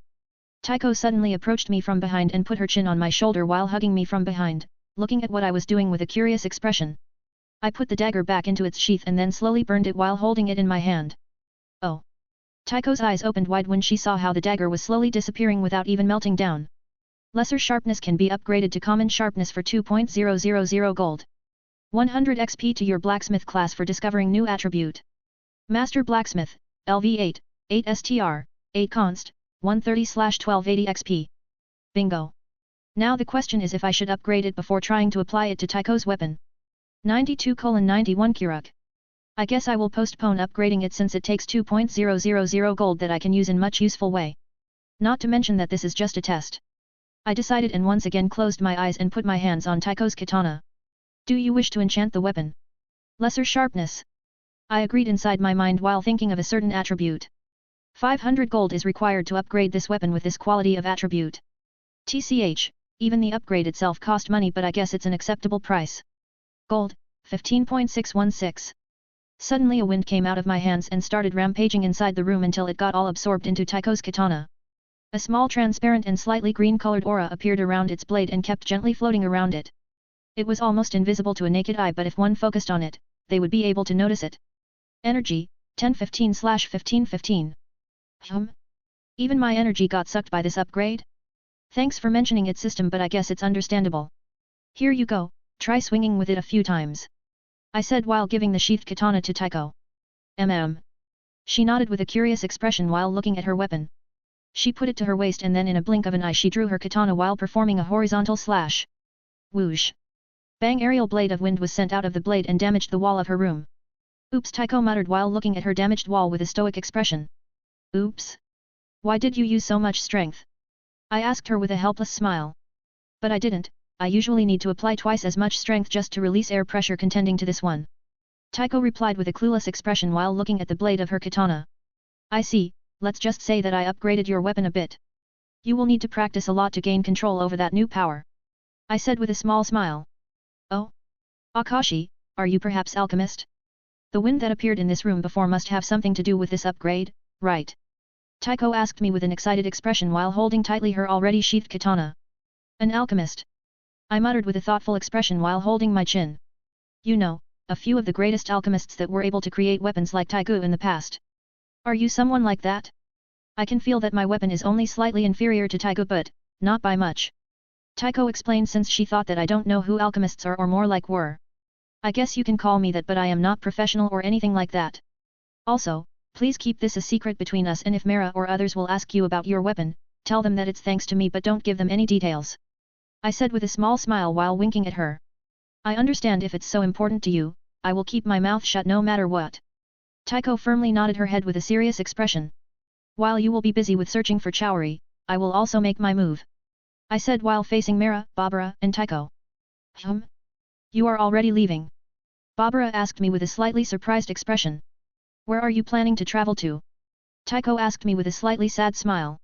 I will come back but I need to visit the eastern region of the empire. I have yet to visit that religious organization that occupies the empire's territory. I replied with an apologetic smile while looking at Tycho. I also need a good place where to sell that jewelry and I have heard that taxes there aren't that high. I could also go to the western region but I have close to none information about it so it's safer to go to the eastern region. See, can I go with you? Tycho asked me with pleading eyes. Well, I won't be away for long and I don't see any reason why you shouldn't. I said with a thoughtful expression before looking at Mara. Sighed Tycho, you have a new mission. Protect our new employer and return safely with him once he is done with everything he needs to do there. Mara released a tired sigh before assigning a weird mission to Tycho. Understood. Tycho replied with a serious expression. Did she just do that so she could have a reason to send her with me without making her look kind? Sundara. Alright, Kiyomi will take us there so we don't have to walk all the way there on our own legs. I informed Tycho with a small smile. Tycho nodded her head with a happy smile. How did you even tame it, Akashi? I thought that you can only tame wrigglers since they are similar to Taigu. I understand that one can tame danger beasts through terror and might but your pet seems to be quite happy while also being obedient. Mara asked me with a curious expression. Let's just say that I have a talent when it comes to communicating with danger beasts and I helped this one with one request so it decided to follow me. I replied with a small smile. Do you have any reassurance that it won't betray you? Mara narrowed her eyes in a cautious manner. You don't have to worry about that, really. I reassured her before waving my hand with a smile across my face, gesturing for Tycho to follow me. Ever since the upgrade of my special class, I have been able to store provisions into my system. However, it also depends on the size of those provisions so I can't just store any enormous dead danger beasts as a food. Despite this fact, we still took 2 small backpacks filled with necessities for our journey because I don't want anyone to know about this ability unless necessary. After we were ready to leave, we sat down on Kiyomi's back who took off towards the eastern region, more specifically, to the Kuruk that was flourishing the past few years. There are news that fairly new religious organizations started helping people not to give in despair and their leader is called by many a god due to his miracles. Apparently he has the ability to see the future and also has some strange healing arts. That's also one of the reasons why I decided to sell those things there. I hope to meet him and observe to see what kind of man he is. This is much comfortable than walking, Tycho exclaimed while looking at our surroundings from Kiyomi's back while she was sitting between my legs, leaning her back against me. Chirp. Chirp. Kiyomi immediately responded with a high-pitched and what seemed as happy sounds. What does it say? Tycho asked me with a curious expression. Practically, she is saying that she is happy to serve as a taxi, I replied with a smirk. Taxi. Tycho tilted her head to the side in confusion while looking back at me. Transporter, I shortly explained, and when Kiyomi heard my words a few large tears have fallen down from her eyes at the ground. Oh. I see, good Kiyomi, good transporter, Tycho praised with a face of realization while gently rubbing Kiyomi's back covered with the feathers. Hearing Tycho's words, another few tears has been spilled from Kiyomi's eyes. Now that I think about it, she can even understand Tycho's words. I thought that she is able to understand me only because of my class, but it looks like she is more intelligent than I thought. Or maybe it is because of how Tycho is close to me. Or it could be thanks to Kiyomi being already part of my crew. Tycho, we will take a few stops before we reach Kuruk so Kiyomi can also take a break. You can use that time to get used to your newly upgraded weapon. I said while pulling her close to me and watching the horizon with calm eyes. She nodded before resting her head on my chest. This was our second stop and most likely the last one before we reach Kuruk. I have been observing Tycho practicing while I was sitting on one of the branches, trying to get my new power under control. Ha! Tycho slashed her katana and a few aerial blades were fired in front of her instead of just one. They were sharp enough to split trees and a few not too big boulders. I was already able to slightly change the color of my flames, but that's all for now. I am also able to sap things temperature out of them. I tried this on a few captured danger beasts and after a few seconds of sapping of their body temperature, their blood flow suddenly froze and so their heart, thus they no longer moved. One of the disadvantages is that I can do this only by being in direct physical contact with them. When I tried it from a 1 meter distance away from them, it took more than 1 minute to kill them like that. But I must say that it definitely is an interesting torturing ability, at least that's what I noticed when I saw those danger beasts shiver and flinch in complete pain. However, experiment is an experiment, even if they didn't do anything too bad to me, someone had to become a guinea pig. Tycho, it looks like you have gained some understanding over that new power. Let's spar for a bit. I stopped experimenting with my new power and jumped down from the branch. Yes, I feel like this is all I can do for now. But even if it looks just like a little power-up, in truth, it opens so many new possibilities for me. I will no longer need to spend an exaggerated amount of strength to create wind pressure to attack my enemies. She replied with a satisfied smile while gripping the hilt of her katana while looking at the blade coated in the transparent green aura. Good, show me how much you have improved. I shouted with an inviting smile while beckoning with my hand for her to come at me. Hat. If I will win, I want you to take me on a date once we reach Kuruk. She said while pointing at me with the tip of her katana while holding it with both hands. She is surely becoming more emotional and is no longer that emotionless or completely clueless Tycho. I thought with an amused smile when I heard those sweet words combined with the sight of her pointing sharp weapon at me with the intention to attack me. Please, this entire time we are on a date. There is only Kiyomi around us. I said while looking at her with a weird look in my eyes, but an amused smile never left my face. Plus, it's not like I wouldn't do that if you just asked. Chelsea told me how ideal date looks like, so I want that. Tycho said and kicked off the ground while her lime green eyes were full of fighting spirit. She appeared in front of me almost in an instant and I already got ready to intercept her first attack. Ha! She shouted, and instead of swinging with her katana, she actually intended to kick me to the side, which completely caught me off guard since Tycho always liked to spar using only sword moves. This completely surprised me as my eyes opened wide in a pleasant surprise. Haha, you cheeky girl. To think that you would try to surprise me right off the bat. I laughed a bit and narrowly dodged her kick, but I still felt air pressure her kick generated.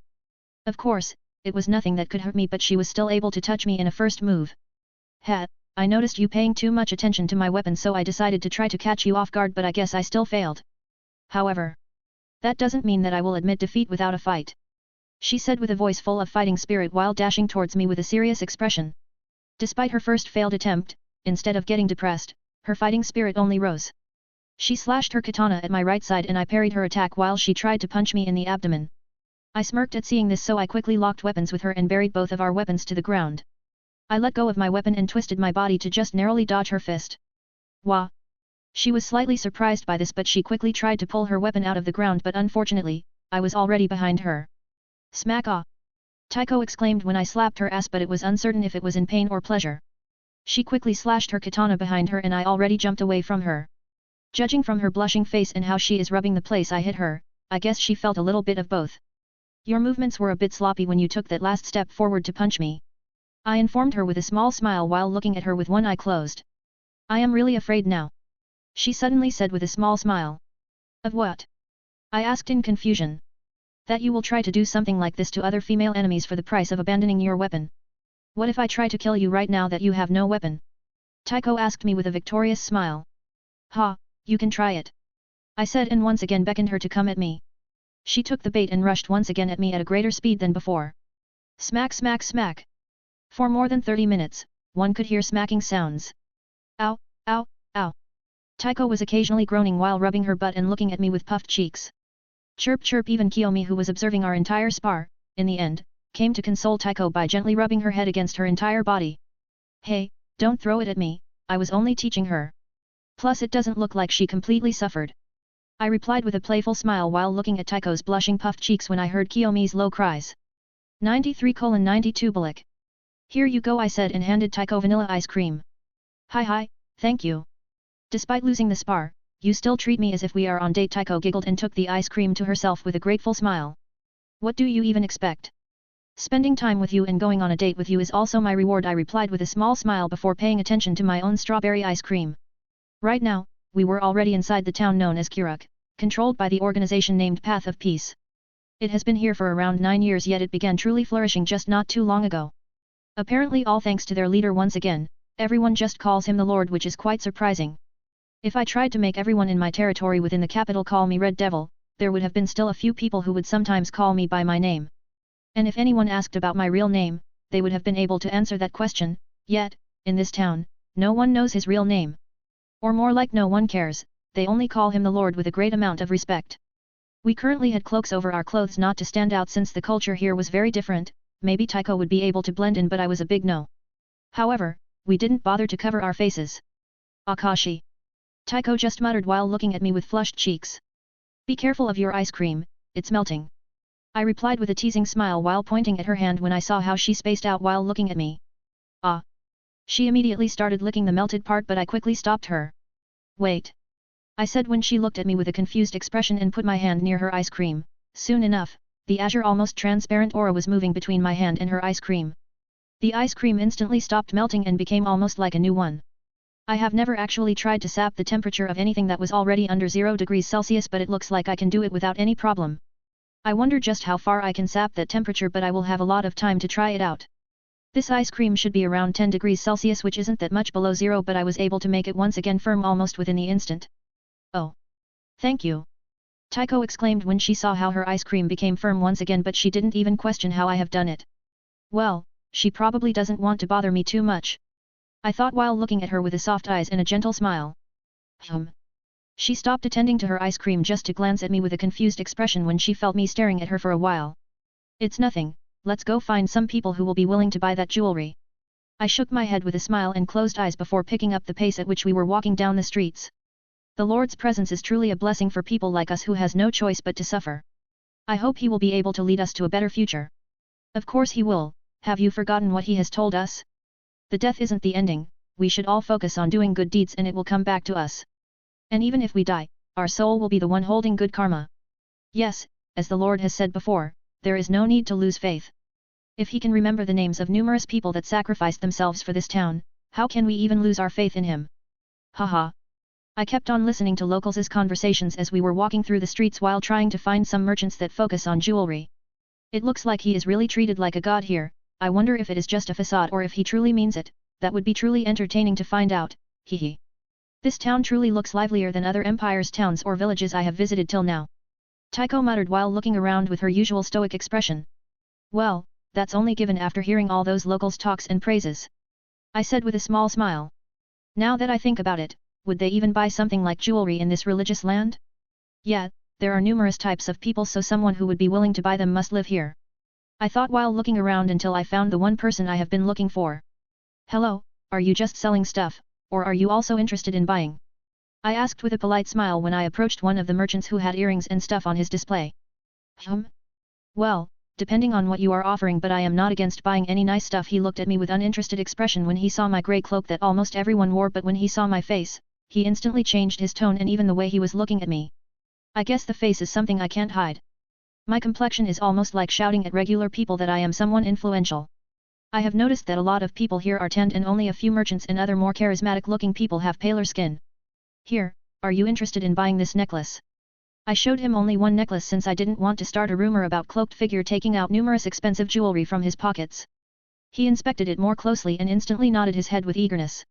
He told me that he is willing to give me 400 gold for a masterpiece like that, but instead of answering him I already started leaving, which made him shout at me 500. I stopped walking and glanced at him. 700. Not even a gold less. I said with a firm tone. ITCH. It's too pricey. He replied while clicking his tongue. All right. I nodded and resumed walking away just to be stopped by his shout once again. Wait. I will take it. I have never seen anything like it.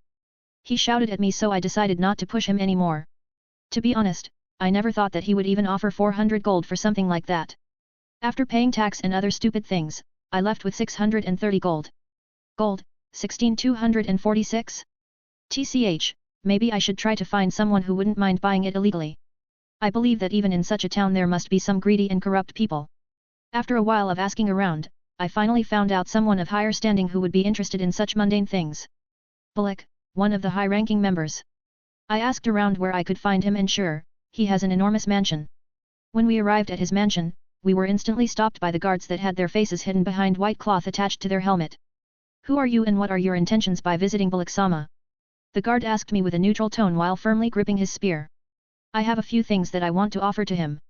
I think that he will be interested in those mundane things. I skipped the part who am I since no one actually cares about it. Even then we can't just, actually, wait for a bit, I will inform Bullock-sama for you and ask him if he is willing to see you. He wanted to refuse, but he suddenly turned his head at Taiko, who had cloak over her head but that didn't hide her face. He immediately changed his sentence when he saw her face. Seeing this, I narrowed my eyes once he turned around. Tycho, make sure to do your best to hide your face and if impossible, at least try to hide your hair under that cloak. I whispered to Tycho with a serious expression and although she looked confused at first, she nodded without asking for an explanation. You can enter. The guard came back in a hurried manner and let us in while signaling another guard to lead us. Creak. When we entered the mansion, I immediately smelled drugs and sex in the air with my superior sense of smell. This can't be really religious person. He must be from the Empire sent as a spy or I have no idea what he is doing in a high-ranking position. I can already guess why they let us in and I don't like it at all, maybe I will cause a bit of commotion here. I thought with an amused and cold smile while using my hood as best I could to hide my face. We were being led through a few rooms until we arrived at probably the biggest hall of the entire mansion where I finally saw a man named Bullock sitting on some kind of throne while having more than 5 women around him. All of those women were only wearing a bikini and judging by their expressions it was apparent that they were under the effects of drugs. The man himself had brown short hair and beard, there was nothing holy about him and neither anything special. So he doesn't even bother to hide this fact from us? So I guess he never intended to let us leave alive. Tisk, tisk, tisk. I glanced at Tycho who was next to me but she had her usual stoic expression and even she knew what was going on here. Hello, I am named Bullock. I have heard that you have something to offer to me so, how about showing her to me whole? He introduced himself with an impatient smile while looking at Tycho's figure with a lewd expression and he didn't even try to hide it. Haha, I was doing my best not to laugh aloud while resisting the urge of giving him a little torture with my new power. Oh? I guess there must be a little misunderstanding. This is my companion and what I want to offer to you is this. I said with an awkward tone before pulling out one unique-looking ring. I see, well, the craftsmanship is definitely better than one can find in this era but, well, I can offer you 100 gold and if you leave your companion here, I will give you twice as much. He exclaimed with a slightly disappointed tone before looking once more at Tycho's figure. He didn't even look at the things I was offering him and instead he offered such an absurd offer. Despite the fact that Tycho was wearing the cloak over her, it didn't hide her figure that was built by numerous years of training. Wow, there are people this stupid. I am very surprised. I thought sarcastically. To be honest, his remarks don't even anger me but on the contrary, they make me want to laugh. Anyway, it looks like he isn't someone so simple, I can sense fairly strong people around. Tycho was just keeping silent without being bothered by his words. I am sorry but that's too little and my companion needs to go back with me so I can't let her remain here. I replied with an apologetic tone. As long as he doesn't try anything, I won't move either. Tycho, just focus on not having your face seen by anyone, don't join the fight I still whispered to her just for precaution since I already felt that this shitty man will try something. Well, that actually wasn't an offer but more of an order. Snap he said with an amused smile and snapped his fingers. The guards around the room gathered in front of us. How typical of the Empire, he really must be a spy inside this religious organization. I see, then I said and slowly draw my sword. Kill him and capture that girl. Bullock shouted while pointing at us when he saw me drawing my sword. The guards threw themselves at us, slashing their swords and thrusting their spears at me. Splash splash within just a second, I killed more than 6 guards and their severed limbs, half of their bodies painted the floor with blood. My words also weren't a question but the announcement I finished my sentence after finishing all of my opponents while showing Bullock a wide smile. Come here quickly. Protect me. He suddenly shouted and I felt something nearing my head from the right side. I turned to the side and slashed the things that were attacking me. Nails? I was somewhat surprised by what I have slashed. Another one? I narrowed my eyes when I felt an attack from above and behind. I caught the ankle of the person above me who was trying to stomp me to death and threw her with full force towards the person who was attacking me from behind. Hey! Gah! Both of them looked surprised as they flew backward together. While I was busy with them, someone already appeared in front of me, throwing a punch at my face. Let me free your soul. A man twice as big as me shouted. My soul is free enough so no, thank you I replied with a smile. That voice. 2 people exclaimed when they heard me. I blocked his punch by crossing my arms in front of me but the impact still forced me backward so I performed a backflip in the air to regain my balance and when I landed, my hood was finally off. Hey Akashi! It's nice to see you again, Mei, Suzuka. Although I would say that circumstances aren't the nicest, right? I asked with a wide and slightly crazy smile with narrowed eyes. 94:93 Eunuch Spy. You are quite strong, boy. To think that you would be able to block my punch barehanded with such a fragile-looking body. A large man that previously punched me said with a smile. He had a bald top of his head while spiky black hair on the sides of his head and a bushy beard with mustache. He was wearing armored plating on his forearms and also large iron pauldron over his left shoulder. His scleras were yellow and his pupils black. He? Confident, aren't we? I exclaimed while tilting my head to the side with a provoking smile. Mei, why did you get in my way? Just because your attack failed, my ambush also failed. Another large man who was blown away together with Mei, complained to her. He had a similar build to the first man and was wearing only shorts. His purple long hair was braided into two long strands at the bottom, with long bangs framing each side of his face. His eyes were unique in its way, his scleras were black and his pupils were blue. Ha! How is that my problem? Mei immediately shouted back at him with an irritated expression. Those two, whatever, let's see if you are as strong as you look confident, boy. The first man with yellow eyes looked at Mei and another man with a lost expression before directing his attention to me once again. He was getting ready to rush at me once again but... Stop, Sten. Suzuka stopped him by gripping his clothes while looking at me with a small blush. She didn't change a bit. I was kinda upset that someone broke my nails but now that I know it was you, Akashi, I don't really mind. She said with a slightly crazy maybe even obsessed smile. Wait, you know him? If I recall, even Mei called him by that name. A guy named Sten asked while looking at Suzuka with a serious expression. What are you doing? He killed my guards and tried to attack me, aren't you supposed to protect me and not to talk? Bullock who was watching this couldn't keep quiet. That's right, I and Suzuka know him and you should too, just take a better look at his complexion, hair, and eyes. As for our mission to protect you, Bullock-san, we can't really decide this situation on our own. Mei stopped arguing with that second guy and said aloud to Sten before directing her eyes at Bullock who was already slightly panicking. Sten immediately stared more attentively at me before he widened his eyes. Wait. Aren't you that rumored Red Devil? Although we haven't been to capital for some time, we still get to hear some rumors. Sten suddenly bumped his fist into his palm with the face of realization. It seems like it. But feel free to attack me, I won't mind a little warm-up I said with a slightly disappointed expression when Suzuka and Mei stopped this entire fight. He is freak as the rumors within the army spreading around say. It's being said that he is equal to the Empire's strongest, General Death. Sten thought with a serious expression when he saw how at ease Akashi was despite facing 4 Rakshasa demons. What do you mean that you can't decide by yourself? Isn't your job to protect me? Bullock shouted after he recovered from the shock of hearing Mei's words. They mean that Prime Minister Honest wouldn't make an enemy of my house just for a small fry like you. I am a member of one of the strongest and most prominent noble houses, do you think that Prime Minister wants to have another civil war right inside the capital? I explained with a cold smile while slowly walking towards him. Wait, Akashi. Don't kill him. Mei suddenly shouted at me with pleading eyes. Tisk, why are you all acting like some cowards? The purple-haired man said with a cold tone while blocking my path with an arrogant smirk across his face. Ibara, don't. We can't make an enemy of him or his house. Sten suddenly shouted at Ibara with narrowed eyes. I am not someone who likes to use the influence of my family. Ibara is your name, right? You are free to do whatever you want, even if it is opposing me, however I said with my head down while walking towards the guy named Ibara. My bangs were blocking my entire expression so they were unable to tell if I was angry or not but the cold and strong aura of authority was slowly gathering inside the room. I don't allow anyone acting against me to look down on me. I said with a cold tone and raised my head just to reveal glowing red irises with enlarged pupils. Contempt for the weak. Overwhelm. Energy, 1485/1515. Why does my body feel heavier out of nowhere? Ibara thought with slightly surprised expression when he looked straight into Akashi's glowing eyes. I used my skill to strengthen my next attack and threw a primitive and relatively slow punch at Ibara. Haha, this is it after such dramatic speech. I laughed when he saw such a primitive punch and extended his arm to catch my fist with his twice as big hand as me. Hey, I only smirked when I saw this. When he caught my fist. Break whoosh, the sound of breaking bone resounded loudly inside the room and after that he was blown to the wall, breaking through it to the other room. Both Sten and Mei widened their eyes when they saw him lose so miserably in the contest of raw power. However, there was also another reaction. I knew that I should have been the one blocking Akashi's path but I was too busy admiring him.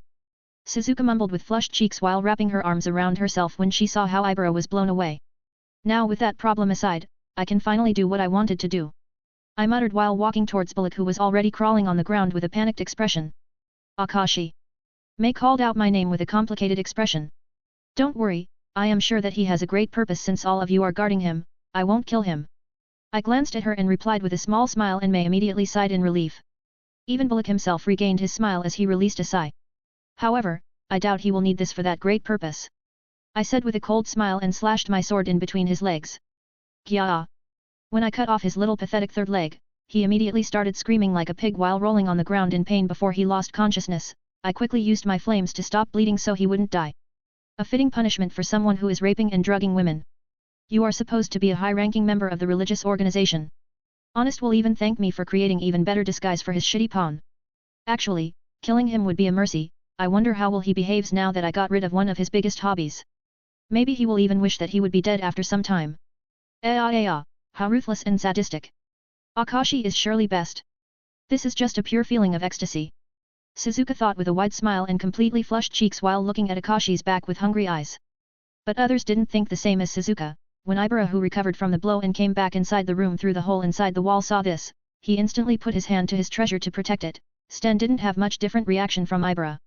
While Mei only looked at the cut-off thing lying on the ground with a disgusted expression. Ew, I first thought that it was his thumb by its size. Mei thought while averting her eyes, not wanting to look at the mess. Alright, I am done here, you can tend to him, our new eunuch spy has been born. I said with a calm smile while looking at Mei and others. I thought that only Prime Minister knows about this spy, but I guess it's not too hard to guess when we are the ones guarding him. Mei thought with a forced smile while looking at Akashi. Thank you for not killing him, Akashi. You have saved everyone a lot of trouble. Mei thanked me while letting guys tend to Bullock's wound. No need to thank me, I know those types of people, he will start wishing for death with his biggest enjoyment in life being absent. I replied with a cold smile, and after I said it, I noticed Suzuka looking at me with obsessed expression. She is nuts. But from what I have heard, those types of women tend to be very creative in bed. I thought while looking at Suzuka's hungry eyes with an indifferent expression. Anyway, Akashi, who is she? Suzuka suddenly asked me while pointing at Cloaked Taiko, who hasn't moved a finger during the entire fight. She is my travel companion I have met on the road. Anyway, I will be leaving now since I have nothing to do here anymore. I said and started leaving, only then, Taiko moved and started following me. Ah, wait, he already left. Suzuka muttered when she was too slow to stop Akashi from leaving, resulting in disappointed expression appearing on her face. Are you alright, Ibara? Sten asked while tending to Bullock wound. I greatly underestimated the strength of his punch, but I am alright. My body is highly regenerative, so he didn't leave any everlasting physical wound on my body. Ibara replied with a complicated expression. Any physical wound? And what about the mental wound? Mei suddenly asked with a teasing tone when she noticed how he specified the type of wound. I can still feel those red glowing eyes with vertical pupils staring down at me even now, it makes me feel uneasy. He admitted with narrowed eyes, which shocked everyone since they knew Ibara's nature. He was always cocky and bloodthirsty, as seen when he tried to stop Akashi despite his higher status. The question is, why is he here? We should send a few spies to keep an eye on him. If he came here to collaborate with the Peace of Path, we need to inform the Prime Minister. Sten said with dead serious expression. Alright. I volunteer to go as a spy. Suzuka immediately raised her hand with a playful smile. No, we need to remain here and guard Bullock-san, Sten replied while glaring at Suzuka. But do you seriously expect that regular spies will be able to spy on someone like Red Devil without being discovered? Suzuka asked with a sly smile. Without saying anything, Sten looked at Mei to hear her opinion on this. Grr, fine, go, and also find out who is that woman. Mei shouted at Suzuka with a jealous expression while pointing at her in a childish manner. 95:94 Night Ambush. When we left Bullock's mansion. How are you? Do you think I should have killed him? I asked while glancing at Taiko, who was quiet for some time. I am fine, no, I am feeling great. And I think that what you did was right. After all, there is no need to create any more trouble here when we came here with the intention of selling a few things. Taiko replied with a bright smile. Hi, I could feel his burning rage when that guy wanted to keep me there, even though he quickly masked it, I was still close enough to detect it for a second before it disappeared. Taiko thought with a happy smile while looking at Akashi's calm expression with slightly flushed cheeks. Well, looks like I won't have to incubate those eggs I left within him. I will simply let them inside him for some time if by any chance I decided to kill him. But even those eggs will be able to remain there only for a specific time until they disintegrate.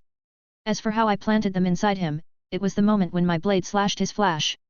Just before I castrate him, I ordered my wrigglers to plant a few eggs on the blade of my sword, and it looks like none of those Rakshasa demons noticed it. As for their fighting power, they are definitely close to Taiga users considering that they had yet to use any of their special body manipulations. That Ibara guy was also quite tough, to be able to stand up after receiving my casual punch empowered with overwhelm. Not bad at all, however, their teamwork was disastrous compared to those kids Gozuki trained. Final conclusion, if I go all out, I have no problem annihilating them all by myself, so they don't pose any threat to me. Akashi. Taiko dragged me out of my thoughts by calling my name in low voice. I know I glanced behind us with narrowed eyes before I continued walking through the streets. I already suspected them to send someone to follow us since they must be wondering what I am doing here and who is Taiko. I can't let them see her face. I have no idea if Gozuki spread portraits of Taiko's and Babura's faces, but I don't want to take any risks. But this one must be from Rakshasa demons considering their ability to hide their presence. And judging from the feeling I am getting, I would have guessed that it's Shizuka. I keep having a feeling as if someone was looking at my back with hungry eyes. It's quite an uncomfortable feeling. Sigh, I still want to sell those things and also walk around without keeping an eye out on a spy. I thought and decided on the next course of actions. Taiko, would you mind if I started explaining my plan to her and she kept nodding with a stoic expression. I don't mind at all, Taiko replied with an honest smile. Alright, then let's go buy some freshly baked bread and a few more things for camping in the outskirts of the town. I suggested and Taiko just nodded her head with a smile. At night, outskirts of the town. This is slightly boring. I was hyped up for something interesting, but it looks like Akashi came here just to walk around and look around the entire town. He is behaving more like a tourist. Good thing that observing his every movement isn't boring at all, or I might have left already. Shizuka thought while peeking behind the large boulder at the campfire around 100 meters away from her. She was currently observing Akashi, who had his hood down, and another cloaked figure of a woman sitting near the campfire. They are both going to sleep. Shizuka's bored expression suddenly changed to astonished one when she saw Akashi putting out the fire and both of them going to sleep. This could be a good opportunity to find out who that woman is, but Shizuka thought, and her thoughts were frozen when her eyes landed on Akashi's face. She remembered the sight of him cutting ruthlessly enemies and she immediately blushed. Fuck that woman, might as well make Mei jealous with my story. Shizuka thought with a naughty smile. She decided to wait more than an hour before she moved 50 meters closer to them just to wait another 15 minutes. In no way, she was going to underestimate Red Devil himself. After another hour passed by, she finally arrived at Akashi's small camp. They have 2 tents, which must mean that woman doesn't have an intimate relationship with Akashi. Anyway, his tent should be right on my left. Shizuka thought with an excited smile as she slowly approached the tent.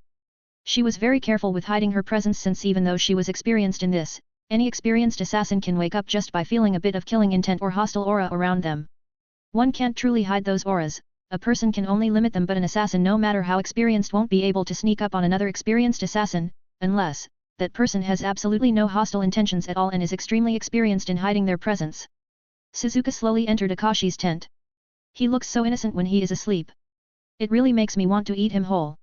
Shizuka immediately blushed when she saw Akashi's sleeping face, since it was the most innocent thing she has ever seen in her life. Despite Akashi's usually cold nature, the only thing that could make him form an innocent smile was always a bed, before he joined that organization or even after joining it. This has never left him, and despite not lying on the bed, sleeping is still sleeping, and he already learned how to appreciate even Mother Nature's ground as a bed. Phew, I need to be quick. Shizuka deeply inhaled and then exhaled with a serious expression. Hop! She suddenly said in a low voice and jumped on top sleeping Akashi. Akashi's POV. I woke up when I suddenly felt something light land on top of me. I opened my eyes just to see Shizuka's blushing face, and before I could even open my mouth she quickly used her hand to seal it. I widened my eyes for a bit before calming down and returning to my calm state. Oh? You have recovered from such a surprise attack extremely quickly, as expected of Akashi. Such calm eyes! Shizuka exclaimed in a low voice while her smile only grew wider. She pinned my hands to the ground with her legs. Her position itself would make it impossible to use my legs to kick her, and I might be able only to kick off the ground and try to shake her off of me. You must be wondering why I am here. Well, it's mainly to take care of you. I am really sorry for limiting your ability to talk, even I would like to hear your beautiful cold voice. She apologized to me with an apologetic smile while scratching the back of her head. She is really nuts, but I can see some people being into this type of thing. I thought and simply stared at her face with calm eyes. She must have noticed that even my mouth was too relaxed and I wasn't even trying to resist or bite her. Akashi. Are you, perhaps into me, but you are too embarrassed to tell me? She immediately asked with a shocked expression as her look at me softened. This girl, she makes me want to laugh. Don't worry, I will take care of you thoroughly. She softly whispered to my right ear and slipped her free hand under my shirt and started slowly rubbing all kinds of spots. Although you don't have muscle build as Ibera or Sten, you still have very nice and refined muscles, which is even better, she once again whispered, but this time to my left ear. My expression never changed and I kept looking at her with calm eyes, waiting for what she will do next. As for her touching my abs, I don't really care about such small things. I can't really resist that calm composure of yours. I am sorry for sealing your mouth so roughly, I will use something better, she whispered while licking her lips and removed her hand from my mouth while she was slowly bringing her face closer to me. However, when she was only a few centimeters away from my lips, I suddenly formed a wide mocking smile that surprised Suzuka, but she wasn't planning on stopping right now. Unfortunately for her, she suddenly felt a potent killing intent right behind her and felt a sharp blade touching her neck. She stopped advancing to my lips and froze in place with wide open eyes. Move any closer and it will be the last sensation you will ever feel in your life. Try to look behind you and the same thing will happen. She suddenly heard a cold voice filled full of killing intent behind her. Hehe, looks like I screwed up. Suzuka released a forced laugh with closed eyes while sweat started pouring down her forehead. Akashi's lips are so close yet they seem to be so distant. It will be the last sensation you will ever feel, huh? That doesn't sound so bad, but it looks like they have no intention of killing me yet, so I might be able to live on and feel more than just Akashi's lips in the future if I play my cards right. Suzuka thought with a now calm expression. I greatly underestimated this companion of Akashi, it looks like she is very experienced. She was able to sneak up on me. Although a lot of reason for that is also because I was too focused on Akashi. Suzuka thought with a helpless smile. Suzuka, I will have you rest for a bit, I said with a gentle smile while performing a karate chop to the back of her neck. Ah! She exclaimed with flushed cheeks before she lost consciousness. I quickly bound her with special ropes made from the parts of danger beast so she couldn't run away after she wakes up. What was her goal? Taiko asked me while glaring at unconscious Suzuka.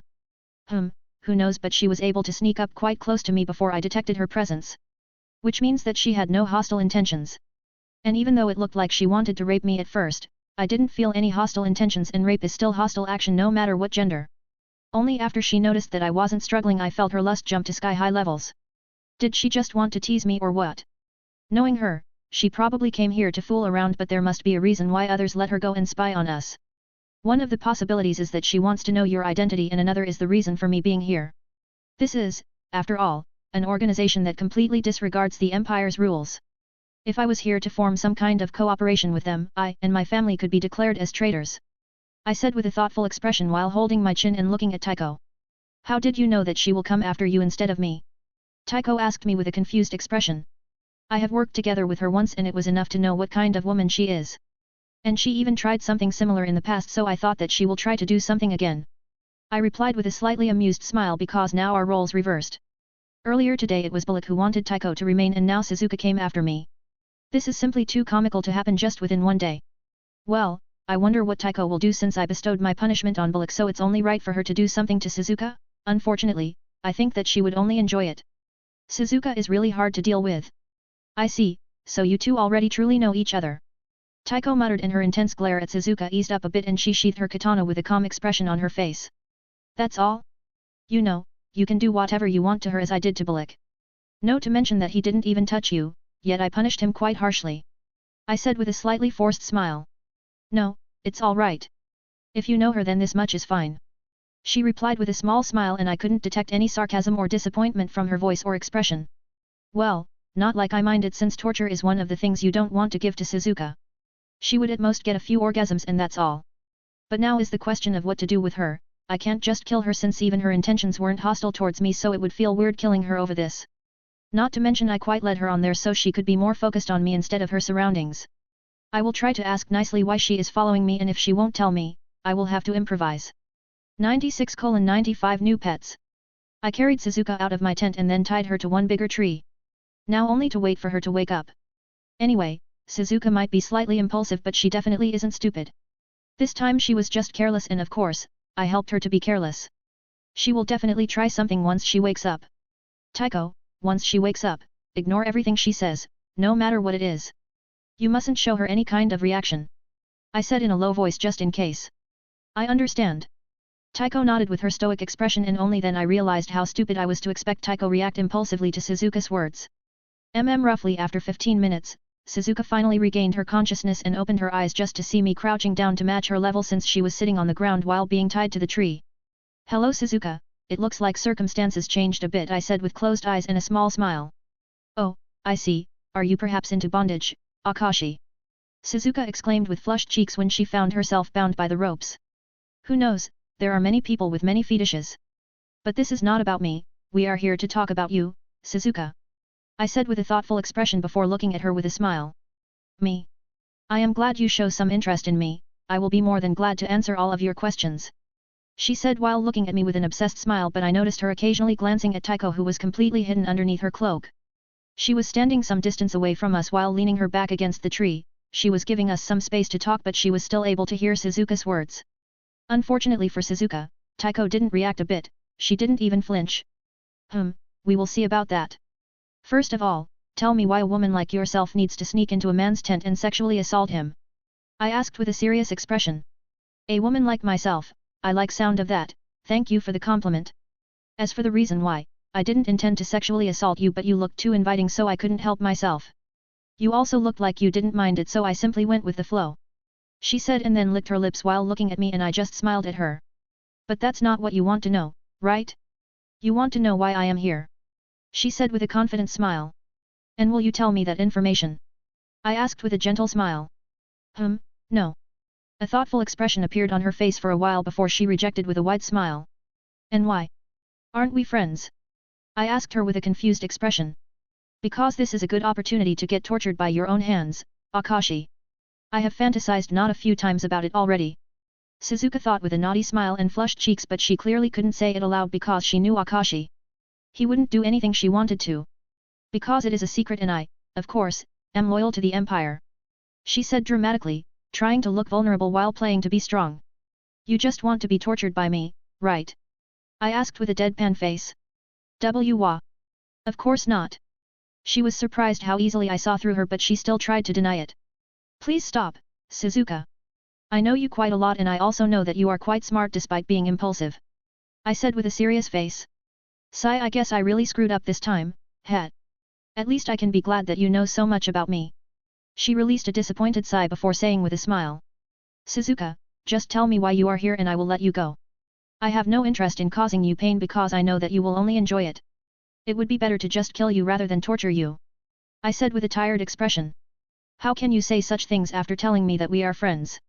Anyway, I am pretty sure you already know why I am here. I am here to discover who is your companion and your reason for being here. Suzuka noticed that I was losing interest in this playful conversation so she decided to switch to her more serious side. That was fairly easy, haven't you said something about being loyal? I asked her with a small smile. I am loyal to the Empire and you are also someone of high authority plus lying to you won't help me a bit. She replied while shrugging her shoulders. Fair enough, I will answer your doubts. She is someone trained by my family and as for why she is hiding her appearance, we are in the territory that could be said to be hostile to Empire, if I will need to send some assassins here later, I would be glad if they weren't already known by the locals. As for my reason for being here, I am scouting and also looking around how is this city actually flourishing. Is this enough? I explained and then asked her if that's enough for her while getting ready to unbind her. Good enough I guess but how can I be sure that you aren't lying? Suzuka asked with a smile while rubbing her wrist. You can't and I don't care, for all I care, you can go back and tell others that I am here to start a revolt against Empire but I guess it would be much better to go directly to rebels instead of this smaller organization. I said with a bored expression. That's a good offer but I will have to refuse. As you said, we are friends. And I have seen you slay numerous rebels so there is not even a shred of doubt in my mind that you are trying to cooperate with them. But that doesn't mean that we can't continue where we previously left, right? Suzuka said and slowly approached me while warily looking at Taiko who has yet to say a word or move an inch. Nice try Suzuka. How about you find someone else? You should be grateful that I will let you leave after disturbing my sleep. I stopped her with my hand and said with a calm expression. I am more than ready to bear consequences, plus weren't you into it? You can now try it with reversed positions Suzuka said while looking at my lower part of the body before she looked up with a teasing smile. Believe me, you are not ready to bear any consequences. No matter how masochistic your personality is, I would make sure to make you afraid of pain in the end. Now go before I will change my mind. I said and shooed her away. That sounds very dangerous but also kinky, unfortunately, it looks like I really should go back now that I failed with my original goal. Still, at least I acquired a good story to tell Mei, I bet she will be fuming in jealousy, hehe Suzuka replied while getting ready to leave.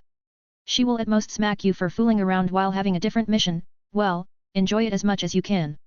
But please don't do that ever again or it will truly be the last thing you will ever do in your life. I don't like RAPE, no matter what gender. I reminded her with narrowed eyes. Yeah, at least I know one more thing about you, Akashi, bye. She said with a playful smile and then she glanced at Taiko before finally leaving us. Was it really alright to let her go? After Suzuka left, Taiko finally spoke out. Not like we had much choice. If we killed her then others would know it was us. We could still point it to rebels doing but we would still be prime suspects since she was sent to spy on us. And she also didn't mean anything bad so I don't have any problem with letting her go. I explained while looking at the location where Suzuka disappeared to. Anyway, I am glad that you didn't react to any of her provocations. I said with a smile while redirecting my gaze at Taiko. Provocations? Taiko muttered with a clueless expression while tilting her head to the side. Whatever. Back at Bullock's mansion. Suzuka? Why are you back so quickly? Mei asked with a surprised expression and folded arms when she saw Suzuka return. Hehe, I screwed up a bit. Suzuka replied with a silly smile while scratching back of her head, and then she proceeded to tell what had happened. What the fuck were you thinking? Mei immediately shouted with an angry expression, but it was apparent that there was a bit of jealousy in her voice until she remembered the part where Suzuka had a sharp blade touching her neck. You didn't screw up by being found out by his companion, but by even going inside his tent. What were you even planning to do after you would have your fun? I will go next time, you are too impulsive. Mei said with an upset expression and folded arms while glaring down at Suzuka. You are saying that just because you didn't get a chance to do it anyway, he let me go without even caring about me or trouble I could bring him, so I guess he isn't here to form any kind of cooperation with the enemy. Suzuka replied with a teasing tone before she turned to her more serious side. True, but he could still be acting, but I guess there is a very small chance that he would join enemy, considering his character. Mei muttered with a thoughtful expression while holding her chin and occasionally sending a few glares at Suzuka. We spent the next few days outside of the town since it would be hard to sell anything discreetly right after being discovered by them. After a few days, I started visiting the town, looking for wealthy merchants who could afford such jewelry, but I didn't push my luck and usually sold only one or two things at most before heading back to our camp. We were also occasionally changing the locations of our camp. Gold, 21.423. The time we spent outside of the town, inside the wilderness also helped me in leveling my Beastmaster class. Beastmaster, LV6, 10/320 NXP. You are now able to control up to 250 lesser beasts. You are now able to control up to 3 common beasts. Class, Blade Master, LV7, 13 STR, 13 Agi, 6 Const, 264/640 XP. Special Class, Fire Incarnate, 30 Cha, 25 Int, 10 Const, 5 STR, 5 Agi, 7/100 DP. I also tamed 2 more common beasts, but they were nothing special as Kiyomi. One of them was Python-like Danger Beast focused on agility and poison, and another was Gorilla type focused on strength. This time I didn't tame them by completing an request because they had nothing that they wanted from me. Therefore I simply made a bet with them that if they lost a fight to my beast, they would become my followers, while if they won, I would make them much stronger. Of course, they weren't as smart as Kiyomi, so they instantly accepted once they saw that they will be fighting Kiyomi. Unfortunately, despite being in the same strength category, they still lost to Kiyomi's wits. Of course, ever since she has become part of my crew, she also grew slightly stronger, most likely due to the effects of the class. Anyway, watching their entire fight reminded me of Pokemon. In the end, the python-like Danger Beast with a violet color and black stripes over its entire body was named Orakai, while Gorilla-type Danger Beast with unusual dark black fur with a few red strange markings over its face was named Isaku. When I decided to look around the town for the first time, I overheard a conversation of a few locals that today will be the day when the Lord will be giving out speech to others.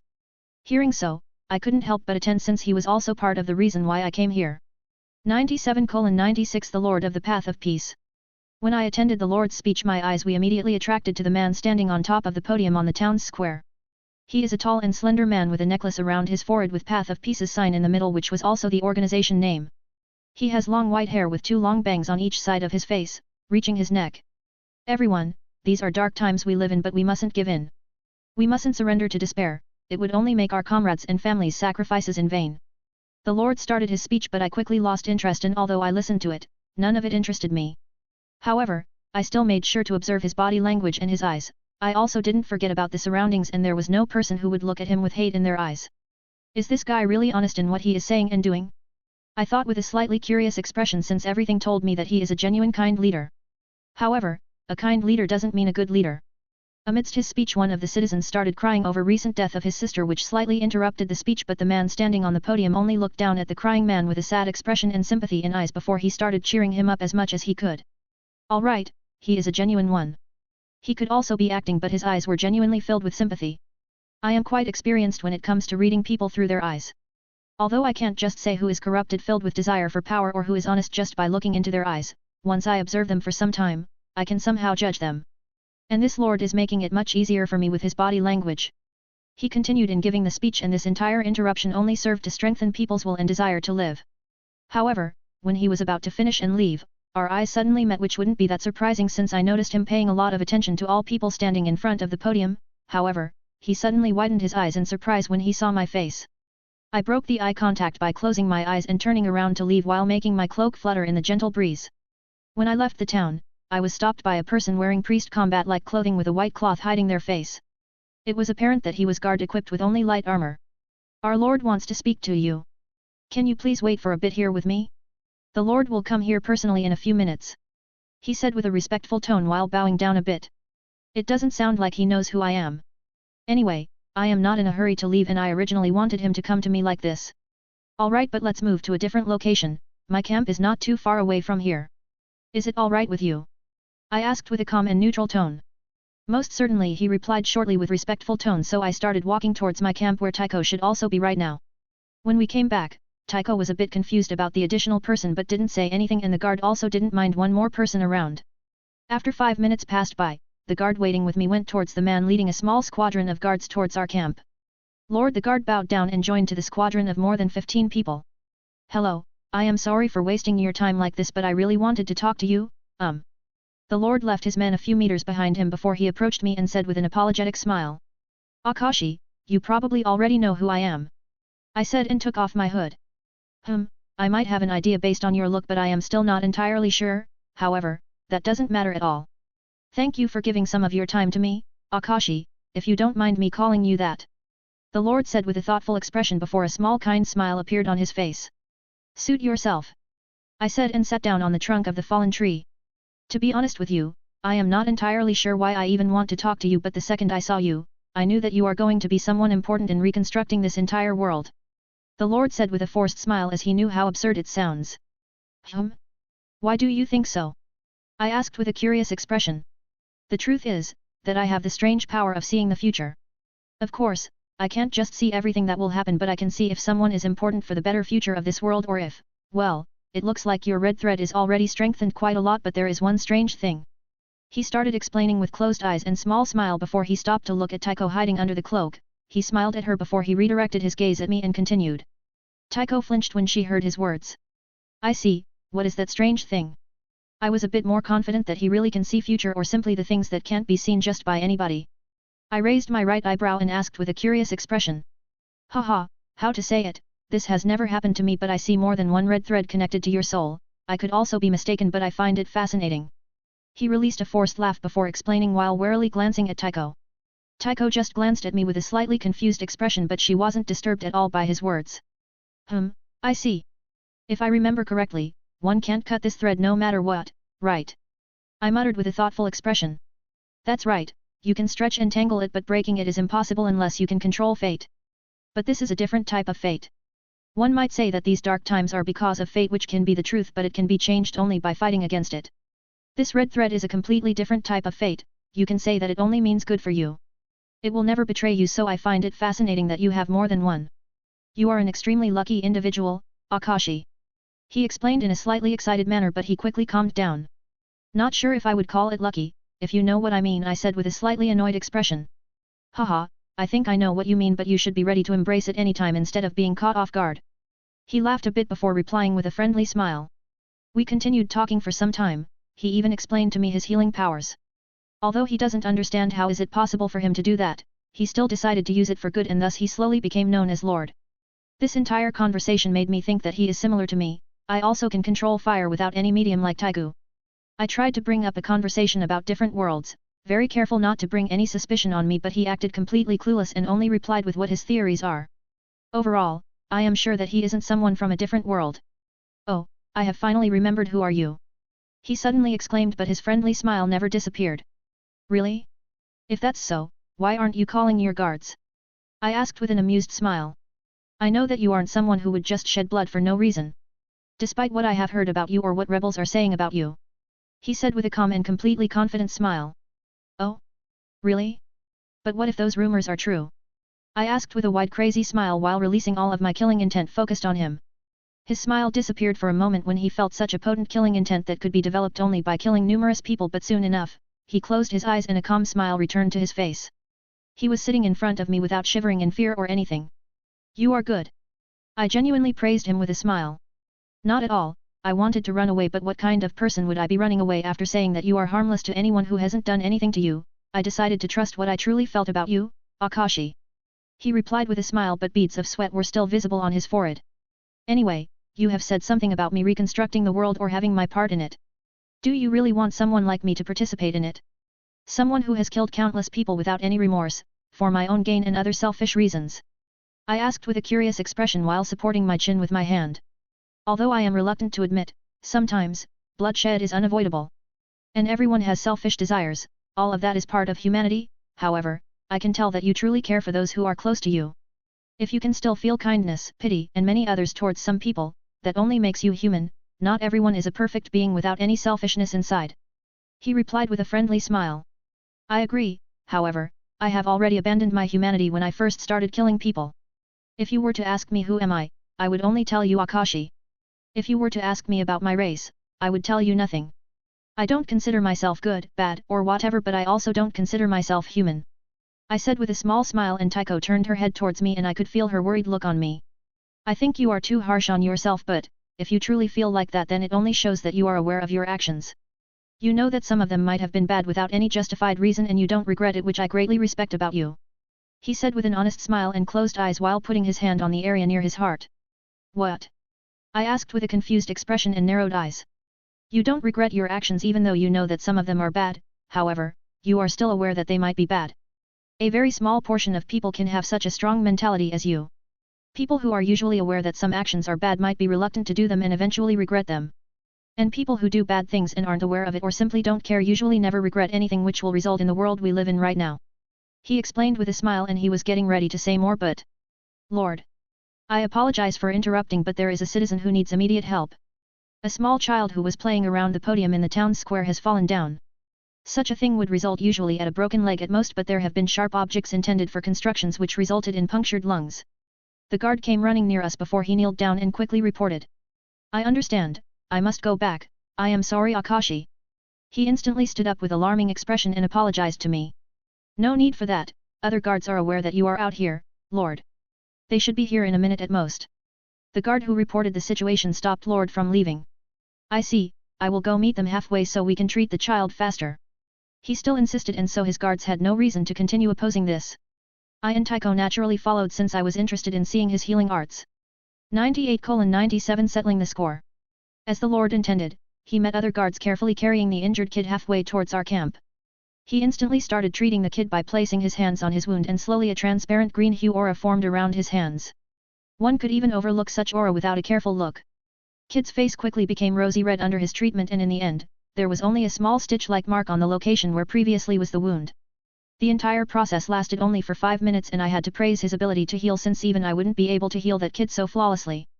I would be able to stabilize his condition and slowly treat him to health, but healing damaged lungs and closing the wound within 5 minutes was really a miracle. I couldn't really sense any medium he could have used to gain those healing powers. At first, I speculated if that necklace on his forehead isn't the medium, but I couldn't feel anything unusual from it. Plus it's always on the display for others to see, and I doubt he would be showing it off so much if it was something important. Even when I was observing the entire process of treatment, I couldn't see anything strange coming out of that necklace or his clothing. It felt like that green aura came out of his hands in the same way as my flames. Splendid healing powers, I muttered with a small smile while holding my chin when he was done with treatment. You don't look much surprised as others tend to be when they see my powers for the first time. You are truly a different and interesting person. The Lord turned at me and said with a friendly smile while wiping his hands with the cloth provided by his guards. I tend to keep an open mind, this is an essential thing if one doesn't want to get surprised during the fight and lose focus. I replied to his praise with my left eye closed and an amused smile. I see, please let me ask you one last question. Akashi, do you believe in God? He asked me with a curious look on his face, not looking expectant or anything. Just simple curiosity. Nah, but if one suddenly appeared in front of me, I wouldn't be a bit surprised. I answered what I honestly thought, since I found this Lord very interesting. With his too much trusting and kind side, I doubt we can become friends, but he is definitely a good person to talk to. Haha, is that so? Anyway, it is getting late, so I probably should return or others will start worrying over me for staying outside of the town for so long. It was nice to meet you Akashi, and also your companion, despite the fact that she didn't talk much. He released a slightly amused laugh before saying with a satisfied smile. Goodbye both, I and Taiko said before turning around to return to the camp. However, before we left, I didn't forget to place my wriggler flies on each guard around the Lord to discover if they aren't working for the Empire under disguise. Anyway, his powers are really something special. It's like the power of Taigu but he wasn't using one. I would like to investigate his background but something like that will be very difficult.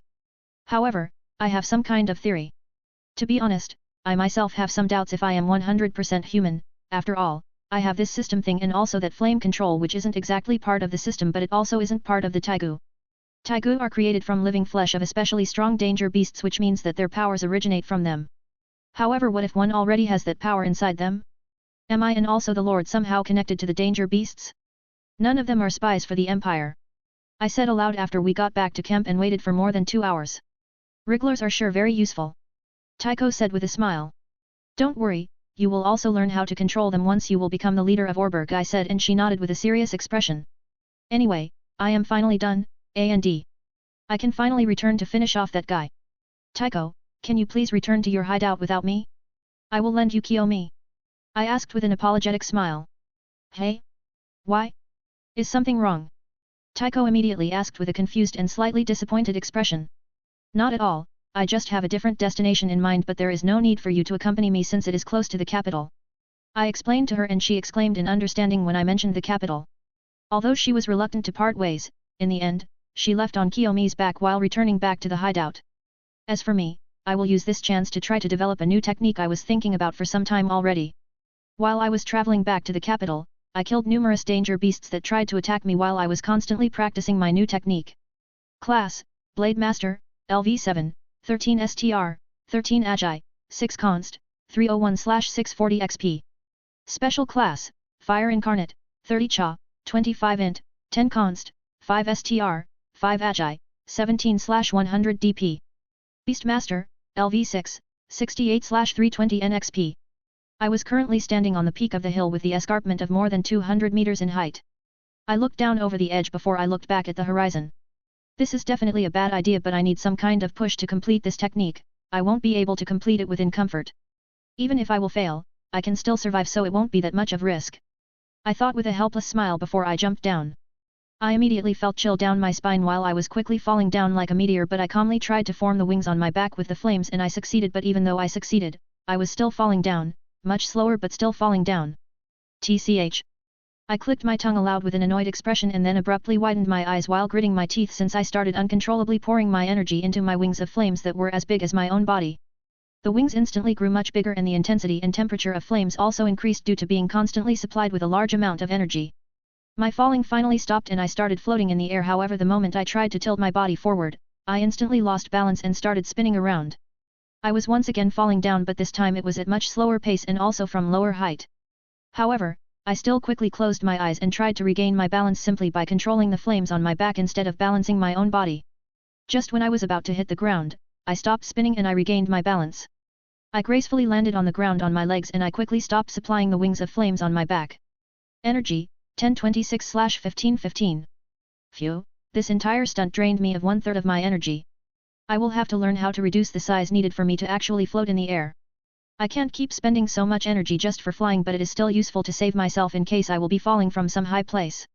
Now, off to greet our friend. But I still have to prepare one special move just in case before I visit him. I thought and continued my journey towards the capital, and on my way there, I kept on training with those wings while working on my new technique. They haven't brought him directly to the capital for the treatment, instead, they brought him to one of the fake villages. As for how I know that this village is fake, I have a relatively good idea about all villages near the capital, and also because most of the people living there are walking like experienced assassins. None of them are making any sounds whenever they walk, and they also appear to be constantly on their guard. I was currently overlooking the entire village from the peak of one of the hills. This village was nicely hidden between forests and hills. But I wonder who is the one who created it. I doubt someone like Honest would be so discreet when he can do whatever he wants in the capital. The distance from the capital isn't that big, but it would still take someone sent for reinforcements for around 2 hours on the horseback. Now, how should I do it? Should I simply try to get everyone here or just try to sneak inside to kill that guy named Guy? Although, I highly doubt I would be able to sneak inside with so many trained assassins around, not to mention that Guy isn't some random weakling, so he won't let himself be assassinated without a decent fight. If I tried it when he was injured then it would be fine, but he should already be close to recovery. This could be my only chance to kill him without making any effort to separate him from that group of kids. But, I will try to observe this village through the entire day and I will decide when the night arrives. After a few hours passed by, the sun has settled down and I finally knew what to do. Through my investigation and observation, I ended up with the conclusion that everyone within the village is an assassin without any exception. I couldn't spot even a single kid around the village. While I can't say that I have seen everyone who lives here, I am quite sure that most of the people living here are working for the empire. Since the sun settled down but the full night has yet to arrive, I decided to capture one of the villagers who was currently out of the village for picking up mushrooms, but it was apparent that he was just scouting if anyone isn't around. I easily captured him and killed his partner who was with him. I took both of them with me back to the peak from where I was observing everything. I splashed his face with water for him to wake up, and after he woke up, I started my interrogation.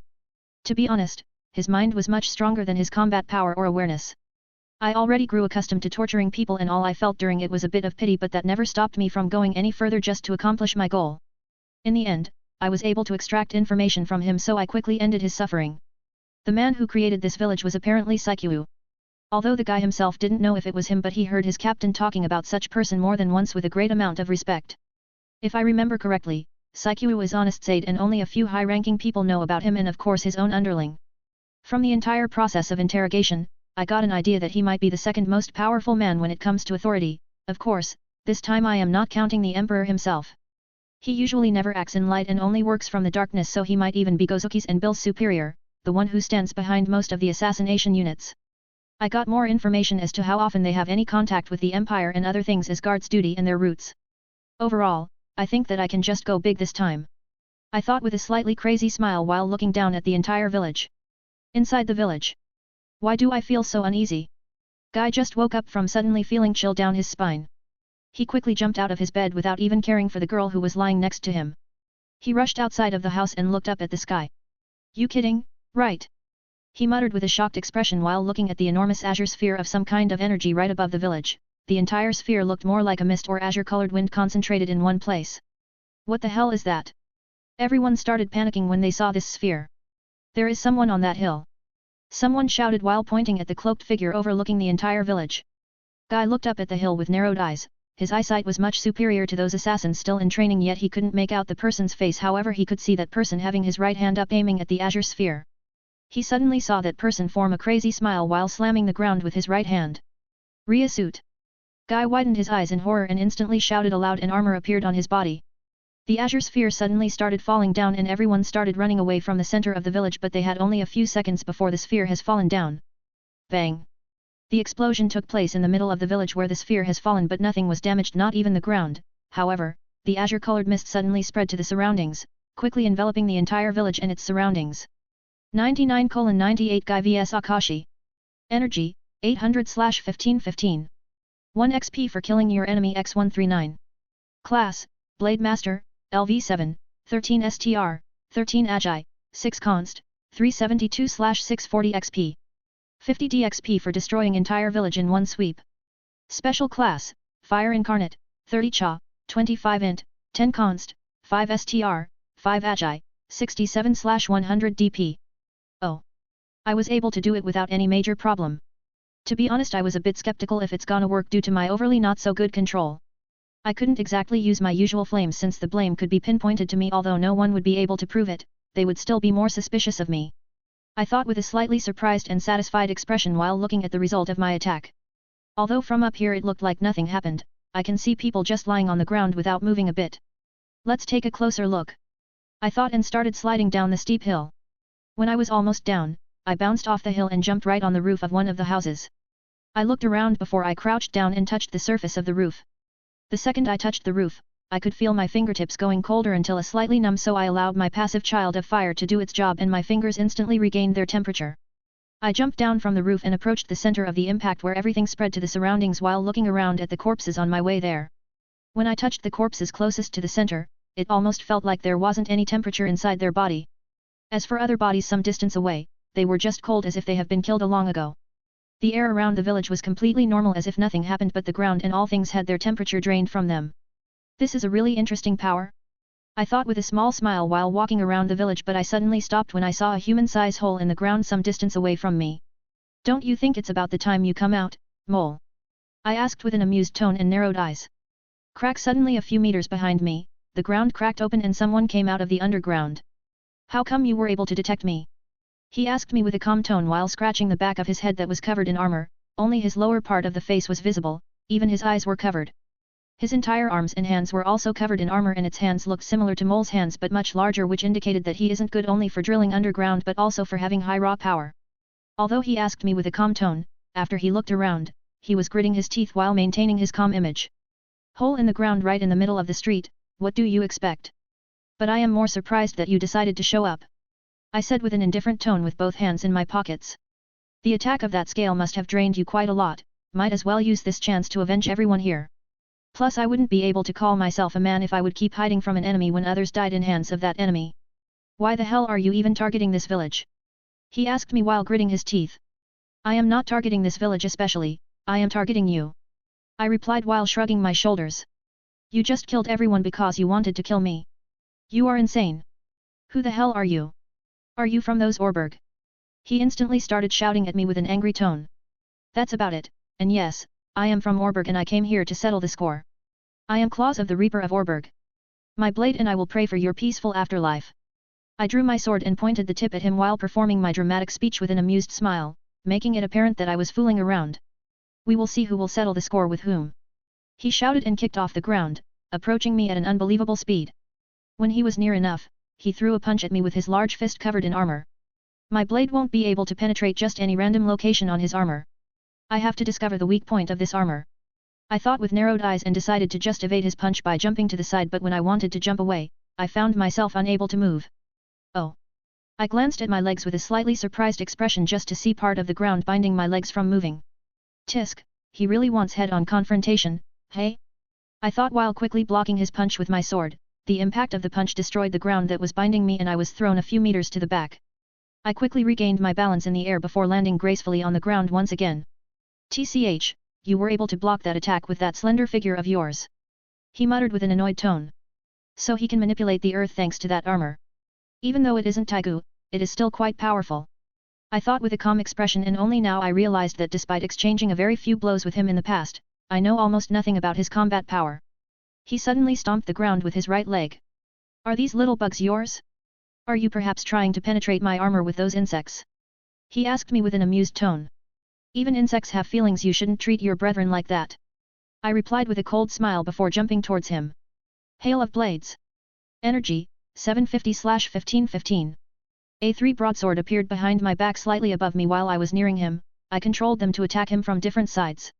He seemed surprised by my move, but he quickly erected a few pillars from earth blocking my swords while he dodged my overhead slash by jumping back, however when he was still in the air. There are many types of insects, not only with little pincers. If they can't pierce your armor, they will simply destroy your body while being covered in armor. I said with an amused smile which slightly shocked him as he slightly opened his mouth. When he has landed on the ground, he noticed a few of those insects near his legs. He instantly gritted his teeth when he noticed their stomach glowing in red color and slowly expanding. Bang bang bang, a series of a few smaller explosions resounded in the dead village. After the smoke cleared up, I noticed his figure lying on the ground with charred parts visible on his armor. I narrowed my eyes and slowly approached him. When I was close enough, I crouched down to touch his hand, but the second I touched it, his body crumbled down and revealed the hole in the ground, and I instantly glanced behind me. Crack, the ground right behind me cracked open and he jumped out of it while throwing a punch towards my neck with an excited smile across his face. He was confident that I would have no time to dodge or react to this attack, but when he noticed me glancing at him with an indifferent look, his smile disappeared and instantly retracted his arm and putting it in front of him. I, on the other hand, put both of my hands on the ground and used them to help me strengthen the kick I sent towards his chin. He blocked my kick with his hands, but he was still blown a few meters away. This guy, I can't see his entire face, but it is apparent that he is taking this too lightly. Is he underestimating me?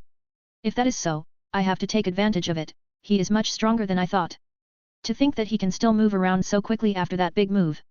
Guy thought with a complicated expression when he landed on the ground. I noticed that he was thinking about something, so I decided to use the chance.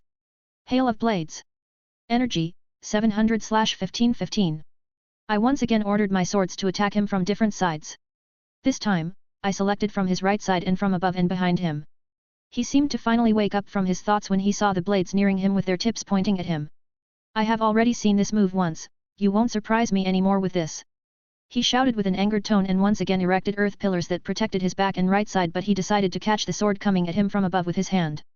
He was able to catch it without any problem, but the moment he was looking above to catch it, I already moved out. Phantom Strike. Energy, 680/1515. I appeared right in front of him in a crouching position and performed completely the same kick to the chin I previously intended but was blocked by him. Wah! Gah! He was shocked by my sudden increase in speed and was caught off guard, so he didn't have any time to block my kick. When my kick connected with his chin, he was thrown to the air but he only groaned a bit in pain. I instantly kicked off the ground and followed him before he could have a chance to recover. When he looked above him, he saw me performing axe kick while I was also spinning to strengthen the power of my kick. TCH. He clicked his tongue and quickly put his hands in front of his head. Bang! When my kick connected, he was blown back to the ground at an incredible speed, creating a little crater in the ground. When the dust cleared up, I saw him lying on the ground with his face first without moving a bit. The same move as before? No. I thought with a small smile as I approached his body when I safely landed on the ground. When I got near enough, instead of touching him, I prepared to stomp his head. Crack! The ground behind me once again opened and Guy in his armor appeared behind me, so I thrust my sword behind me while looking at him with cold eyes. I have already seen this move once, you won't surprise me anymore with this. I recited his own words. My sword went through him without giving him a chance to make a move, but it went through him too easily. Haha! What about this? His body suddenly started to crack and Guy, who was lying in front of me, suddenly caught my leg while thrusting his other hand towards my abdomen. I turned my head back to him just to show him a cold and composed smile. Overwhelm. Energy, 650/1515. I caught his wrist with my strengthened grip by skill before he could reach my abdomen with his claws. Wah! He exclaimed, but he was interrupted by the flashing light of my blade tearing through the air. Splash! Ack! He released a low scream before he shut his mouth while gritting his teeth in pain. The hand I was holding was now disconnected from his body. Armpit is it? I asked with a small smile while watching him trying to stop bleeding as best as he could with his earth control. He looked up at me from the ground with a questioning look. The weak point of your armor, that is. I explained with a calm tone. 100:99 Guy's death. He quickly jumped away from me and I let him retreat some distance away from me. You know, you have already lost. I said while waving around with his cut-off arm that was still in my hand. Hee, I know, I didn't have much chance even before, he said while maintaining the earth on his shoulder to stop or slow bleeding. Then why do you? I wanted to ask him something but I was interrupted. But what kind of man would I be if I just gave up? I would never be able to face her ever again. He shouted while hardening his grip on his shoulder, and suddenly the ground shook and his arm was getting restored slowly, or more like being replaced by the earth. Aagh! He screamed in pain while the earth was connecting to his shoulder, but he maintained a strong crazy smile on his face. Ha, struggling till the end, is it? At least I can respect your struggle despite being it futile. And what is the better show of respect other than fighting you with everything I have? I said with closed eyes and a small smile from seeing his last struggle. What is he saying? Does it mean that he is even stronger than what he showed to me? Guy thought while gritting his teeth. Beads of sweat were visible on his neck and they were even pouring down from under his armor. Let me show you proper respect by showing you our real difference. I said and struck my sword into the ground in front of me. Contempt for the weak. Absolute dominance activated. Bang! This is where you die, Guy of the Elite 7. I shouted with narrowed eyes completely devoid of any emotions, and the ground around my sword cracked open and the large parts of the earth were now sticking out of the ground. Why did the air become so heavy? This guy is something even Chief can't defeat all alone. He is simply a monster. Guy stood dumbfounded while looking at Akashi, who was staring down at him with his red glowing eyes and enlarged vertical pupils as if he was about to judge him. Recover from your shock, I don't want to slay someone who isn't even paying attention. I said while pulling out my sword from the ground. He flinched and shook his head before readying himself. Good, I recommend you to close your eyes since they will be useless anyway. I said before I disappeared from my place just to appear a few meters forward just in front of him, throwing a punch with my left hand to his abdomen. Gah! Bang! He was unable to even put his arms in front of him to protect himself before he suffered from my punch. He was blown away from the street to one of the wooden houses, completely breaking it. I won't wait any longer. I said after 2 seconds after he broke the house. Health, 720/770. I let my sword suck my blood. Screech! I sent a vertical slash of concentrated crimson energy that came from my own blood. The ground was easily cut through by the crimson energy as it traveled towards the broken house. Bang! Before the slash could cut through the entire house, a figure jumped out of its remains. It was Guy, who jumped out of there, who kept on rolling for a while before he stopped just to cough out blood. I noticed that his head was no longer shielded by his armor and his armor was now incomplete. Cough. Cuckoo, how am I supposed to react to such a speed? He started laughing while muttering. He was right now on both knees and hands, although the other hand was only made of earth. Ack! He groaned. I told you that I won't wait for too long, it would only serve as disrespect to you. I said with a calm tone and emotionless eyes while gripping his head and pulling him up in the air. I give you that you are much stronger, but that doesn't stop me from fighting. He suddenly formed a crazy smile with his entire mouth covered in blood and shouted at me while intending to drive his knee into my chin. Humph. I snorted and easily dodged his sloppy attack, and then I slammed him into the ground with his head first. Crack. The ground under me completely cracked in the area of a few meters around us. I decided to just stand in front of his head while he was lying on the ground without moving with his face first. Hat. He forced out a pained chuckle and then he caught my leg with his hand, however the grip was almost non-existent. To think that you are able to move after such heavy hit into the head without your armor, your will to live deserves my respect. I said with closed eyes. Cough, thanks, although I would be much happier if it was her saying those words. I still have yet to make her accept me as her boyfriend. I won't die here no matter how many times you slash me or slam me into the ground. He raised his head and said with a crazy bloody smile, and his grip was becoming stronger and stronger. Are you perhaps talking about Cornelia? I asked with a calm tone without any intention to kick his hand away. You. What did you do to her? He instantly widened his eyes and his grip tightened around my leg. Furthermore, I could even slightly feel a bit of pain. So this is the power of hatred and rage? Quite fascinating. If I wanted to have a good fight, I would tell him that I raped her and then killed her, but I can't do that to him when he is about to die. Those are his last bits of strength he could muster up. Calm down, I haven't done anything to her, but why do you sound like you don't know anything about her situation? I asked with a curious tone. What do you mean? His grip loosened up a bit when he heard my honestly curious question. He looked at me with a puzzling expression as if we were no longer enemies. He really loves her, huh? Sigh. Unfortunately, you attacked my girl and we attacked your girl, our animosity is inevitable. Your friends must have visited you. That's how I found you, didn't they inform you about her death? I asked. What? You must be lying. They indeed came here, but only 2 of them, since they said that they need to recover from the mission. The tears appeared in the corner of his eyes, but he quickly shook his head and shouted at me while tightening his grip once again. I see, they probably didn't want to slow down your recovery or cause you any trauma while you would be recovering from your injuries. The truth is, that she died during the mission, the entire tomb collapsed and her body was never found. As for how do I know this information, maybe they told you something about the support that came from the capital. I muttered while holding my chin before explaining while taking off my hood and showing him my entire face and hair. Are you Akashi? Pony has told me a few things about you, I can't believe that you are actually an enemy. He widened his eyes in a shock when he saw my red hair. Don't worry, I probably am not enemy. It's all very difficult to explain, but my only enemy in your group was you, at least for now. As for the reason, I see no problem to tell you that I am the one who caused you that injury. I explained with a complicated expression. So you tricked father? I guess a better pair won the war in the end. Haha. He once again stared at me in shock before he rolled on his back while looking at the stars before he laughed while self-mocking himself. Still, I can't believe that my own comrades would try to hide that fact from me. He muttered while he finally let tears pour down. I can only pray that you will meet with her in your next life.